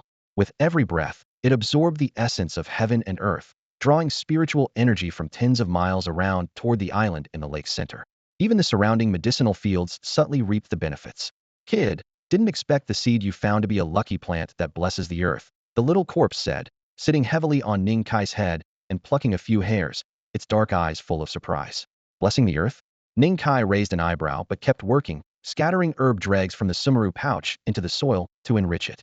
The little corpse swung its legs as it explained, not all spirit plants are gentle like this one. Some devour spiritual essence so fiercely that nothing grows within 1,000 miles, swallowing all living beings' vitality whole. It casually mentioned the ancient ice marrow plant from before just rooting in the soil, turned an entire area into frozen wasteland, and even attracted 2 terrifying beasts fighting over it. Of course, not every spirit being is so domineering. Some, like this willow, nourish their surroundings slowly from their own core. Though still low tier, it counts as a lucky plant. You can feel it too, right? The spiritual essence here on the lake island is gradually rising. Ning Kai nodded. Growth was slow, but measured over the years, the land of Ning village would eventually become a pure sanctuary. The problem was the more spiritually blessed a place, the more it invited conflict.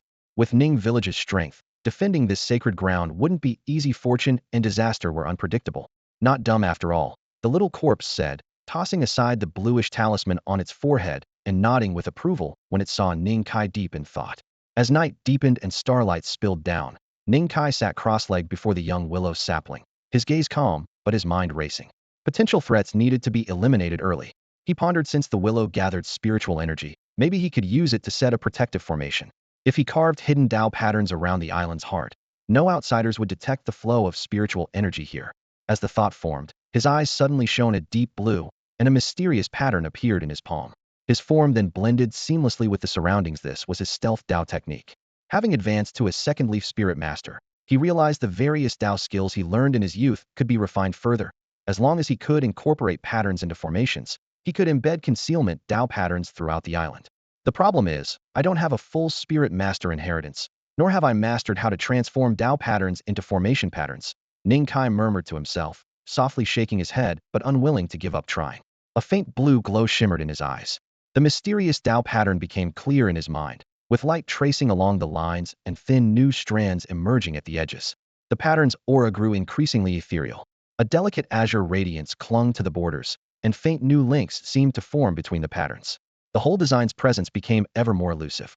At the same time, the golden soul chains within Ning Kai's spiritual sea rapidly faded, and a large amount of golden soul liquid poured into the emerald willow soul pattern. The soul power required to deduce the pattern seemed like a bottomless pit, relentlessly consuming his essence. His complexion visibly grew pale within moments. In less than half an hour, the once brilliant chains lost their luster, leaving only a fist-sized pool of golden soul liquid trembling beneath the pattern, consumed even faster than he had anticipated. Ning Kai wiped the cold sweat from his brow, but his eyes shone with restrained joy. Such a tremendous sacrifice yielded an equally remarkable repair speed, far surpassing previous attempts. He then took out the mountain spirit elixir he had prepared in advance and squeezed several drops of the emerald juice onto the roots of the young emerald willow sapling. The moment the juice touched the ground, it transformed into a shimmering glow that seeped into the soil, instantly spreading abundant vitality. The green branches gently swayed in the breeze, carrying faint mountain winds across Ning Kai's face. He exhaled slowly, his soul settling as if he had become one with the earth, where scorched land and nourishing rain intertwined. Through his spiritual sea, he sensed the seedling rooting and growing 13 zhang beneath the surface, resilient like ancient bamboo, secretly nurturing vast life energy. The night wind brushed past, faint lights flickered, and distant murmurs occasionally drifted over everything peaceful and harmonious. This was exactly why he was enamored with soul cultivation. Under the nourishment of the spiritual liquid, drop by drop of golden soul liquid recondensed, faint glows swirling as they gradually repaired the dimmed chains. Time flowed on, sunrise to sunset. Occasional light rain gently fell upon the lake heart island. Whenever it rained, a young girl would appear, standing quietly beside the boy, holding a large distiller's wood umbrella to shield him from the raindrops. 7 days, half a month, and then a full month passed in the blink of an eye. At the center of the lake island, the emerald willow sapling, once only a foot tall, now stood nearly 30 zhang tall. Its verdant branches drooped in layered cascades, pale golden divine radiance twirling among the leaves. The transformed willow's life pattern had grown increasingly intricate, emanating an arcane yet steady aura. Now, the figure who had once leaned beneath the willow was gone. In her place stood slender Ning Qingyu. Between her dark eyebrows appeared a complex and mysterious Tao pattern, resembling a spirit wood rising into the air. At the instant the willow completed its transformation, the tree spirit did not hesitate to imprint its own Tao pattern onto her brow, expressing unmistakable favor. Even Ning Kai, who had wanted to observe carefully, could only smile and mutter, convenient. The boy and the little corpse traveled across every inch of the lake heart island.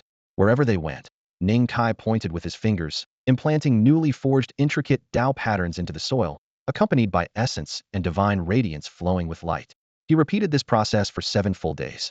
Whenever the spiritual radiance inside him was depleted, he would sit cross-legged on the spot, drawing on the heaven and earth's essence to replenish himself before rising to continue imprinting.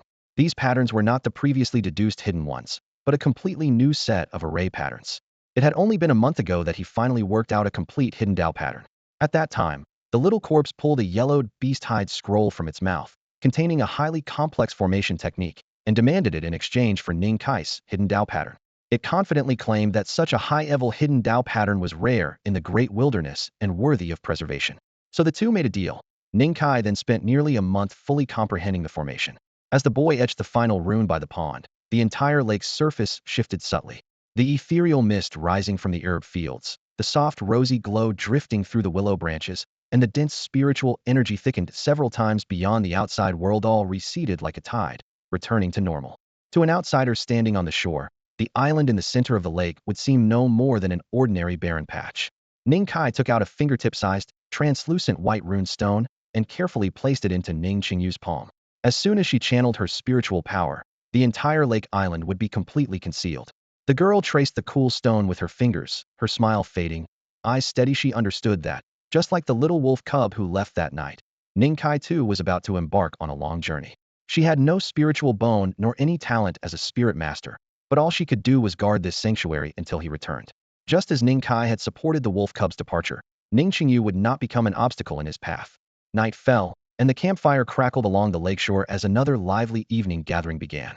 The firelight painted everyone's faces red as 15 orphans sat in a circle, listening to Ning Kai continue the unfinished story. Ning Qingyu, Ning Shi, Ning Gu, and even the young Ning Shangtian had all sensed that the boy was about to leave, but no one mentioned staying or tried to stop him. Ning Village belonged not only to Ning Kai, but to all of them. That once fragile boy, who had carried so much on his shoulders, had already given enough for everyone. Now was his time to pursue his own path. "You're more important to these kids than I thought," said Xiao Shi, perched cross-legged on Ning Kai's shoulder, swaying slightly with surprise. Ning Kai heard the words clearly, and warmth stirred in his heart. The people of Ning Village were still as kind and simple as ever, but their little refuge surrounded by threats was far too small. Without Xiao Shi's help, Ning Kai wouldn't even have been able to set up these rune arrays. She would have had to watch helplessly as their sanctuary was coveted and destroyed again. That's why he had to leave, to bring back precious techniques, powerful medicines, and rare spiritual treasures from the outside world. He would turn the lake island into a true sanctuary, surrounded by countless divine mountains, teeming with rare beasts and birds. He would grow into a towering tree strong enough to support Ning Village and settle accounts with their old enemies one by one. "I'm leaving." At the story's end, Ning Kai stood up and swept his gaze over the many clear eyes watching him. His throat tightened slightly, but his tone was resolute. "But I will come back, bringing powerful arts and endless medicines to make Ning Village a true hidden paradise." With that, he raised his cup and drained the fruit wine. "Brother Ning Kai." The 7 or 8-year-old Ning Shangtian hugged a wooden cup, his flushed cheeks full of childlike warmth and excitement. "When I grow up, I want to go outside too. He'll stand at the front for everyone." The boy's innocent vow ignited a fire buried deep in the others' hearts. The 15 orphans all felt the same burning desire inside, the longing for strength, the suppressed hatred, the unwavering resolve for the future. They rose together, eyes gleaming fiercely in the firelight, as if swearing to the heavens and earth themselves. One day, they would make the enemies who treated human lives like insects pay the price. "All right," Ning Kai said, looking at them and speaking each word with care. "Then he'll go first and scout out the path." A smile spread across Ning Kai's face.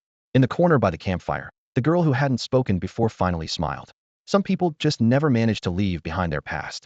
After a satisfying meal, Ning Kai slowly strolled around the island at the lake's center, measuring every inch of this brand new Ning Village with his footsteps. From the haystacks to the fences, from the cliff's edge down to the stream bank, every place bore the marks of his own handiwork.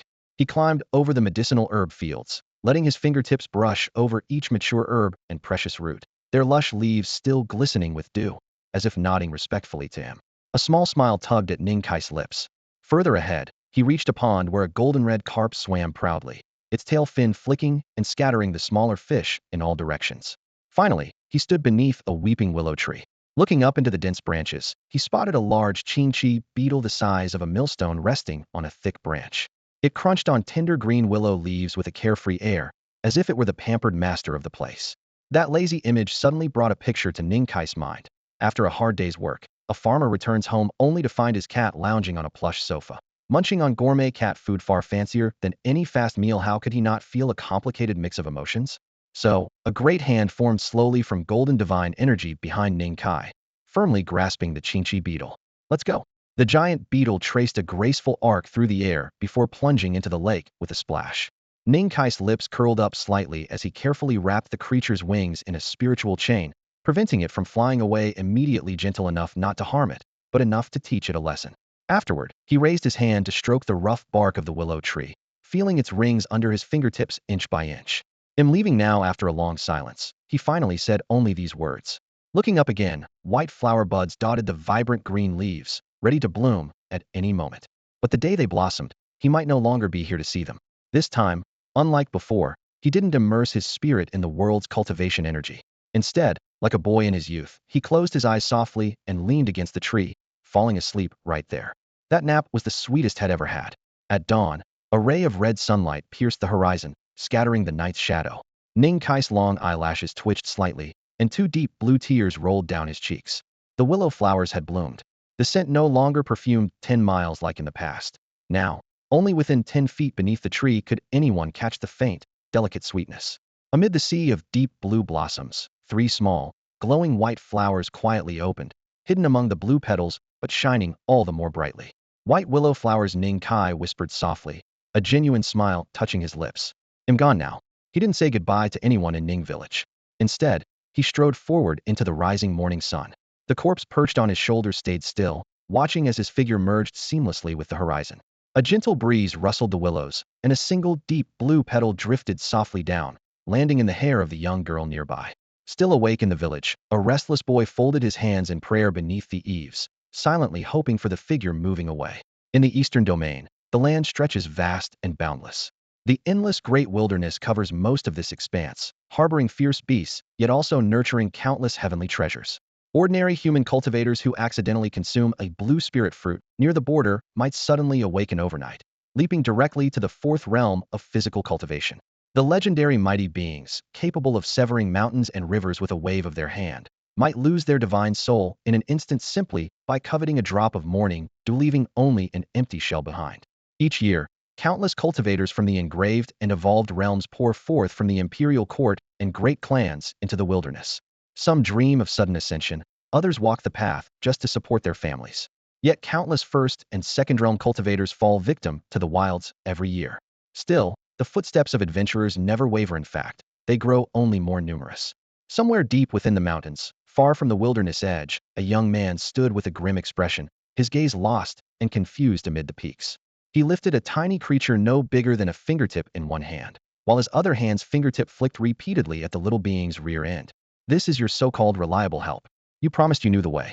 Where exactly are we?" He growled under his breath. Since leaving Ning village, Ning Kai had been trapped in the vast wilderness for a whole month. Before setting out, Xiao Shi had confidently assured him that he was familiar with the terrain of the great wilds, and Ning Kai had chosen to believe him. Following Xiao Shi's directions, he had fought his way through countless battles, still reeking of the scent of ferocious beasts. Whenever there were beasts above the Yinwen realm, he would use the stealth soul technique to sneak past them.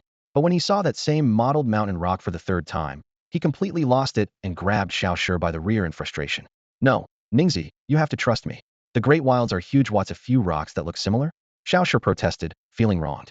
"You have the nerve to say that." Ning Kai's eyes burned with fury.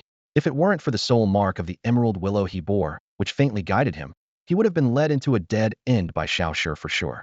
"If I trust you again, I'd rather go take a bath under a mountain ape's backside." With that, he tossed Xiao Shi like a rag over his shoulder, closed his eyes, focused on tracing soul mark echoes, and then dashed off in the opposite direction of the emerald willow tree. Roar! From deep within the mountains came a deafening beast's roar, and a cyan crescent-shaped blade of light slashed through the air, aiming straight at Ning Kai midair. It was a remnant brood of python bulls hiding among the rocks, carrying the ancient bloodline of the Kuei ox. The seasoned hunter had been lurking for a long time, waiting for a moment when his prey was careless to launch a fatal strike. "I've been waiting a long time for you." Ning Kai's eyes turned cold as surging blood energy swept like smoke. He raised his fist to meet the cyan crescent. Boom!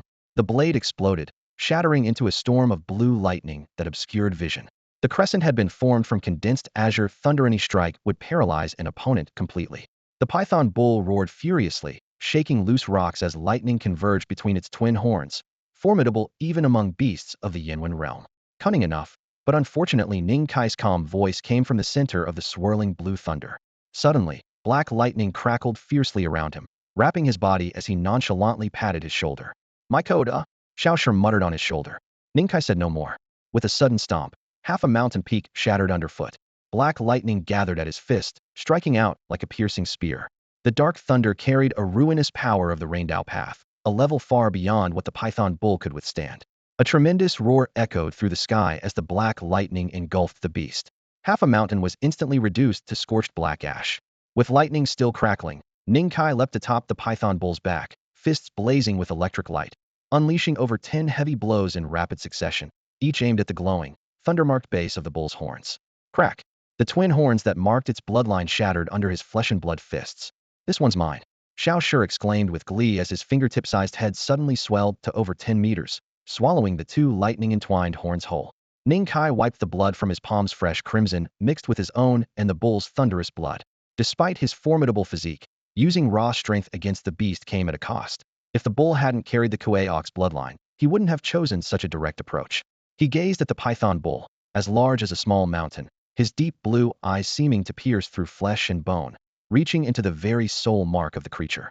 After a moment's contemplation, he plucked 3 blue hairs from the thick base of its tail. The instant his fingertips touched, faint arcs of electricity sparked along the hairs, striking his palm and sending distinct, sharp pulses of pain. As Ning Kai moved to take the hairs, subtle electric arcs flashed from the hairs to his palm, tingling with a clear sting.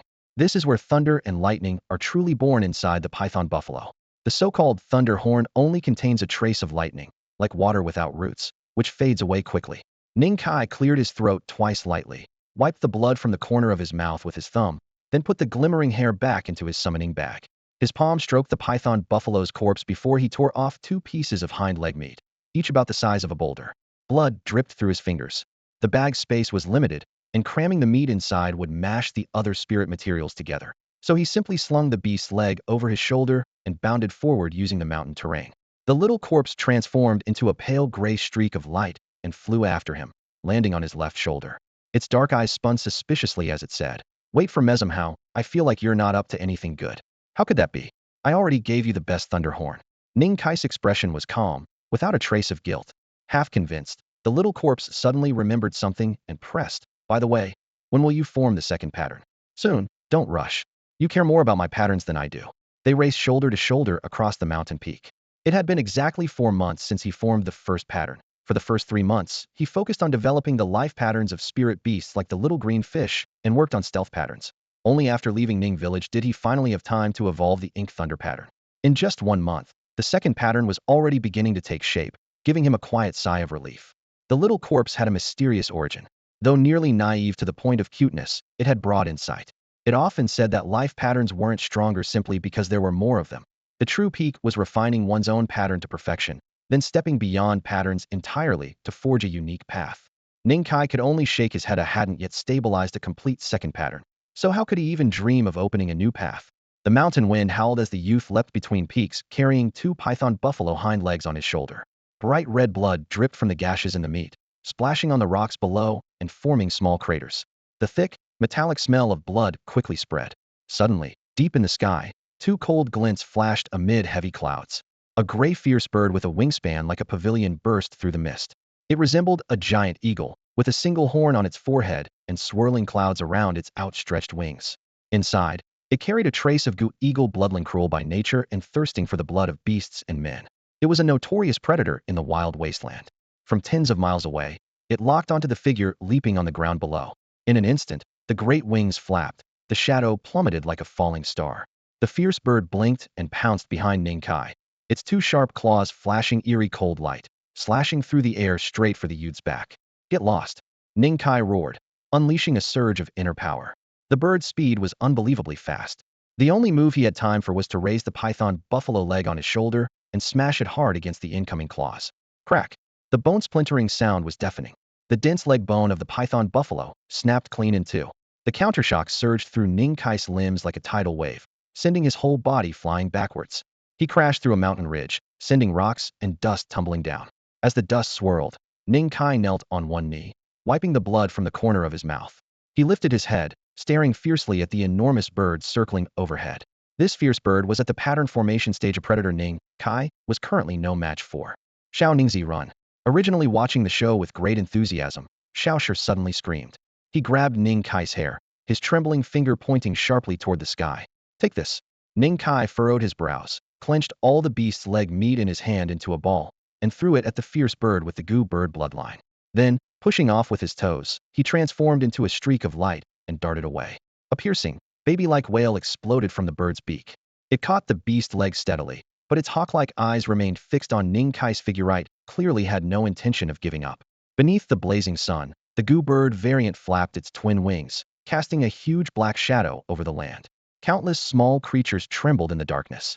But in the next moment, its shadow was eclipsed by an even larger darkness. That shadow nearly covered the entire mountaintop. A colossal beast, hidden deep in the clouds, slowly stooped down. Its visible teal feathers and claws piercing the clouds were enough to take one's breath away.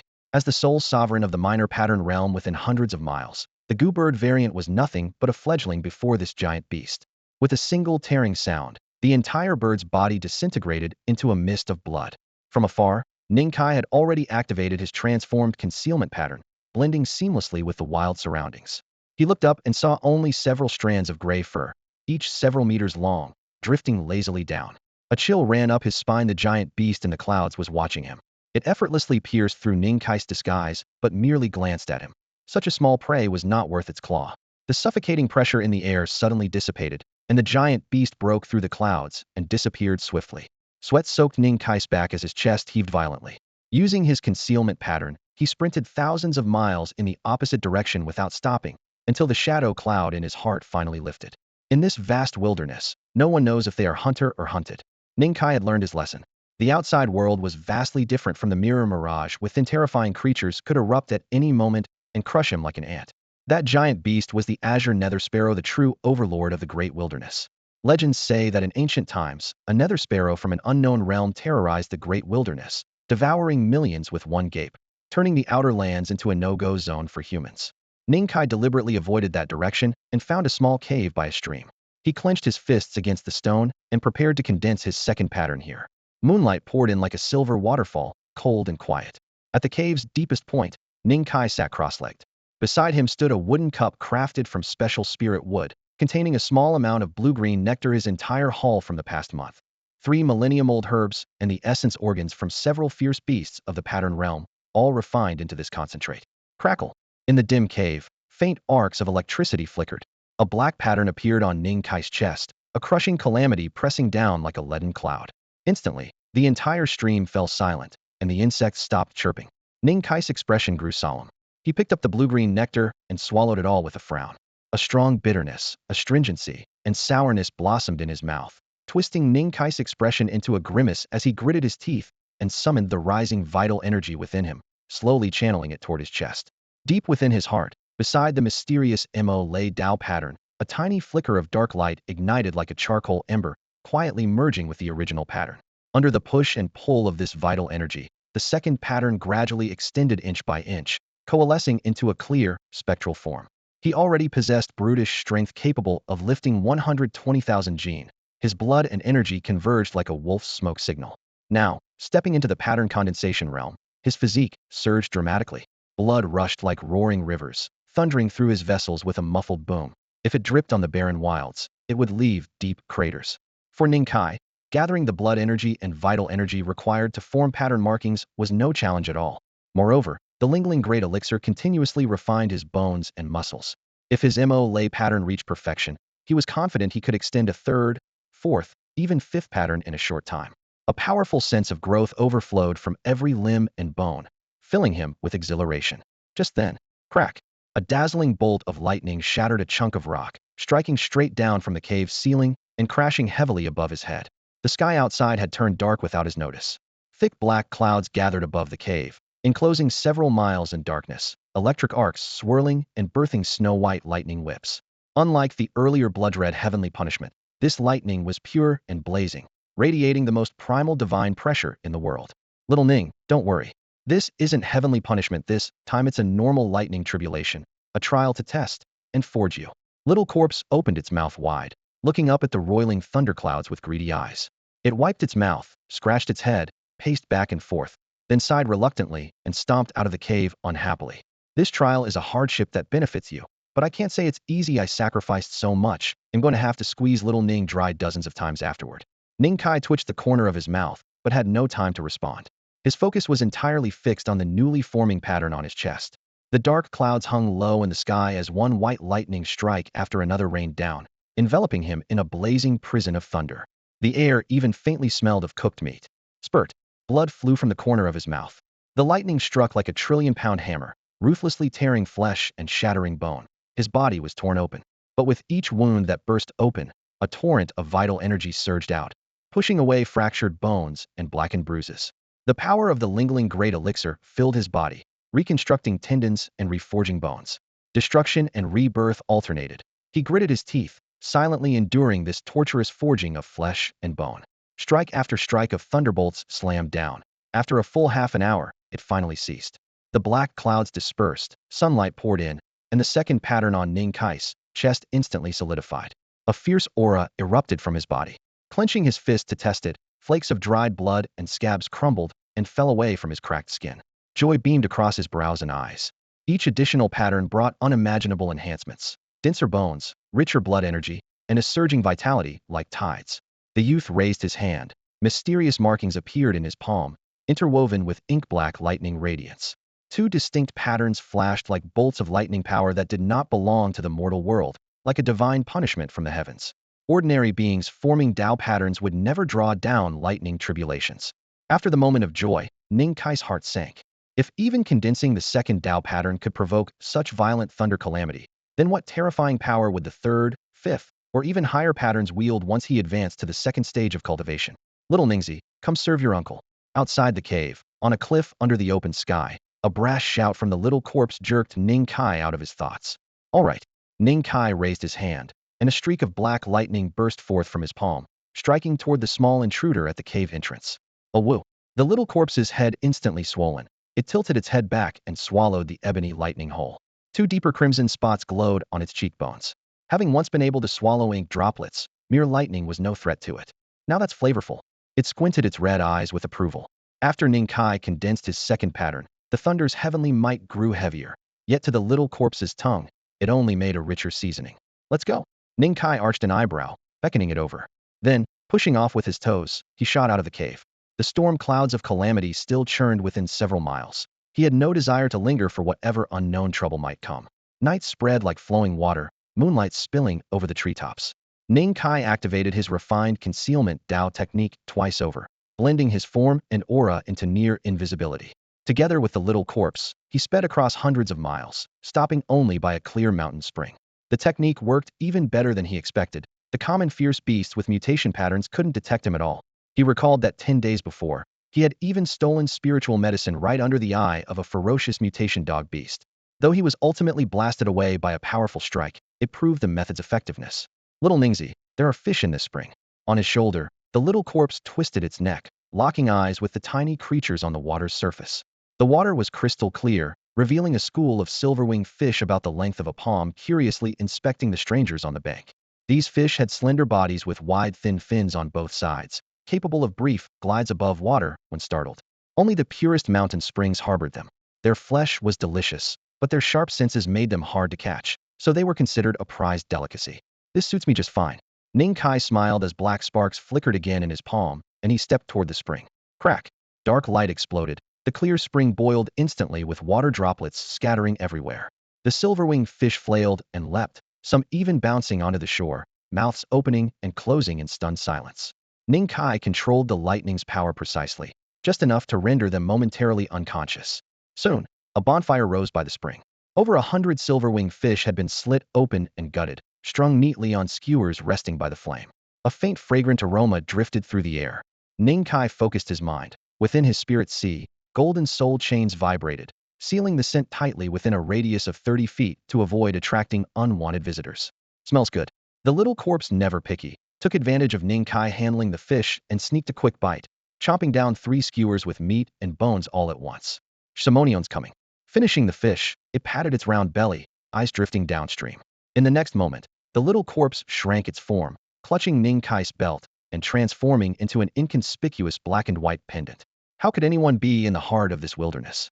Ning Kai narrowed his eyes alertly, a streak of deep blue rising from his gaze. A little over 10 miles away, a young man in blue clothes was indeed exploring upstream along the creek. Ning Kai hid behind an old tree entwined with withered vines, narrowing his eyes to watch. In the clouds right above the boy, a figure in gray robes flickered in and out, bending down to observe closely. The elder emitted a puzzled murmur, as if scrutinizing his young master. Yet his gaze swept past Ning Kai's hiding spot, seeming to peer right through him, as if casually reading him inside and out. Could it be a coincidence? The elder shook his head slightly. He never believed in luck. Behind the tree, Ning Kai quietly communicated with the little corpse trapped inside his ring. How confident are we about getting away? Absolutely certain. Little corpse answered without hesitation. That high. If I couldn't slip away with some grease on my feet, I'd have been chewed up by now. And if you brought me along? Zero chance. I never run dragging baggage. Ning Kai's face twitched in disbelief, nearly bursting out in anger. After 4 months of going through life and death together, sharing hardships and crossing the wilderness, and even preparing to call this little guy godfather, the kid flat out refused. Composing himself, Ning Kai lifted several stunned silver-winged fish and made his way to the creek's edge to start a fire. The scales of the silver-winged fish glimmered with a metallic sheen in the firelight, releasing an irresistible aroma as they crisped and roasted. Before long, the blue-clad youth followed the smell to the creek bank. His robe was fine, but he looked disheveled, hair standing on end as if struck by lightning. Are these silver-winged fish good to eat? He forced down his anger, flashing a strained smile, watching Ning Kai intently, speaking each word carefully. Not bad. Ning Kai feigned calm, lifting a crisp, roasted fish. Little brother, want to try some? The youth snorted coldly, grabbing a few pieces and bringing them close to his nose for a deep sniff. The smoky scent filled his nostrils and his eyes lit up. He then glared fiercely at Ning Kai. Next time, don't electrify the fish.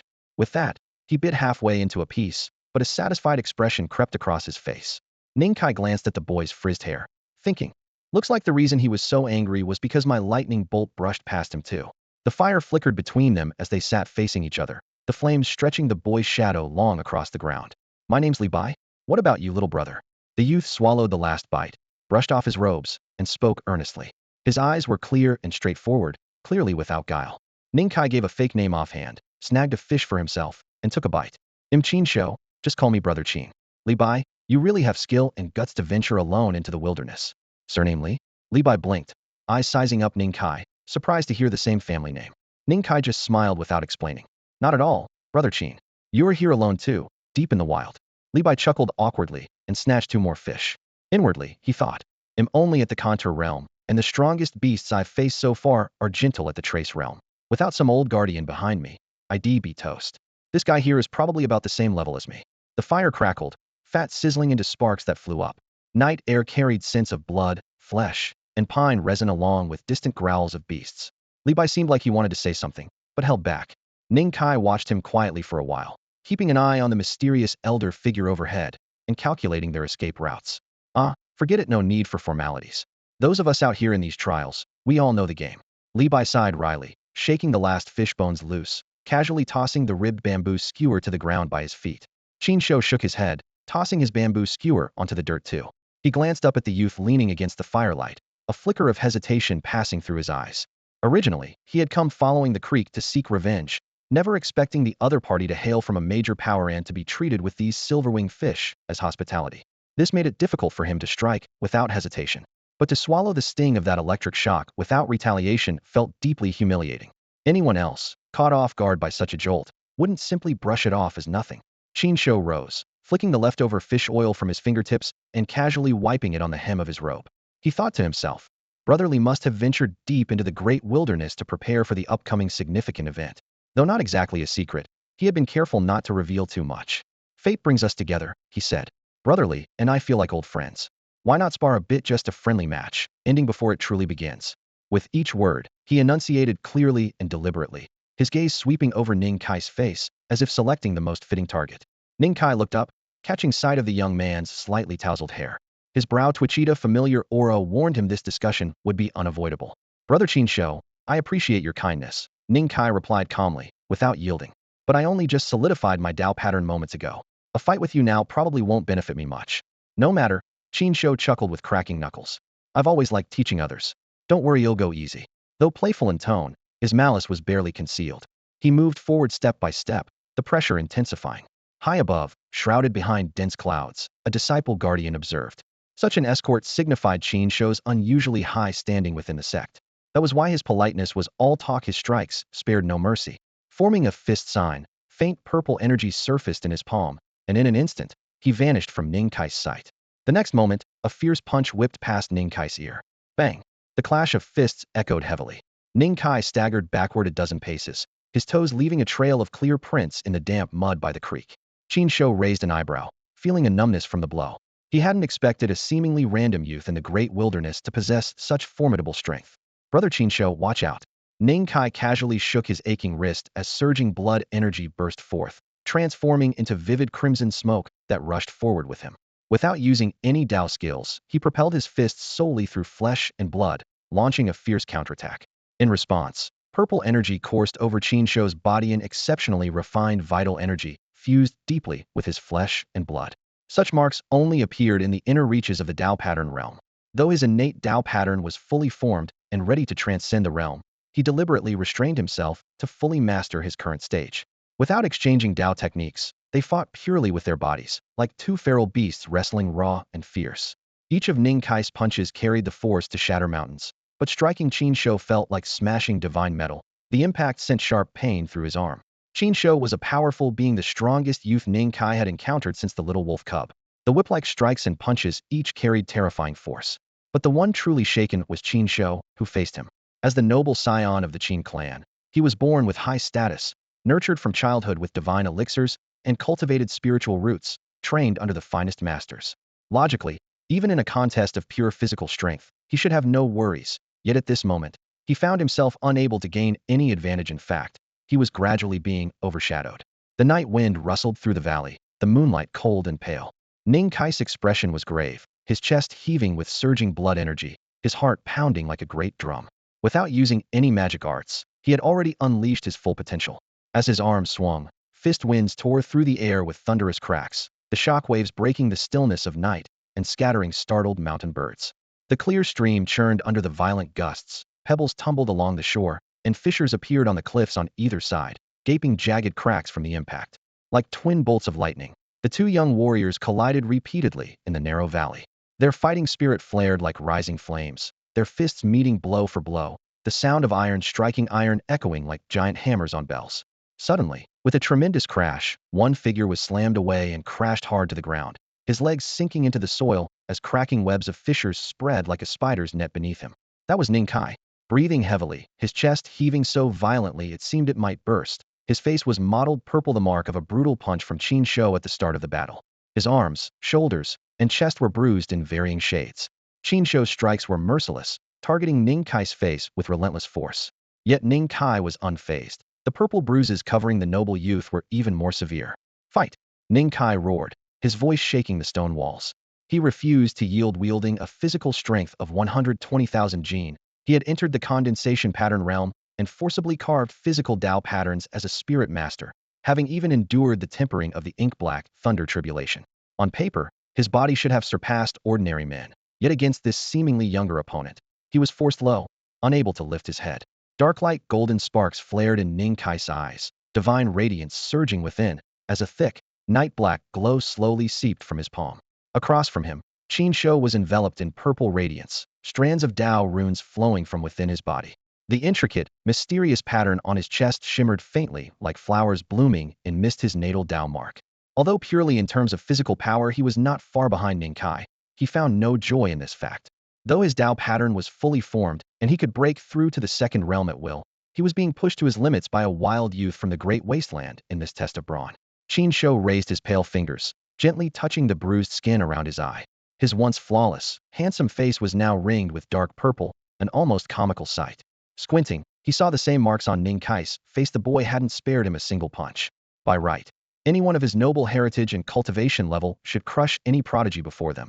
But here he was, physically pressed down by a mere youth. I can't lose, Qin Shou whispered, his snow-blue robes fluttering in the wind. Instantly, strands of purple Dao patterns surfaced like violet lightning serpents across his body. The terrifying aura of the peak condensation pattern realm exploded before swiftly receding, settling only to the same level as Ning Kai's. Now it's still fair, he said with a subtle smile, fingers coming together as the Dao pattern in his palm suddenly blazed bright. In the next instant, purple light soared, and an ancient, simple cauldron appeared suspended in midair, weighed down by immense gravity, smashing violently toward the valley floor.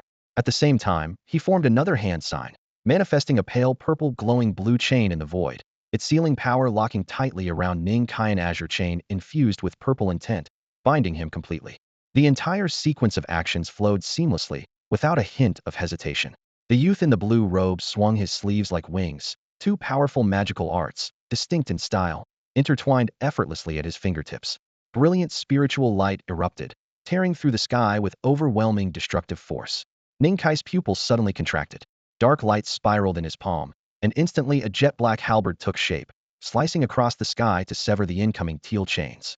The clash of metal rang out sharply. Those chains, though formed from Shinx's aura, were as hard as forged iron. Ning Kai struck 7 times before barely breaking their grip.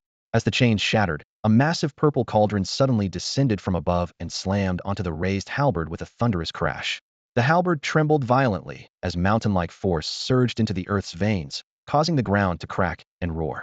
The halberd wielder was crushed dozens of feet beneath the surface, swirling dust and debris billowing like a dragon. Its overchin Sho muttered softly, raising his hand to dissipate the purple cauldron.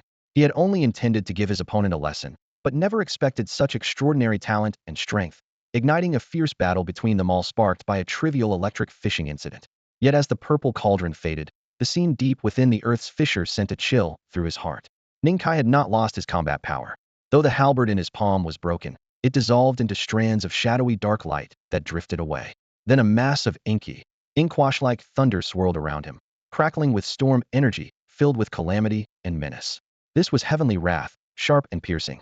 Facing the black thunder, Qin Shou felt an inexplicable panic and suffocating oppression deep within his core, as if alien to the very world. Such strange thunder. The blue-robed elder guarding the path frowned deeply from above. Even with his cultivation, he felt stifled in the thunder's presence. Li brother, you really keep surprising me. Qin Shou sighed quietly, his expression complex as he watched Ning Kai step forth through dust and rubble. In the next moment, purple aura surged like a tide inside Qin Shou. A complex, fateful Tao pattern blossomed on his chest, radiating dazzling violet light.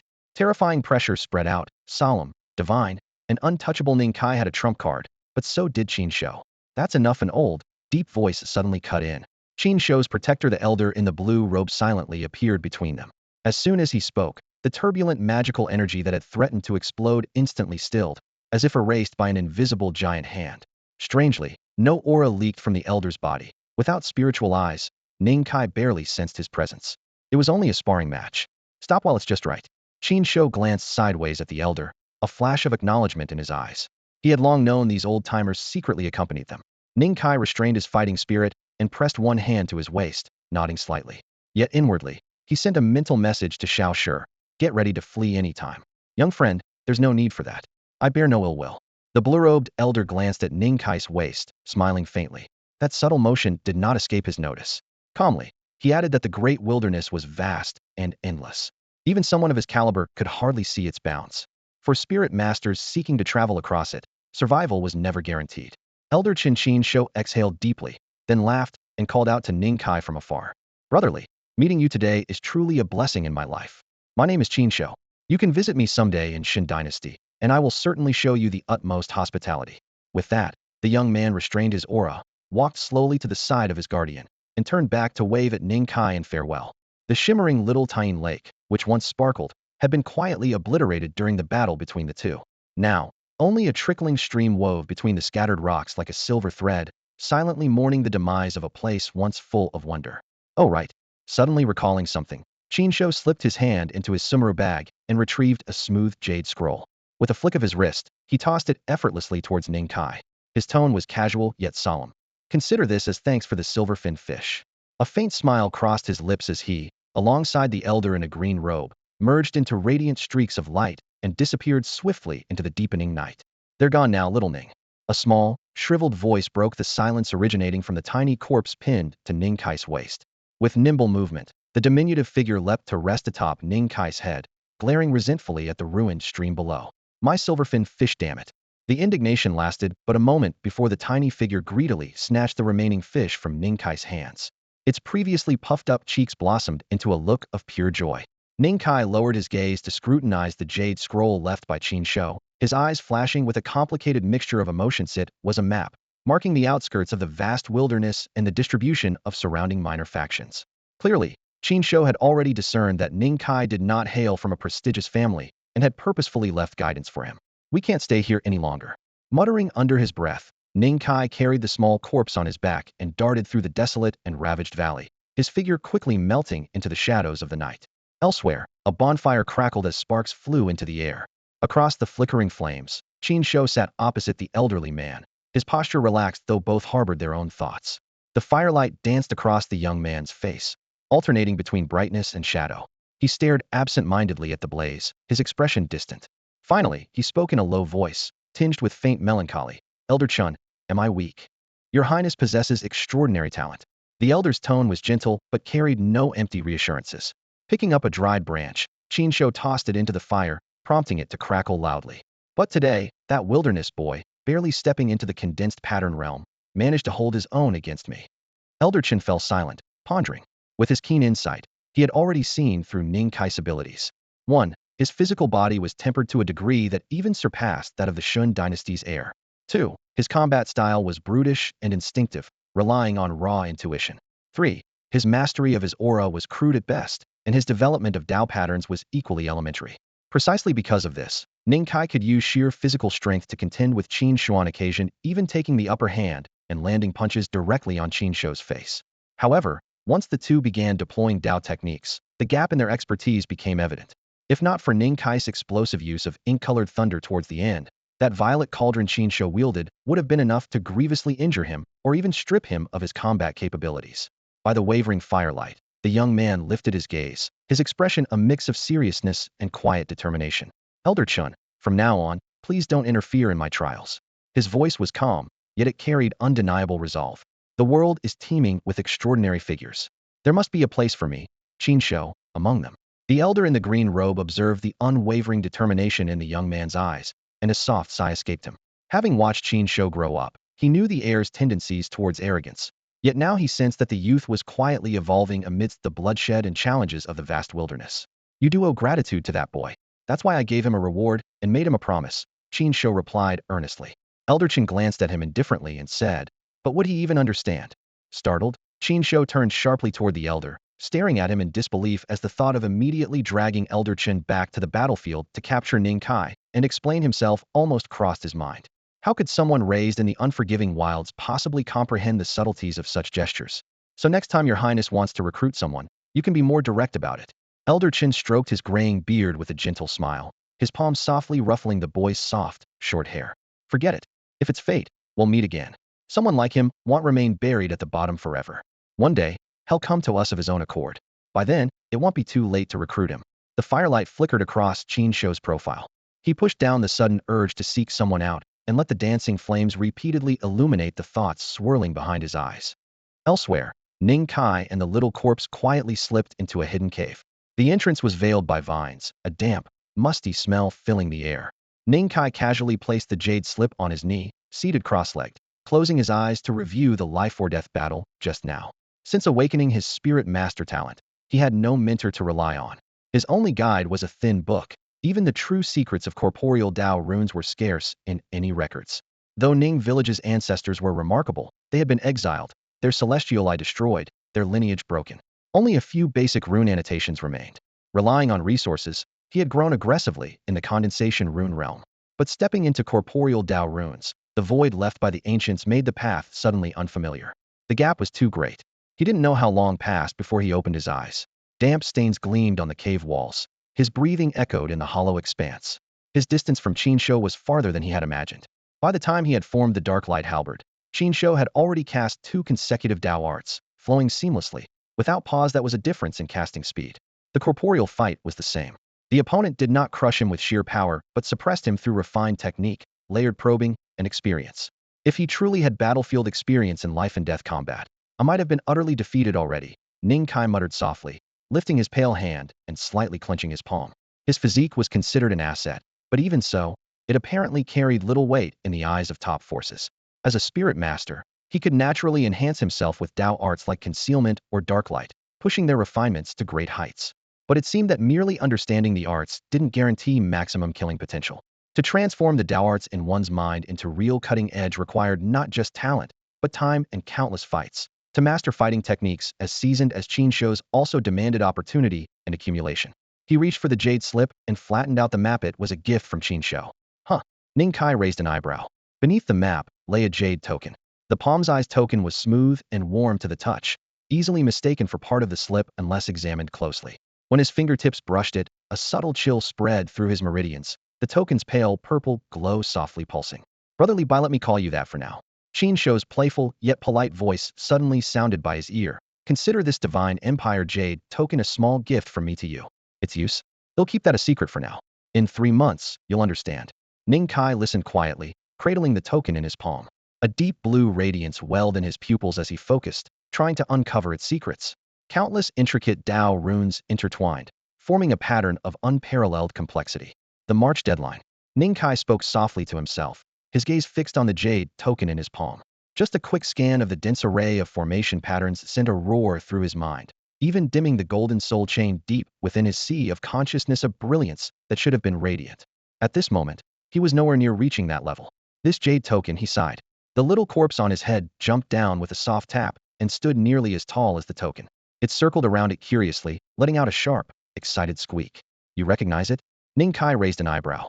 The little corpse had a strange origin, capable of absorbing thunder and moving mysteriously, so it wasn't surprising it might have seen rare treasures. No, I don't. The little corpse's fur that had been bristling suddenly relaxed as it admitted bluntly. I can't make sense of these weird formations at all, but I can tell what the token's made off seems like the spine bone of a whale dragon. Far superior to that flying bird you touched yesterday. Pureblood whale dragons are said to have no equal, not even mirror mirages can compare. Too bad this piece only retains a faint bloodline. Saying that, it gave the token 2 casual pokes, then lost interest. True supreme beasts, even in broken scales or armor, leave behind perfect formation patterns. Scattered patterns have only limited value. Whale dragon bloodline. Ning Kai stared intently at the token. Through the intricate formations, he did catch a broken tracea, massive silhouette appeared faintly atop surging waves, but the patterns were incomplete, leaving even the creature's true form impossible to discern. If the base material is whale dragon spine, what exactly does this jade token symbolize? He wondered, questions swirling in his mind, but no answers forthcoming. He persisted a while, trying to extract any substantive information from the token, even as the golden soul liquid in his consciousness dried up, but found nothing.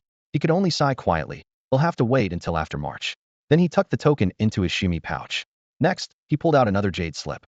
It contained geographic information about the outer Great Wilderness, mysterious pattern seals in the upper left corner flickering faintly. Eastern region. Divine dynasty. Ning Kai murmured. Even this map, provided by Qin Shou, depicted only a corner of the vast world. At the edge of the boundless wilderness, where it met the wasteland, lay the divine dynasty territory, one of the 7 kingdoms of the eastern region, vast and endless, stretching under infinite sky and sea. Little Ning, see? I told you I wasn't wrong. The little corpse jumped onto the jade slip, waving its claws proudly, fur bristling with pride and glee. The map showed they were now approaching the edge of the great wilderness. Yeah. Don't know who made me take 3 detours, Ning Kai replied casually, tossing the jade slip back into his pouch. In the surrounding cave, a faint blue glow appeared as he began to deduce the ink thunder Tao patterns, the foundation of his further cultivation. Within his sea of consciousness, the golden soul chains gently trembled, streams of golden liquid flowing into the suspended emerald willow soul pattern above. At the same time, a barely visible ink thunder Tao pattern gradually took form, faintly shimmering. 2 mysterious patterns intertwined, while on the outer edges, fine ink-black lines slowly condensed. This was destined to be a long process. According to the map Qin Shou provided, the location of the man and the corpse was now nearing the edge of the great wilderness. Only a short stretch remained on the map, but to Ning Kai it still meant a hopelessly long journey of 400,000 li. At this moment, his deep blue eyes fixed on the world below, standing atop the branch of a 1,000-year-old tree. He looked over the rolling mountains and muttered softly to himself, 400,000 li. It had been exactly a month since he parted ways with Qin Shou. Once certain of his direction, he stopped diverting his attention to cultivation and instead relied on his concealment Tao pattern to speed forward so quick and elusive that even creatures of the Yin pattern realm found it hard to track him. Despite this, he still faced life and death dangers several times. The most perilous was when the earth suddenly cracked open beneath him and an unknown giant beast emerged, its aura far surpassing the Yin pattern realm. Had Little Corpse not dragged him away at that critical moment, he would have been buried in the earth long ago. As they approached the outer edge of the great wilderness, the presence of various races grew more frequent. Ning Kai even spotted a few human cultivators from a great distance, their mutual nods conveying wary acknowledgement across tens of li, but no one had the heart to make small talk. This was the great wilderness, a place full of opportunities and equally full of death at every step. This valley is not ordinary, Ning Kai said, his gaze fixed tens of li away. The terrain was strange. The valley normally sunk low, but here 8 jagged gaps converged toward the center, connecting end to end like a ring blade. Within the valley, the spiritual energy surged powerfully. Thick divine radiance churned, resembling a fairyland on earth. Little corpse sat cross-legged atop his head, clicking its tongue in amazement. Still intact this close to the great wilderness? There's got to be something fishy going on. Why don't you go check it out? Ning Kai half-jokingly encouraged. Little corpse's composition remained a mystery to this day. Even enduring attacks from beasts beyond the yin pattern realm hadn't scratched it, nor left a tear in that green robe. You are getting arrogant, little Ningzi. It rolled its eyes and firmly tugged on Ning Kai's hair. Before Ning Kai could reply, his expression suddenly tightened and his voice dropped low. Wait a moment. Someone's coming. They both followed his gaze. Over 100 li away, a flying boat sped toward them. 7 cultivators leaped down from it, the impact cracking 2 mountain peaks beneath their feet. The young man leading them looked pale and gaunt, his cheeks hollowed, giving him an especially fragile appearance. Ning Kai detected a familiar fluctuation from Hema Ling Master's spiritual soul aura. Too far to tell his precise level, but the 6 behind him were all above the yin pattern realm. Among them was an elderly Taoist-robed man whose aura was as deep and boundless as an abyss, seemingly beyond yin pattern classification altogether. Mr. Xiaoyu, not far ahead is the dangerous area. The flying boat's too conspicuous. We should proceed on foot, one accompanying cultivator said respectfully. The thin young man nodded, raising his eyes as a majestic spiritual soul unfurled within his sea of consciousness, capturing every breeze and rustling grass within 100 li. After a moment, the young man withdrew his gaze and led the group, gliding swiftly toward the strange valley. Compared to the other Yinwen realm experts behind him, the young man's speed was not particularly fast actually. He was much slower than Ning Kai was before stepping into the Ningwen realm. Yet the 5 Yinwen realm disciples following behind, along with the robed elder exuding a profound aura, kept pace steadily without any rush or hurry. In the vast multiverse, even the most ordinary single-leaf Ling Master would be treated as a distinguished guest in any faction, let alone this young man who possessed 2 leaves. 2 leaves, Ning Kai muttered softly under the dense ancient tree shadows. The youth in front of him, like him, was a Ling Master born with double leaves. Both were 2-leaf Ling Masters. Normally, a 2-leaf Ling Master corresponded to the second cultivation stage, the Yinwen realm. But Ling Masters were extremely rare, so even those above Yinwen realm would often willingly serve a 2-leaf Ling Master. It was widely accepted that Ling Masters had short lifespans. They did not cultivate Dao marks, but instead honed their souls. To extend their lives, countless unconventional methods had emerged over long ages. Some prodigies invented secret techniques, like Jiangzi's soul chains. Some Ling Master clans passed down unique lifemark soul patterns to alleviate the soul's ravaging effect on flesh and blood.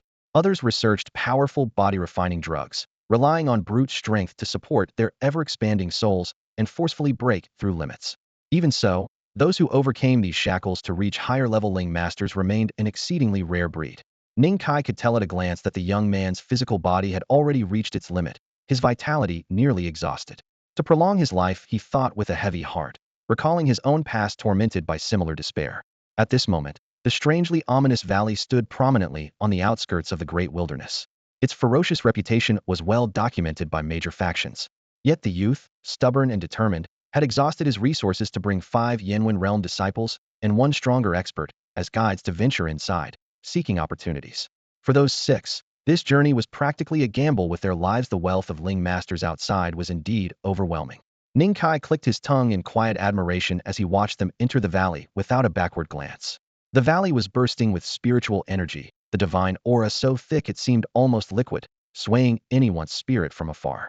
Ning Kai remained outside the entrance, his bright blue eyes flickering with spiritual light, scanning inch by inch, but detecting nothing unusual. Could it be I misjudged? He whispered, then stepped back more than 10 miles. Xiaoshu, can you sense anything? He asked. In terms of perception and evasion, he was far behind this mysterious creature with him. The moment the youth and his group set foot into the valley, they vanished completely from his sight. Even if the valley was dangerous, having a Yinwen realm expert inside should have triggered some sort of disturbance. Frowning, Ning Kai fixed his gaze on the valley. It was wide outside but narrow within, with 8 broken passages converging, resembling an upside-down gourd as a whole. Xiaoshu had been silent and thoughtful ever since they entered. Now his eyes flickered and his little face creased deeply. I seem to recall a terrain somewhat like this somewhere, but it was so long ago, I can't remember clearly. After saying this, he hugged his head and racked his brain, then helplessly let go. Xiaoshu slumped, utterly defeated in his efforts to recall. It certainly wasn't some kind of paradise or hidden utopia. Lowering his voice, Xiaoshu surprisingly shed his usual careless demeanor. He stood side by side with Ning Kai, their gazes fixed intently on the dark entrance of the valley ahead. The valley's mouth was segmented by 8 layers of pitch-black stone gates, dividing the entire canyon into 9 sections. In midair, a milky white mist of spiritual energy churned like a dense curtain, completely obscuring the view beyond. The two grew wary and quietly retreated 10 miles back, taking cover deep in the forest to wait silently for a full 15 minutes. Suddenly, the fog trembled. In the next instant, a thin figure burst forth, clothes fluttering, footsteps unsteady. The young man was enveloped in a shimmering blue light shield, clearly forcing a treasure's protection to desperately flee the valley at top speed. I am Xiao Yu from the outer gate of the Spirit Academy. Brother Dao, save me. Upon spotting Ning Kai and Xiao Shi, the cold death in his eyes evaporated instantly, replaced by fierce longing and hope. His voice was hoarse but urgent. In his panic, he even drew from his pocket several large medicinal plants emitting a glossy radiance, hoping to trade them for a chance to survive. Yet Ning Kai's gaze remained icy and motionless. Without a flicker of emotion, he lifted his foot and lightly tapped a rock. The stone shattered instantly with a sharp crack, and he retreated 30 miles in one smooth stride, joining Xiao Shi at a safe distance. No. Xiao Ye's shout was laced with bitterness and malice. His eyes darkened with a venomous glare. As he panted, he pulled out a thumb-sized azure token and crushed it fiercely.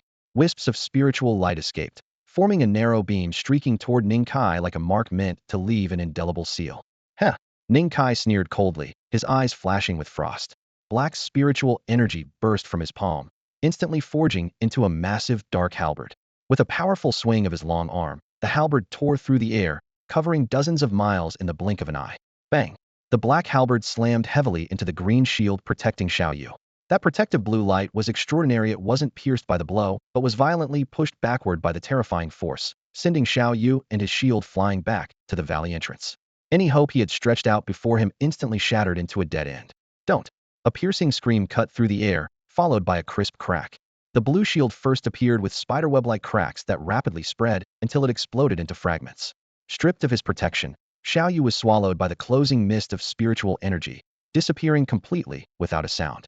Meanwhile, the azure streak aimed at Ning Kai abruptly halted midair, then scattered into sparkling fragments. The tracking mark lost its anchor, clearly failing. Ning Kai activated his spiritual eyes, watching those shattered sparks with his deep blue gaze, silently judging. The rank was low, and its effective range limited. Spirit Academy.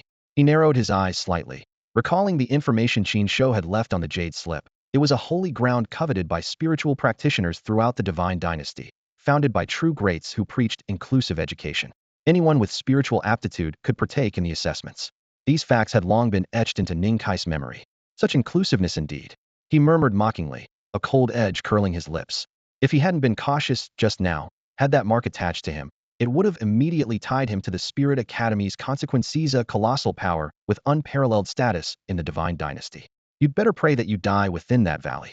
His cold voice drifted on the wind, quickly shredded by the mountain breeze. After speaking, Ning Kai tapped into his concealment arts, his aura sinking into the wilderness. His figure gradually merged with the forest shadows, rocks, and mist, vanishing soundlessly into the lush mountain woods. 7 days later, Ning Kai's eyelashes fluttered gently as he emerged from that state of natural fusion. It was the 7th day since he had been lying in wait outside the gourd valley. Throughout these 7 days, the valley remained shrouded in a thick, mystical mist that gave it an otherworldly, fairy tale quality. The dense fog before him drifted like flowing silver gauze, clinging tightly over the valley's mouth and concealing any sign of life within. For a full week, Ning Kai had not seen a single creature step out Xiao Yu, that spoiled brat, and his 6 bodyguards had disappeared without a trace since entering the gourd valley. Let's go. He glanced back one final time, his gaze sweeping over the eerie valley before he turned and walked away. The gourd valley was not a place he could casually meddle in now. His stakeout here was simply to watch the eventual fate of Xiao Yu. Suddenly, distant laughter echoed through the air. Come on, little corpse, aren't you going to take a peek inside? Why don't you go then? Little corpse threw up a tiny fist, cursing with a childish stubbornness. The two of them passed over ridges and jagged rocks, pushing toward the edge of the great wasteland. Danger lurked everywhere inside, and even the outer reaches were fraught with unseen threats. Ning Kai and Little Corpse exchanged friendly jabs as they pressed forward, but his deep blue eyes never stopped flickering. They were constantly scanning the life form's aura patterns along the way. The great wasteland nurtured countless strange creatures. Each was like a walking treasure trove, its body inscribed with intricate and precious information. Since awakening as a spirit master, Ning Kai had no formal teacher. Yet through trial and error, he discovered 2 clear paths for cultivation. One was soul refinement, the other was analysis. The first, soul refinement, he called harmonizing heart and heaven. It was the practice of merging one's spirit with the flow of the cosmos, as if immersed in a torrent of primordial spirit energy. Every time his mind connected with nature, he felt his soul slowly growing stronger. Analysis was the other lifeline of a spirit master. Every living being's body held hidden, unique aura patterns. Each twist and detail carried countless secrets. To forge potent elixirs from creatures required both insight and experience. Every time Ning Kai studied an aura pattern, he gained a little more knowledge and skill, like carrying sand to build an anthill step by step, clarifying the pattern structure. The smaller the creature, the clearer he could discern even the most delicate lines, because no matter how mighty a pattern, it was always made from the tiniest details. Now he sat cross-legged on a cliff's edge. The valley below was dark and deep, like the open jaws of a monstrous beast's den. Across dozens of miles, he shaped his spirit into a sharp blade, slicing through invisible barriers to peer far ahead at the aura pattern of a fierce beast in the condensed pattern realm. The gas-eating ant. Ancient texts recorded it carried a trace of gluttonous bloodline. Its mental power was formidable, yet its body was surprisingly fragile. Despite this, it could devour prey 1,000 times its size. Ning Kai whispered to himself with hardly concealed puzzlement. Why was the body of such a fierce ant so weak? And where exactly did that faint, gluttonous bloodline originate? The gas-eating ant was only 2 or 3 meters long, its body a vivid crimson. Its dark purple antennae twitched gently, stirring ripples in the air. Its eyes, glowing red like lamps, locked unblinking onto Ning Kai atop the cliff. Lifeform's aura patterns were their most secret core. By forcing his spirit through its protective energy and forcibly looking into its pattern, Ning Kai was essentially pulling down someone's pants on the street and scrutinizing them with a magnifying glass while making commentary. Even for high-level spirit masters, casually examining another's aura was taboo and could easily spark a relentless blood feud. A sharp hiss burst from the gas-eating ant, piercing through the mountains and carrying far into the distance. Crack, crack. The sound of shattering rocks echoed, spreading from a distant mountaintop all the way down to Ning Kai's feet. 2 to 3 meter long Kai-consuming ants burst from the earth one after another, splattering blood that stained several peaks crimson. The air was thick with a metallic, sweet stench. No way. That's dishonorable. Ning Kai's eyes widened sharply. He grabbed the nearby, uncollected little corpse and took off running. It made no sense that these pack-hunting, condensed pattern realm beasts would appear near the edge of the great wilderness area. The pools of blood spread downhill, sprinkled with a few giant purple-haired Kai-consuming ants. Surrounded by the swarm, their blood-red compound eyes fixed relentlessly on Ning Kai. Hissing in the nearest peak, over 100 Kai-consuming ants simultaneously raised their dark red antennae, sending out visible ripples in concentric circles. Not all of them were at condensed pattern realm, but even a few at that level, combined as one, could tear apart most cultivators. The ripple moved with incredible speed and swept past Ning Kai in the blink of an eye. The moment it touched him, his expression changed drastically. A powerful mental shock surged into his spirit sea. Crack. Deep in his spirit sea, chains of spiritual energy snapped taut, seeming on the verge of breaking. The spiritual force condensed into a transparent, Kai-consuming, ant-wielding massive pincers, rampaging madly inside, shredding his chains. Worse still, the shockwave kept crashing over him in waves that grew stronger with time, threatening to shatter his spirit sea and reduce him to madness. Ning Kai's face drained of color as his vital energy exploded forth. With a stomp, he shattered the rock beneath him and dashed tens of miles in an instant.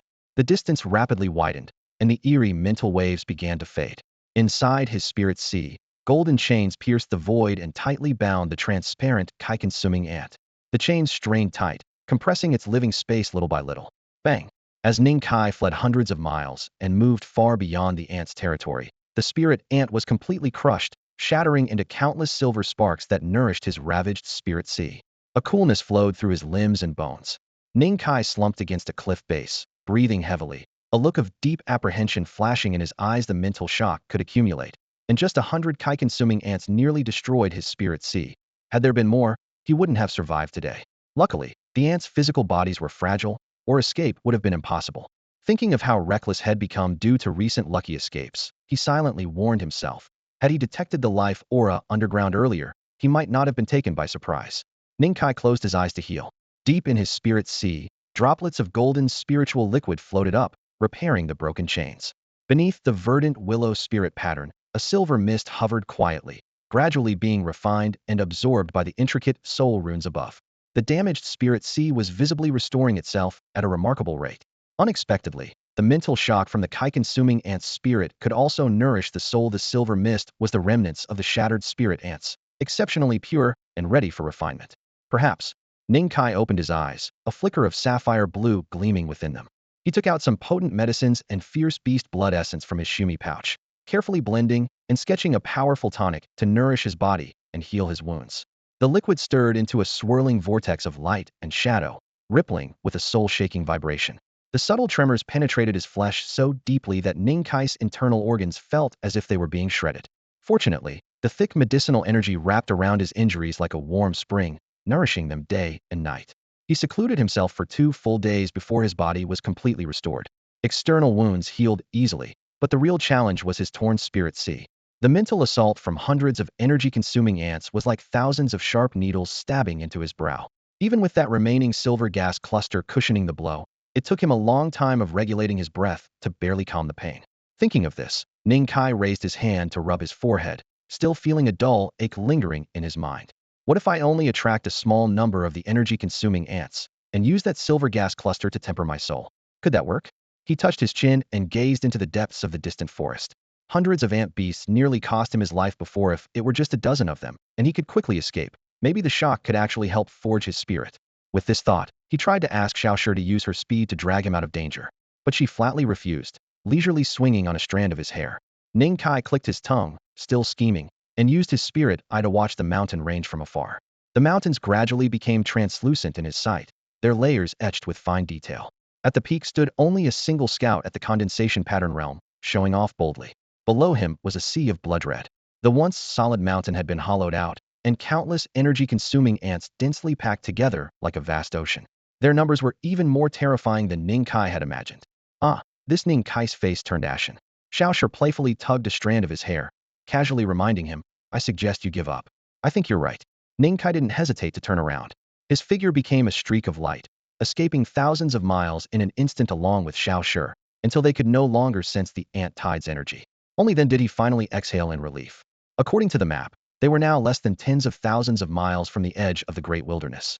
The closer he got to the boundary, the more cautious Ning Kai became. With roaring rivers and towering sacred mountains, he traversed the rugged terrain with Shaoxer, avoiding any major disasters. Along the way, he seized every chance to observe the life patterns of living beings. But after his ordeal with the energy-consuming ants, before every observation, he would first open his spirit eye to carefully scan for hidden dangers. As night fell, he lit a bonfire on the broad riverbank. The fat from the roasting fierce beast meat crackled, filling the air with a rich aroma. The firelight danced across his brows, yet Ning Kai frowned slightly. Months of observation had left him puzzled.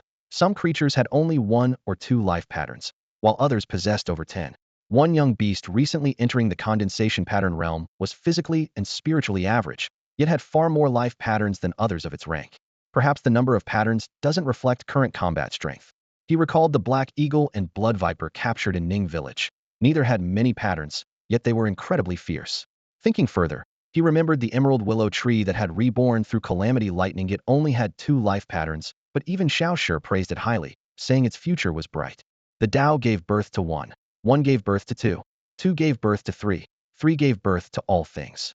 The emerald willow tree relied on that one complete Tao pattern to be reborn through the apocalyptic lightning, and it even birthed a second pattern. This scene inevitably made Ning Kai think of the phrase breaking predetermined fate. His thoughts turned to the little green fish. That tiny creature, once no longer than a finger and with a lifespan barely 3 years, had begun to show signs of growth again by the time of their parting, thanks to Ning Kai refining its life pattern twice.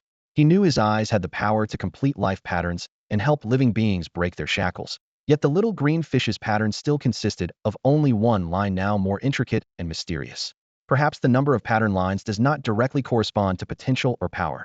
The campfire crackled, casting flickering lights that made the youth's eyes glow, 1 blue, 1 red, as he quietly pondered.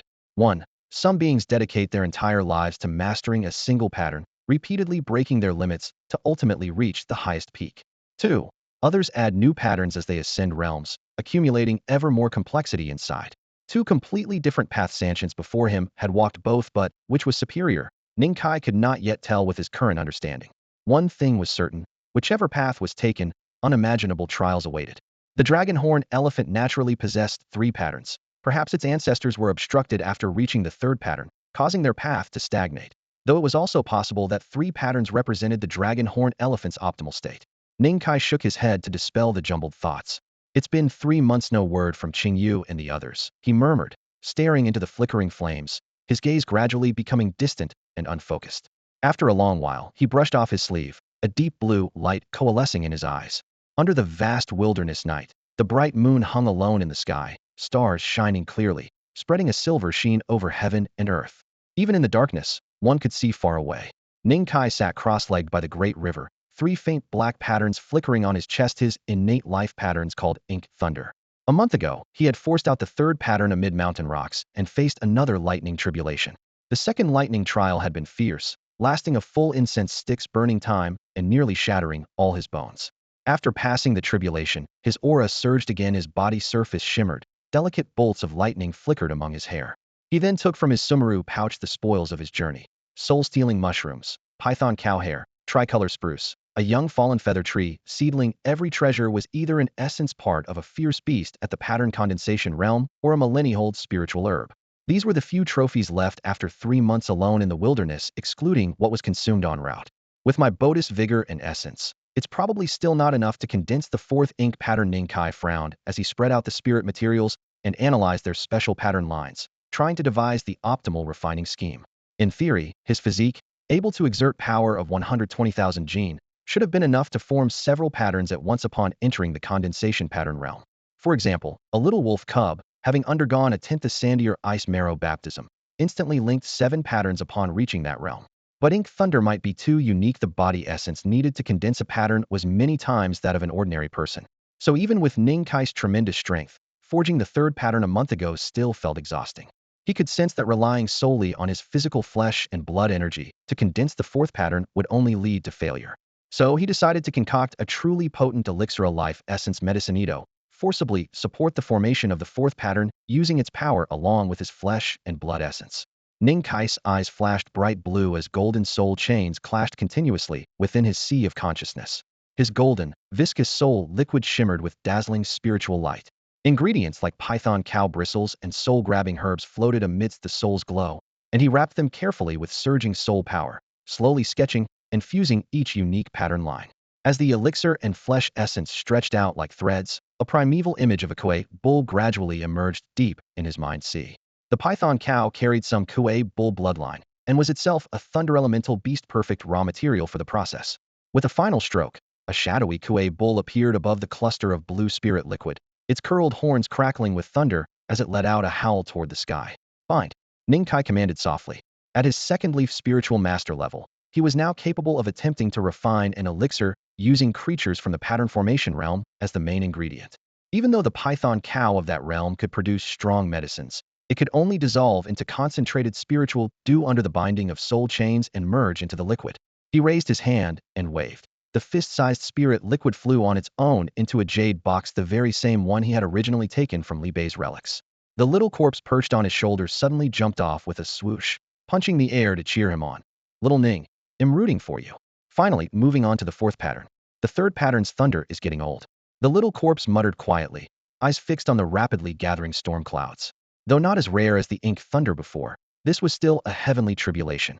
It couldn't gorge like last time. He knew better than to binge repeatedly. The tribulation clouds roared with lightning bolts zigzagging turbulently. A thunderclap, as thick as an arm, suddenly roared down, striking straight on Ning Kai's head.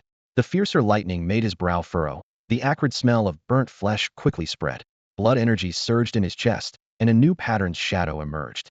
The 4 patterns interwove with mysterious postures, emanating profound energy. Condense, he shouted fiercely. More arm-thick lightning bolts rained down in rapid succession.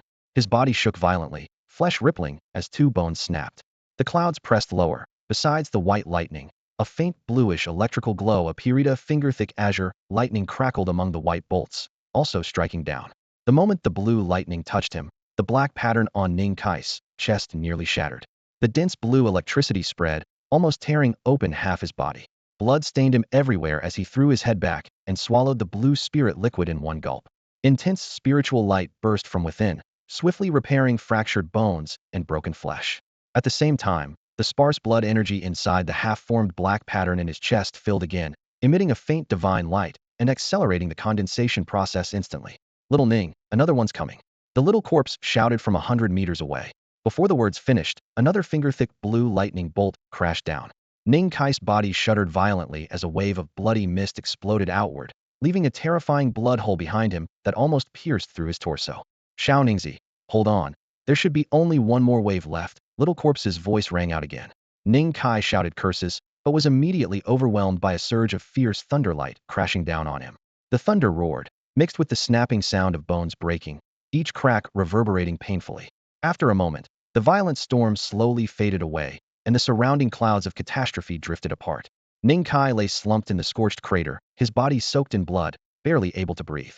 A thin wisp of black smoke rose slowly from his mouth, twisting faintly in the air like a delicate thread. Occasionally, crisp crackling sounds came from the charred pit, while a mist of spiritual energy whirled around. This was the remnant power of the great elixir of life, gently nourishing his shattered body. At the same time, 3 faint wisps of cyan mist appeared inside Ning Kai, thin as smoke but pulsing with a daunting vitality. Driven by this life force, he parted his lips slightly, and with the continuing bursts of cracking sounds, muscles and bones began to reconstruct. Blood and fragmented bone matter were pushed out, leaving him drenched in his own blood.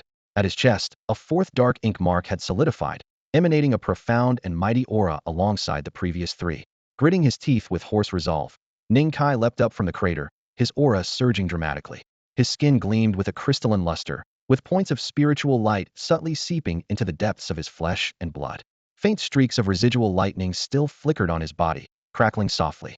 This lightning was absorbed by his strengthened physique, converted into nourishing spiritual power for his internal organs. He stretched out a palm, and a pitch-black thunderbolt silently appeared. Unlike ordinary disaster lightning with roaring fury, it was calm, like a black curtain, mysterious and elusive. How a little corpse opened its mouth wide and swallowed the black thunderbolt whole, clacking its jaws and revealing a satisfied look instinctively. Its aura grew even more overwhelming, the thunderwave power increasing greatly, and the taste was exquisite. Its eyes locked onto Ning Kai with an urging look as if pressing the cook to add more ingredients quickly.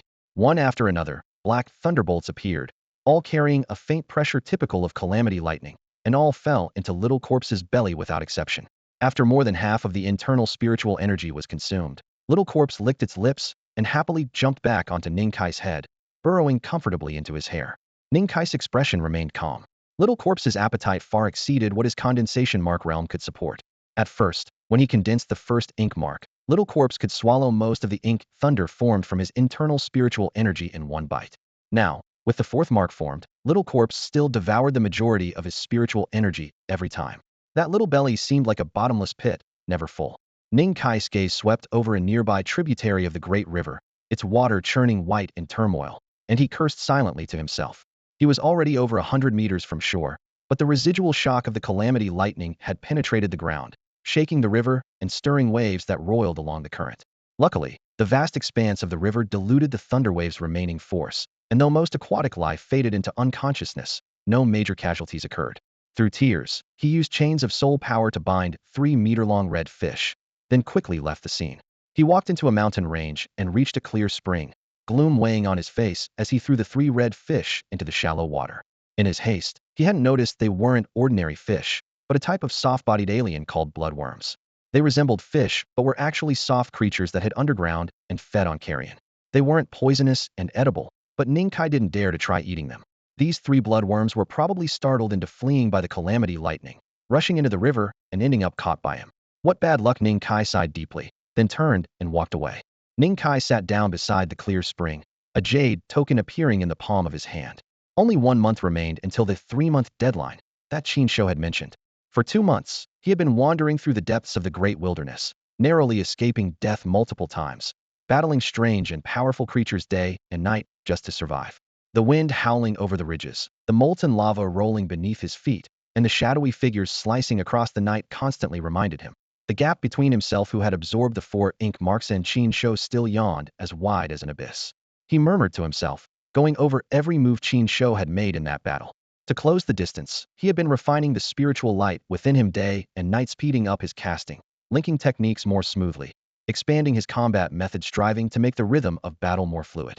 Though he still fell far short of Qin Shou's effortless, perfectly harmonized skill, his progress since first entering the great wilderness was striking, at least proving he wasn't on the wrong path. At least I'm on the right track. Ning Kai exhaled heavily. Shouting, "Look over there." The little corpse, always hidden in his hair, suddenly sat up and tugged his hair vigorously. Ning Kai looked up to see, on the horizon, a colossal ape taller than a mountain barreling through the clouds. Its figure was like a heavenly pillar. Every step it took shook the earth with a roaring boom, sending pebbles and dust swirling like waves, carving out a trench dozens of miles long across the wilderness. A mountain mover ape, the small corpse's voice trembled. From its vague memories, it had only ever glimpsed this terrifying creature's shadow from afar. It was a lord-class being dwelling in the deepest parts of the great wilderness. How could it appear at the edges? Ning Kai's eyes instantly gleamed with a ghostly blue light.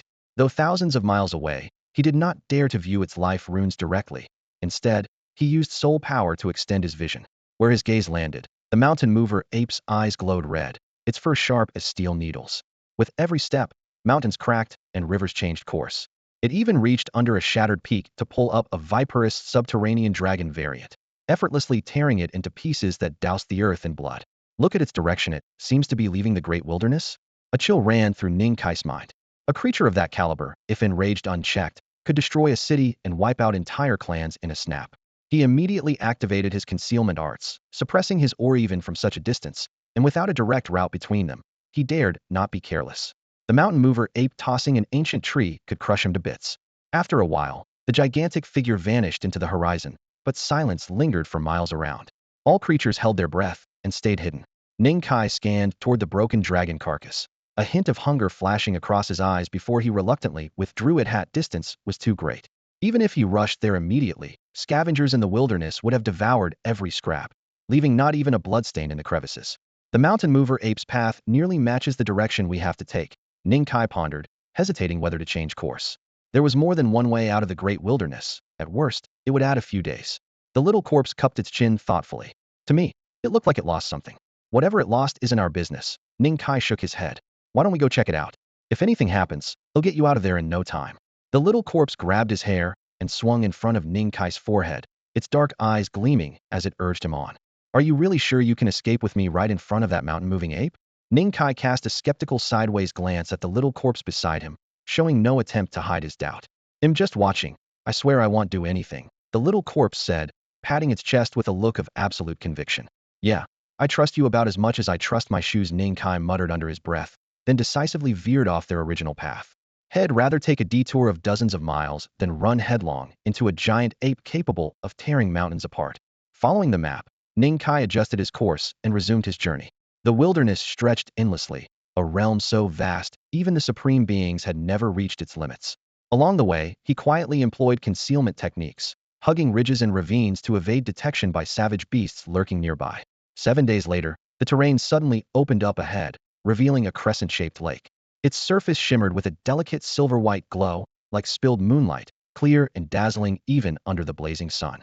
The energy here was thick and vibrant, golden spiritual mist rising from the earth, while small rainbow-scaled creatures occasionally leapt from the water, creating arcs of refracted light, a hallmark of a blessed, auspicious place. Such crescent lakes weren't uncommon in this wilderness. Ning Kai had seen many on his travels, some truly treasure-laden, others deadly traps like that cursed gourd valley where no life survived. Now standing atop an ancient towering tree and gazing across the dozens of miles to the lake, he muttered to himself, doesn't look like a death trap. Opening his spiritual eye, a deep blue light flickered in his gaze as he carefully scanned every inch of the shore and underwater depths. After confirming no immediate danger, Ning Kai pointed his toes, leapt down from the tree, and headed straight toward the crescent lake. Any treasure site in this wild land usually meant rare plants or unique minerals, and now that he was here, he wasn't leaving empty-handed. At the water's edge, he activated his spiritual eye again, the blue electric pattern flashing briefly in his pupils.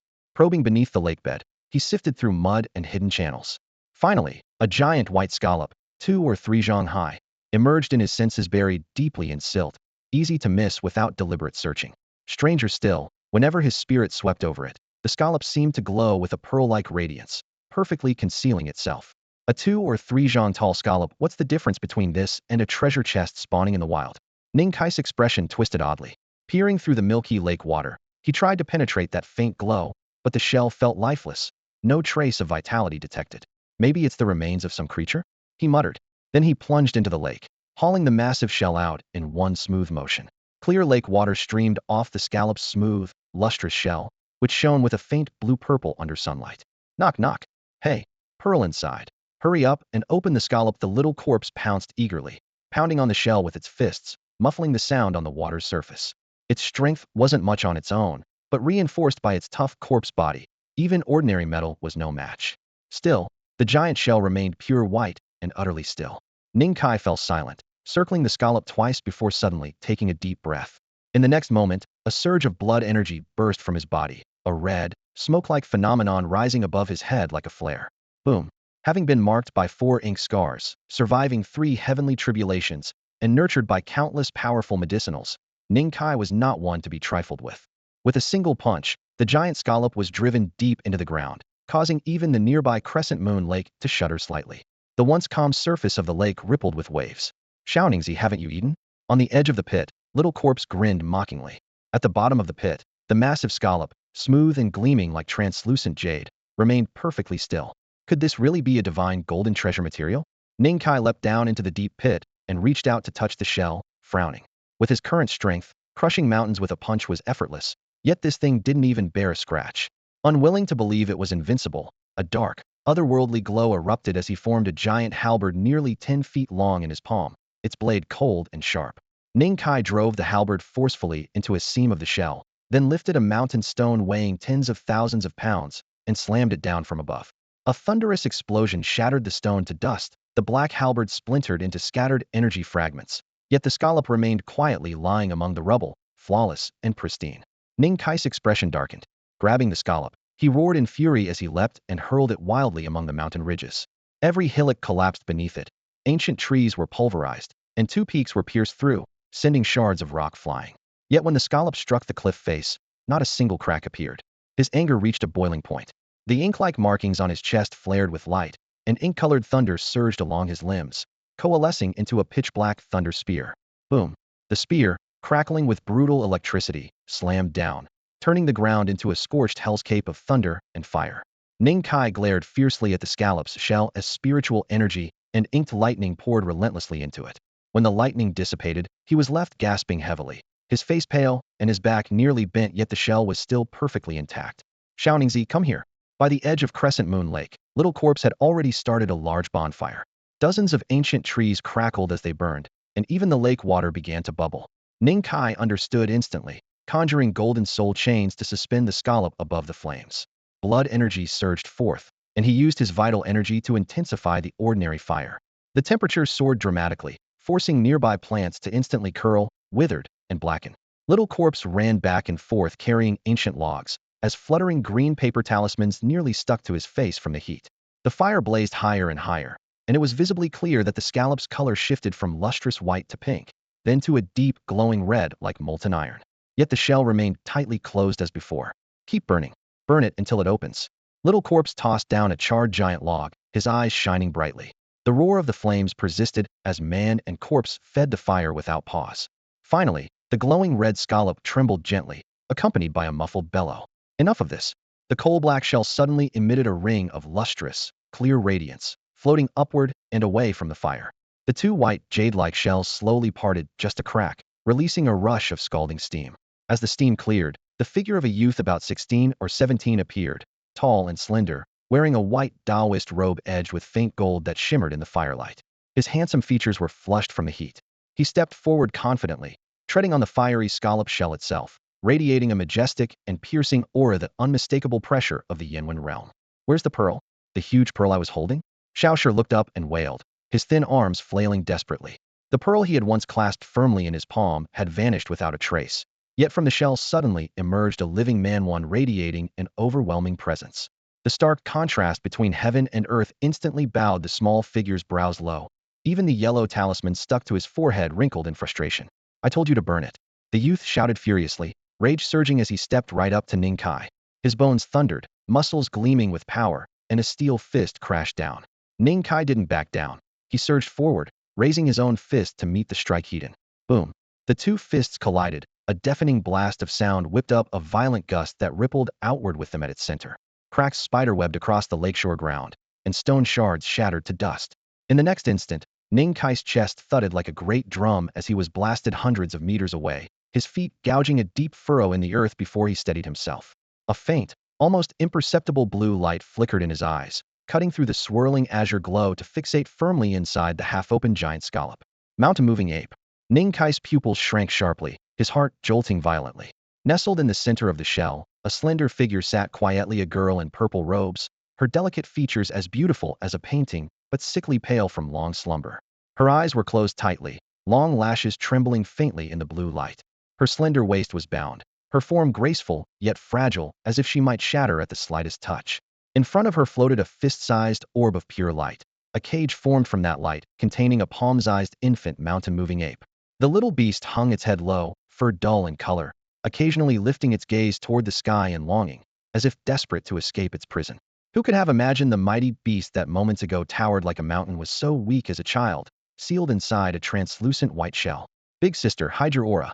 Don't let that old thing discover us. The youth who had thrown the punch barked sharply over his shoulder. Then with a flick of his toes, he blurred forward again, murderous intent locking onto Ning Kai. Seven-step art of patterned energy. His footsteps landed silently but stirred hidden eddies in the air. With each step, his inner chi and blood boiled more fiercely. By the seventh step, his entire presence blazed like a volcano about to erupt. By contrast, Ning Kai was only at the solidified pattern real man enormous gap in cultivation, but his expression remained cold and grim as he gripped his spear with all his might. The dark light great spear sliced through the air, black lightning coiling like poisonous serpents. Thunder rumbled as thick golden spiritual chains, as big as arms and seemingly alive, sprang up from all directions to bind the youth. Kill! Ning Kai's battle roar shook his chest, lightning surging wildly. The youth roared back, an invisible sonic wave bursting from his fists to shatter the chains as he lunged at Ning Kai. With a sweep of his arms, Ning Kai turned the lightning into a black spear over a meter long and hurled it fiercely. The spearhead struck the youth's fists with a crunch, its edge grinding to shreds beneath the violent impact. Black thunder scattered in an explosion, carrying a faint aura of calamity that stalled the youth's movement briefly. In that split second, the second section of the black spear expanded wildly in the youth's pupils. Ning Kai drove his shoulder forward, the spear's shaft turning into a streak of black light aimed mercilessly at the youth's forehead. Screech! A piercing eagle cry tore across the sky. A surge of vital energy rapidly converged to form the phantom of a savage bird, its sharp wings clamping tightly onto the black spear and hurling it back violently. Ning Kai was slammed flying, crashing into the lakeside soil, splattering dirt and stones. By Crescent Moon Lake, two youths clashed with spear and fist, every move deadly. The air thickened with the metallic scent of blood, arcs of electricity and waves of sound intertwining as deep furrows etched themselves into the lake's surface. You are just a lowly solidified pattern realm. What right do you have? The youth roared, fury and astonishment written across his face. Though he had just stepped into the patterned energy realm, he should have overwhelming strength, but many moves into the fight, victory still eluded him. He shattered Ning Kai's thunder again and again, forced bloodstained armor, nearly lost hold of his darklight spear, yet Ning Kai stubbornly pressed forward, the spear's deadly thunder shattering the air without hesitation. Between his attacks seeped a desperate ferocity, the wild madness of a fighter who, even badly wounded, would claw off a piece of flesh from his opponent rather than yield. Despite holding the upper hand and unleashing multiple bursts of sorcery while striking with his fist imprint to end the fight, Ning Kai was repeatedly forced back. With a series of muffled cracks signaling dislocated bones, half of Ning Kai's body was soaked in blood, his chest cavity violently jostled as displaced internal organs twisted and churned, yet he remained as unyielding as a statue carved from cold iron. Deep within his sea of consciousness, golden spirit chains clashed, sparks flying. Streams of radiant golden soul essence flowed seamlessly into his soul markings, stitching his spirit back together. Boom! The two collided heat and again. Black lightning instantly engulfed Ning Kai. The black halberd in his palm shattered inch by inch, shards spraying out and leaving multiple blood streaks across his cheek. He spat a mouthful of dark clotted blood, but planted his feet firmly on the ground. A beam of starry, cosmic light surged from the depths of his azure eyes, piercing through the chest of the young boy, facing him in an instant. Seizing the boy's stagger, Ning Kai's fist imprint thunderously descended, smashing down onto the boy's head. In lightning-fast succession, Ning Kai launched 13 precise punches, each striking a vital point and drenching the ground in blood. The final crushing blow struck the back of the boy's head, snuffing out his breath and rendering him unconscious on the spot. Ning Kai tilted his head back and exhaled heavily, then produced a vial of life essence medicine and swallowed it whole. The medicine coursed through his body like a wildfire, surging vital energy throughout his limbs and torso, healing tears in his flesh at a visible rate. Casually, Ning Kai hoisted the unconscious boy and looked beyond to the girl who had already opened her eyes inside the scallop-shaped stone wall. Her gaze was clear and pure, gentle like autumn waters, but her pale and sickly complexion made her seem especially vulnerable. A faint, clear aura emanated from her, intertwining layer by layer around a nearby baby mountain ape, strengthening the sealing formation that locked in the beast's aura. "Who are you?" Ning Kai asked calmly, voice sharp as a blade. He could tell the girl was also a spirit master, clearly more advanced than himself. "Fellow cultivator," the girl's lips parted, her voice like a crystal bell chime, soft and flowing like a clear spring, stirring an involuntary pity deep within him. Ning Kai's eyes grew cold and sharp. He instantly broke free from the strange rhythm in the air. His right palm suddenly tightened, faint brittle cracks resonating continuously at the boy's neck. "Will you release my brother first? If I withdraw the seal, that old mountain ape could attack any moment, or would you rather die here with us?" The girl's gaze never shifted to her brother but stayed calm, looking straight ahead. Meanwhile, the taut sealing aura began flickering as if it might collapse at any moment. "Who are you?" Ning Kai pressed again, brow furrowed deeply. Could they really be indifferent to their own brother? He didn't believe it. "You might as well lift the seal." Ning Kai raised his gaze, voice icy cold. Holding the boy with one hand at his neck, he slowly tightened his grip. Crack, crack, the crisp sounds echoed. The icy glint in Ning Kai's eyes softened slightly as he finally saw a flicker of struggle in the girl's eyes beneath his gaze. "I am from the Spirit Academy, Su Jin Shuang." The girl revealed her identity, her voice lingering in Ning Kai's ear. "That baby mountain ape, where did you get it?" Ning Kai loosened his grip a little, allowing the flushed boy to gasp barely for breath. "As you can see, we stole it," Su Jinshuang answered calmly, each word chillingly sharp. "Release my brother. If you squeeze any tighter and he dies, I will lift the seal and we all die together. You have no right to bargain with me. If the big mountain ape really comes, I won't be the first to die." Ning Kai's tone was indifferent as he dragged Su Kai back 1,000 steps, putting distance between himself and the girl. She was at least a 3-leaf level spirit master, with unfathomable soul power. If she was desperate, he couldn't guarantee his own safety. "Sis, kill him, protect the mountain ape." At that moment, Su Kai regained consciousness, his body covered in blood, and those few words dripped with blood from his mouth, staining the front of his clothes. The boy roared like a madman, thrashing wildly as shattered bones pierced his organs, dark red blood trickling continuously from the corner of his mouth. He wasn't fighting to survive, he was self-destructing, twisting his broken body fiercely, using jagged bone fragments to tear himself apart, all to force Ning Kai to kill him with one palm strike.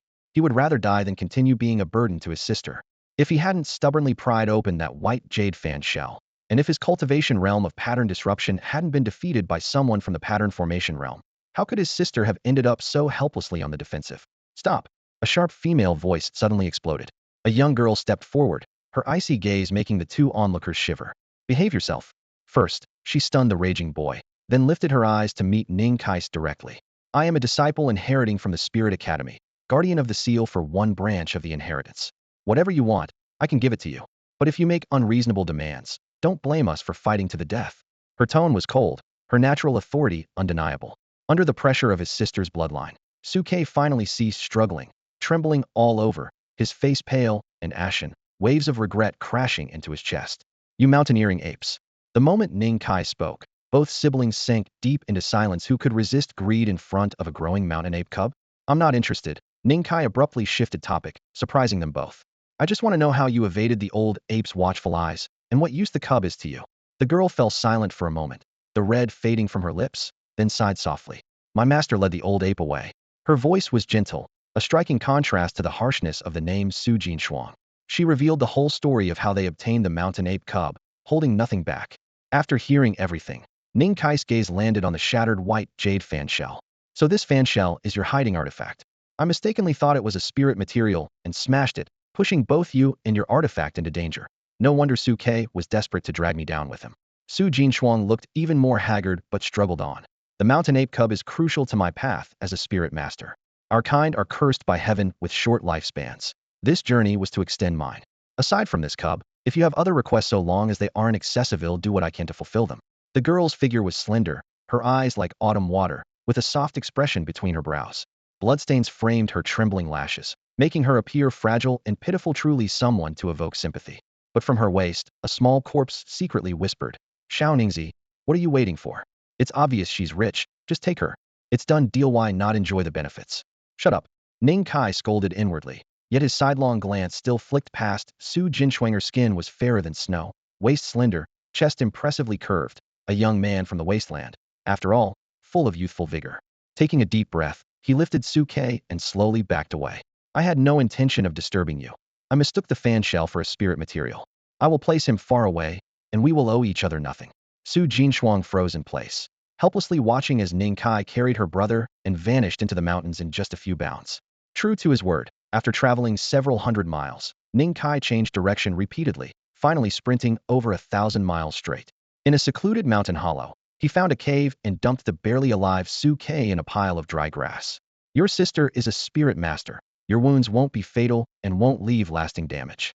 Don't try to die on me again, Ning Kai said imposingly, pulling a powerful medicine from his sumaru pouch, crushing it, and feeding it to Su Kei.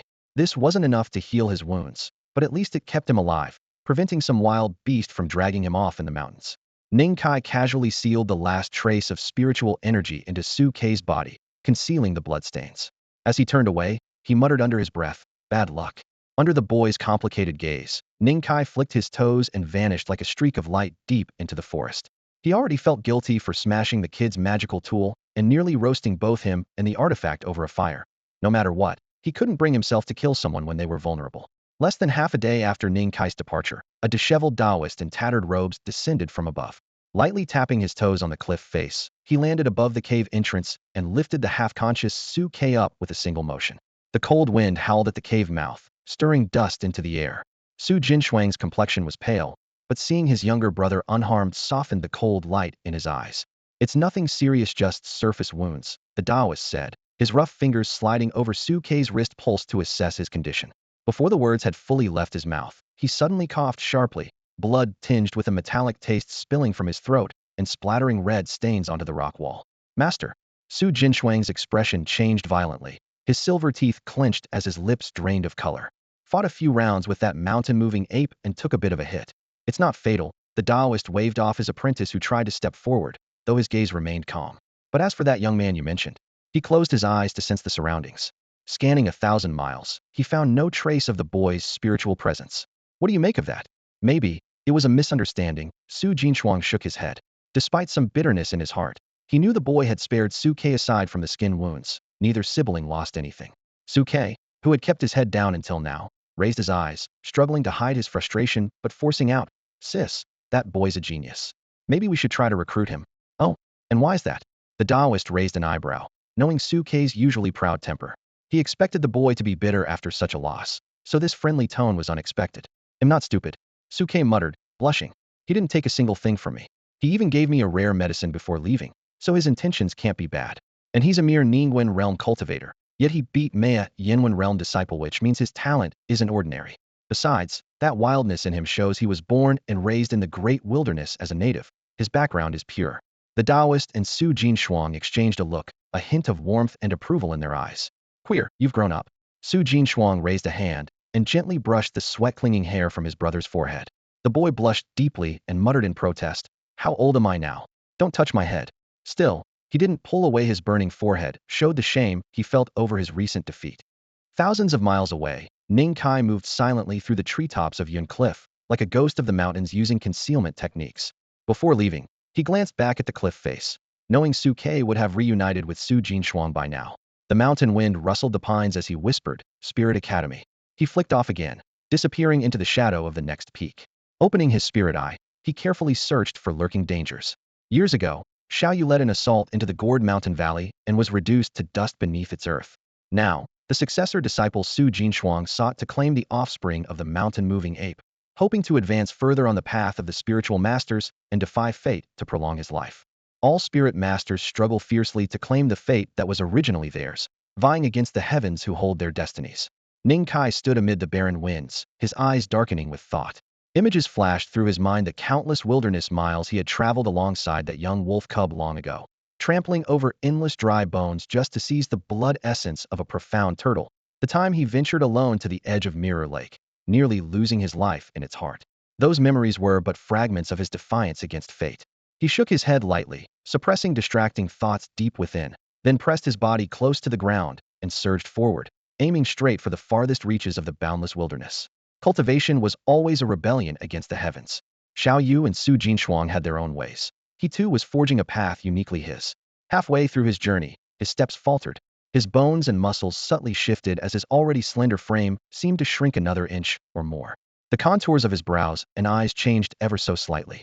Ning Kai whispered to himself, "From today onward, I am Bu Wan, the second leaf spirit master, Bu Wan." At the edge of the wilderness, wild grasses swayed with the wind as a youth slowly emerged from the vast wasteland. Every step he took blended naturally with the surrounding spiritual energy. His robes fluttered but stirred up no dust. His appearance was not handsome by conventional standards, yet he resonated with the world at large, inspiring an inexplicable sense of closeness. He lifted his gaze, and deep within his pupils shone a clear blue radiance. Toward the horizon, a towering city gradually came into view, its bustling human aura surging like waves in a sea of clouds. This was the first great human stronghold Bu Wan, formerly Ning Kai, saw after leaving the wilderness, standing solemnly on the borderlands, imposing and vast. Farther off, figures darted before the city gates. Some powerful cultivators soared through the air, their forms becoming streams of light scattering across the land. Focused, Bu Wan's eyes fell upon the iron-hooked silver characters engraved above the gate. Jima City. He spoke the name softly. The city was primarily inhabited by humans, but interspersed with many other races. The Red Feather Clan with bird heads and human bodies, surrounded by rolling crimson flames. Five-headed serpents clad in dark blue-black scales, their 10 ghostly pupils full of scrutiny and desire. Alongside numerous finely dressed human cultivators, walking calmly and exchanging news of the divine empire with ease. To enter the city, 3 spirit coins must be paid. At the city gate, a guard clad in silver armor stopped Bu Wan, raising a hand in a casual gesture. His tone was neutral, with no hint of hardship. Glancing sideways, Bu Wan saw those entering ahead of him all presenting 3 translucent, jade pieces, the so-called spirit coins. Without spirit coins, or if one lacked sufficient number, they could head to the adjacent market to trade spirit materials.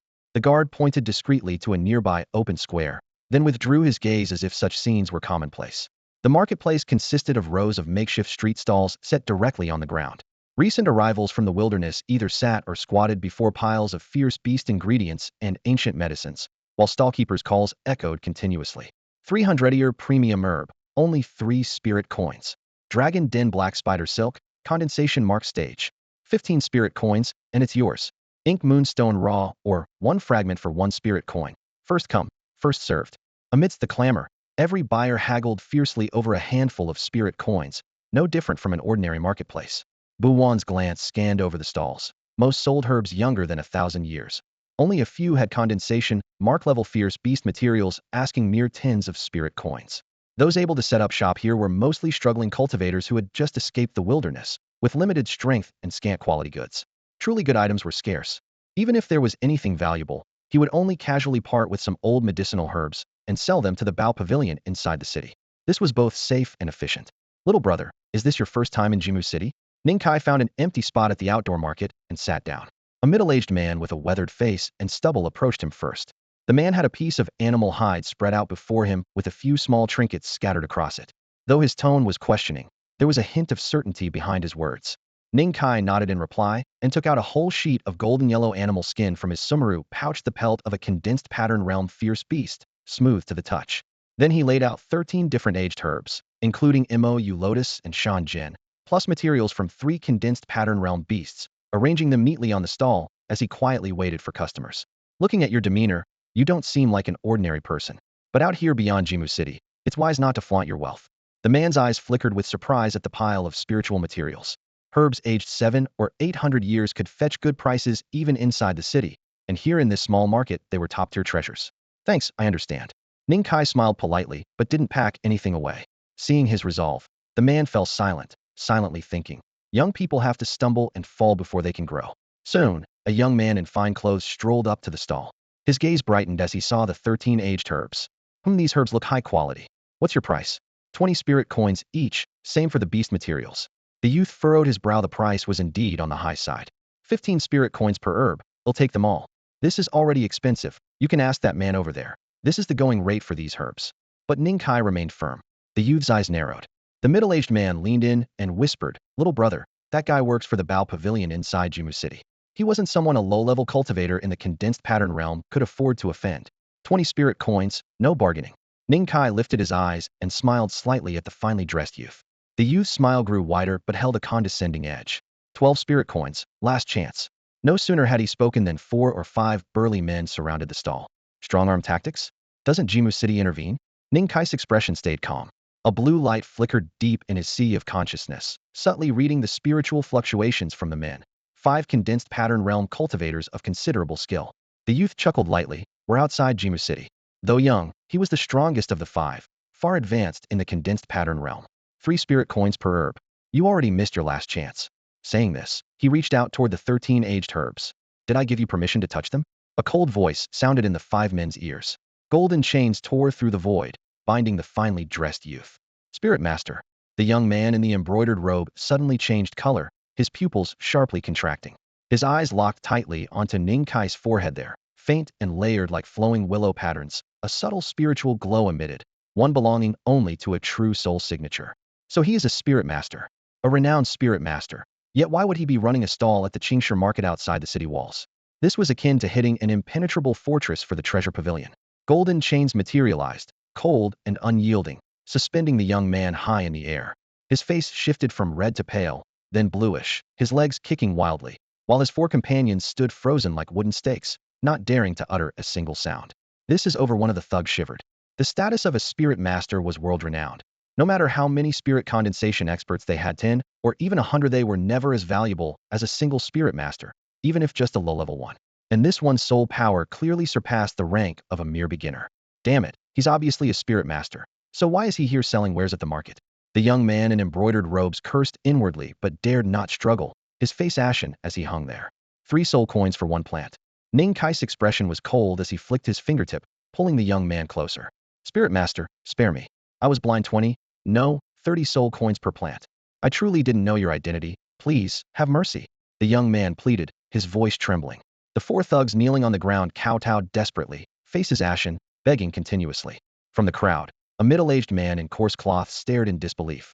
Who would have imagined that this seemingly ordinary youth was the legendary spirit master?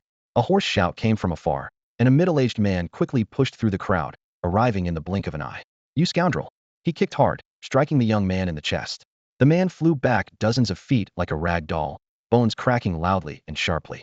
Im Huang Shui, steward of the treasure pavilion in Jimu City. The middle-aged man withdrew his foot and bowed deeply to Ning Kai, his face full of apology. You people from the treasure pavilion tried to force me to sell at 3 soul coins per plant. Ning Kai spoke calmly but distinctly, recounting the earlier events. The aura of spirit condensation radiating from Huang Shui was strong, yet Ning Kai did not want to escalate the conflict beyond repair. Heh, I've heard everything clearly, and indeed those scoundrels were blind, Huang Shui said with a wry smile, and shook his head.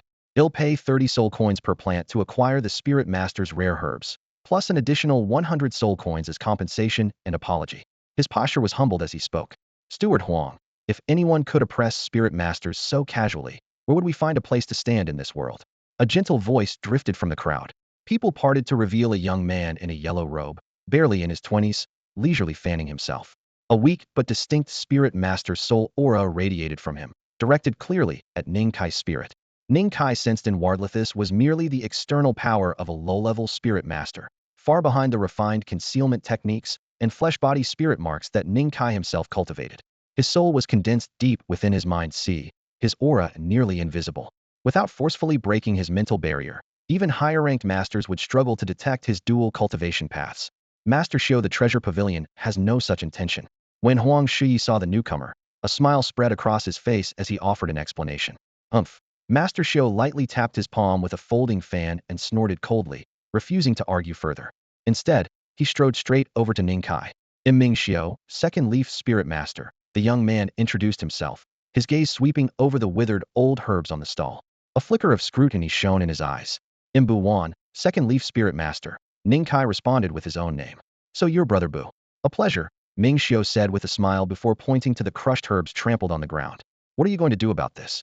The 5 men standing before the stall had long since fallen silent, heads bowed low, unwilling to meet anyone's eyes. Ning Kai glanced around at them, then fixed his cold stare on Huang Shui. Steward Huang, his voice was icy, echoing like a hollow mountain valley, shattering the silence of the 5 men's ears. They forcibly bought from my stall without permission. Do you acknowledge this? Sweat broke out on Huang Shui's forehead. He nodded repeatedly. Of course I acknowledge it. I will punish them severely. I want their lives. Ning Kai lifted his eyes, meeting Huang Shui's gaze while deliberately ignoring the 5 men's terrified expressions. Huang Shui's face flickered in hesitation. But after all, They're people of the treasure pavilion. I've just arrived in Jimo City and had no intention of causing trouble. Ning Kai flicked his sleeve and opened his sumaru pouch. A 1,000-year-old black heart velvet plant rose into the air, held aloft by his spiritual energy, hovering in front of Huang Shui. Consider this black heart velvet as my payment for buying off the treasure pavilion. Mistakes come with a price. He offered Huang Shui a way out, though his tone remained grim. Steward Huang, will you handle this yourself, or shall I do it personally? Heh, Master Bu, of course not. Such dirty work isn't for you. Huang Shui shoved the black heart velvet back, forcing a bitter smile. He knew instantly that offending a second leaf spirit master was far worse than the fate of 5 low-ranking men. He had pleaded on their behalf earlier only to save face for the treasure pavilion's outright slaughter of his own men outside the city would make it impossible to maintain the pavilion standing. By accepting the black heart velvet, Ning Kai gave him enough face to step down gracefully, so naturally he took the chance. Steward Huang, the middle-aged man leading the group, both shocked and furious, suddenly exploded with energy from the engraved pattern realm. Blood trickled from the corner of his mouth as disbelief filled his eyes while staring at Huang Shui. I have served the treasure pavilion loyally for years. How dare you forcefully buy from a second leaf spirit master? Where do you get such audacity? Huang Shui's face went completely cold. Engraved pattern realm pressure poured out, pinning all 5 men down. Kill them all of them. Leave no one alive. With that, 7 or 8 treasure pavilion enforcers stepped forward from the crowd, blades flashing coldly, encircling the 5 condemned men. Moments later, agonized screams pierced the air beside the stall. The stench of blood quickly spread, and before long, the cries were replaced by deathly silence. Huang Shui sheathed his blade and bowed respectfully. Master Bu, are you satisfied? Ning Kai nodded, his expression softening slightly as the black heart velvet was packed back into his pouch. Having just arrived in Jimo City, he needed to establish his authority. The black heart velvet was merely a bargaining chip to let Huang Shui save face. Human nature always preys on weakness if he seemed easy to bully. It wouldn't take long before others came knocking, treating him as nothing more than a tool for concocting medicines. To any faction, a spirit master's value was enormous. Even an obscure minor clan that possessed just a single first leaf spirit master could rise to an entirely new level. The benefits of a solid foundation were unimaginable. Even when forced to sell life essences as medicine, a spirit master could still earn a fortune. The old medicine at Master Bus stall remained as previously agreed. 31 plants plus a compensation of 100 spirit coins. Huang Shui smiled broadly and pulled a heavy brocade pouch from his waist sumaru bag, handing it in front of Ning Kai. A total of 550 spirit coins, Master. Please accept it with a smile. The pouch opened to reveal a neat pile of jade spirit coins, no larger than a fingertip, shining like crystal. Ning Kai casually picked one up, the jade surface smooth and warm to the touch. Within it a faint glimmer of spiritual radiance flowing gently, slightly heating his fingers. Clearly, it contained pure innate energy from heaven and earth. Beyond serving as currency, it must have other uses as well. Who would charge themselves extra? Ning Kai shook his head with a smile. 20 spirit coins per plant. Consider this me making friends with the treasure pavilion. Saying so, he selected 300 coins from the pouch and let the rest rest upon a golden soul-locking chain, pushing it back into Huang Shui's arms. That is very good. Huang Shui laughed heartily upon receiving the pouch again. Then he added, if Master Bu comes upon any other rare and precious medicinal herbs, feel free to visit the treasure pavilion. We will ensure prices satisfy you. After the brief remark, he took his leave. Before the city gates of Jimo, Ning Kai paid 3 spirit coins to enter this human city he had long dreamed of. The high walls loomed like mountains, heavy and dark blue. The city streets were paved with slabs of dark green stone stretching to the horizon, teeming with bustling crowds. As a frontier city of the vast wilderness, Jimo was always lively and diverse in its resident races, but strict city rules forbade private fights. Ming Xiu walked beside him with hands clasped behind his back, lowering his voice to remind, this is something Brother Bu must be careful of. Thanks today for standing up for me, Master Xiu. Ning Kai cupped his fist in gratitude. Had it not been for Ming Xiu's words of support, a solitary fledgling spirit master like himself would never have walked away unharmed from someone as influential as Huang Shui. No need for thanks. Ming Xiu waved his hand with a smile. Spirit masters traveling the world should help each other. It's our tradition. He glanced at Ning Kai with meaning in his tone. Brother Bu must come from outside with little understanding of the inner ways. We who are blessed by heaven and earth, able to alter yin and yang and defy rules, are often treated as honored guests by the great powers. But every year many of our peers slip up and end up as drug slaves. His tone sharpened as he raised his hand, gesturing between them. Spirit masters like you and me, with 2 spirit marks and just forming the golden soul liquid, can still protect ourselves. But fledgling ones just awakening those at the base formation stage can have their lives taken easily by others even at the same level. That's why we band together so closely. I helped you today, and should others of our kind be in danger, Brother Bu must also act with heart. We're all just a sorry lot. Ming Xiu laughed loudly, but the bitterness in his eyes could not be hidden. If given a choice, he'd rather not bear the gifted title. The two exchanged a look and let out a long, shared sigh. Shortly after entering the city, they turned into a lavishly decorated restaurant. Carved beams and painted rafters filled the space, faint incense scent lingering in the air. Ming Xiu ordered several signature dishes without hesitation. While waiting for the staff to leave, Ning Kai raised his cup and tested, "By the way, Ming Xiu, have you ever heard of the Spirit Academy?" Spirit Academy? Ming Xiu paused mid-bite, his eyes brightening. That is the sacred place for all spirit masters of the divine dynasty. Almost all top-tier spirit masters have studied there. He took a sip of wine and smiled. What's this? Brother Bu is coming out of the wilderness for the upcoming Spirit Academy enrollment. Ming Xiu smiled as he looked at Ning Kai and casually handed the servant the wooden plaques nearly covered with dish names. If I get the chance, I'd definitely want to see it for myself. I've just heard the Lingyuan assessment is as hard as climbing to the sky. Ning Kai slowly sipped the clear tea in his cup, his tone calm and steady. Lingyuan was one of the most important goals of his journey. Huh. Lingyuan is the holy land in the hearts of all spirit masters.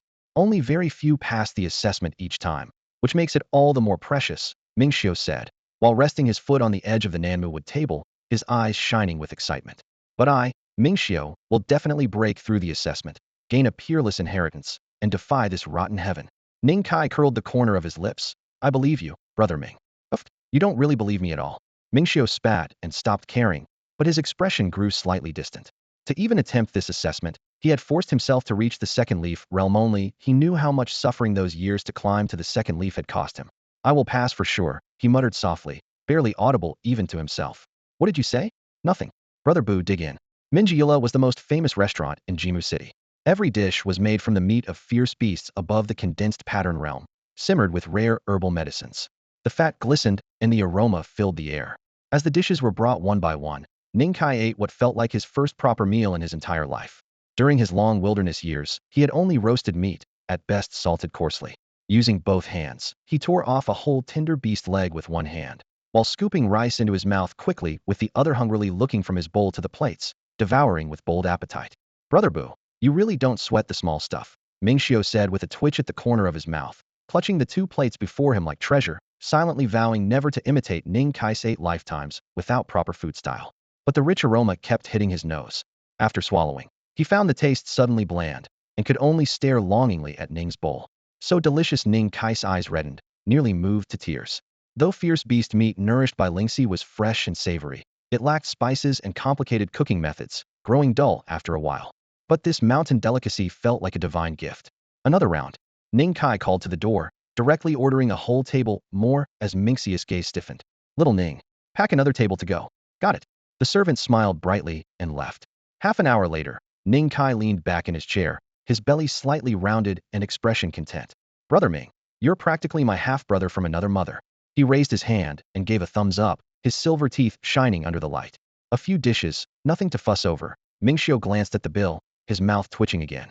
As a second leaf spirit master, he could easily afford medicinal and fierce beast dishes. But Ning Kai eating 3 tables and packing one more to go still made him wonder if the guy had a hidden pocket of infinite space inside. Ming Xiu snapped his folding fan in his hand, looking every bit the elegant gentleman. I have one more task to take care of, so we'll take my leave for now. Brother Bu, don't forget a part for Lingyuan in 3 days. The young man lifted his hand in salute, then pushed open the door briskly and descended the stone steps of the tavern. Unlike Ning Kai, he was a man with official duties. By his estimate, it wouldn't be long before Ning Kai would get busy as well. After Ming Xiu left, Ning Kai stepped out of the tavern and casually found an inn along the street to stay for the night. Little Ning, hurry and bring it out. Confirming no spirit eyes were spying around, the little corpse at his waist immediately jumped down, eyes fixed greedily on the summer bag. It had clearly been craving that since inside the tavern. Hey, I'm hungry too.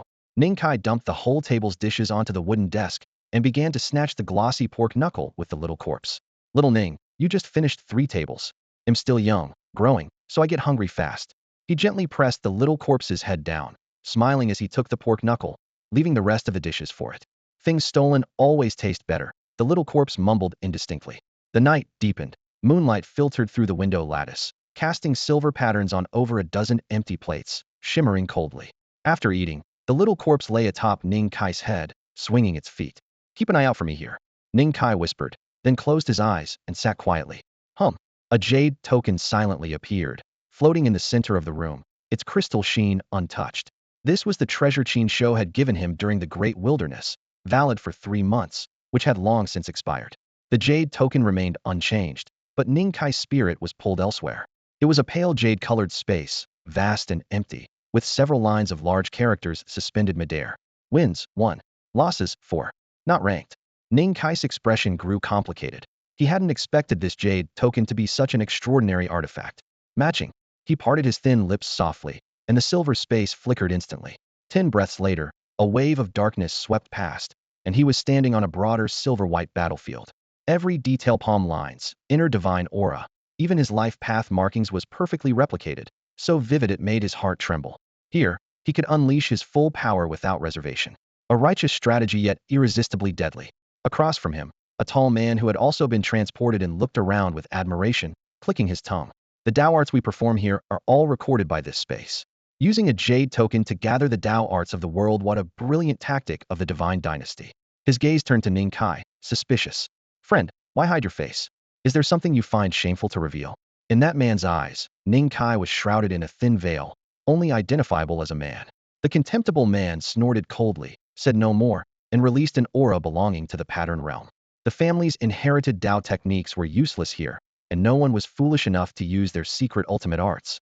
So within this space, the gaps of lineage and heritage were significantly reduced. It was truly a grand design, a huge temptation. The man let out a fierce roar. His shoulder trembled sharply as a silver-blue phantom of a bird surged forward, cutting through the air with a fierce wind. Though it was one of the most basic and common Tao techniques, in his hands it unleashed a power comparable to the inherited arts of a minor noble family. The feather-like blade swept through like a knife's wind, tearing the surrounding air until it buzzed ominously. In just a few breaths, Ning Kai's figure was forced to dissolve into flowing light under overwhelming pressure, only to solidify again on the silver ground in the next moment. Above his head, the light screen updated his defeat count to 5 matches. This was an arena of extreme cruelty, tempting like poppies, yet dangerous like an abyss. It was a coliseum dedicated to basic, low-level Tao techniques, a paradise for battle fiends, a tower to heaven for those hungry to improve. Here, the barriers of family heritage and secret Tao markings were compressed infinitely. Anyone could fight their way to fame or be shattered to pieces. Ning Kai did not know exactly how many jade tokens the divine dynasty had unleashed. The only certainty was that every opponent he had encountered so far, whether Lingwen or Yinwen realm, was terrifyingly strong. His only victory to date had been against a boy barely 10 years old newly entering Lingwen realm. Even that had been a grueling battle. All these opponents were carefully groomed heirs of powerful factions. In combat skills and Tao technique understanding, Ning Kai was far inferior. Divine dynasty, Qin family, he whispered softly, his face shrouded in a thin veil of mist, expression unclear. This was clearly a scheme to draw all the world's prodigies into a vicious trap. When the trials were over, how many so-called geniuses would have their Tao hearts broken?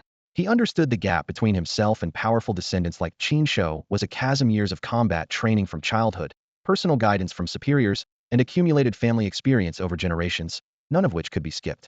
Given that, the only solution was to fight until those prodigious fiends trembled with fear, fight until the heirs of mighty lineages cried blood and their hearts shattered.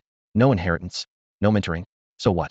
If 1,000 battles weren't enough, then he would fight 10,000. Resolved, he stepped once more through the light gate. Silver radiance surged as his vision shifted abruptly. 1 hour later, at a guest house in Jima City, Ning Kai sat cross-legged on the bed. The door was tightly shut. His gaze was dim, and deep within his sea of consciousness, the spiritual chains were dull gray and fragmented. In 1 hour, he had fought 7 times, losing 6. Each defeat shattered a sliver of his soul force. 6 losses in a row had left a faint but persistent pain in his spirit. He forced himself to recall every clash, stripped of inherited Tao techniques and secret Tao markings. What remained to compete was only physical strength, combat skills, and smooth mastery of low-level Tao techniques. However, the matching pool had few Lingwen realm opponents. Most were Yinwen realm. This was the main reason he had won only once. Spirit transformation, seamless linking of low-level Tao techniques. Ning Kai spoke softly, reviewing each battle after it ended, carefully analyzing his gains and losses to improve his weaknesses. His control over Lingxi, his choice and seamless connection of Taoist techniques, none of these were the exclusive domain of geniuses. Rather, they were skills that yielded results through diligent practice. The night was deep, moonlight pouring through the window lattice, casting a silvery glow on the wooden floor. In the absolute silence, a young man of unremarkable appearance sat cross-legged, his mind in sync with the universe, drops of divine soul's golden liquid slowly coagulating within him. Cultivation was always tedious, but he was immersed in it, never feeling bored. Dawn broke faintly, and he opened his eyes, a deep, clear blue flashing within. On his shoulder, the little corpse clutched his hair tightly, causing him to gasp sharply. Losing hair would be a disaster. At a thought from Ning Kai, the power of his divine soul pulsed, gently flicking the little creature aside. Soft footsteps sounded outside the door. Huang Shi stood there with a grave expression, one golden soul palm held at his chest in a guiding gesture. Ning Kai nodded, signaling for him to open the door. Master Bu, sorry for dropping by unannounced, Huang Shi said with a smile as he stepped inside and bowed respectfully. Steward Huang, speak freely. I have a close relationship with the treasure pavilion. No need for formalities, Ning Kai replied calmly. A Huang Shi inwardly cursed. Close relationship? Didn't he know what happened to those 5 men yesterday? But his face gave nothing away as he bowed again and continued. Our treasure pavilion's owner wishes to commission the master to refine a batch of great spirit elixirs. The payment is generous and sure to satisfy you. What level? Mostly for the Tingwen realm. If the master is willing, we can also provide treasures from beings at the Yin realm. Materials aged for thousands of years are plentiful. Huang Shi said this nervously. After all, each refining of a great spirit elixir overwhelmed the spirit master's soul. Theoretically, second-level spirit masters could handle formulas mainly using Yin realm materials, but very few dared to do so, since it required high fees. Therefore, most spirit masters only sold lower-tier elixirs unless absolutely necessary. Tell the owner, I will come in person later. Ning Kai didn't reply immediately, giving only a vague time. Good, good. I will relay it at once. Huang Shi was delighted. Securing the master's attendance was already a major success. If the deal went well afterward, rewards were guaranteed. Jima City was small, but Ning Kai's victories outside the city had long become known among the major clans, who quietly took action. The Treasure Pavilion's invitation was just the prelude. The Treasure Pavilion stood tall at the city center, a majestic 9-story building, each floor 3 or 4 zhang high, specially expanded to accommodate non-humanoid creatures. Before the appointed time, Huang Shi waited outside the door and greeted Ning Kai profusely when he appeared. Welcome, Master Bu, to the Treasure Pavilion, he called out loudly. 6 lightly dressed young women stood on both sides and bowed in unison, their voices soft and sweet, filled with a youthful charm. Ning Kai's brow twitched, nearly turning to leave. He silently lamented the extravagance, but followed Huang Shi into the main hall. Carved beams and painted rafters shimmered with spiritual radiance. The floor tiles beneath were rare spirit materials, glowing faintly with running patterns. Display counters holding herbs and fierce beast bones were made of special spirit wood, carved simply, yet costing more than many low-tier materials on top. Looking around, Ning Kai sincerely praised. No wonder this is the largest treasure pavilion in Jima City. Master Bu, please follow me to the 2nd floor. Huang Shi led Ning Kai steadily upward, drawing curious glances from passers-by, until they reached the private rooms on the 2nd floor. Walking along the carved wooden steps, their footsteps echoed softly through the quiet hall, shadows of flickering lantern light scattering along the way. Unlike the open counters downstairs, the 2nd floor of the treasure pavilion was divided into several separate chambers by dark sandalwood screens intricately carved with delicate spirit patterns that subtly absorbed sound. Pushing open the door, they entered a spacious, serene room filled with drifting sandalwood incense, sheer curtains hanging like mist beneath the eaves. Just as the two took their seats, a maid dressed in plain clothes bowed and served them tea. The tea was a clear jade green, steam lightly scented with medicinal herbs. Its taste was subtly sweet and soothing, capable of calming the mind and focusing the thoughts, making even Ning Kai, usually restless as restless tides, feel a faint coolness settle within his spirit. Master Bu, thank you for waiting. A soft, slightly husky yet captivating female voice came from behind the screen. Ning Kai turned toward the sound. First, a pair of long, pale legs stepped lightly inside, followed by a slender waist and a captivating face. The visitor was none other than Su Xian, head of internal affairs at the Treasure Pavilion. Her steps were decisive yet carried the poise of a mature woman. As her robes fluttered, they revealed delicate hints of allure. She took a seat directly opposite Ning Kai. I am Su Xian of the Treasure Pavilion. I've long held Master Bu's reputation in high regard. Chief Su. Huang Shi respectfully cupped his hands and then stepped aside to the door, dismissing the maid and quietly closing the door behind her. Ning Kai disliked idle pleasantries. He lifted his teacup, gently blowing across its surface, watching the ripples in the jade-green liquid. I've heard from Steward Huang that the Treasure Pavilion intends to discuss a transaction with me. His tone was straightforward, leaving nothing vague. If no deal was reached, he could always walk away. There were plenty of forces willing to extend an olive branch to a spirit master of his caliber. Master Bu is certainly eager. Su Xian smiled softly. Her slender fingers slid down from her fair jaw to the graceful side of her neck, resting momentarily over her chest with a subtle, yet suggestive gesture. She untied a pale green sumaru pouch at her waist and spun it onto the table in front of Ning Kai. This is the treasure pavilion's sincerest offer. Ning Kai raised an eyebrow. A golden spirit chain appeared from thin air, lightly touching the pouch's mouth. After a flash of light, surprise flickered in his eyes. The contents were all common materials for condensation pattern realm practitioners. The most valuable was a millennium-old spirit herb. Not worthless by any means indeed. A generous initial gift but still not quite fitting his status. Master Bu, we understand a spirit master's customs, Su Xian said calmly. She produced another sumaru pouch and placed it on the desk. This is the payment for this job. A faint aura of blood energy rippled from within, clearly containing the essence blood of ferocious beasts and many rare potent medicines. Ning Kai retracted his spirit chain and lightly tapped his knuckles on the sandalwood surface with steady rhythm.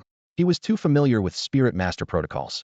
First, the host always prepared an extra gift. Second, the spirit master was entitled to extract 1 to 5% of the rarest refined products. Both conditions from the treasure pavilion were clearly laid out before him. Seeing no reaction in his expression, Su Xian leaned in slightly, her eyes glinting. If Master Bu is interested, I also have a batch of rare medicines and fierce beast blood essences usable at the pattern realm. That's promising, Ning Kai said with a faint smile, then lifted his gaze. But before we proceed, would Chief Su kindly allow me a tour?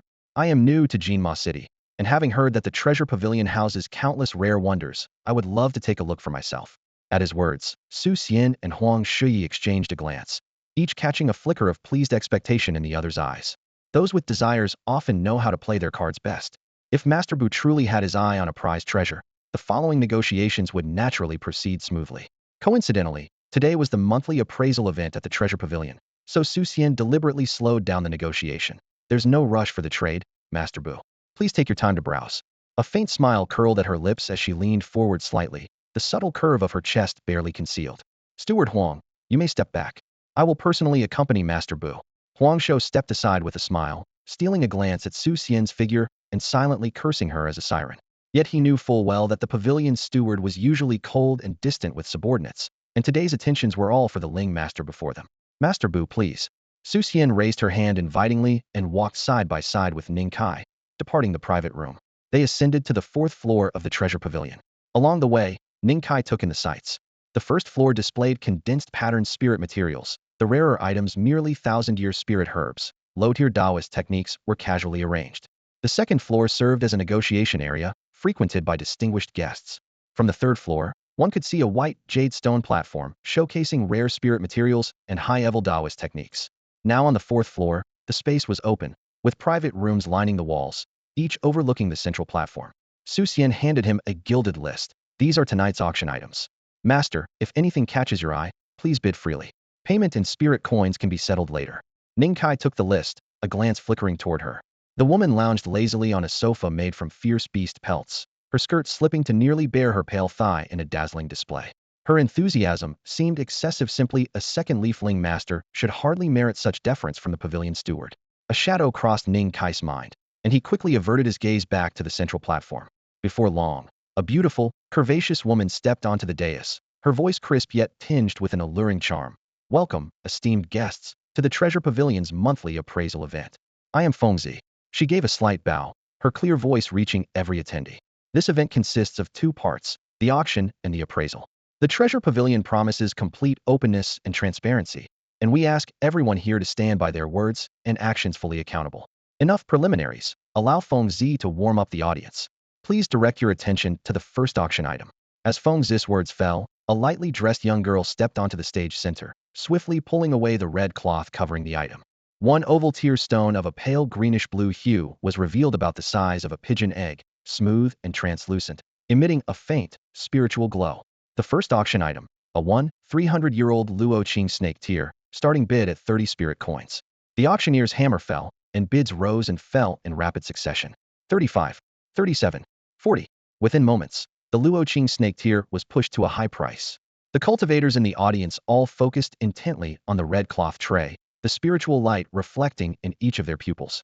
At the side of the stage, Ning Kai's blue eyes shimmered, stray hairs on his forehead moving slightly under the lamps.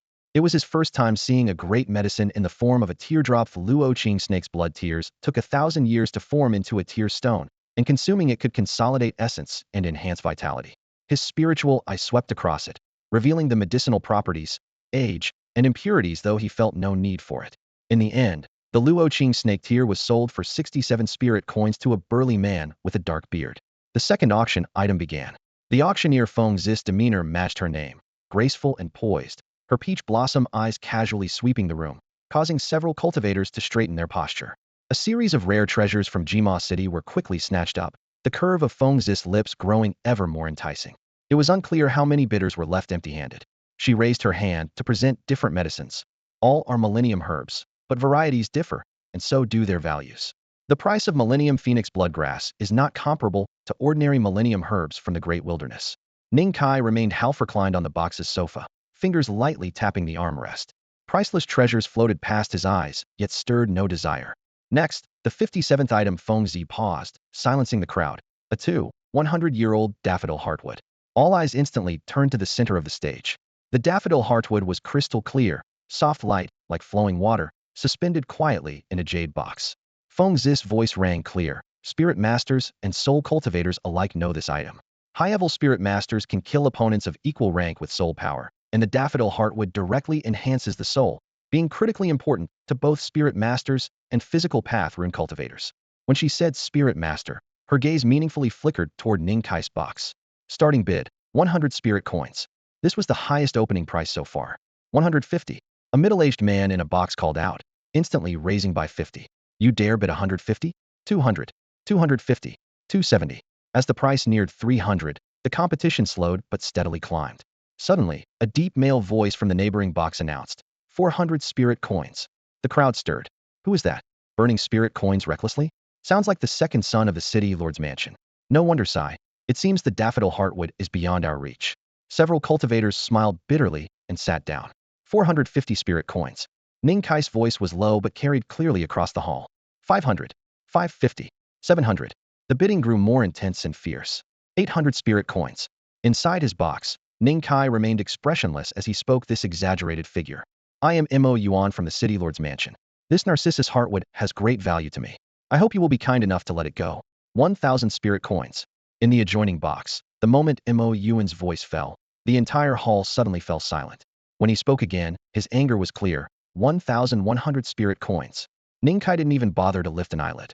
Though he only had a few hundred spirit coins left, he had never heard of a spirit master ever lacking money. Spirit masters were always among the wealthiest people in the world. Mo Yuan's voice rose again with a threatening edge. Sir, I am buying this Narcissus Heartwood as a gift for Bu Wan and Master Bu. Do you really want to offend both the City Lord's Mansion and a spirit master at the same time? Inside the box, Su Xian's expression stiffened. She beckoned a maid over and whispered a few words. On stage, Feng Zis' smile froze. He looked sharply toward Mo Yuan's box, his tone filled with cold warning. Young Master Mo, are you trying to strong-arm at my precious treasures pavilion's appraisal auction? Mo Yuan replied calmly. Director Feng, not at all. In an appraisal auction, the highest bidder wins. As his words fell, the door to the next box was pushed open. A striking young man in azure robes, Mo Yuan, strode out flanked by two attendants. His smile was faintly mocking as he surveyed Feng Zi and the audience, but there was a brazen, almost lecherous glint in his eyes. He'll raise it till he was about to bid again, but a maid hurried up and whispered into his ear. Mo Yuan's expression stiffened. He turned to glance toward Ning Kai's box, a trace of embarrassment passing over his face. I'll pay 1,200 spirit coins for this item, he said solemnly. But once it's in my hands, this pearl will be covered in dust. I hope you will help find it a true owner. Having said that, the proud second young master of Jima City Lord's Mansion bowed respectfully toward Ning Kai's box. His tall frame bent slightly. His expression full of suppressed frustration. Had only wanted to buy a gift to gain favor with the newly appeared Master Bu, but now he had bumped into the real deal in person. Ning Kai was silent, his gaze flickering. He glanced at the deferential Mo Yuan, then recalled the cautious Su Xian and the subtle look Feng Zi gave when mentioning spirit masters. I seem to have underestimated the influence of a spirit master status, he thought to himself. Setting aside the precious treasures pavilion, Mo Yuan's strength was at least third or even fourth realm. Yet here he was bowing and apologizing to a spirit master without any backing. Previously, Xiaoyu from the Spirit Academy, a mere two-leaf spirit master, could make at least a third realm powerhouse willing to die rather than resist. That was no mere attack. It was buying a life, purchasing the death of a third realm strongman. 1,200 spirit coins, first call. 1,200 spirit coins, second call.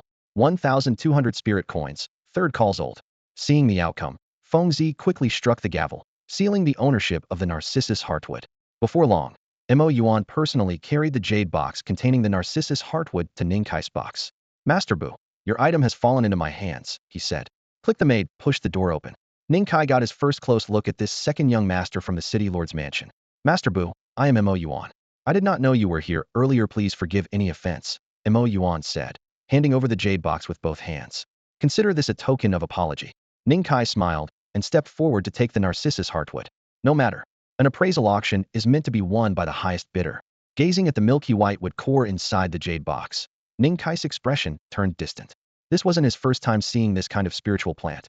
Images of Qing Yu and the others flashed through his mind as he exhaled softly, pushing his thoughts aside for the moment and pulling Mo Yuan into the private room. Face. Authority? To him, those were worth nothing. Just one water Narcissus wood core was enough to make Mo Yuan his rich good brother. As for poor brother? Well, sorry about that. The private room, originally meant for just two, now seated three people facing each other. Su Xian's complexion darkened noticeably, and she subtly lowered the hem of her dress. Mo Yuan and Su Xian both kept their thoughts to themselves, while Ning Kai, who had figured everything out, felt at ease and focused on enjoying the treasure appraisal on stage. Lot number 108, the Xiaoguang Niao Glowbird innate Dao technique. On the central platform, Fengzi elegantly lifted a jade tablet from a tray, her clear eyes scanning the crowd. Her lips parted softly, and her alluring voice floated through the room. The Xiaoguang Niao is born alongside the crimson dusk of the horizon. Its body transforms into glowing light, and at top speed, it can travel 10,000 miles a day. Starting bid, 200 spirit coins. The price shot up to 800 in the blink of an eye. Ning Kai frowned. He had never heard of this kind of rare creature before. Su Xian smiled faintly and thoughtfully added, since it was listed clearly in the catalog. Master Bu, though the Xiaoguang Niao has wings, it does not fly. It moves solely by foot and can ignore most treacherous terrain, walking on snow as if on solid ground. A colorful land-walking chicken? Ning Kai thought sardonically, but kept his mouth steady and called out, 1,000 spirit coins.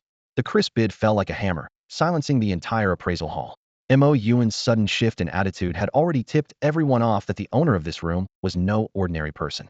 I think the Xiaoguang Niao Dao technique is nothing special, a woman in battle armor muttered, her aura flickering faintly with the patterns of spirit energy as she turned her head away from the jade tablet. I've already made up my mind. Have no interest in this technique, said the man who had bid 800 earlier, shaking his head with a wry smile. A few robed men in black seated below looked grim. They had come specifically for this item, but dared not provoke a second rankling master. Their leader sighed softly and called off the bidding. Elsewhere in the private boxes, the richly dressed men and women exchanged looks, brows furrowed. Ultimately, they suppressed their urge to keep bidding. It's Master Bus' first time in Mo City. Let's give him some respect at this first appraisal session. Up on the platform, Fengzi understood the situation clearly. The Xiaoguang Niao Dao technique's true value was around 1,002 to 1,005 spirit coins, but with the situation settled, she quickly slammed down her gavel. 1,000 spirit coins. First call. Second call. Third call's old. Her straightforwardness even made her smile bitterly, but it also left a good impression on Master Bu. As time passed, the appraisal event approached its end. Bang! With Fengzi's final hammer strike, the closing lot was acquired by a fully cloaked man in black for 182 spirit coins. The auction phase officially concluded.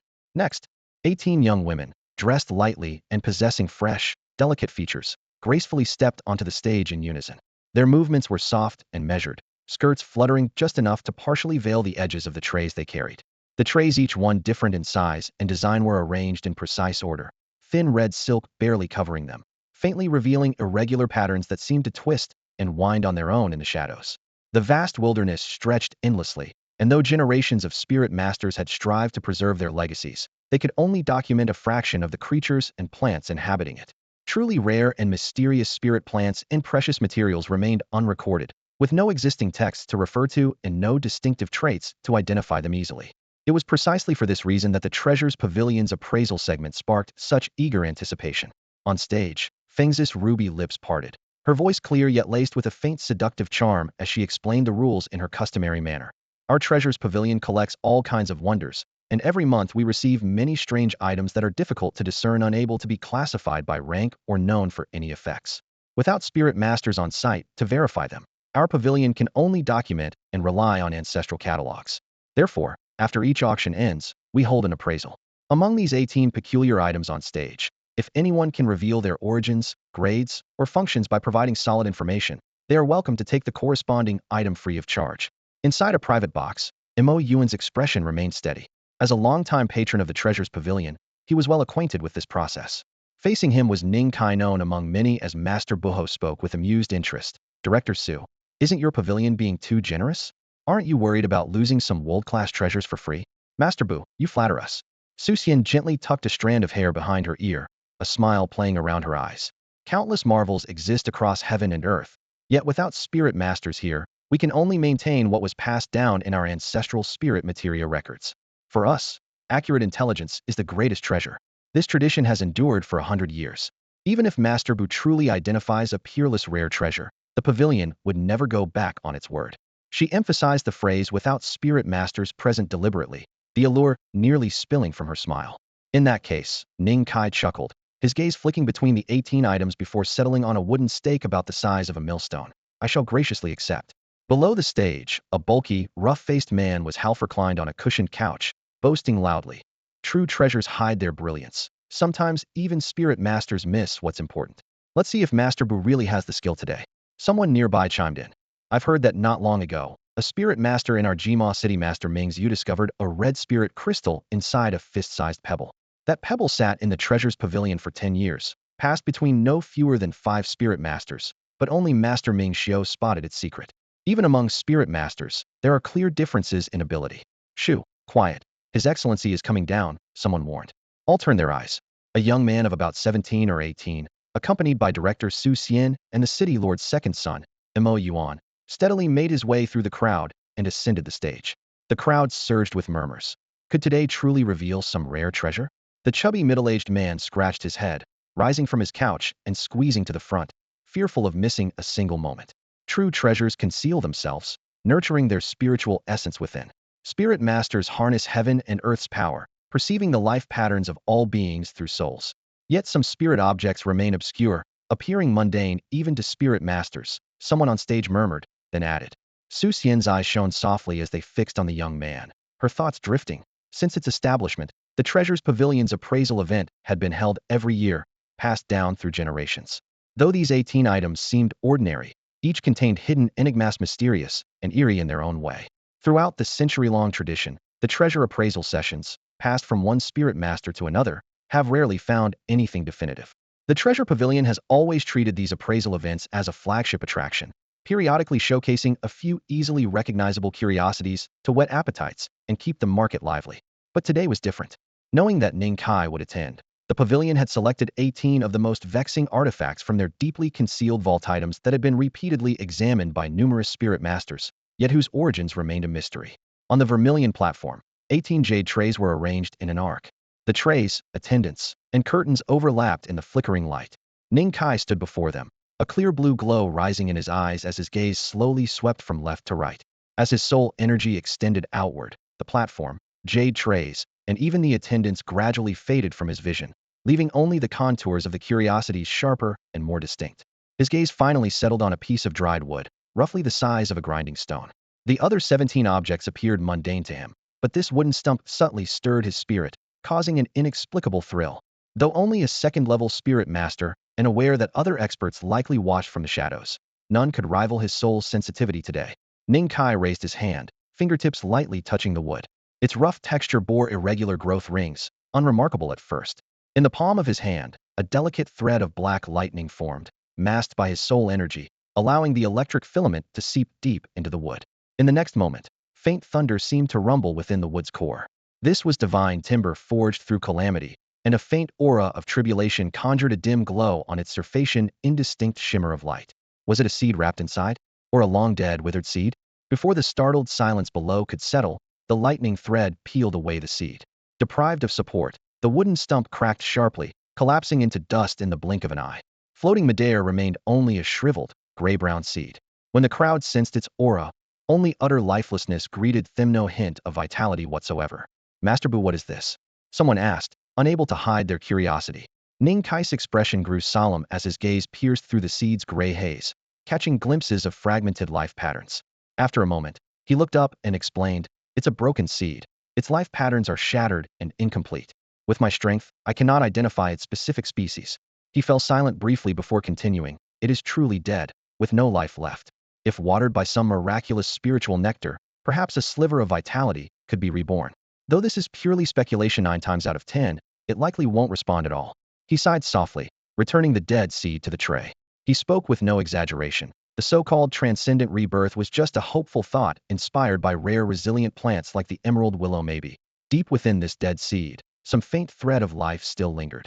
At the side of the platform, Fengzi stepped forward, her skirt swaying gently, releasing a subtle, elegant fragrance. Smiling in her eyes, she said, as Master Bu said, this item is probably worthless. Though its exact origin remains unknown, the fact that a seed could emerge from the wood stump is a testament to your skill.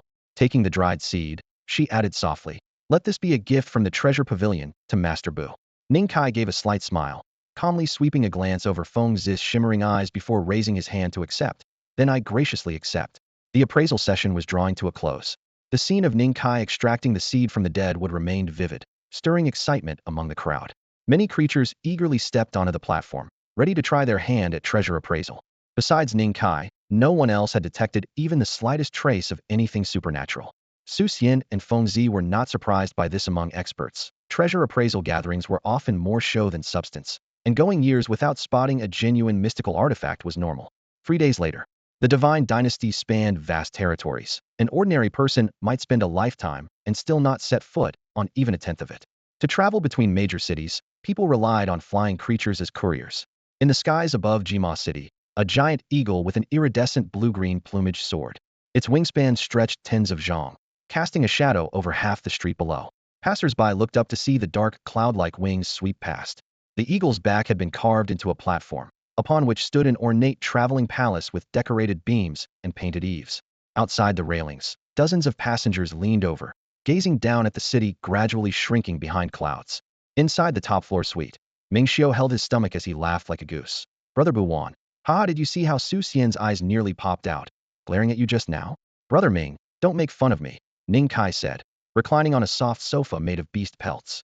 He swirled a cup of amber-colored fermented wine between his fingers and twitched at the corner of his mouth. On the day of the treasure appraisal gathering, he had refined a batch of miraculous elixirs for the treasure pavilion, powerful medicines for beings at the condensation pattern stage, and, rewarded handsomely, had for the first time produced a vial of spirit essence at the refining pattern stage.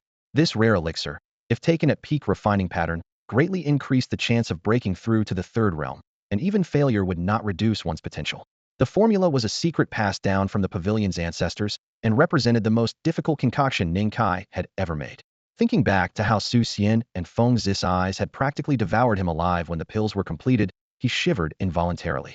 Ming Xiu's laughter faded, and he looked beyond the window frame at the land rolling away beneath their flight. I didn't expect you, Brother Buwan, to be able to produce such high-level medicines. I guess we'll be relying on you for this trip to the Spirit Academy. Who can say for sure about the Spirit Academy exam? Ning Kai shook his head. He wasn't being modest. He simply had no confidence in the outcome. According to Ming Xiu, the Spirit Academy opened its immortal gates every 5 years, and masters from across the divine dynasty flocked to Gaotian City. That metropolis stood at the summit of the 9 heavens, overlooking all living beings. Spirit masters went against heaven's will, hence the saying Gaotian is conquering heaven, the heir to heaven's legacy, which gave the city its name. Its grandeur was beyond imagination. Ning Kai set down his cup and walked to the balcony, letting the wind billow his robes as he looked down at Jima City shrinking beneath them. His eyes gradually brightened. Brother Bu, no need to rush. The real excitement comes in a month's time, Ming Xiu said with a light laugh, leaning on the railing. Jima City sat on the wild frontier. Even riding this blue giant eagle, the journey to Gaotian City deep within the dynasty would take more than a month. As if remembering something, Ming Xiu lowered his voice to warn. Oh, and don't even think about trying to spy on this eagle's life sigil. It seems docile on the outside, but it's a genuine third realm being. If it gets angry up here in the sky, we won't stand a chance of survival. Ning Kai nodded lightly. This was common knowledge to him. His gaze followed the eagle's resilient wings as he whispered in awe. Using a third realm being as transportation, what a bold move. This is just the frontier town of Jimu City. Imagine the major cities at the heart of the core territories. Ning Kai pushed open the door. The rune patterns embedded in the door panel blocked the fierce high-altitude winds, and the air that greeted him was as gentle as a March spring breeze. He paced slowly on the deck. According to the novel cliches he had read in his past life, there ought to be a graceful fairy in blue, gazing at him affectionately. and a careless villain rushing over for a fight. Instead, all he saw were cautious, respectful glances, though a few carried hints of curiosity and mockery. I really want someone to roll their eyes at me, he muttered quietly with an annoying tone, then headed toward the bow of the ship. Only he and Master Bu in Jimu City could truly be called spirit masters. Everyone else had long since yielded the entire front deck to them. Standing at the very front, a strange thought struck Ning Kaiha. Felt like the villain in a story. The noble ladies and talented youths whispered among themselves, but he suppressed his doubts and looked ahead. The scales on the back of the azure vulture were dense and lightly trembled in flight, cutting through chaotic air currents. Clouds beneath were shredded into wisps, with mountains and rivers occasionally slipping through the gaps. Ning Kai's mind gradually sank into a calm state, and a faint spiritual power spread. The noble lady's whispers, the trembling scales, and the ubiquitous spiritual mist of the world all vividly clear. As the sun dipped west, orange twilight poured over everything, gilding his silhouette. When he snapped back to reality, the divine soul's golden liquid in his sea of consciousness had increased by nearly 40%. The little golden river was wider, and the spiritual soul chains above his head shone dazzlingly. On the other side of the deck, two girls about 17 or 18 whispered, "Sister Shi, I heard spirit masters don't live long, and..." Where did you hear that? Spirit masters can't cultivate physical Tao markings. The soul suppresses the body, making it weak, so they must be weak in that area too. Sounds kind of plausible. So then Master Bu must be. Who says he's not? Not handsome at all, and Sai, really pitiful. Ning Kai glanced over. The two were graceful and fair-faced, clearly carefree girls from an inner chamber. When their eyes met his, they immediately lifted sweet smiles, their acting quite skillful. He raised an eyebrow, too lazy to care, and turned to go back inside. Voices drifted behind him. Sister Shi, look at him. He definitely isn't good. We're both beauties standing here, and he didn't even smile. Shoo, quiet, don't let him hear. Don't worry, I set up a soundproof array. Their voices cut off abruptly. Ning Kai turned back slowly, and the girls' faces instantly paled, forcing on a smile even more awkward than crying. He didn't make a fuss, just glanced calmly and returned to the cabin. At the desk, he took out the jade slip he had snatched at the treasure appraisal meeting. His fingertips' spiritual power probed inside as he silently recited, Xiaoguang Bird Dao Technique. Ning Kai closed his eyes, channeling his powerful divine soul energy into the jade slip. From it, a radiant bird bathed in glowing clouds emerged and landed on the ground. It was not a true living creature, but a manifestation of the bird Dao Techniquian ethereal form composed of countless mysterious symbols, its wings shimmering with streaming light. Ning Kai gave a sharp command, and 3 golden chains of divine soul energy burst from the void, shooting swiftly toward the luminous spirit bird. Chirp! The clear call rang out as the palm-sized bird suddenly exploded into a cloud of glowing light, carrying a fading afterimage as it darted to the opposite side of the room. As the glow faded, it reformed, curling its delicate body before lunging ferociously at one of the golden chains with its sharp, drill-like beak. With a crisp crack, the chain shattered into specks of golden light scattered around. The lively spirit bird hopped and flapped around the remaining 2 chains, clearly taunting them. Ning Kai's expression remained calm as he remarked coolly, "Not bad speed." Before the words fully left his mouth, he summoned dozens more golden chains, wrapping the jade slip in a tight cage of shimmering links. Bound by its host, the spirit bird had nowhere to flee. It darted and pecked fiercely, breaking 7 chains in succession, but was eventually pierced through by the last one. Its clear cry abruptly ceased as the entire bird shattered into countless glowing strands that all flowed back into Ning Kai's brow. Deep within his sea of consciousness, above the golden river of divine soul energy, a new symbol slowly took shape: the spreading winged red bird, clutching clouds and veils of glowing light. Though its outline was blurry, its cry echoed faintly. Ning Kai's blue eyes quietly observed the Tao pattern, his body gradually enveloped in a soft halo of sunset light. 2 hours passed in the blink of an eye. Suddenly he opened his eyes, his whole body flashing with radiant light, and in a flash he appeared across the room, moving so fast it seemed like teleportation. Ning Kai nodded internally. This spirit bird really is lightning fast. Just from this initial breakthrough, he could move like this. Once he fully masters the technique and integrates it seamlessly, it would become a trump card capable of turning the tide. Filled with confidence, he retrieved a jade token from his sumaru pouch and sat cross-legged. Half an hour later, he quietly put it away. Not that he was unwilling to fight now, but more important matters demanded his attention. Suppressing all distractions, he closed his eyes again, his blue gaze dimming beneath closed lids. In his mind, the mysterious Mo-Lei Dao pattern gradually emerged now, with 5 fully developed strands and a 6th forming. Flickering blue sparks traced the edges, slowly mending the gaps. A month flew by in the blink of an eye.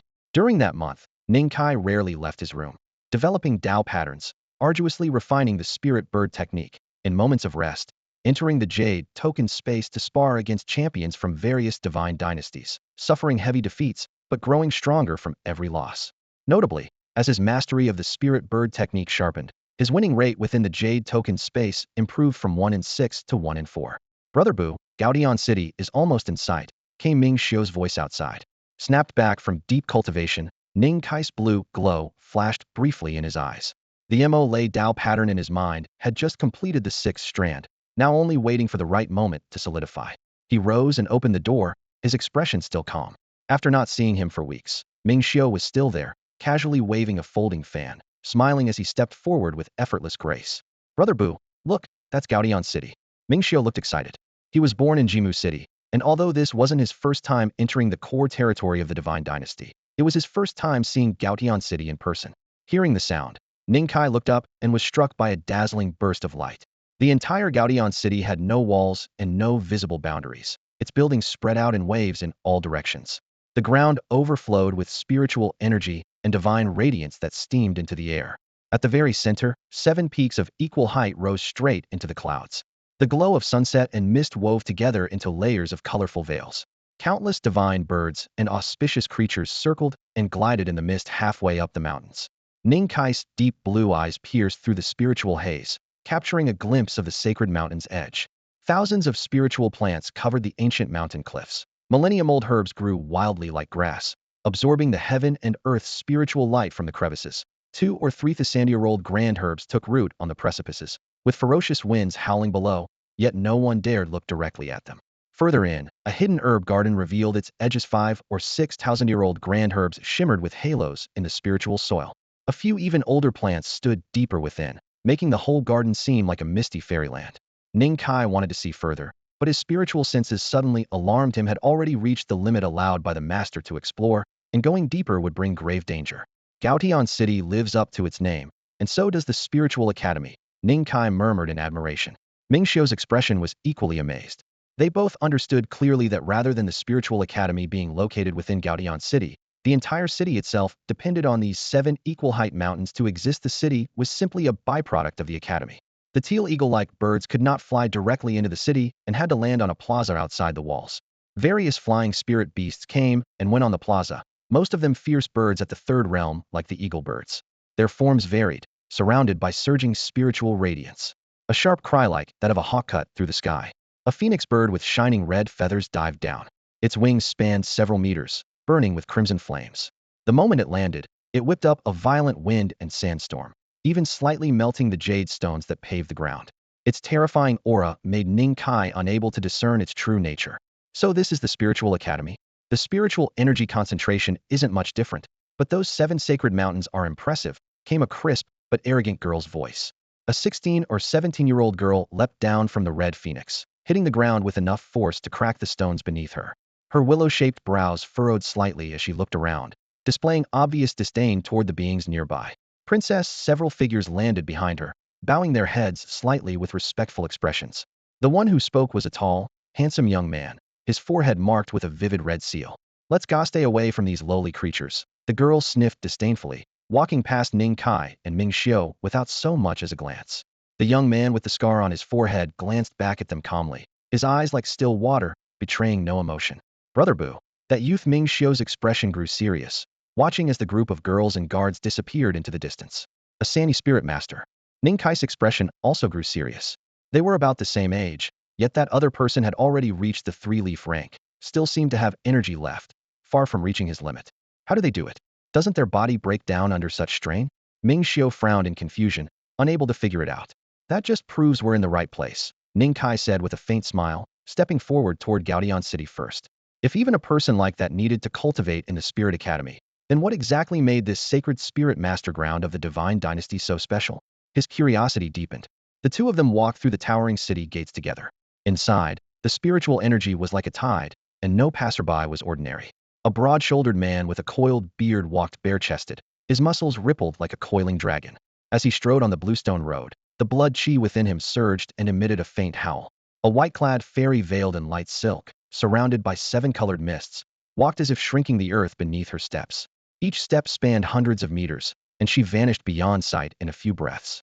Farther off were several shape-shifted fierce beasts, a reedy tiger, a wolf standing like a human, and a black-armored hoe. Though their eyes shone with deadly intent, they restrained their aura and walked quietly. Whether fairy, strongman, or savage beast, all consciously toned down their edge to move through Gaotian City like ordinary people.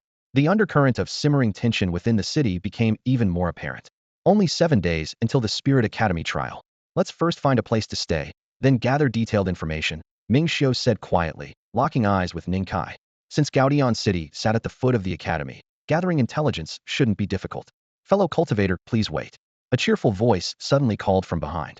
The two turned to see a silver-haired youth just over 20, whose hair shimmered coldly in the sunlight. His features were strikingly handsome. First time in Gaotian City, right? Judging by your aura, you've come for the Spirit Academy exam too. The youth moved with ease and quickly hooked his arms around their shoulders, quietly sending out a thread of soul energy to show he was also a spirit master. I have everything on the 7 veins of the Spirit Academy. The entrance exam procedures just 1,000 spirit coins. He held up 2 fingers to indicate the price. Ning Kai's eyes narrowed slightly. Ming Xiu smirked. These sorts of scammers were common, but today one happened to meet them face to face. Don't be so quick to distrust. The silver-haired youth shrugged and pulled out 2 jade slips, flicking them lightly. I ranked 3rd in last year's Spirit Academy entrance exam. I'm a 4-leaf spirit master. Would I lie for a measly 1,000 spirit coins? As he spoke, his soul energy surged, complex soul patterns appeared between his brows, and powerful soul force radiated fiercely. The weight and depth of his soul energy, even Ning Kai had to admit, it was truly at 4-leaf level. Ning Kai himself was only a 2-leaf spirit master and didn't bother much about 1,000 spirit coins, let alone this guy. Still, he felt something was off, too eager, too forward. Most likely he had ulterior motives. After a moment's thought, Ning Kai made a decision. All right, then I'll take 1 copy. Ning Kai took out 1,000 spirit coins, levitated them midair, and looked at the silver-haired youth. You're a straightforward guy, little brother. I'm rooting for you to ace the Spirit Academy assessment this time. On the bustling street, the silver-haired youth squinted at Ning Kai and gave him a thumbs up. With his other hand, he slipped a palm-sized pale green jade slip into Ning Kai's palm. The jade slip felt smooth and warm, its engraved runes faintly shimmering. Suddenly, as if remembering something, the youth leaned close to Ning Kai's ear and lowered his voice. By the way, hey Ray, some good news, you just ran into a 4-leaf spirit master scammer. As soon as he finished speaking, he flicked his toes and his figure flashed several times before vanishing into the crowd like he had never been there. Boo, why would you buy from a scammer, knowing he was one? Ming Xiu stood still, arms crossed, gently stroking his chin with a curious look aimed at Ning Kai. Well, he's still a 4-leaf spirit master, Ning Kai said, opening his palm to reveal the jade slip, thin and delicate like cicada wings. Even if he's a fraud, think of it as losing money to avoid worse disaster. He had briefly checked the jade slip's contents. It did list genuine basics about Gaotian City and the Spirit Academy. Technically, he's not lying. They walked side by side a few steps. Then Ming Xiu suddenly pointed at a shop nearby. On the counter outside the shop lay stacks of jade slips, tossed about carelessly. Their material and style matched exactly the one in Ning Kai's hand. A white jade sign above boldly read, "Basic information on Gaotian City jade slips, 50 spirit coins each." Ahem, Ning Kai cleared his throat and did some quick mental math. Compared to this price, they had just paid 20 times more before. He chose not to dwell on it, raising a finger to the jade slip. Streams of soul energy flowed in, allowing him to carefully read through the information. Ming Xiu did the same. Moments later, the two exchanged a glance, their brows furrowed at the same time. The jade slip recorded, Gaotian City bans weapons and is divided into inner and outer cities. The outer city where they stood was merely the gateway. The real core, the 7 sacred mountains, and the vast inner city were all restricted zones. The Spirit Academy itself was located at the very center atop those 7 sacred peaks. The 7 veins of the Spirit Academy, Ming Xiu murmured. For outsiders, spirit masters must pass a selection and choose 1 peak and 1 vein to cultivate their path. Ning Kai thought of Su Jinshuang's Academy, disciple who guarded the heirloom gold sealand. His heart sank. He just hoped he wouldn't be assigned to her vein. He kept reading. The jade slip detailed past acceptance rates, fewer than 1 in 100. In the worst year, fewer disciples than could be counted on 2 hands were admitted. In the previous year, over 3,000 spirit masters competed, but only 23 were accepted. Boo. If you do well in the test, even if you don't enter the academy, you can stay in the inner city as an outer academy disciple, Ming Xiu said, lifting his eyes with a dull voice. As a second-leaf spirit master with mediocre talent, the best he could hope for was to survive somewhere in the inner city. Ming Xiu. Ning Kai suddenly spoke, his gaze sharp as a needle. Are you really willing? We're already here, and you want to slink away empty-handed? Even if we become outer disciples, I'll fight my way forward. The path of a spirit master runs against the heavens. Without a death-defying resolve, how can you defy the heavens at all? Ming Xiu fell silent. Around them, the street roared with voices and hawking cries, but all he heard was the pounding of his own heartbeat. As a second leaf spirit master in Jima City, he already lived in rarefied air. Transferring to a bigger city would bring wealth, status, beauty, literally everything at his fingertips. But stepping into the academy's test meant risking life or death. He stared at Ning Kai, barely known for just over a month, yet his eyes burned with almost scorching fire. Spirit masters so glorious. Even as a mere second leaf, you can dominate in Jima City. Go to any great city and your status stays supreme all this time. You felt the reverence for spirit masters' wealth, power, beauty given and taken at will. And you really want to march straight to death? Ning Kai's expression remained calm as he took a step forward and walked toward the inner city. Deep in the wilderness, a blood vendetta lay buried in his heart. Someone was quietly waiting for his return. He had also promised an elder to protect Ning village safely on this journey. Since he had spoken the vow, he intended to honor it fully. For the next 7 days, Ning Kai did not leave the inn. Most of the spirit masters from the divine dynasty had gathered in Gaotian City, and with only a second-rank cultivation, Ning Kai might have been a notable figure in Jima City, but here he was just a slightly bigger ant. In only a few days, he detected more than 10 overwhelming auras at or above third rank. These powerful ones did not even bother to conceal their soul pressure, letting it cut through the city streets like sharp blades. On the morning of the 4th day, an especially terrifying surge of blood energy approached from thousands of miles away. Ning Kai looked out the window to see an elderly Taoist-robed man bearing body formation tattoos stepping through the void. Gaotian City already enforced a no-flight order. No one but disciples of the Spirit Academy were allowed overhead. Yet the old man ignored this, shattering the air beneath his feet with every step.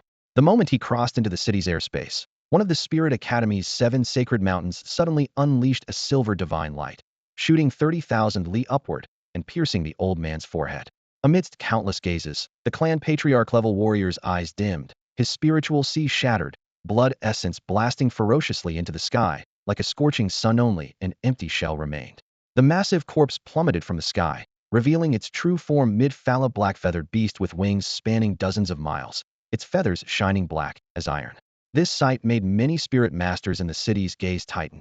Even the corpse was a supreme elixir for body refinement, yet the academy simply severed it was their rule. Ning Kai watched intently as a young man in white robes slowly approached from the distance. Spiritual radiance bloomed beneath his feet like a blue lotus, each step spanning thousands of meters, leaving a literal trail of blossoms.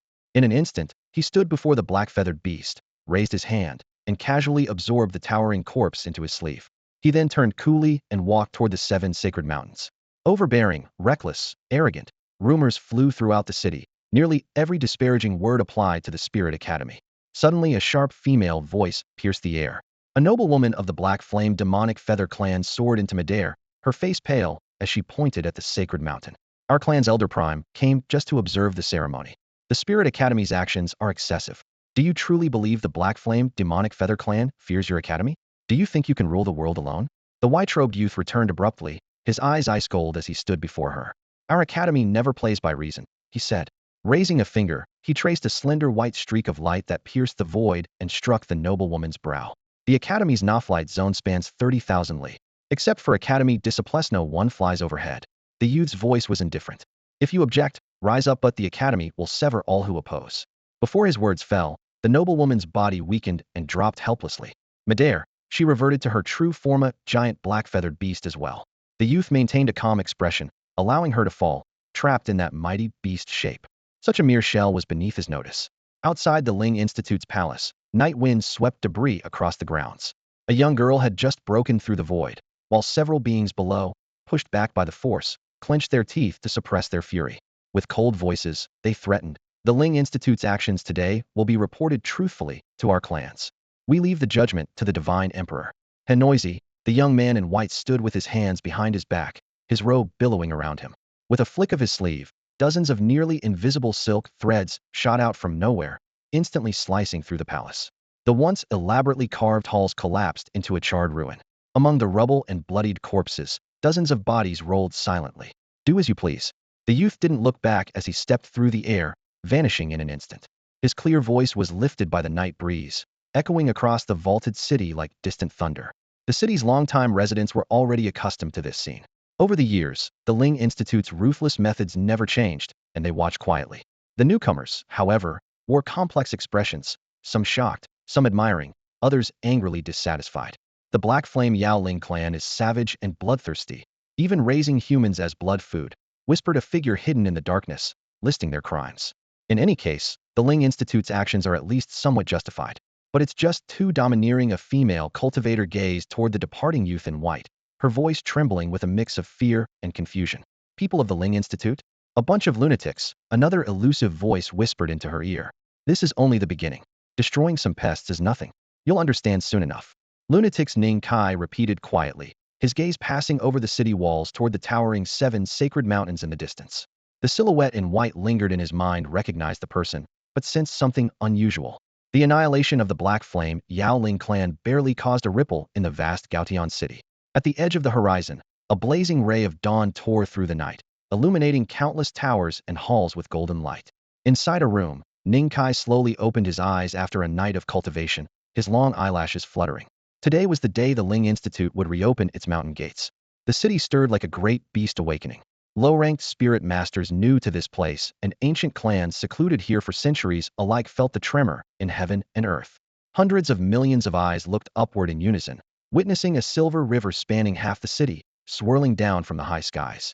Countless stars danced within the milky waves, dazzling to the point of awe. Today, the Ling Institute reopens its mountain gates. All spirit masters under heaven may enter the Silver Star Current. Those who cross this river shall take command of the Ling Institute and stand atop all living beings. On the cloud layer, a hazy figure towering to the sky swept away the rosy clouds with a hand. His bell-like voice reverberated directly into every living creature's ears. Those who dare to knock on the gates of the Ling Institute rise into the sky and enter the Silver Star River. As his words fell, the long-prepared figures took off en masse, becoming radiant streams of light rushing into the Star River. Starlight poured like waves of silver scales surging, a grand spiritual power storm swirling overhead. Brother Boo, take care. Ming Xiu clapped his folding fan, his eyes burning fiercely at Ning Kai. Then, using his soul as a boat, he surged upward, his long robe dyed bright as flowing fire by starlight. May your path of cultivation be smooth, Ning Kai bowed respectfully. In the next moment, he lightly tapped the rooftop with his toes. A golden divine soul burst forth in his mind's sea, transforming into layers of chains that lifted his form as he shot straight into the silver torrent. The gold chains interwove with starlight, as if paving a brilliant celestial road leading to the heavenly realm. No rules, no explanations. The only requirement to enter the Ling Institute was to cross that silver star current. Ning Kai strolled through the virtual space, treading upon shimmering chains of golden divine souls. The chains floated and sank beneath his feet as his gaze swept across the area, where thousands of spirit masters demonstrated their skills, divine lights intertwining into a magnificent river of brilliance. In the distance, a second-rank spirit master sat calmly cross-legged atop a 3-hang-tall bronze gourd, gently spinning it before it sank instantly into the swirling torrent of silver stars. Nearby, a hunched old man dressed in a Taoist robe stood upon a single emerald-green leaf suspended in midair, swaying as he plunged straight into the depths of the flood. Ning Kai also caught sight of the young woman he had met when he first arrived in Gaotian City. She sat elegantly in a richly carved phoenix carriage, her skirt's edge fluttering softly, her expression serene and comfortable. Beside the carriage, a stoic third-rank youth stood guard vigilantly. At this moment, first, second, and third-rank spirit masters converged, and Ning Kai even faintly sensed several surges of ever-growing divine soul energy. Hidden fourth-rank masters whose auras flared and vanished instantly before being swallowed by the flood. With no limits on rank or age, Ning Kai raised an eyebrow. In front of these fourth-rank spirit masters, does anyone else really stand a chance? At the heart of Gaotian City, 7 sacred mountains rose imposingly. Countless gazes atop the peaks were also fixed on the Silver Star flood. Below, a youth dressed in white named Yefeng smirked knowingly and quietly teased the graceful silhouette beside him. Senior Sister Su, now that the mountain gates are opening, which lineage will recruit more disciples, our Tianxian branch or my Yaguang branch? She said nothing, when a slender young man named Shi Laoshi barged in loudly, cutting in. Of course it's the Kaiyang branch. Then, he deliberately bumped shoulders with Yefeng, grinning foolishly. I say, Shi Laoshi, itching for trouble again, huh? Yefeng squinted, still radiating the sharpness from last night's killing of the Black Flame Yaoling clan heiress, his tone half joking. All right, you two big brothers, pipe down a bit. A soft-spoken, effeminate man nearby tried to mediate quietly. Shut up, you damn sissy. 2. The effeminate man's face instantly darkened. He slowly turned his head to meet the cold glares of Yefeng and Shi Laoshi. Do you two really want to die? His voice was chilling, like a frigid tide rising from the netherworld. If it's a fight, let's fight. Who's scared of who? Shi Laoshi rolled up his sleeves, Yefeng smirked in response. Shut up. At the summit of the sacred mountain, a hoarse but earth-shaking command thundered down. The group promptly fell silent, awkwardly directing their attention back to the Silver Star Flood. This Silver Star Flood was not only a trial open to all lower-rank spirit masters, but also a blessing bestowed upon Gaotian City by the Spirit Academy. Streams of starlight converged above the city to form a river of light, then poured millions of strands of clear radiance down, enveloping the entire 30th Zanli city domain. To the naked eye, the concentration of spiritual radiance in heaven and earth steadily rose, layers of golden mist rising from streets, alleys, and city wall corners. On eaves, a young man reached out to touch a strand of starlight, which instantly transformed into pure divine energy, merging into his body to refine his muscles, bones, and flesh. A centenarian elder who had settled here long ago decisively sat cross-legged, letting the silver stars penetrate his body, his aging form's aura gradually growing stronger. Spirit plants along the noble estate's walls swayed as their roots and stems absorbed the radiance, their potency visibly increasing by years.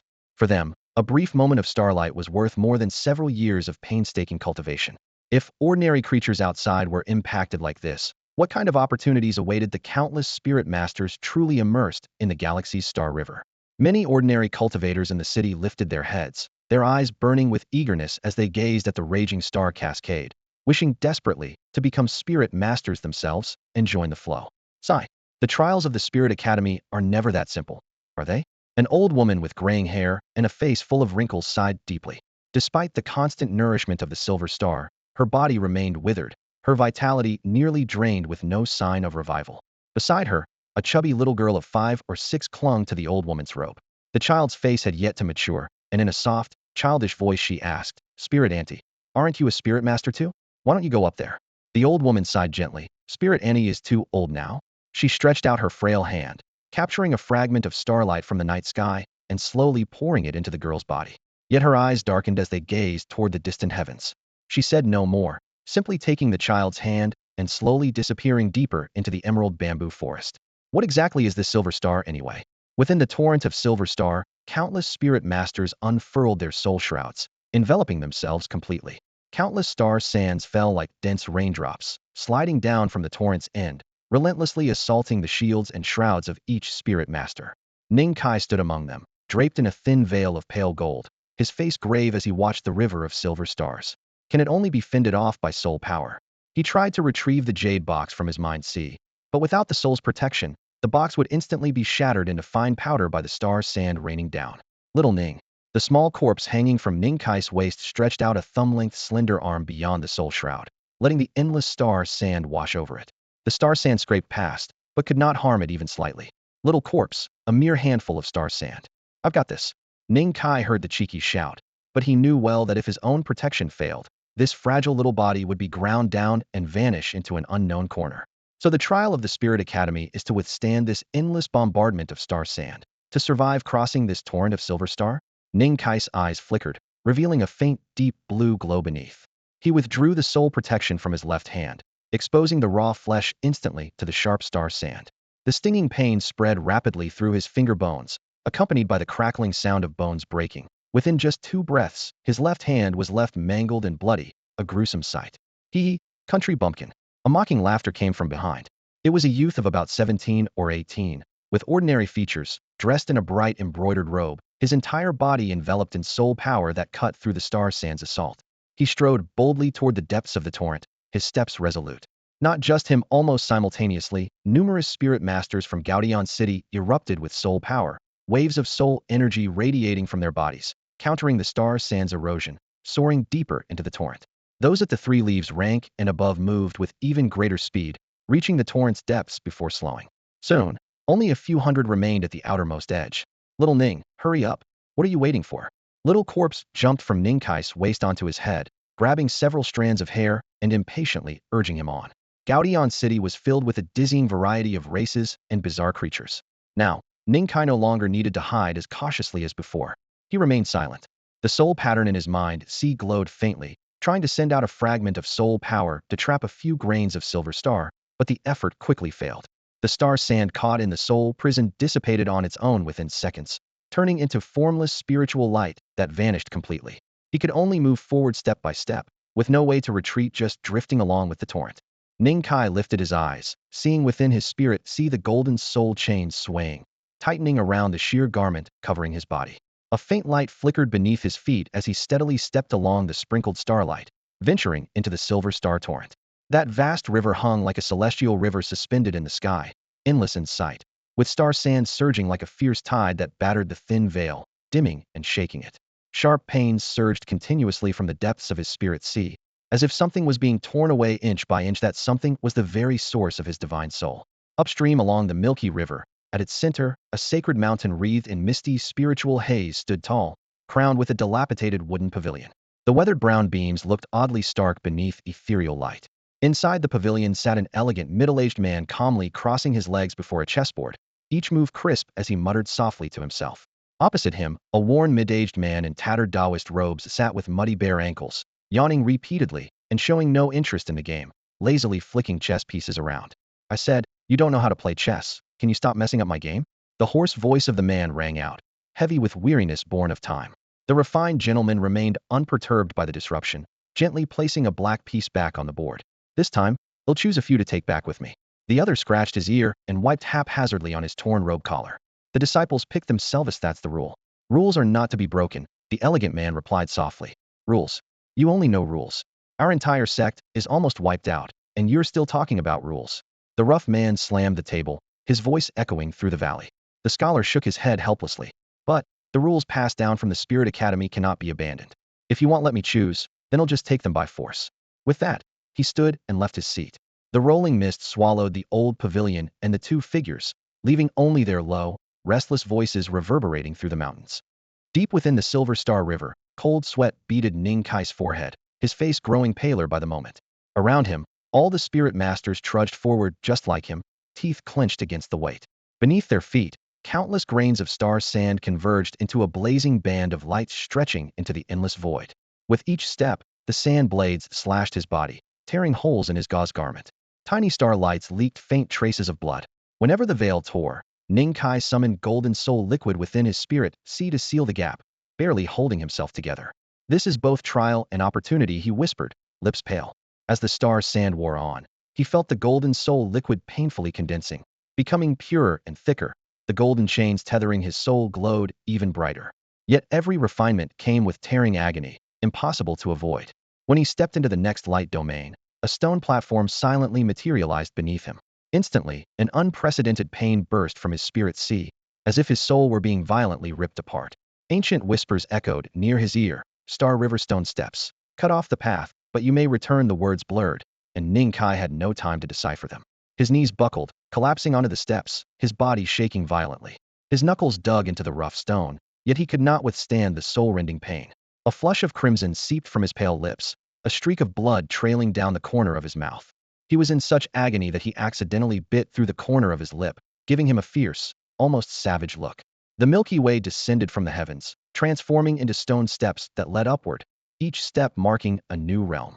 No one knew how many steps anyone would manage this time. 7 sacred mountains stood quietly, their divine light illuminating the night. At the foot of the mountains, the usually unruly night wind unusually folded into a solemn expression. He looked up at the dazzling Milky Way, his gaze drifting as if recalling old memories. "You all were truly mad back then." Sure Laoshi stood with arms crossed, surveying his fellow disciples, each wearing a different expression. His eyes held a complicated mixture of emotions. At the front, Su Jinshuang remained silent from start to finish, only now lifting his swan-like pale neck to speak coolly. "The Spirit Academy has always been a place for madmen and demons." His words hung in the air, and silence fell over everyone. Even Night Wind bowed his head quietly, usually the most carefree among them. Suddenly, someone cried out. Someone's already stepped onto the second stone step. All eyes turned sharply forward. There, a pale-faced youth lay collapsed on a floating stone platform, his chest rising and falling violently, eyes wide with terror and lingering dread. The pain searing through his soul moments ago was something he never wished to endure again. I quit." After hesitating for a long moment, the boy finally rasped out these words. In that instant, the youthful determination on his brow completely shattered, as if had aged decades overnight, and an aura of decay seemed to emanate from him. He was afraid. If he climbed any higher, he would die. But he was a Sani spirit master, blessed with extraordinary talent and a prestigious family lineage behind him. Even without entering the Spirit Academy, his background was enough to propel him to great heights. He was only 19, The fairy ladies of the drunken immortal pavilion had yet to fully indulge his company, and countless worldly delights remained to be savored. Damn the Spirit Academy. Better to walk away. Shouting curses, no Spirit Academy elder stepped forward to stop him. The floating stone beneath his feet shimmered with a faint silver light, enveloping him and safely returning him to the high sky city below. From that moment on, he was just a noble spirit master. TCH another coward. Sure Lauscher sneered, showing a trace of contempt. People like that don't even deserve to live beneath the Spirit Academy. Someone sighed. At least this time there are some promising candidates, like the little princess from the Qin family. Following the gaze, the crowd saw a young girl clad in light armor stepping onto the second step. A purple jade hung at her waist, emitting a faint, refined glow that seeped quietly into her mind's sea, easing the bone-chilling pain. But that's just the blessing of her ancestors, another scoffed, eyeing the purple jade disdainfully. Behind the girl, a tall youth silently followed. Starlight shards cut through the air like blades, but his steps remained steady and unwavering. That little one from the Celestial clan isn't bad either, someone whispered. The black-clad youth rumor says he comes from that legendary tribe, which hasn't appeared for 1,000 years. Yet somehow, there's still an air. Listening to his fellow disciples talk, Nightwind's eyes flickered from one person to another until they rested on a somewhat familiar figure. A faint smile curved his lips as he suddenly proposed. Since everyone has their favorites, why don't we make a little competition to see whose chosen one can climb the highest? Oh, senior brother Nightwind wishes to compete? We'll gladly join you. But since it's a wager, there should be stakes. Behind Yefeng and his companions, a strikingly beautiful figure spoke up. She was a cultivator of the Celestial Immortal clan, her flawless features chiseled as if by a master sculptor, her proportions exact and perfect down to the curve of her sleeves. The Celestial Immortals were renowned throughout the mortal realm as the epitome of exquisite beauty. Every member of the clan was peerlessly handsome or lovely. 7,300 years of dragon blood herb. Sister Chilaw, will that be enough? Yefeng smiled, raising his hand decisively as he tossed out a 7,000-year-old elixir in a smooth arc. It landed steadily on the ground without hesitation. Brother Yefeng is so generous. How could Sister Chilaw refuse to support our Celestial Immortal clan sister? The woman called Chilaw flipped her wrist gracefully and produced a large medicinal herb. Its fragrance spread, and thick spiritual light quickly rose at the foot of the mountain, mingling with colorful rays that shimmered through the mist. Biluohan Marrow Sister Kiluo's background is truly extraordinary. Shirlao's hearty laughter rang out as he tossed down an equally rare herb of the same grade, brightening the base of the mountain even more brilliantly. In that case, he'll add a little bonus. I choose that young man following the Qin clan princess. Nearby, a man with a soft, androgynous voice parted his thin lips. I choose that legendary tribe. Their cultivators who venture out to hone their skills are not to be underestimated. With that, he threw down a solid piece of dark green cold stone, radiating an almost bone-chilling chill. Though the stone seemed ordinary in shape, Yefeng, Chilaw, and the others nodded knowingly, not doubting its value. If you pick off all the promising ones, what choice do I have? Yefeng mused, stroking his chin with a playful smile. Not many left anyway. Then it's him. He pointed at a rather unremarkable-looking boy, barely a second leaf spirit master in cultivation. Second leaf spirit master? Yefeng, are you sure? Someone cautioned. It's just a single herb, a bit of entertainment. Yefeng laughed lightly, but his eyes flickered subtly over the boy, calm and unreadable. Did they really think he considered the child a mere bored four-leaf spirit master? At the first stone step, Ning Kai's face was pale and bloodless, his hands gripping the stair edges just to keep standing. On either side of the stone stair, dim stone platforms kept appearing, each bearing the figure of a spirit master. I quit. An elderly man with graying hair croaked hoarsely, his cloudy eyes extinguished. He was pulled back toward Gaotian City by the stone platform. I'm a noble spirit master. Why should I suffer this? A young man in a brocade robe shouted loudly, stepping back onto a platform and returning, clearly unwilling to endure. My 17 brothers are waiting for me at home. A gentle-faced woman spoke softly, but resolutely gave up. The agony of stepping onto the first stone platform had already stopped nearly a third of the spirit masters in their tracks. They lived privileged lives, priding themselves on their lofty status. Even if they didn't enter the Spirit Academy, living outside Gaotian City granted them wealth and comfort. Why endure such torment? The remaining spirit masters gritted their teeth against the searing pain assaulting their consciousness and pressed forward once more. Most who came to Gaotian City did so chasing dreams. A few hundred yards from Ning Kai, Ming Xiu's face grew increasingly pale, his lips trembling uncontrollably, but still, he stepped onward. Born and raised in Jima City with a silver spoon in his mouth, known to everyone as the master cultivator, he often heard his mother's suppressed sobs and midnight dreams. The child she cherished so dearly was destined not to live past his 25th birthday. Turning a corner through the winding alleys, he could always overhear the disdainful whispers and secret sneers of those Yin-Wen realm warriors. To others, 2 decades of glory marked a pinnacle, but to him, it was nowhere near enough. Ning Kai said nothing in response. He simply lifted his eyes and, through the crowd pressing around him, cast a faint glance at the young man. The corners of his mouth curved into a subtle, almost imperceptible smile. At this moment, a torrent of stardust poured from the sky. He opened his mind wide, letting the dust fine as particles of ash wash over him. A sharp, tearing pain surged through his soul platform, but it could not shake an ounce of his resolve. He lifted his foot and stepped forward, breath trembling deep within his chest as he whispered softly, "I believe this one thing alone, I will never lose." His voice trembled, and after rising 3 zhong, it was swallowed by the stardust. The plain-faced youth wore disheveled short hair, with a small cloth doll dangling at the tips, swaying in the breeze. He stepped along the silver-white heavenly river, slowly approaching the second stone stair.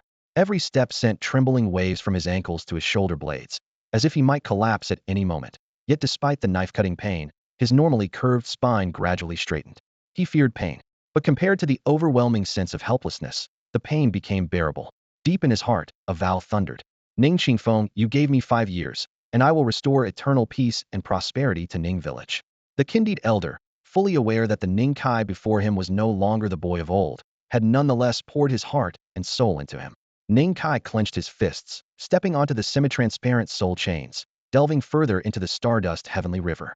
Once ranked at the bottom among 3,000 spirit masters, now with nearly 1,000 comrades having fallen back, every step forward shed a number of spirit lights behind him 100 times lost meaning until finally, he came to a halt. Before him floated a rugged blue stone platform, its sharp edges hinting at countless years of waiting. He understood the trial that awaited once he crossed this threshold. Chuckling lightly, he raised his eyes toward the depths of the stardust, where only 100 or so flickering spirit lights remained, swaying in the dark currents. No longer hesitating, he planted his foot down. Boom. The pain deep inside his spirit instantly multiplied several-fold. He was crushed, his entire body forced onto the stone platform. His fingers gripped the rough surface desperately, a pale face beaded with cold sweat. Within the sea of consciousness, invisible grinding ropes transformed into thousands of silver stardust particles, fiercely scratching and tearing. One by one, soul chains shattered, golden soul fluids ripped to fragments. With each breath, more chains broke, more soul fluid evaporated, the rising golden mist merging into the emerald willow soul patterns overhead. Meanwhile, the soul patterns exhaled finer golden threads, weaving new chains. Droplets of brilliant golden soul fluid gathered above like a gentle rain, moistening the nearly parched spirit sea and casting the space in a soft, radiant glow. Shattered violently, refined, reassembled, impurities removed. This was the baptism of the second riverstone stair. Crimson bloomed at the corners of Ning Kai's mouth. He pushed up on his palms, struggling to stand. Glancing toward the remaining 100 or so spirit lights ahead, he stepped forward once more. At the foot of the 7 divine mountains, Nightwind stood at the edge of the storm of stardust, sighing to himself. The old men are still as straightforward and brute as ever, almost at their limit. The real trial is just beginning now, don't let me down. Hearing this, whether it was Shilishiho always clashed with Nightwinder Cha, Yinru Nan, and the others, their gazes flickered uncertainly, as if recalling some painful memories. Even Su Jinshuang at the very front lightly pressed her red lips, staring dazedly at the figure above. Her gaze passed over the Qin family's little princess and Ning Kai, piercing through layers of stardust and blazing light, as if she saw the younger version of herself from 5 years ago, when she first entered the Milky Way to innocence, the passion now growing clearer and more vivid. Those behind her shared the same feeling. The haze and shock in their eyes stemmed not only from the dangers ahead, but also from memories of their own youthful days. Upon stepping onto the second Star River stone step, the scouring force in Ning Kai's sea of consciousness suddenly surged, like a mighty tidal wave crashing in his mind. Draped in a radiant golden soul-weaving robe, strands of spiritual thread slipped from his fingers, intertwining to mend the rifts torn apart by the tempest. Though it was just an ordinary soul-weaving robe, its protective power had been multiplied several times during this brief ascent, far tougher than when he had first entered the Silver Star Milky Way. Looking up, he saw over 100 flickering soul lights ahead, like shooting stars streaking through the dark stardust. Leading the way was a young man clad entirely in black. His steps were steady and unhurried, refusing to yield even an inch. His eyes were as dark as ink, unwavering in their determination. He was the most promising successor of his clan, carrying the pride of his family legacy, unwilling to take even a single step back. Behind the black-clad youth was the Qin family's little princess, her long hair flowing like a waterfall over her shoulders, her slender waist curving with breathtaking grace. The jade pendant at her side glowed with layers of soft, yet sharp purple light, soothing the pain churning within her sea of consciousness. Despite the intensifying stardust storm, her steps faltered, each lift of her toes seeming more labored than the last. Close behind her walked a tall man with crimson markings adorning his forehead. His footsteps were heavy but stayed exactly one pace behind hers, as if born to guard her, never allowing her to be alone for even a moment. Further back was a woman in white, with nearly perfect proportions. Her toes barely touched the ground, seeming to step on blooming white lotus flowers. Even as the star sand tore at her soul, her delicate face remained calm and composed. Yet the steady rhythm of her steps was silently stretched out, betraying the fatigue wearing down her spirit. Notably, two powerful figures followed them. The overwhelming waves of soul energy radiating from them made it clear they were not mere three-leaf practitioners, but respectable four-leaf spirit masters. Yet at this moment, they trembled under the gale-like scourge of stardust, staggering forward. Each step forced them to pause and stabilize their consciousness before taking the next. I am a proud four-leaf spirit master. How could I be stopped by a mere academy trial? One white-haired elder shouted hoarsely, eyes fixed on the depths of the Milky Way. Even the previous generation of academy disciples was only four-leaf. Why? Why should those three-leaf juniors walk ahead of me? His words were met only with suppressed groans from the other spirit masters and the growing violent assault of the star sand. Fury burned in his gaze, but his soul was torn to shreds. He was forced to halt in midair, gritting his teeth as he tried to steady his spirit, swallowing his humiliation and rage. At the same time, lower-ranked spirit masters seized the chance to overtake him, pushing toward the third star river step.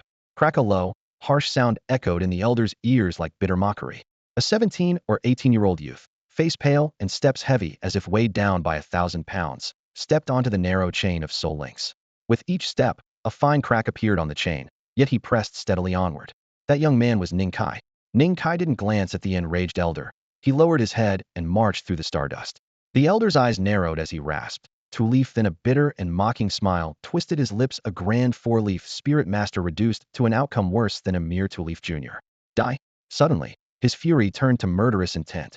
The elder's sleeves whipped the shattered star sand and mingled soul mist into a thick storm, launching an attack toward Ning Kai. The soul mist surged like a dark tide. His bloodshot eyes burned with a single roaring thought: his pride, as a four-leaf spirit master, would never allow him to lose to a two-leaf novice. Reckless to the end. A whisper laced with regret echoed deep within the Star River, as shattered stardust seemed to be swept up by an invisible hand, instantly engulfing the elder four-leaf spirit master. In the next moment, a piercing scream shattered the silence. All eyes converged to see the once lofty powerhouse's soul twisted and torn apart by the endless stardust, instantly reduced to a cloud of bone fragments. Bloodstained sand trailed long streaks as it sank into the shimmering, surging Milky Way far away. Ning Kai turned his head slightly, imprinting the scene firmly in his memory before silently turning to face the third step of the Stardust River. The sharp sting deep in his mind intensified with every step. He clenched his back molars tightly, letting the blood trickle down the corner of his mouth. His trembling frame brushed past struggling spirit masters one by one. Among the complex expressions of the three-leaf spirit masters, his silhouette grew smaller and smaller. The soul has its limit. Beneath the 7 sacred mountains, Sure Lao's expression darkened as he watched the shrinking distance between Ning Kai and the third step of the river.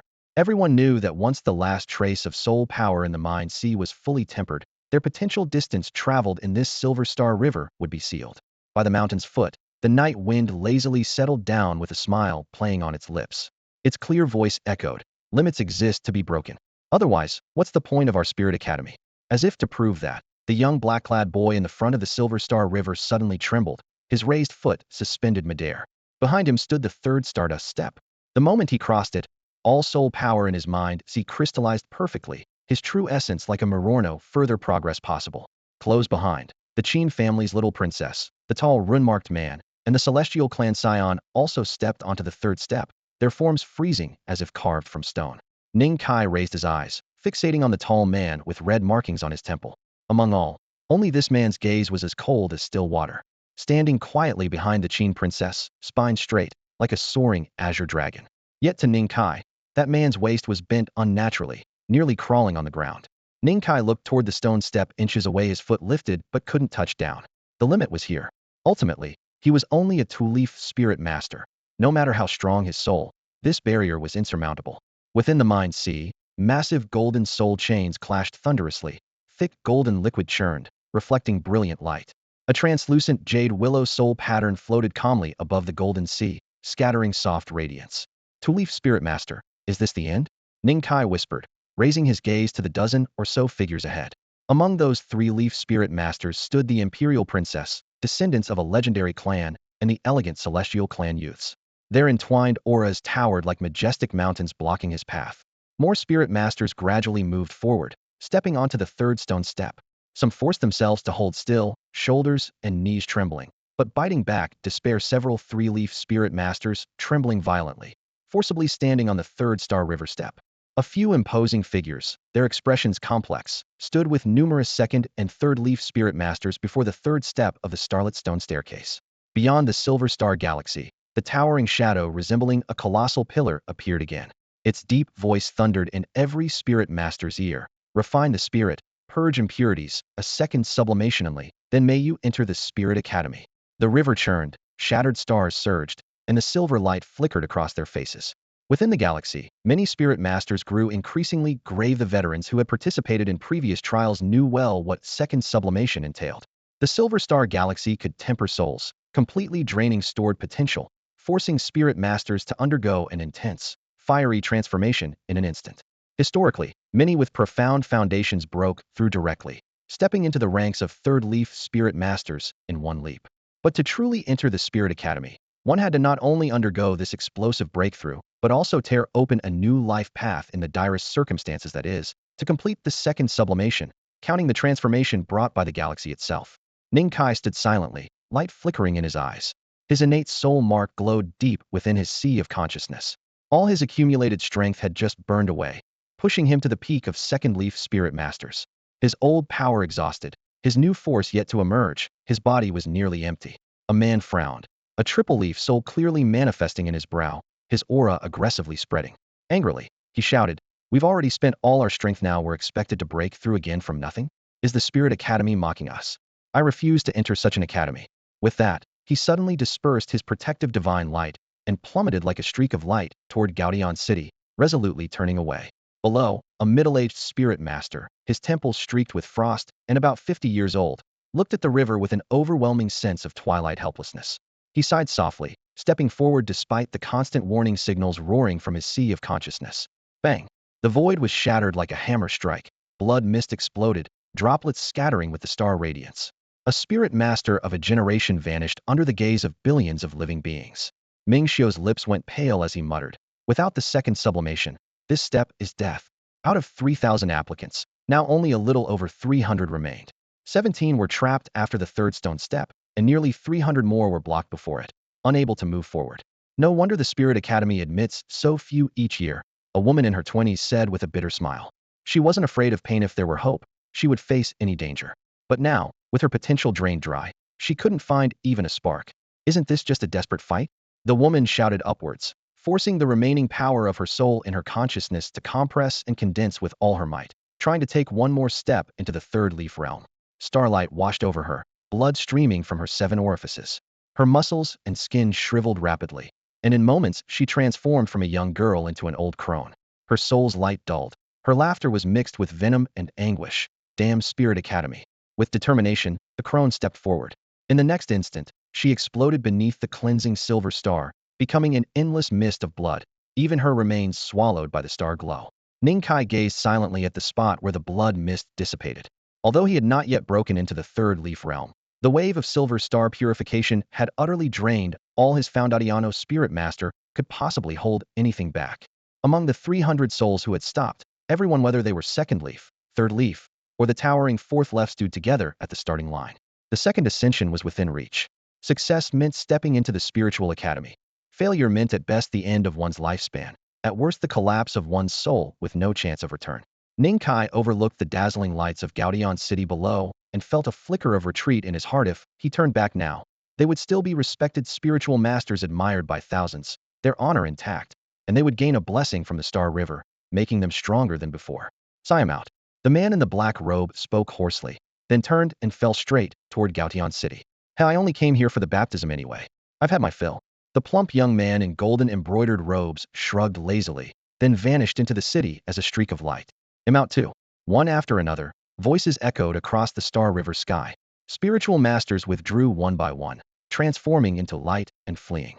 In the blink of an eye, the once packed Silver Star River held just over 100 figures. Several others hesitated with conflicted expressions before sighing and departing as well. In the heart of the 7 divine mountains, inside the decaying wooden pavilion, the refined middle-aged man sat calmly before a chessboard. He placed a white piece and remarked quietly, "It seems my students in the spiritual academy will come from these final 100. Before the 3rd Star River stone step, Mingxiu looked at Ning Kai seated not far away, his expression complex as he whispered, "Brother Buwan." Both Second Leaf and having fought through the star sand to this point, Mingxiu thought they would advance side by side. But now, as explosions sounded in succession, his spine stiffened. Those bursts marked the failure of others who had charged forward, ground into blood mist by the star sand. In the end, I'm no match for you. Even a proud prodigy like Mingxiu felt fear amid the star sand and blood mist. Sensing defeat, his back hunched, and with a grim smile, he turned and fell toward Gaotian City. Ning Kai took in Mingxiu's retreating figure.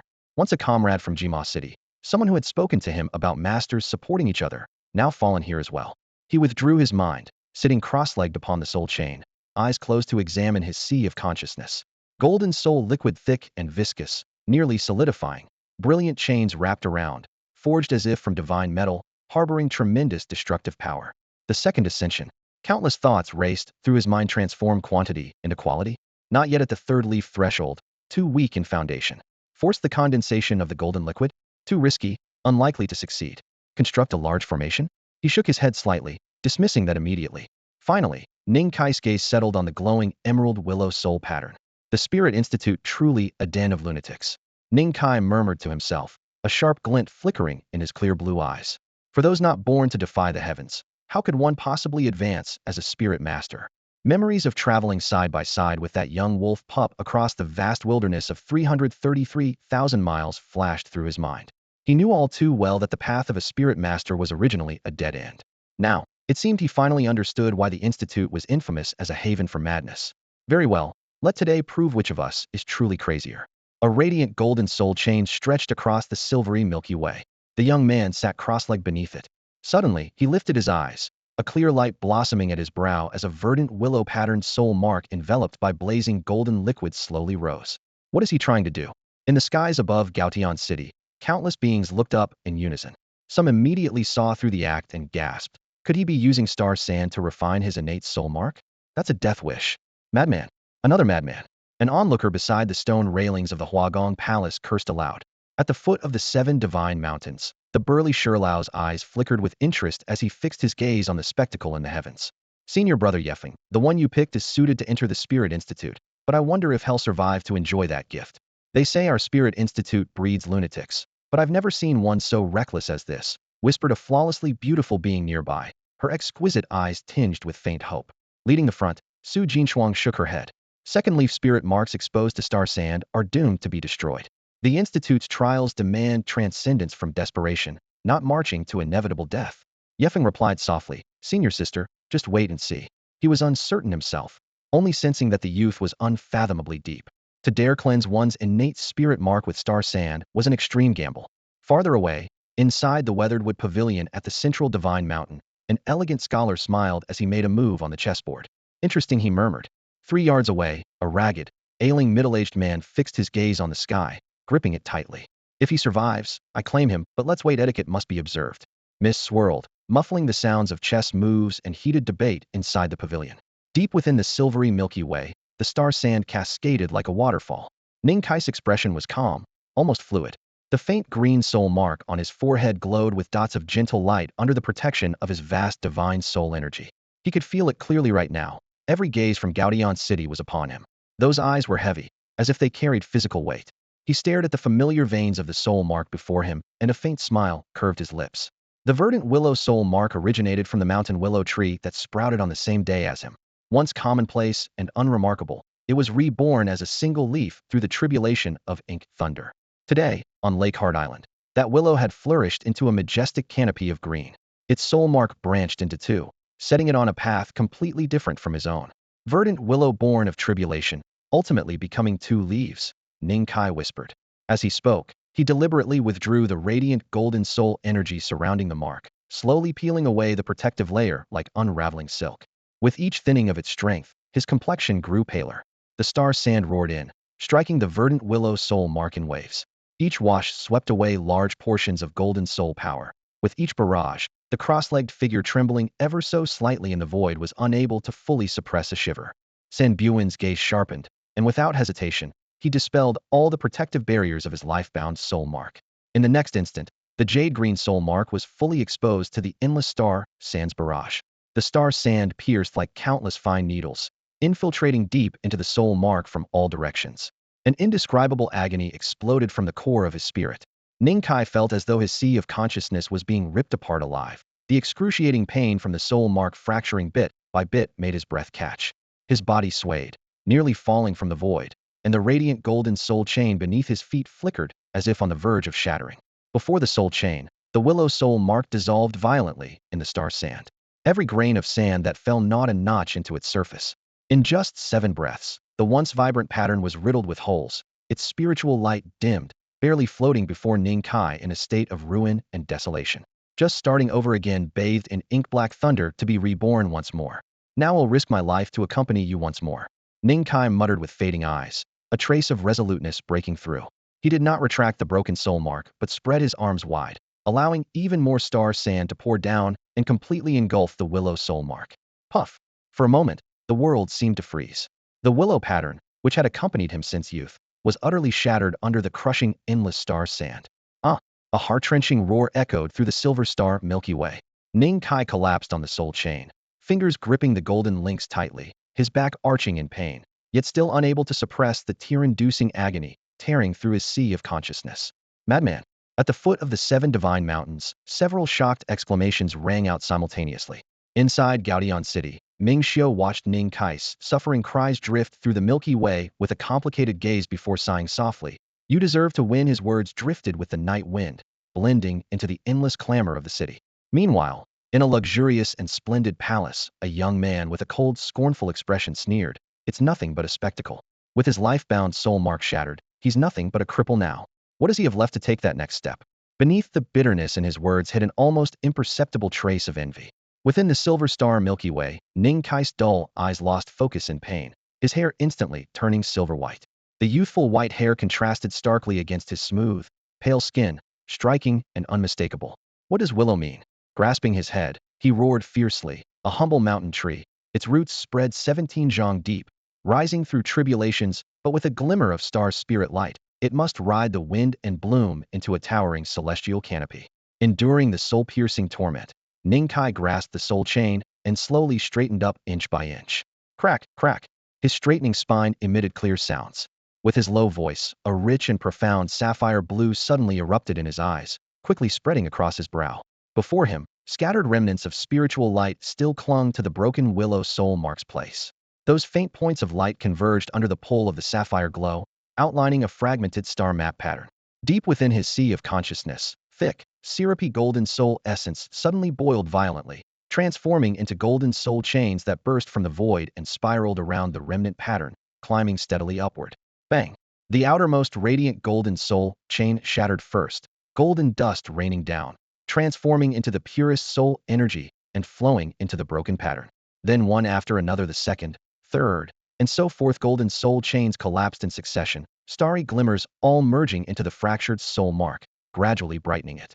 Then, as if triggered by a chain reaction, golden soul chains kept shattering, their essence fusing into the broken soul mark, reforming it with purest, most fundamental soul power. Amid the countless gazes of all living beings in Gaodian City, the once shattered Soyo soul mark began to regenerate, its veins forming like dozens of pinpoint stars, each one budding forth. The starlight wove together like threads, and in an instant, a brand new soul mark was stitched Hulia complex, an ancient pattern seemingly imprinted with the ultimate truths of heaven and earth. At that moment, Ning Kai's face was deathly pale, his eyes dim to the extreme, yet a faint smile still lifted the corners of his lips. Endless star sand poured down like a torrential rain. The young man threw his head back and laughed heartily, stepping forward without hesitation onto the 3rd step of the Milky Way stone staircase. The reborn Tsuoyo soul mark vanished instantly into his brow, and a surge of pure, powerful spiritual energy erupted, filling his once dark sea of consciousness. In the depths of his mind, golden soul liquid churned violently, compressed by overwhelming force into shape. A shining golden chain spun and coiled, hovering beneath the Tsuelyo soul mark, shimmering with flowing light. Ninkai lifted his eyes and continued forward, his figure reaching the third leaf level. His toes landed steadily on the third Milky Way stone, his gaze calm, yet unyielding, standing shoulder to shoulder with the black-clad man and the young princess of the Qin family. Astonishment, resentment, and battle intent churned in the surrounding onlookers' expressions, but the youth only pressed deeper into the celestial river. Each step trembled slightly, but carried unwavering resolve. In the presence of every gaze in Gaotian City, Ninkai surged from the ranks of the lowest 3,000 spiritual masters to the very front, surpassing numerous third and fourth leaf spiritual masters. Even the celestial princess of the divine dynasty and the descendant of the fairy clan cast complex glances, watching his retreating back as he vanished farther into the depths. The soul mark shattered and was reborn through tribulation. Well done. A towering being by the Milky Way spoke, his voice like morning bells and evening drums, reverberating across the city. Admiration shone in his eyes as he watched Ninkai ascend step by step. What is your name, and where do you hail from? The young man bowed slightly, clasping his fists. I am Buwan, a mere lone cultivator. Haha, what a lone cultivator. The towering being laughed heartily, his voice shaking the heavens. Buwan, newly admitted disciple of the spiritual academy, a lone cultivator worthy to be this generation's patriarch and the senior brother of the Seven Veins. His words echoed and stirred uproar throughout Gaotian City. Buwan, a lone cultivator? The crowd searched their memories but had never heard this surname, nor knew of any great clan named Bu. To overtake the divine dynasty's little princess and a fairy of the immortal clan as a lone cultivator and claim the senior brother title at the spiritual academy, the name Buwan spread instantly through the city. Brother Buwan. Among the crowd, Ming Xiu's expression grew complicated, realizing that from now on, he and Ninkai no longer belonged to the same world. At the foot of the seven divine mountains, the night wind raised an eyebrow, his excitement barely contained. Haha, I want time to hand over the spoils. Cough, the bet. Senior brother Yefeng has good eyes, the fairy clan's Chilua snorted, tossing out a precious medicine nearly 7,000 years old, its divine radiance surging. Sherluasher curled his lips and also threw out a great medicine. Just dumb luck. Haha, when have Yefeng's eyes ever been wrong? Yefeng held 5 or 6 precious medicines, his rich divine aura almost engulfing him. He grinned widely, laughing foolishly. Ninkai naturally heard the words of that towering being, but his face showed no trace of arrogance. Step by step, he continued deeper into the Milky Way. The fourth set of starry stone steps stretched before him like a vast mountain range, with even higher platforms faintly visible beyond. As time passed, the interval between each of his footsteps grew longer, and the pauses between them lengthened as well. At the third stone step, the black-clad youth, the Qin family's young princess, and the descendant of the celestial clan all held their breath, eyes fixed unwaveringly on the receding figure. Born into noble divine clans, they had all enjoyed the rarest talents and secret techniques of the world. Yet this lone wanderer, a mere independent cultivator, was the first to break through barriers, achieve a second ascension, and step through the spiritual academy's gate to become the new senior apprentice brother, an almost unimaginable feat. Qin Qingqing, the Qin family's beloved princess, puffed her cheeks and furrowed her sword-shaped brows, her heart boiling with resentment. As the cherished daughter of the Qin clan, how could she tolerate being overshadowed by a lone stray cultivator with no backing? Qin slave, overtake him now! The girl shouted fiercely, and the dragon-shaped purple jade at her waist suddenly flared, radiating waves of violet light that shielded her from the cutting star sand. Yes, the towering youth behind her stepped forward at once. Before a word could fall, he charged into the swirling star sand. Streaks of starlight swept past, his long hair flying wildly, revealing a vivid scarlet marking on his forehead, the character for slave. It was neither an innate divine mark nor a blessing, but the brand of his identity. Qin slave, servant of the Qin family. No matter if he attained the highest powers in this life, he was ultimately a vassal of the Qin clan, subject to their life and death decisions at their whim. Such a pity, came a faint sigh from somewhere, tinged with regret.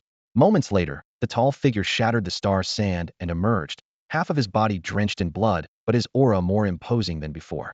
The red glow on his forehead pulsed, and with another step, he became the second being after Ninkai to earn entrance to the spiritual academy, yet still only a slave. Ignoring the strange gazes around him, the Qin slave showed cold detachment and pressed forward. Finally, he stopped right in front of Ninkai, firmly taking his place at the head of all spirit masters. If his master ordered him to surpass Ninkai, then he must do so. No matter his strength, he would never take a single step beyond that. Ninkai's expression was complex. After gathering his strength for a long moment, he stepped forward once more. Almost at the same instant, the Qin slave's scarlet character blazed, and he matched Ninkai's advance. always staying exactly one step ahead. Humph. Qin Qingqing snorted coldly, pride swelling in her chest. She was the Qin daughter, scion of a divine main lineage. How could she allow anyone else to stand above her? But it's only a mere spiritual academy trial. What does the Qin clan fear? As she spoke, the dragon-shaped purple jade at her waist burst forth dazzling radiance, engulfing her completely. Her steps became light and effortless, and the star sand shattered away from her presence without the slightest hindrance. In an instant, she stood shoulder to shoulder with Ning Kai, casting him a disdainful glance, her eyes filled with contempt. She then strode forward once more to the forefront of all the spirit masters. This is cheating. Isn't it? Within Gaotian City, some beings furrowed their brows as they watched the swirling violet light around Qin Qingqing and couldn't help commenting aloud. Hush! You must be out of your mind to challenge the rules in this divine dynasty. Ahem. It is said that every time the Spirit Academy opens its gates wide, the Qin clan always secures at least one interview spot. Judging by this, the young Qin princess had merely come to the Silver Star Milky Way to explore, and no matter how resentful others might feel, they could only speak cautiously. The outcry within High Heaven City gradually died down. Everyone understood clearly what the Qin name meant in this divine dynasty. Even the towering figure standing before the Silver Star Milky Way did not question the Qin clan's privilege. This was the silent understanding and compromise forged over countless years between the Spirit Academy and the Qin clan. The Academy gathered a group of fearless madmen who were unafraid of death. They needed heirs to carry on the legacy, a new generation of outstanding talents to take the path now broken, and countless prodigies to pioneer new ways for spirit masters. In the same way, the divine dynasty could not do without this sacred land. It was the spiritual home for countless spirit masters and the foundation upon which they extended their hope. Look, it's a descendant of the legendary clan. A shout broke the silence, all eyes turning sharply to the black-clad young man standing in the front. Previously, he had been overtaken by Ning Kai and that Qin slave. Now finally, he made his move. From the Decaywood Pavilion deep within the Divine Mountain came a faint sound of surprise. In the sky, the black-clad youth's body suddenly shone with a fierce divine radiance, bursting forth from within him and coalescing into the phantom of a massive beast. The beast was shrouded in black mist, its form unclear, but it emitted terrifying soul waves. His aura surged violently as he lifted his foot and stepped forward, instantly crossing the boundary line. This action seemed to trigger a chain reaction. The celestial fairy clan girl radiated pure light, like a goddess bathed in divine glow. On her fair brow appeared the miniature phantom of a celestial fairy, transparent wings fluttering gently. With a blink, she stepped forward dozens of paces, surpassing the black-clad youth to firmly take fourth place. After them, more living beings stirred with shining light. After a brief pause to regroup and gather strength, they all unleashed secret techniques, some transforming, some ascending. One's body trembled as he stepped forward, blood trickled from his mouth, but he barely held his stance. A non-human creature roared furiously, then instantaneously turned to blood mist. The star sand dyed red by blood splashed into the depths of the Milky Way as streams of blood light. Clang, clang, clang. Time passed, and continuous bell chimes rang out from the horizon, awakening all the spirit masters with closed eyes. The silver star reversed its flow, the Milky Way backflowed. In the blink of an eye, the entire scene vanished into emptiness. In the eyes of billions of souls, only the vast, empty sky remained. The towering being standing high above spoke with a voice like a mighty bell, echoing in every spirit master's ears. The Spirit Academy trials have reached their appointed hour. The newly ordained disciple Buwan shall be this generation's senior brother. The others shall be ranked according to their final standing order. Above the firmament, the young Qin princess Qin Qingqing wore a look of displeasure but, unusually, did not lash out. At this moment, she stood at the very front of all the spirit masters, occupying the position of second senior sister. The tall youth beside her bore fresh bloodstains beneath the carved characters on his brow, his gaze dim, yet he never left her side. No matter his identity, even if only a servant, he took the place of third senior brother. Behind them stood the descendants of the legendary clan, his expression complex as he watched the young man, eyes heavy with unspoken emotions.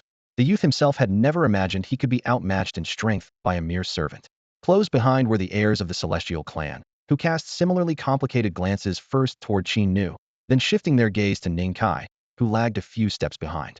When the Ling Academy's gates opened once more, Buwan and the other 16 were officially inducted into the 7 branches of the academy. The massive figure towering against the horizon slowly spoke, announcing the formal conclusion of the Ling Academy competition. With a graceful sweep of his long sleeves, a powerful aura surged forth, sending Ning Kai and the others to the foot of the 7 sacred mountains. The figure gradually faded into an ethereal form, finally disappearing from the sight of the countless lives in Gaotian City. Welcome, fellow junior brothers and sisters. From today onward, you may enter our Ling Academy and choose one peak to cultivate upon.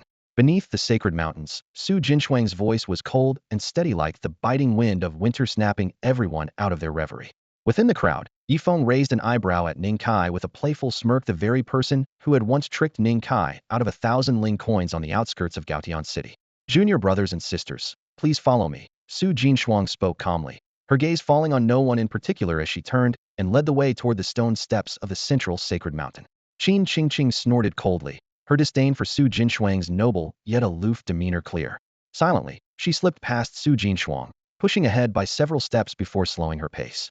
Yifeng and Shi Laoshi exchanged surprised looks at this unexpected move. Su Jinshuang observed the scene quietly, her face impassive but her heart undisturbed. 5 years ago, she had been the senior sister of this cohort, yet no one paid particular attention to Qin Qingqing's actions, swiftly returning their focus elsewhere. Among the crowd, Ning Kai received the most gazes. As the disciple personally appointed as the head brother, he was the boldest warrior in this year's Ling Academy trial, a double breakthrough that pushed his potential to its limits, carving a defiant path through sheer will and life. His position as head senior brother was well earned. However, in terms of overall spiritual strength, he ranked no higher than 5th. The strongest competitor in this year's academy was Yifeng, who lifted his eyes to a tall man in black robes standing just behind Qin Qingqing. He cast a glance at the clear slave mark on Qin Nu's brow, a flicker of unhidden regret crossing his eyes. Senior brother, please. The celestial clan descendant's figure was slender, features flawless, voice like a mountain spring, serene and sweet. The man in black remained silent, responding only by standing resolutely. A faint smile touched Ning Kai's lips. He nodded in greeting to the other new recruits, then stepped forward to follow closely behind Su Jinshuang. Su Jinshuang remained aloof and quiet, speaking no word as they ascended the stone steps at the foot of the sacred mountain. The stairs seemed endless, stretching far into the distance with no visible end. Along the way, the 3,000-year-old purple moon vines grew wildly like mountain weeds by the stairs. A non-human clansman among them marveled, pointing to a towering medicinal herb nearby. Even within his many clans, a 3,000-year-old herb, though not top grade, was exceedingly precious. Yet here it grew rampant like a common weed, with no signs of cultivation or care. Nearby were also 5,000-year-old demonic cloud fruits, 4,000-year-old gold pebble stones. These ancient, rare treasures were left entirely to nature's course, untouched by pruning or management. It testified to the Ling Academy's deep and ancient heritage. One by one, Ning Kai named the rare herbs as they appeared, and as the group climbed higher, more and more precious plants came into view. Ning Kai's eyes gleamed as he discreetly memorized the location of each herb, secretly plotting to relocate them all to Hard Isle. But he knew well that even within the Spirit Academy, disciples had no chance to casually harvest these treasures. As they pressed deeper, herbs aged 5 or 6,000 years appeared in abundance, so common they hardly drew attention. At a cliff, Ning Kai spotted from afar a gourd vine nearly 8,000 years old. 7 small green gourds hung suspended in midair, gently swaying in the fierce wind. Each gourd shimmered with a different hue of green, surrounded by swirling multicolored mist that shimmered with divine radiance, sometimes appearing, sometimes fading.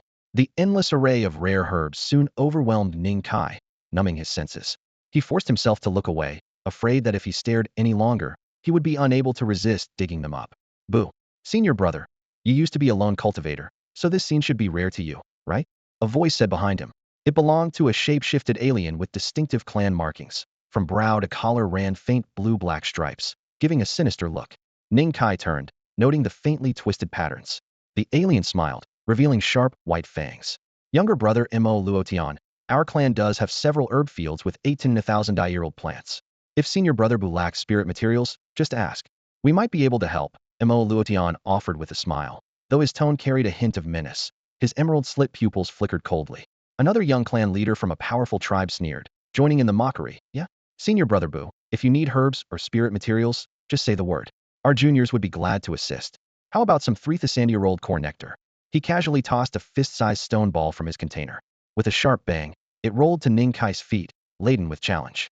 The 17 people surrounding them mostly came from the divine dynasty or elite clans, the least of them noble daughters or young clan heads of powerful tribes. Herbs aged 5 or 6,000 years were barely enough to make them lose their composure.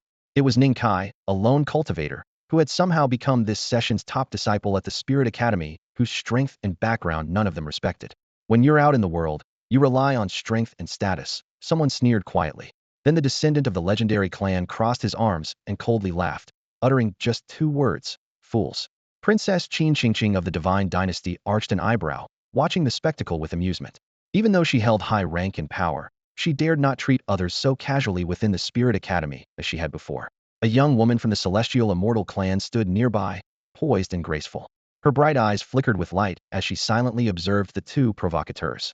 Among the 3,000 spirit masters, these 17 beings had stood out, carving a new path out of the impossible, stubbornly forging ahead where all seemed cut off. Who would truly act without thinking? Ning Kai's face remained calm and unreadable. His eyes first flicked past Mo Luotian, then settled on the young man who had thrown the stone ball. After a moment, he looked up towards Su Jinshuang, who was leading the way at the front. Disciples of the 7 veins must not fight inside the Spirit Institute. Su Jinshuang's voice was cold and steady as she continued ascending the stone steps, her silhouette gradually swallowed by the thin mist. No fighting allowed, Ning Kai muttered softly, his voice chillingly faint. He bent down and picked up the stone ball. Beneath its rough exterior, a milky white liquid slowly rippled, as if nurturing a spiritual creature within. Thanks for your concern. Ning Kai turned, his eyes suddenly bursting with a piercing blue light. A radiant golden divine chain flashed out from his sea of consciousness, carrying the unique soul power of a 3-leaf spirit master. In an instant, it stretched through the void, targeting the young man's forehead. The divine chain coiled tightly, locking him down. How dare you? Backed by the War King mansion. The youth was shocked and furious, not expecting Ning Kai to strike so decisively despite knowing the rules. The chain, formed from Ning Kai's concentrated golden soul liquid, held immense suppressive power, pinning the young man immobile. He roared, a faint glow blossoming on his brow as a mysterious soul pattern emerged. Bang! Ning Kai stood firm and delivered a kick. I'm no expert. I only hit faces. He chuckled lightly before kicking the glowing soul mark on the youth's brow, then repeatedly stamped on his face. The onlookers wore varied expressions as Ning Kai's strikes landed precisely on the youth's cheeks. In just a few seconds, he had delivered 13 blows.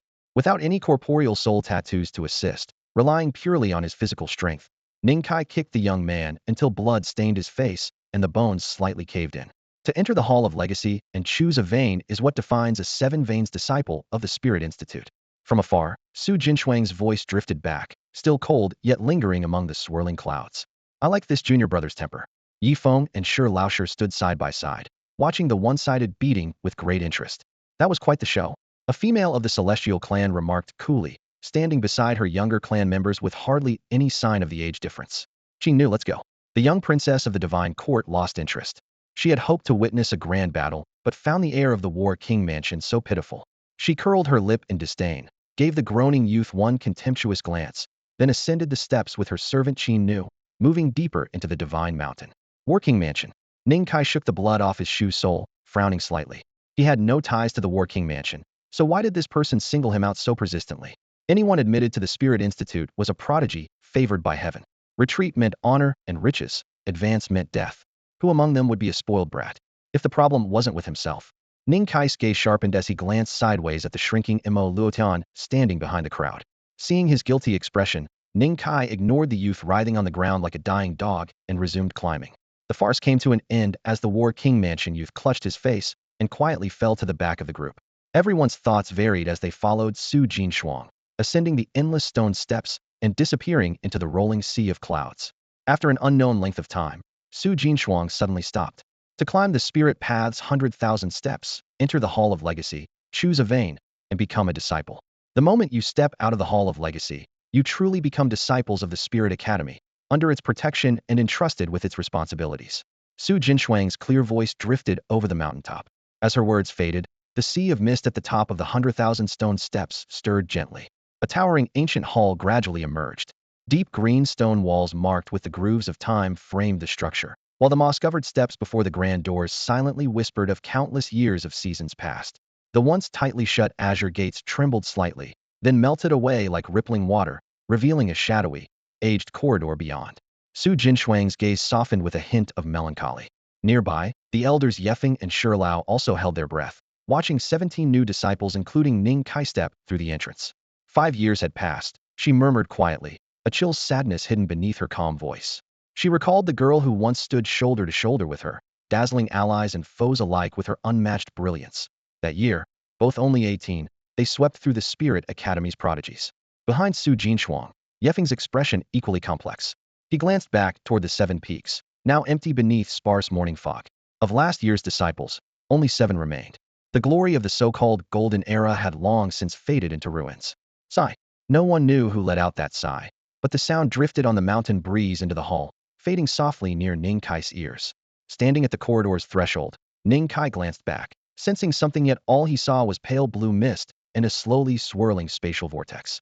Outside scenes had been completely cut off, and his dozen-plus companions had vanished without a trace. A world unto itself, he muttered under his breath, stepping firmly on the mossy stone slabs. From now on, this mysterious place, hailed as the sacred ground for spiritual masters of the divine dynasty, would unveil its secrets before him. He recalled how in Gaotian City, Yefeng, with his rare four-leaf spirit, had effortlessly subdued the black flame feathered noble lady with a ruthless confidence. Where did that fearless strength truly come from? In the dark passage, Ning Kai's beast-hide boots scraped softly against stone. He slowed his steps and studied the rough walls. Suddenly, faint light shimmered over the coarse rock, revealing ancient carvings emerging from dust. Mountains and rivers, starlight, sacred arrays, holy halls. The bold pattern struck the eye powerfully, drawing his spirit into an invisible whirlpool at first glance. The 7 veins of the Spirit Academy. Yaoguang. A sudden burst of insight flashed through his mind, pulling his thoughts deep into the carvings. He felt transported into a painting, standing on a cliff's edge beside a tall, white-clad man seated cross-legged. The man's calm, gentle face seemed to bridge the ages as he gazed at Ning Kai. His serene eyes held the vastness of the stars. After a long moment, radiant light swelled around the white-robed figure, who slowly spoke. Spiritual masters are envied by heaven.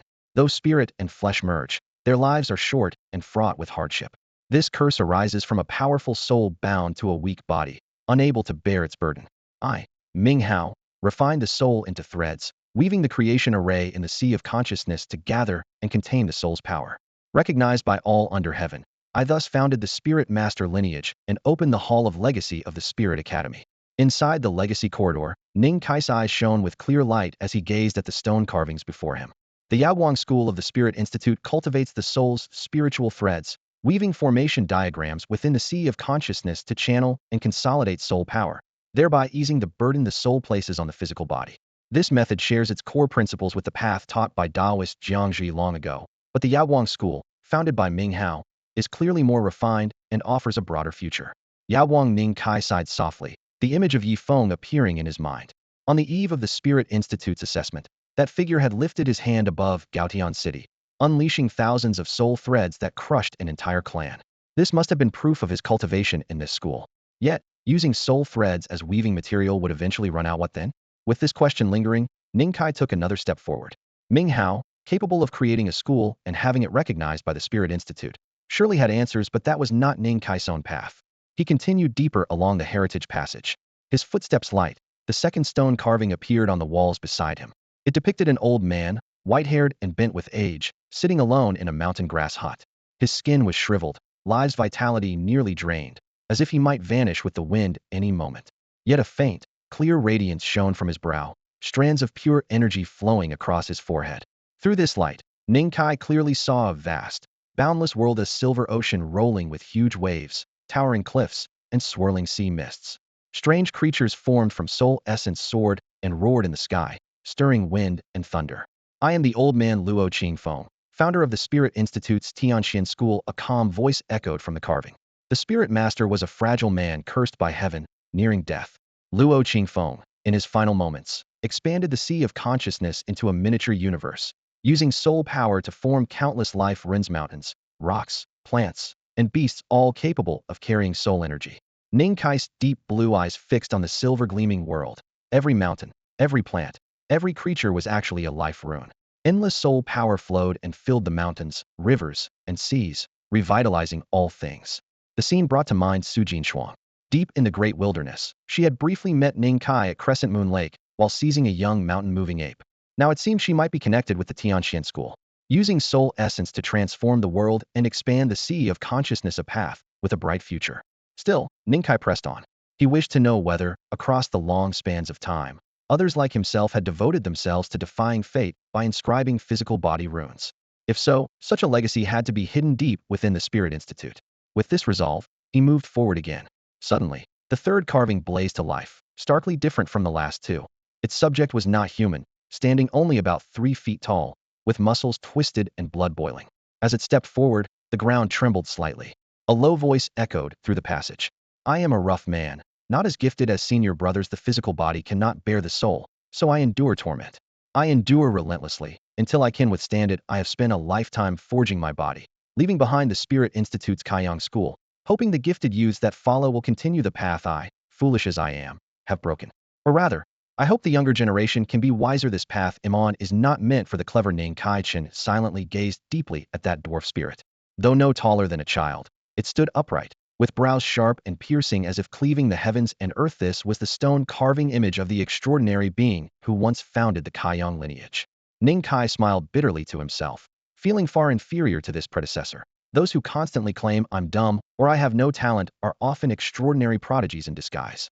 Despite his sarcasm, he stepped forward to the next stone carving. Before the second carving, a spirit light coalesced into an exquisitely beautiful woman. Her features were finely sculpted, skin pale and translucent like snow, her slim waist too delicate to grasp, every gesture radiating an irresistible charm. Even from afar, Ning Kai's heart fluttered, and he couldn't help but mutter under his breath, to die beneath the peony flowers, even a ghost would be charming. This woman came from the Tianshan clan.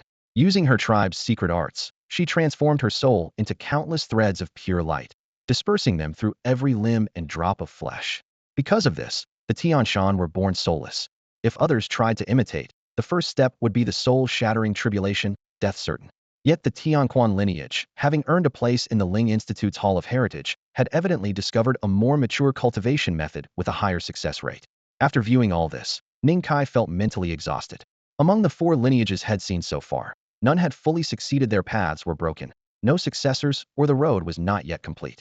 Countless beings and eons gave rise to only a few peerless prodigies, yet even they had failed to fully master their own path. They could only seal the imperfect legacies within the Ling Institute, hoping future talents would either continue the path or build upon their shoulders to forge a new way.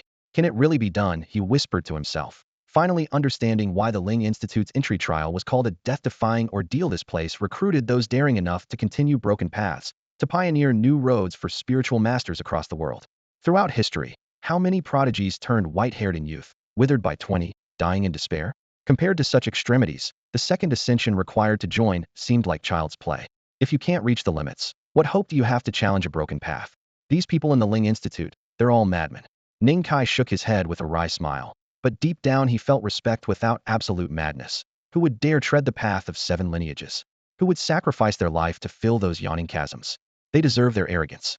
He recalled the boy Yifeng he met that night, and thought the youth could afford to be even wilder. It was precisely this madness that made him more convinced that somewhere ahead lay a complete legacy combining physical cultivation with Tao Te Ching's broken path, so obvious the Ling Institute couldn't have left it untried. Hey kid, want to see a treasure? A hoarse voice suddenly whispered at his ear. Ning Kai immediately snapped back to attention. Looking toward the voice, a haggard middle-aged man leaned against the stone carving of the Tianquan lineage. His hair was knotted in strands, clothes ragged, as if a long-time wanderer of the wilderness. But in his indifferent eyes lurked an unfathomable light. Ning Kai's gaze sharpened briefly, then relaxed. This was the Ling Institute Hall of Heritage. Only a powerful figure from the Institute could appear here at will. He bowed respectfully. New disciple Buwan. Buwan Ningzhe, but unbending. The middle-aged man smiled, his eyes filled with a decadent glow blazing onto Ning Kai. Ning Kai's body tensed. In the presence of a warrior of this caliber, if the other insisted on probing, it would be nearly impossible to hide any secrets. He understood clearly that his life mark, soul imprint, and even the disguise concealing his true identity would all be completely exposed if investigated. Yet the anticipated piercing pain never came. The disheveled middle-aged man merely watched quietly, his dim eyes glowing faintly, without delving into Ning Kai's deepest secrets. Those eyes seemed to pass through space, settling instead on the incomplete, mist-shrouded dark thunder life mark within Ning's body. Ha ha ha, blessed be the Tian Shu line. The man's frowning brows relaxed, and his dull complexion brightened slightly with joy. Before he finished speaking, he gripped Ning Kai's shoulder firmly and stepped forward. The scene suddenly blurred. In the next breath, a familiar stone carving stood before them, identical in size and material to the 4 Ning had seen before, except the carving itself was entirely different. On the stone, a sacred mountain pierced the heavens, majestic enough to seem as if it cleaved the sky itself. At the summit stood a youth in a flowing blue robe, his collar soaked in blood, half of the robe turned into a crimson garment. Blood dripped from his mouth as he tilted his head upward, madness and unwillingness swirling in his eyes. On his chest, a mysterious, glowing Tao tattoo mirrored the layered soul marks on his brow. Higher above, countless beams of calamity converged into a giant hand, descending from the celestial dome. Though merely a carving, the crushing oppression and despair struck Ning Kai's chest heavily, briefly halting his breath. This is the founder of my Tianshu line. The middle-aged man's voice echoed through the empty stone hall, complex and low. Since the birth of the spirit masters, countless have pursued the path of cultivating both flesh and soul Tao marks. Yet no matter how brilliant the noble scions or unprecedented geniuses, all eventually failed under the heavenly calamity. Over time, people came to believe this path was doomed 10 deaths, no life. Still, each generation had those who dared to try, hoping to find life in the abyss. Until the founder appeared. Raising his hand, the man lightly traced the grooves on the carving, as if it still held a lingering heat. He was truly a peerless prodigy. Throughout history, few could stand beside him. As a spirit master, he cultivated the flesh Tao marks against the heavens, confronting the calamity hidden, advancing deeper than anyone else. He paused, breathing heavily, but in the end he failed. Yet because of that failure, the Tianshu line exists. She blasted a sliver of hope where there should have been none. Ning Kai stood quietly at his side, silent. After a moment, he spoke softly. What was the founder's name? His words revealed his resolve: join the Tianshu line and seek the legacy of cultivating both flesh and soul Tao marks. Unknown. Huh. Ning Kai raised his brow. The name of a line's founder wasn't even recorded? The man coughed awkwardly. Our predecessors witnessed the founder's passage through that world-ending calamity. Though he perished, they fortunately salvaged half of his inheritance, so they presumptuously called him the founder, and with that fragment, established the Tianshu line. Ning Kai remained silent. He kowtowed, pledging himself as a disciple. Luo Yuan's youthful but weary face twisted slightly. After a low cough, his broad palm came down sharply on the back of Ning Kai's head, pressing him down to kneel before the stone carving. I am your master, Luo Yuan. From today onward, you will be a newly accepted disciple of the Tianshu lineage.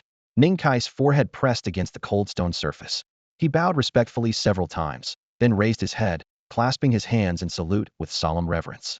After finishing the formal disciples' ritual, his eyes flickered with curiosity. May I ask, Master Luo, what realm have the senior brothers and sisters of the Tianshu lineage reached now? He had long wanted to understand just how far this fractured legacy could progress. Master Luo's depth was unfathomable, and that alone had never made Ning Kai doubt the potential of the Tianshu lineage. Luo Yuan lazily waved his hand, but as he accepted his new disciple, the hardness in his expression softened, and the bitterness in his brows gave way to clear joy. Why so many questions? Junior brothers will have it, junior sisters will have it, everything will come in time. Do you mean I'm the only disciple in the entire Tianshu lineage now? Ning Kai frowned, voice cautious. That's right. You are the sole disciple of the Tianshu lineage. What about the previous disciples? They're all dead. Luo Yuan glanced sideways, raising an eyebrow, his tone indifferent yet mocking. Otherwise, before that living being appeared, why do you think the Tianshu lineage was called the Dead End? Even those blockheads next door could only call theirs the Broken Path. Ning Kai drew in a breath, swallowing back his urge to complain. A high mortality rate didn't surprise him. Back on Heartlake Island, if not for a little corpse's help, even with vastly superior strength, he would have been doomed to death and soul decay. Spirit master cultivation was already a reversal of fate. Attempting to cultivate both body and spirit paternsa path considered a dead end was even more perilous. Seeing the complex thoughts flicker across his face, Luo Yuan's hoarse voice echoed through the dim inheritance hall. If you regret this decision now, his words abruptly cut off, clearly waiting for Ning Kai to choose. Ning Kai took a deep breath, his gaze growing resolute as he bowed deeply to Luo Yuan. Please, master, teach me. He had come to Gaodian City to join the Spirit Academy and seek any chance at saving his life. Now that he was setting foot on the path of both body cultivation and Tao pattern, perhaps he could also alter the Sea of Consciousness array, the Sea of Consciousness world, or the living spirit life pattern, but he would never retreat. Haha, very well. Luo Yuan laughed heartily, ignoring his disciple's shifting emotions. He slapped Ning Kai's shoulder heavily, then leaned close to whisper in his ear, if you'd hesitated just now, I would have crippled you. After speaking, he stretched lazily. His tall frame rose like a colossus in the gloom, shedding its previous weariness and radiating sharp, threatening energy. This was no spirit master soul power, but the terrifying pressure unique to the body Tao pattern. Let's go back to my Tianshu peak. His palm pressed down firmly on Ning Kai's shoulder. Suddenly the world spun violently, a dizzying wave crashing over them both. Outside the inheritance hall, Su Jinshuang and the others waited quietly. One by one, new disciples emerged from the hall, their expressions ranging from excited to bewildered. Among the 7 branches of the Spirit Academy, all but the Tianshu lineage had already filled their quotas. The young princess of the Qin clan's eyes sparkled with restrained excitement. The Qin clan had its own spirit master path, but compared to the Spirit Academy, there was an undeniable gap. Before even entering the hall, she had already decided which branch she wanted to join. She and Qin Nu were the first to step out from the Hall of Legacy. Standing shoulder to shoulder on the high platform, a faint spiritual glow still lingered on their robes. The young girl raised her eyes to scan the plaza, her gaze finally resting on Su Jinshuang at that moment. A flash of determination crossed her eyes. Like Qin Nu, she had chosen the Tianxian lineage, to open a vast world through the sea of consciousness, embedding the life essence patterns of all living beings within it to bind the vast divine soul. This foundational pursuit was the lifelong aim of Tianxian cultivators. The third to exit was a descendant from the Tianxian clan. She moved with a slender grace, her steps light as a breeze as she slipped quietly behind Chilua. Blessed with a unique advantage in the Tianquan lineage, generations of Tianxian disciples had refined their divine souls into pure light and merged it with their flesh, so that body and spiritual radiance became one, and her choice was no exception. A black-clad young man appeared next. He was descended from a legendary clan, his aura restrained yet sharp, calm and composed. He walked to the foot of the steps, his thoughtful gaze finally fixing in the direction of Shi Laoshi and Yi Feng. I told you, some can still recognize true talent, Yi Feng said with a slight smile. The Shi Laoshi lineage was traditionally strict and scarce in disciples, only just a notch above the nearly extinct Tianshu branch. The black-clad youth bowed respectfully. I am Luo Tian, a junior disciple. I hope to learn from you both in the days ahead. Yi Feng and Shi Laoshi exchanged surprised looks. The Spirit Academy didn't forbid disciples from specializing in a single branch, but any such inheritance was a near-death trial. From 25 participants in the last trial, only 7 remained after 5 years of tempering a terrifying cost. Courage is commendable, Yi Feng said with a quiet chuckle. Luo Tian's legendary lineage might indeed bring unexpected surprises. Is Buwan not out yet? Someone whispered. More disciples continued to emerge from the hall, and even after all 16 remaining had chosen their paths, Ning Kai was still nowhere to be seen. A soft rumble stirred the time-worn Hall of Legacy. An ancient stone door materialized from thin air, signaling the end of this round of lineage selection. Junior brother Bu Wan Yi Feng murmured. He had a favorable impression of Ning Kai. Easy to fool, fearless, and inherently a bit wild. Let's go. Su Jinshuang's expression was impassive. All 6 new disciples across 6 lineages had gathered except Ning Kai. With the doors closing, it was clear she had gone elsewhere. The Tianshu lineage, the fabled branch whose disciples had all perished except one. Su Jinshuang shook her head faintly and led the newcomers who had joined Tianxian away. Other disciples followed their seniors to the mountain gates of their respective peaks. The Spirit Academy's 7 peaks corresponded to 7 lineages. Should someone open a new path, an 8th peak would rise from the earth to illuminate the heavens. But at this moment, in the most remote corner of the 7 peaks, 2 figures quietly appeared: Ning Kai and Luo Yuan. Tianshu Peak is only you and me now. No one else to maintain it, Luo Yuan said in a low voice. Since you've joined Tianshu, you may freely take any of the great medicines or spirit plants inside to cultivate. He paused, turning his gaze to Ning Kai. But only for your own use. No gifting, no selling, and no wasting. Remember, most of these herbs were personally transplanted by your senior uncles and ancestors. Some even naturally grew here and are extremely precious. As Luo Yuan finished speaking, the mountain wind stirred their robes. In that moment, the desolation and solitude of Tianshu Peak lay bare in all its stark quietness. Ning Kai nodded. The vastness of Tianshu Peak stretched before him, dominated by perilous cliffs and jagged summits, with only a single stone staircase winding up the mountain. Amidst the rugged rocks, spiritual mists surged like waves, and various rare herbs sprouted wildly from cracks in the cliff faces, their leaves swollen, their calyxes heavy with dew, filling the air with a faintly sweet, yet sharply invigorating herbal scent. Ning Kai's gaze wandered until he caught sight beside a craggy boulder of an ancient, withered vine. Its branches cracked like dragon scales, clearly bearing the marks of at least 8 or 9,000 years. Others might call herbs over a few hundred years old medicine, and those over 1,000 years great medicine. But crossing the threshold of 10,000 years meant transforming into extraordinarily rare treasures, plants capable of healing life and death, turning even flesh and bone white. Luo Yuan stood before him, a spot of luminous light glimmering on his brow like a star. His eyes rested on Ning Kai's chest. After a moment, he snapped his fingers lightly, summoning from halfway up Tianshu Peak a few herbs each over 3,000 years old. A 3,000-year-old rottenwood vine, a 3,200-year-old falcon's red fruit, and a 3,200-year-old bitter Buddha root. They flew swiftly through the air as Luo Yuan's fingertip emitted a burst of azure light that shattered into countless delicate lines intertwined intricately, finally forming a complex and secretive diagram. The translucent green elixir spun and surged in the air like a spring of pure, vibrant life. This spiritual liquid should be enough for you to condense your life path tattoo, Luo Yuan said, cupping his 5 fingers together as he sent the fist-sized elixir floating steadily before Ning Kai.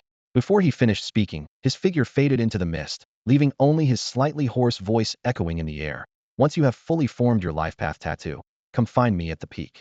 Ning Kai bowed respectfully and withdrew a jade bottle from his shumi pouch, carefully storing the greenish elixir within it. Through the semi-transparent jade walls, he seemed to glimpse the phantom of a verdant vine coiling atop the towering peak bathed in sunlight, tempered by moonlight, absorbing the essence of heaven and earth. Ning Kai whispered in awe, "This is the true art of a spiritual master." The pure and potent spiritual radiance contained within the bottle stirred an excited gleam in his eyes. He closed his eyes and began to mentally simulate constructing the life pattern with the 3 herbs in hand. After a long while, his lashes twitched slightly as he finally gave a bitter smile and shook his head. No matter how he adjusted his formulation, the elixir he refined could not match even half the potency of Luo Yuan's. The same herbs in different masters' hands could yield such vastly different results. With a soft sigh, no trace of discouragement remained in his eyes. Now that he had entered the spiritual institute, all those priceless formulas and techniques would one day be at his fingertips. He rose and found a smooth emerald stone Tuzhong square along the mountainside, sitting cross-legged. The spiritual glow inside him surged, his chest faintly glowing as a profound tattoo appeared. The ink Thunder Life Path tattoo. It was the 6th ink mark he had painstakingly developed atop the blue eagle's back. Now that he had entered the realm of a 3-leaf spiritual master, the 7th mark was well within reach. Yet he did not rush to condense a new ink mark. Using this bottle of vine essence to forge a single mark would be a waste of such a precious resource. The young man's expression was steady, his aura calm as the mountain breeze stirred his robes. Closing his eyes in meditation, his consciousness spread like a vast sea of stars.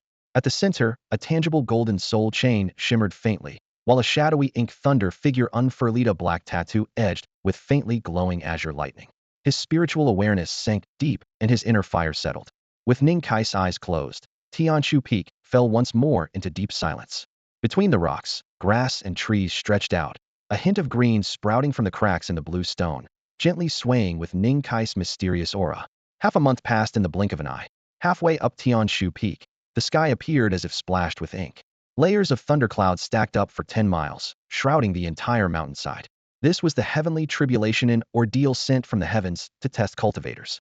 Beneath the oppressive weight of the tribulation, nearly half of Gaodian City's cultivators found their attention irresistibly drawn. Luo Yuan lounged lazily among the scattered stones, his gaze fixed on the dark clouds, as if he'd forgotten to breathe. Only after some time did he turn over and sit up, idly scratching his side before absent-mindedly staring toward another section of the mountain forest. Crack! A thunderous roar split the clouds as an arm-thick bolt of lightning violently struck the mountainside. The overwhelming pressure of the tribulation rippled outward, forcing hundreds of rare medicinal herbs and spirit plants nearby to bow down, suppressing their spiritual energy. Yet many plants gently swayed beneath the thunderlight, seemingly rejoicing in the tribulation's purifying trial. 10 years at the summit of Tianxian Peak, the central godly mountain of the Spirit Academy, a middle-aged scholar looked up, his gaze passing over the peak to rest on the tribulation clouds 10 miles away. His voice carried a hint of emotion as he placed a chess piece with a sharp click.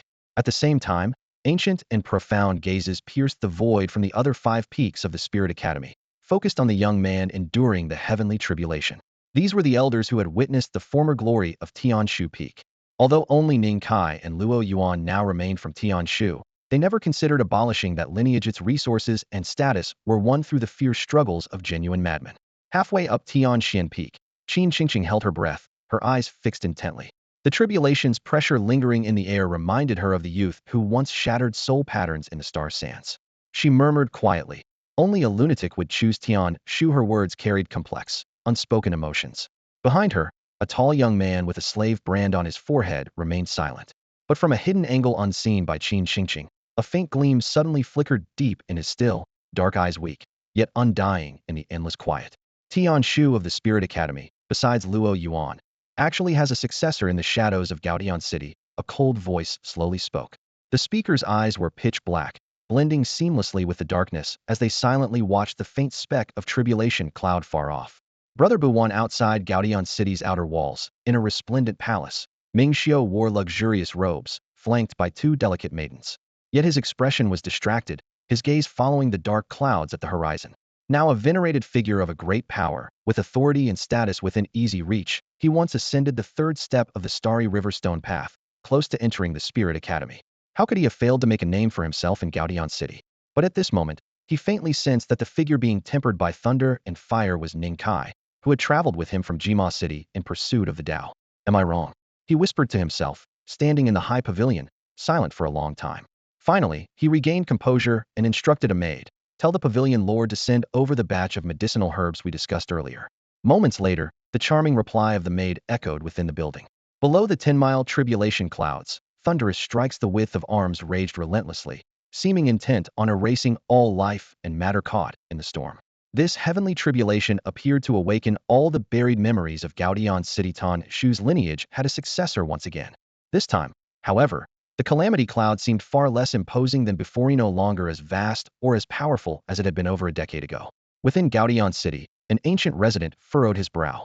He recalled that the tribulations of the Tianshu lineage were always overwhelming, blotting out the sky like the apocalypse itself, and their destructive pressure could be felt even from thousands of miles away. But the cloud before him was restrained, more like a minor trial following the initial passage. He muttered under his breath, perhaps that disciple has already endured the first major tribulation out in the outside world, and now is merely returning to Tianshu to begin true cultivation. This thought offered a plausible explanation to ease his doubt. Within moments, the thunderous tribulation had lasted nearly half a quarter hour. Countless beings stood atop rooftops, their eyes fixed on the Spirit Academy. Its array barriers blocked all attempts to probe inside, leaving them to judge the danger solely by the scale of the calamity cloud. The cloud's dissipating fast, exclaimed a boy of about 17 or 18, standing on glazed tiles and pointing toward the slowly shrinking dark mass. Wait, that's not right, the cloud is expanding. Another shouted. Under every watchful gaze, the storm that had seemed on the verge of vanishing suddenly ballooned again, instantly swelling to cover 15 miles. The overwhelming threat descended once more from the skies, facing two tribulations in a row. Interesting, came a low, eerie chuckle from the shadows. A figure difficult to describe flickered with a chilling gleam in the dimness. Atop Mount Tianshu, Ning Kai stood bloodied but unbowed, enduring the relentless strikes of falling thunder. Massive bolts, thick as arms, rained down with precision, shattering bones, spraying blood onto the green stone platform, which was then vaporized by searing heat into a mist of crimson. Within his body, a faint, shadowy azure vine pulsed with spiritual radiance, continuously mending torn flesh and broken blood vessels. On his chest, a mysterious Tao pattern shimmered faintly, slowly crystallizing the seventh inky black lightning scar. The storm churned violently, torrents of arm-thick lightning crashing down one after another, each blow shaking Ning Kai's entire body to its core. Bright red blood bubbled out, but before it could even fall to the ground, the next bolt pulverized it to dust. Finally, the swirling thundercloud that covered 15 miles abruptly shrank to just 100 meters, pressing heavily above Ning Kai's head. Deep within the black cloud, a lightning column the size of a baby's arm took form. Silver-white arcs tinged with dark red, the calamity's power now multiplied several times over. The blood-colored tribulation thaw, only faintly tinged with crimson, fundamentally altered the nature of the trial. The scarlet thunder transformed into a searing beam of blood-red light that cut down onto Mount Tianshu in an instant, ripping through the air and shattering the mountain's silence with an explosive roar. After the lightning faded, the ink-black calamity cloud finally began to dissipate slowly, breaking into wisps of fine mist swept away by the heavenly wind. Bathed in the thunder's cleansing glow, the green stone atop Mount Tianshu was scorched smooth and warm like fine jade. Yet the tenacious weed growing from a crack between the stones had already turned to ash, its roots lost without a trace. At the center of the stone platform, Ning Kai's half-ruined body showed faint traces of the azure vine inside him. But the vine's shadow had nearly faded away. It suddenly shattered entirely, transforming into a torrent of refined spiritual energy that surged through his limbs and bones. Broken bones knit swiftly, clotted blood was pushed out by swelling muscles, and flesh regenerated as his body shone with the light of dawn, revealing a flawless form. On his chest, the arcane Tao pattern flickered on and off, the 7 inky lightning scars arranged like the Big Dipper constellation, signifying completion. The moment the ink-black lightning pattern solidified, a sudden inspiration flooded Ning Kai's mind. A profound enlightenment blossomed within his heart. It was a profound Tao technique, the pinnacle of Thunder Tao arts and Ning Kai's very own life Tao method. Just recently, the moment he deduced the 7th pattern of the ink Thunder Tao mark, he knew the 7 scars were complete. Today, after countless grueling trials and calculations, the final result materialized. A complete life Tao mark had formed explosively within him. Instantly, his body shimmered with electric brilliance, as if waves surged through his flesh and blood, radiating a majestic, overwhelming aura. In terms of cultivation level, he was now ready to attempt stepping into the pattern profound realm. Ning Kai clenched his fists, barely able to contain the urge to rush into his jade token space and win several matches in a row. At this moment, he felt terrifyingly strong.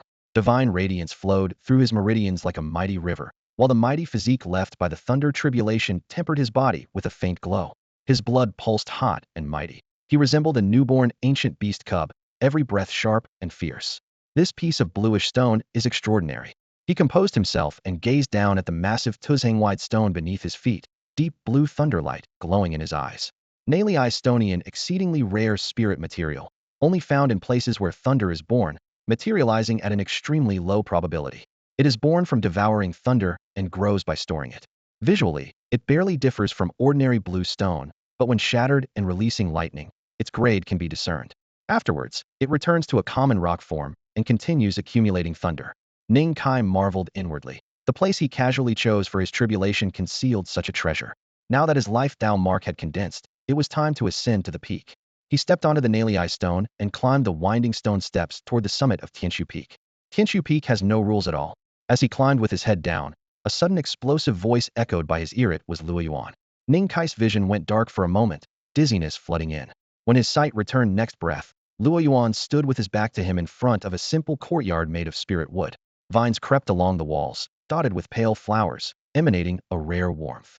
Judging by scale, the courtyard must have been built at Tianshu Peak's peak prosperity. Still, even then, the disciples of the peak probably never exceeded 10 in total. Ning Kai thought silently. Someone as rough as Luo Yuan certainly couldn't have built such an elegant garden with his own hands. Did you complete condensing the life Tao mark? Luo Yuan turned and asked solemnly. It's done. Ning Kai nodded, his gaze flickering over his senior's face, wondering what unique cultivation opportunities Tianshu Peak held. Was its secret techniques left by a prodigiously talented predecessor, or special methods accumulated over generations? Or perhaps some miraculous treasure to help spirit masters resist heaven's cruelty? Luo Yuan still looked uneasy and pressed again. Are you sure it's complete? A flash of spirit light sparked between his brows, as if he just confirmed something, and he sighed in relief. Since it's complete, then condense it again. His tone was calm. Okay, huh? Ning Kai replied instinctively, but before he finished, a chilling sensation shot up his forehead. In his field of vision, Luo Yuan raised his hand, and a palm imprint formed from divine radiance rapidly expanded and slammed onto Ning Kai's chest. Suddenly, Ning Kai spat blood, his face drained of color. The once lustrous and perfect ink thunder Tao mark on his chest shattered instantly under the palm strike, dissolving into dense divine radiance that raged uncontrollably inside him. Calm your mind and focus. A hoarse voice echoed nearby. At the same moment, a clear and powerful surge of spiritual light poured from his palm, wrapping Ning Kai's entire body like a warm current. In the next moment, Ning Kai's innate Tao mark shattered like fragile porcelain, breaking suddenly, a searing pain buckling his knees almost to the ground. Blood and energy churned chaotically. The remaining spiritual light inside him was pushed back violently, yet fresh spiritual light quickly filled the void, seeping through his meridians into every limb and bone.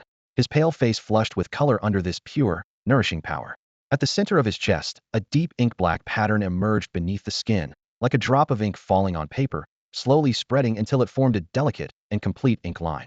All right, start recondensing the Tao mark, Luo Yuan said in a low voice.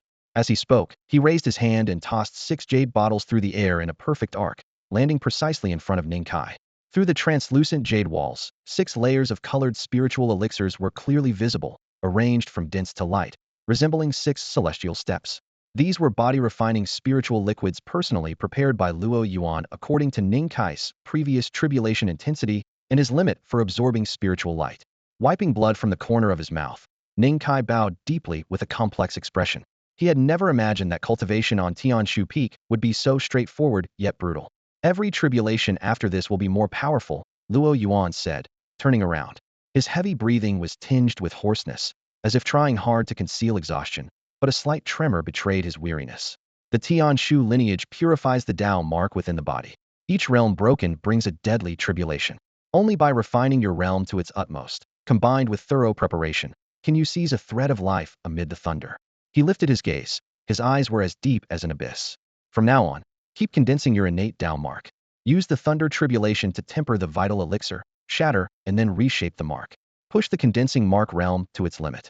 The more times your mark shatters, the greater your chance of survival when breaking into the expanding mark realm.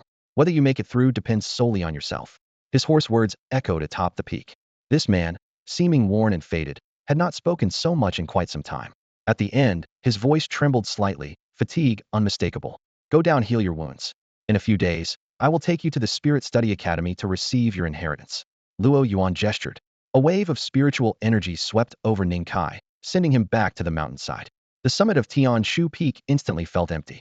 Luo Yuan walked alone along the flagstone path beside the courtyard wall, heading toward the backyard. There lay an open space, lined with dozens of intricately carved stone tablets. The engravings varied in depth, names different, some bold and vigorous, some naive and simple. The front row of 7 or 8 tablets were still relatively new, their surfaces only lightly weathered by decades of wind and rain. The epitaphs were solemn, yet carried a tacit sense of decay.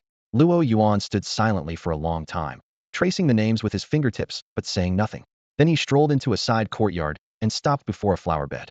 Bright crimson blossoms swayed gently in the breeze, dew clinging to the petals. Yet he just stared blankly, just as Ning Kai had said. He was ultimately a rough man, incapable of such delicate things. In the following fortnight, thunderclouds churned relentlessly beneath the Spirit Study Academy, roars breaking the sky at intervals. At first, countless beings in Gaodian City looked up in surprise and fear, but as the storm repeated several times daily, they grew accustomed. During this time, Ning Kai's soul mark shattered twice in lightning flashes. Each time, nurtured by the 6 bottles of elixir, it was reborn stronger and more solidified. One day, before the great hall on the mountainside of Tianxian Peak, a winding stone staircase descended. 2 figures walked side by side, one middle-aged, tall but showing a worn, faded face with rough, untrimmed stubble long neglected. The other a youth, skin shining like jade, faint arcs of electricity flickering under the surface. Luo Yuan carried Ning Kai past the mountainside hall and continued steadily upward. Through Ning Kai's eyes, the air seemed gently rippled like water. In the blink of an eye, the towering hall behind them vanished as if wiped from a painting. Only a desolate, rotting wooden pavilion stood a few steps away on the mountain ridge, exposed to the wind. The pavilion's pillars were cracked and blackened, with dead leaves clinging to the eaves. There was no trace of the sacredness or solemnity a Spirit Academy should have, more like an abandoned pavilion scattered deep in the wilderness. Following Luo's gaze, Ning Kai stopped firmly and bowed respectfully to the middle-aged scholar sitting alone in the pavilion. Teach my disciple for me. Luo Yuan plopped down on the stone bench opposite the scholar, casually picking up a black chess piece to toss onto the board. Your own disciple, and you want me to teach him? Luo Yuan, you really have nerve. The middle-aged scholar sneered coldly, flicking the chess piece away so abruptly the board nearly flew at Luo's face. Luo Yuan scratched his messy hair, feigning indifference. You know, I don't really know much about being a spirit master. For the first time, Ning Kai saw his master wear this guilty, helpless expression. The disheveled man spread his hands like a cornered street scoundrel. And somehow, that look reminded him of what Luo Yuan said half a month ago: once you heal, it'll take you to learn the Spirit Academy's legacy. Turns out his master literally meant he'd bring him to crash the classes. The scholar slapped the stone table again, and the deadlocked chess game instantly fell into disarray. Then he suppressed his anger, glancing coolly at Luo Yuan. You're the proud head of Tianshu Peak, and you say you don't know Spirit Master techniques? Where's your face? Luo Yuan shrugged. I do know some, but not much. He leaned on the table, speaking casually yet earnestly. When we joined the Spirit Academy back then, you always outshone me. No matter how hard I tried, I was never on your level. To me, Qin Nuyi, you're the Spirit Master with the highest skill in the Academy. The important task of teaching my disciple can only fall on you. Ning Kai cringed at his master's obvious flattery, nearly wanting to retreat and study the floor tiles instead. But Qin Nuyi listened intently, smoothing the wrinkles from his brow, his expression saying, nice to hear, keep going. Luo Yuan cleared his throat twice, wrapping up. In short, my disciple's background is weak, and his Spirit Master foundation is thin. I'm entrusting him to you. Without waiting for a response, he vanished from the broken pavilion in a flash, leaving Ning Kai and Qin Nuyi looking at each other. Qin Nuyi sighed softly, settling back on the stone bench. He gathered the scattered pieces one by one, placing a piece down with a crisp wooden click. Without looking at Ning Kai, his gentle voice echoed in the pavilion. Tell me, what have you studied about Spirit Masters? Have you received any formal training? What texts have you read? How much do you know about secret formulas or practice soul cultivation techniques? Ning Kai thought for a moment, then answered honestly. I only studied one basic Spirit Master booklet and a mysterious soul preservation secret method. Later, on the way to Gaodian City, I bought a few Spirit Master manuals at the Treasure Pavilion. Qin Nuyi slightly lifted his chin. Go on. That's it. Qin Nuyi lifted his gaze, and after a long pause, made his move, causing the entire chessboard to tremble slightly. How did you manage to cultivate all the way to the three-leaf spirit master level? He looked at Ning Kai across from him, his tone filled with disbelief. When asked about his origin, Ning Kai fell silent for a moment before forcing a bitter smile. He knew all too well that he had relied solely on unorthodox methods to get this far. Forget it. Qin Nuo shook his head, gently returning the white chess piece to the bowl. With a casual swipe, a palm-sized, smooth jade slip landed on the stone table, emitting a faint blue glow. Go to the library pavilion first and memorize these book records. Once you fully understand them, come see me again. Before he finished speaking, his sleeve billowed, a clear light rippled at his brow, and an invisible force lifted Ning Kai up. In the next instant, the decaying wood pavilion, the chessboard, and the thin mist all quickly receded from view. Consider this my debt to you. Qin Nuo glanced in the direction of Tianshu Peak, rubbing his brow as his low voice echoed inside the pavilion. The mist enveloped it once more, the sound of chess pieces clicking softly, the figure of the middle-aged scholar flickering in and out. In the blink of an eye, Ning Kai found himself before a towering hall. The library pavilion, he looked up at the ancient plaque and murmured softly. Extending a wisp of spiritual awareness into the jade slip in his hand, he couldn't help but raise an eyebrow. The slip contained densely packed volumes, ranging from the spiritual master annals to foundational treatises on many renowned secret arts. The sheer quantity would take an ordinary person a lifetime or more to fully read. Spirit masters may have strong divine perception, but this volume is truly overwhelming. He smiled wryly. The surroundings were silent. Not a single disciple stood guard nearby. Ning Kai walked to the foot of the steps when the plaque suddenly emitted a gentle golden glow. A slender beam of light shot downward, touching his brow, swirling inside his body, then returning to the plaque. Tianshu Peak disciple, Buwan access granted.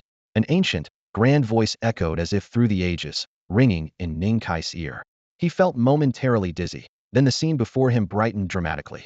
The entire library pavilion glowed with layered halos, jade slips neatly arranged on black sandalwood shelves, while occasional scrolls made from fierce beast skins emitted faint spiritual runes, like slumbering predators. To lay out such profound resources before disciples, the Spirit Academy truly knows how to be generous. Ning Kai was inwardly amazed, but didn't rush to touch the magical texts. Instead, he pulled out the jade slip Qin Nuo had given him, which had quietly begun glowing the moment he stepped inside the library. Releasing his hold on the jade slip, spiritual light exploded forth. Hundreds of light strands darted through the air like stars scattering or invisible threads swiftly pulling him along.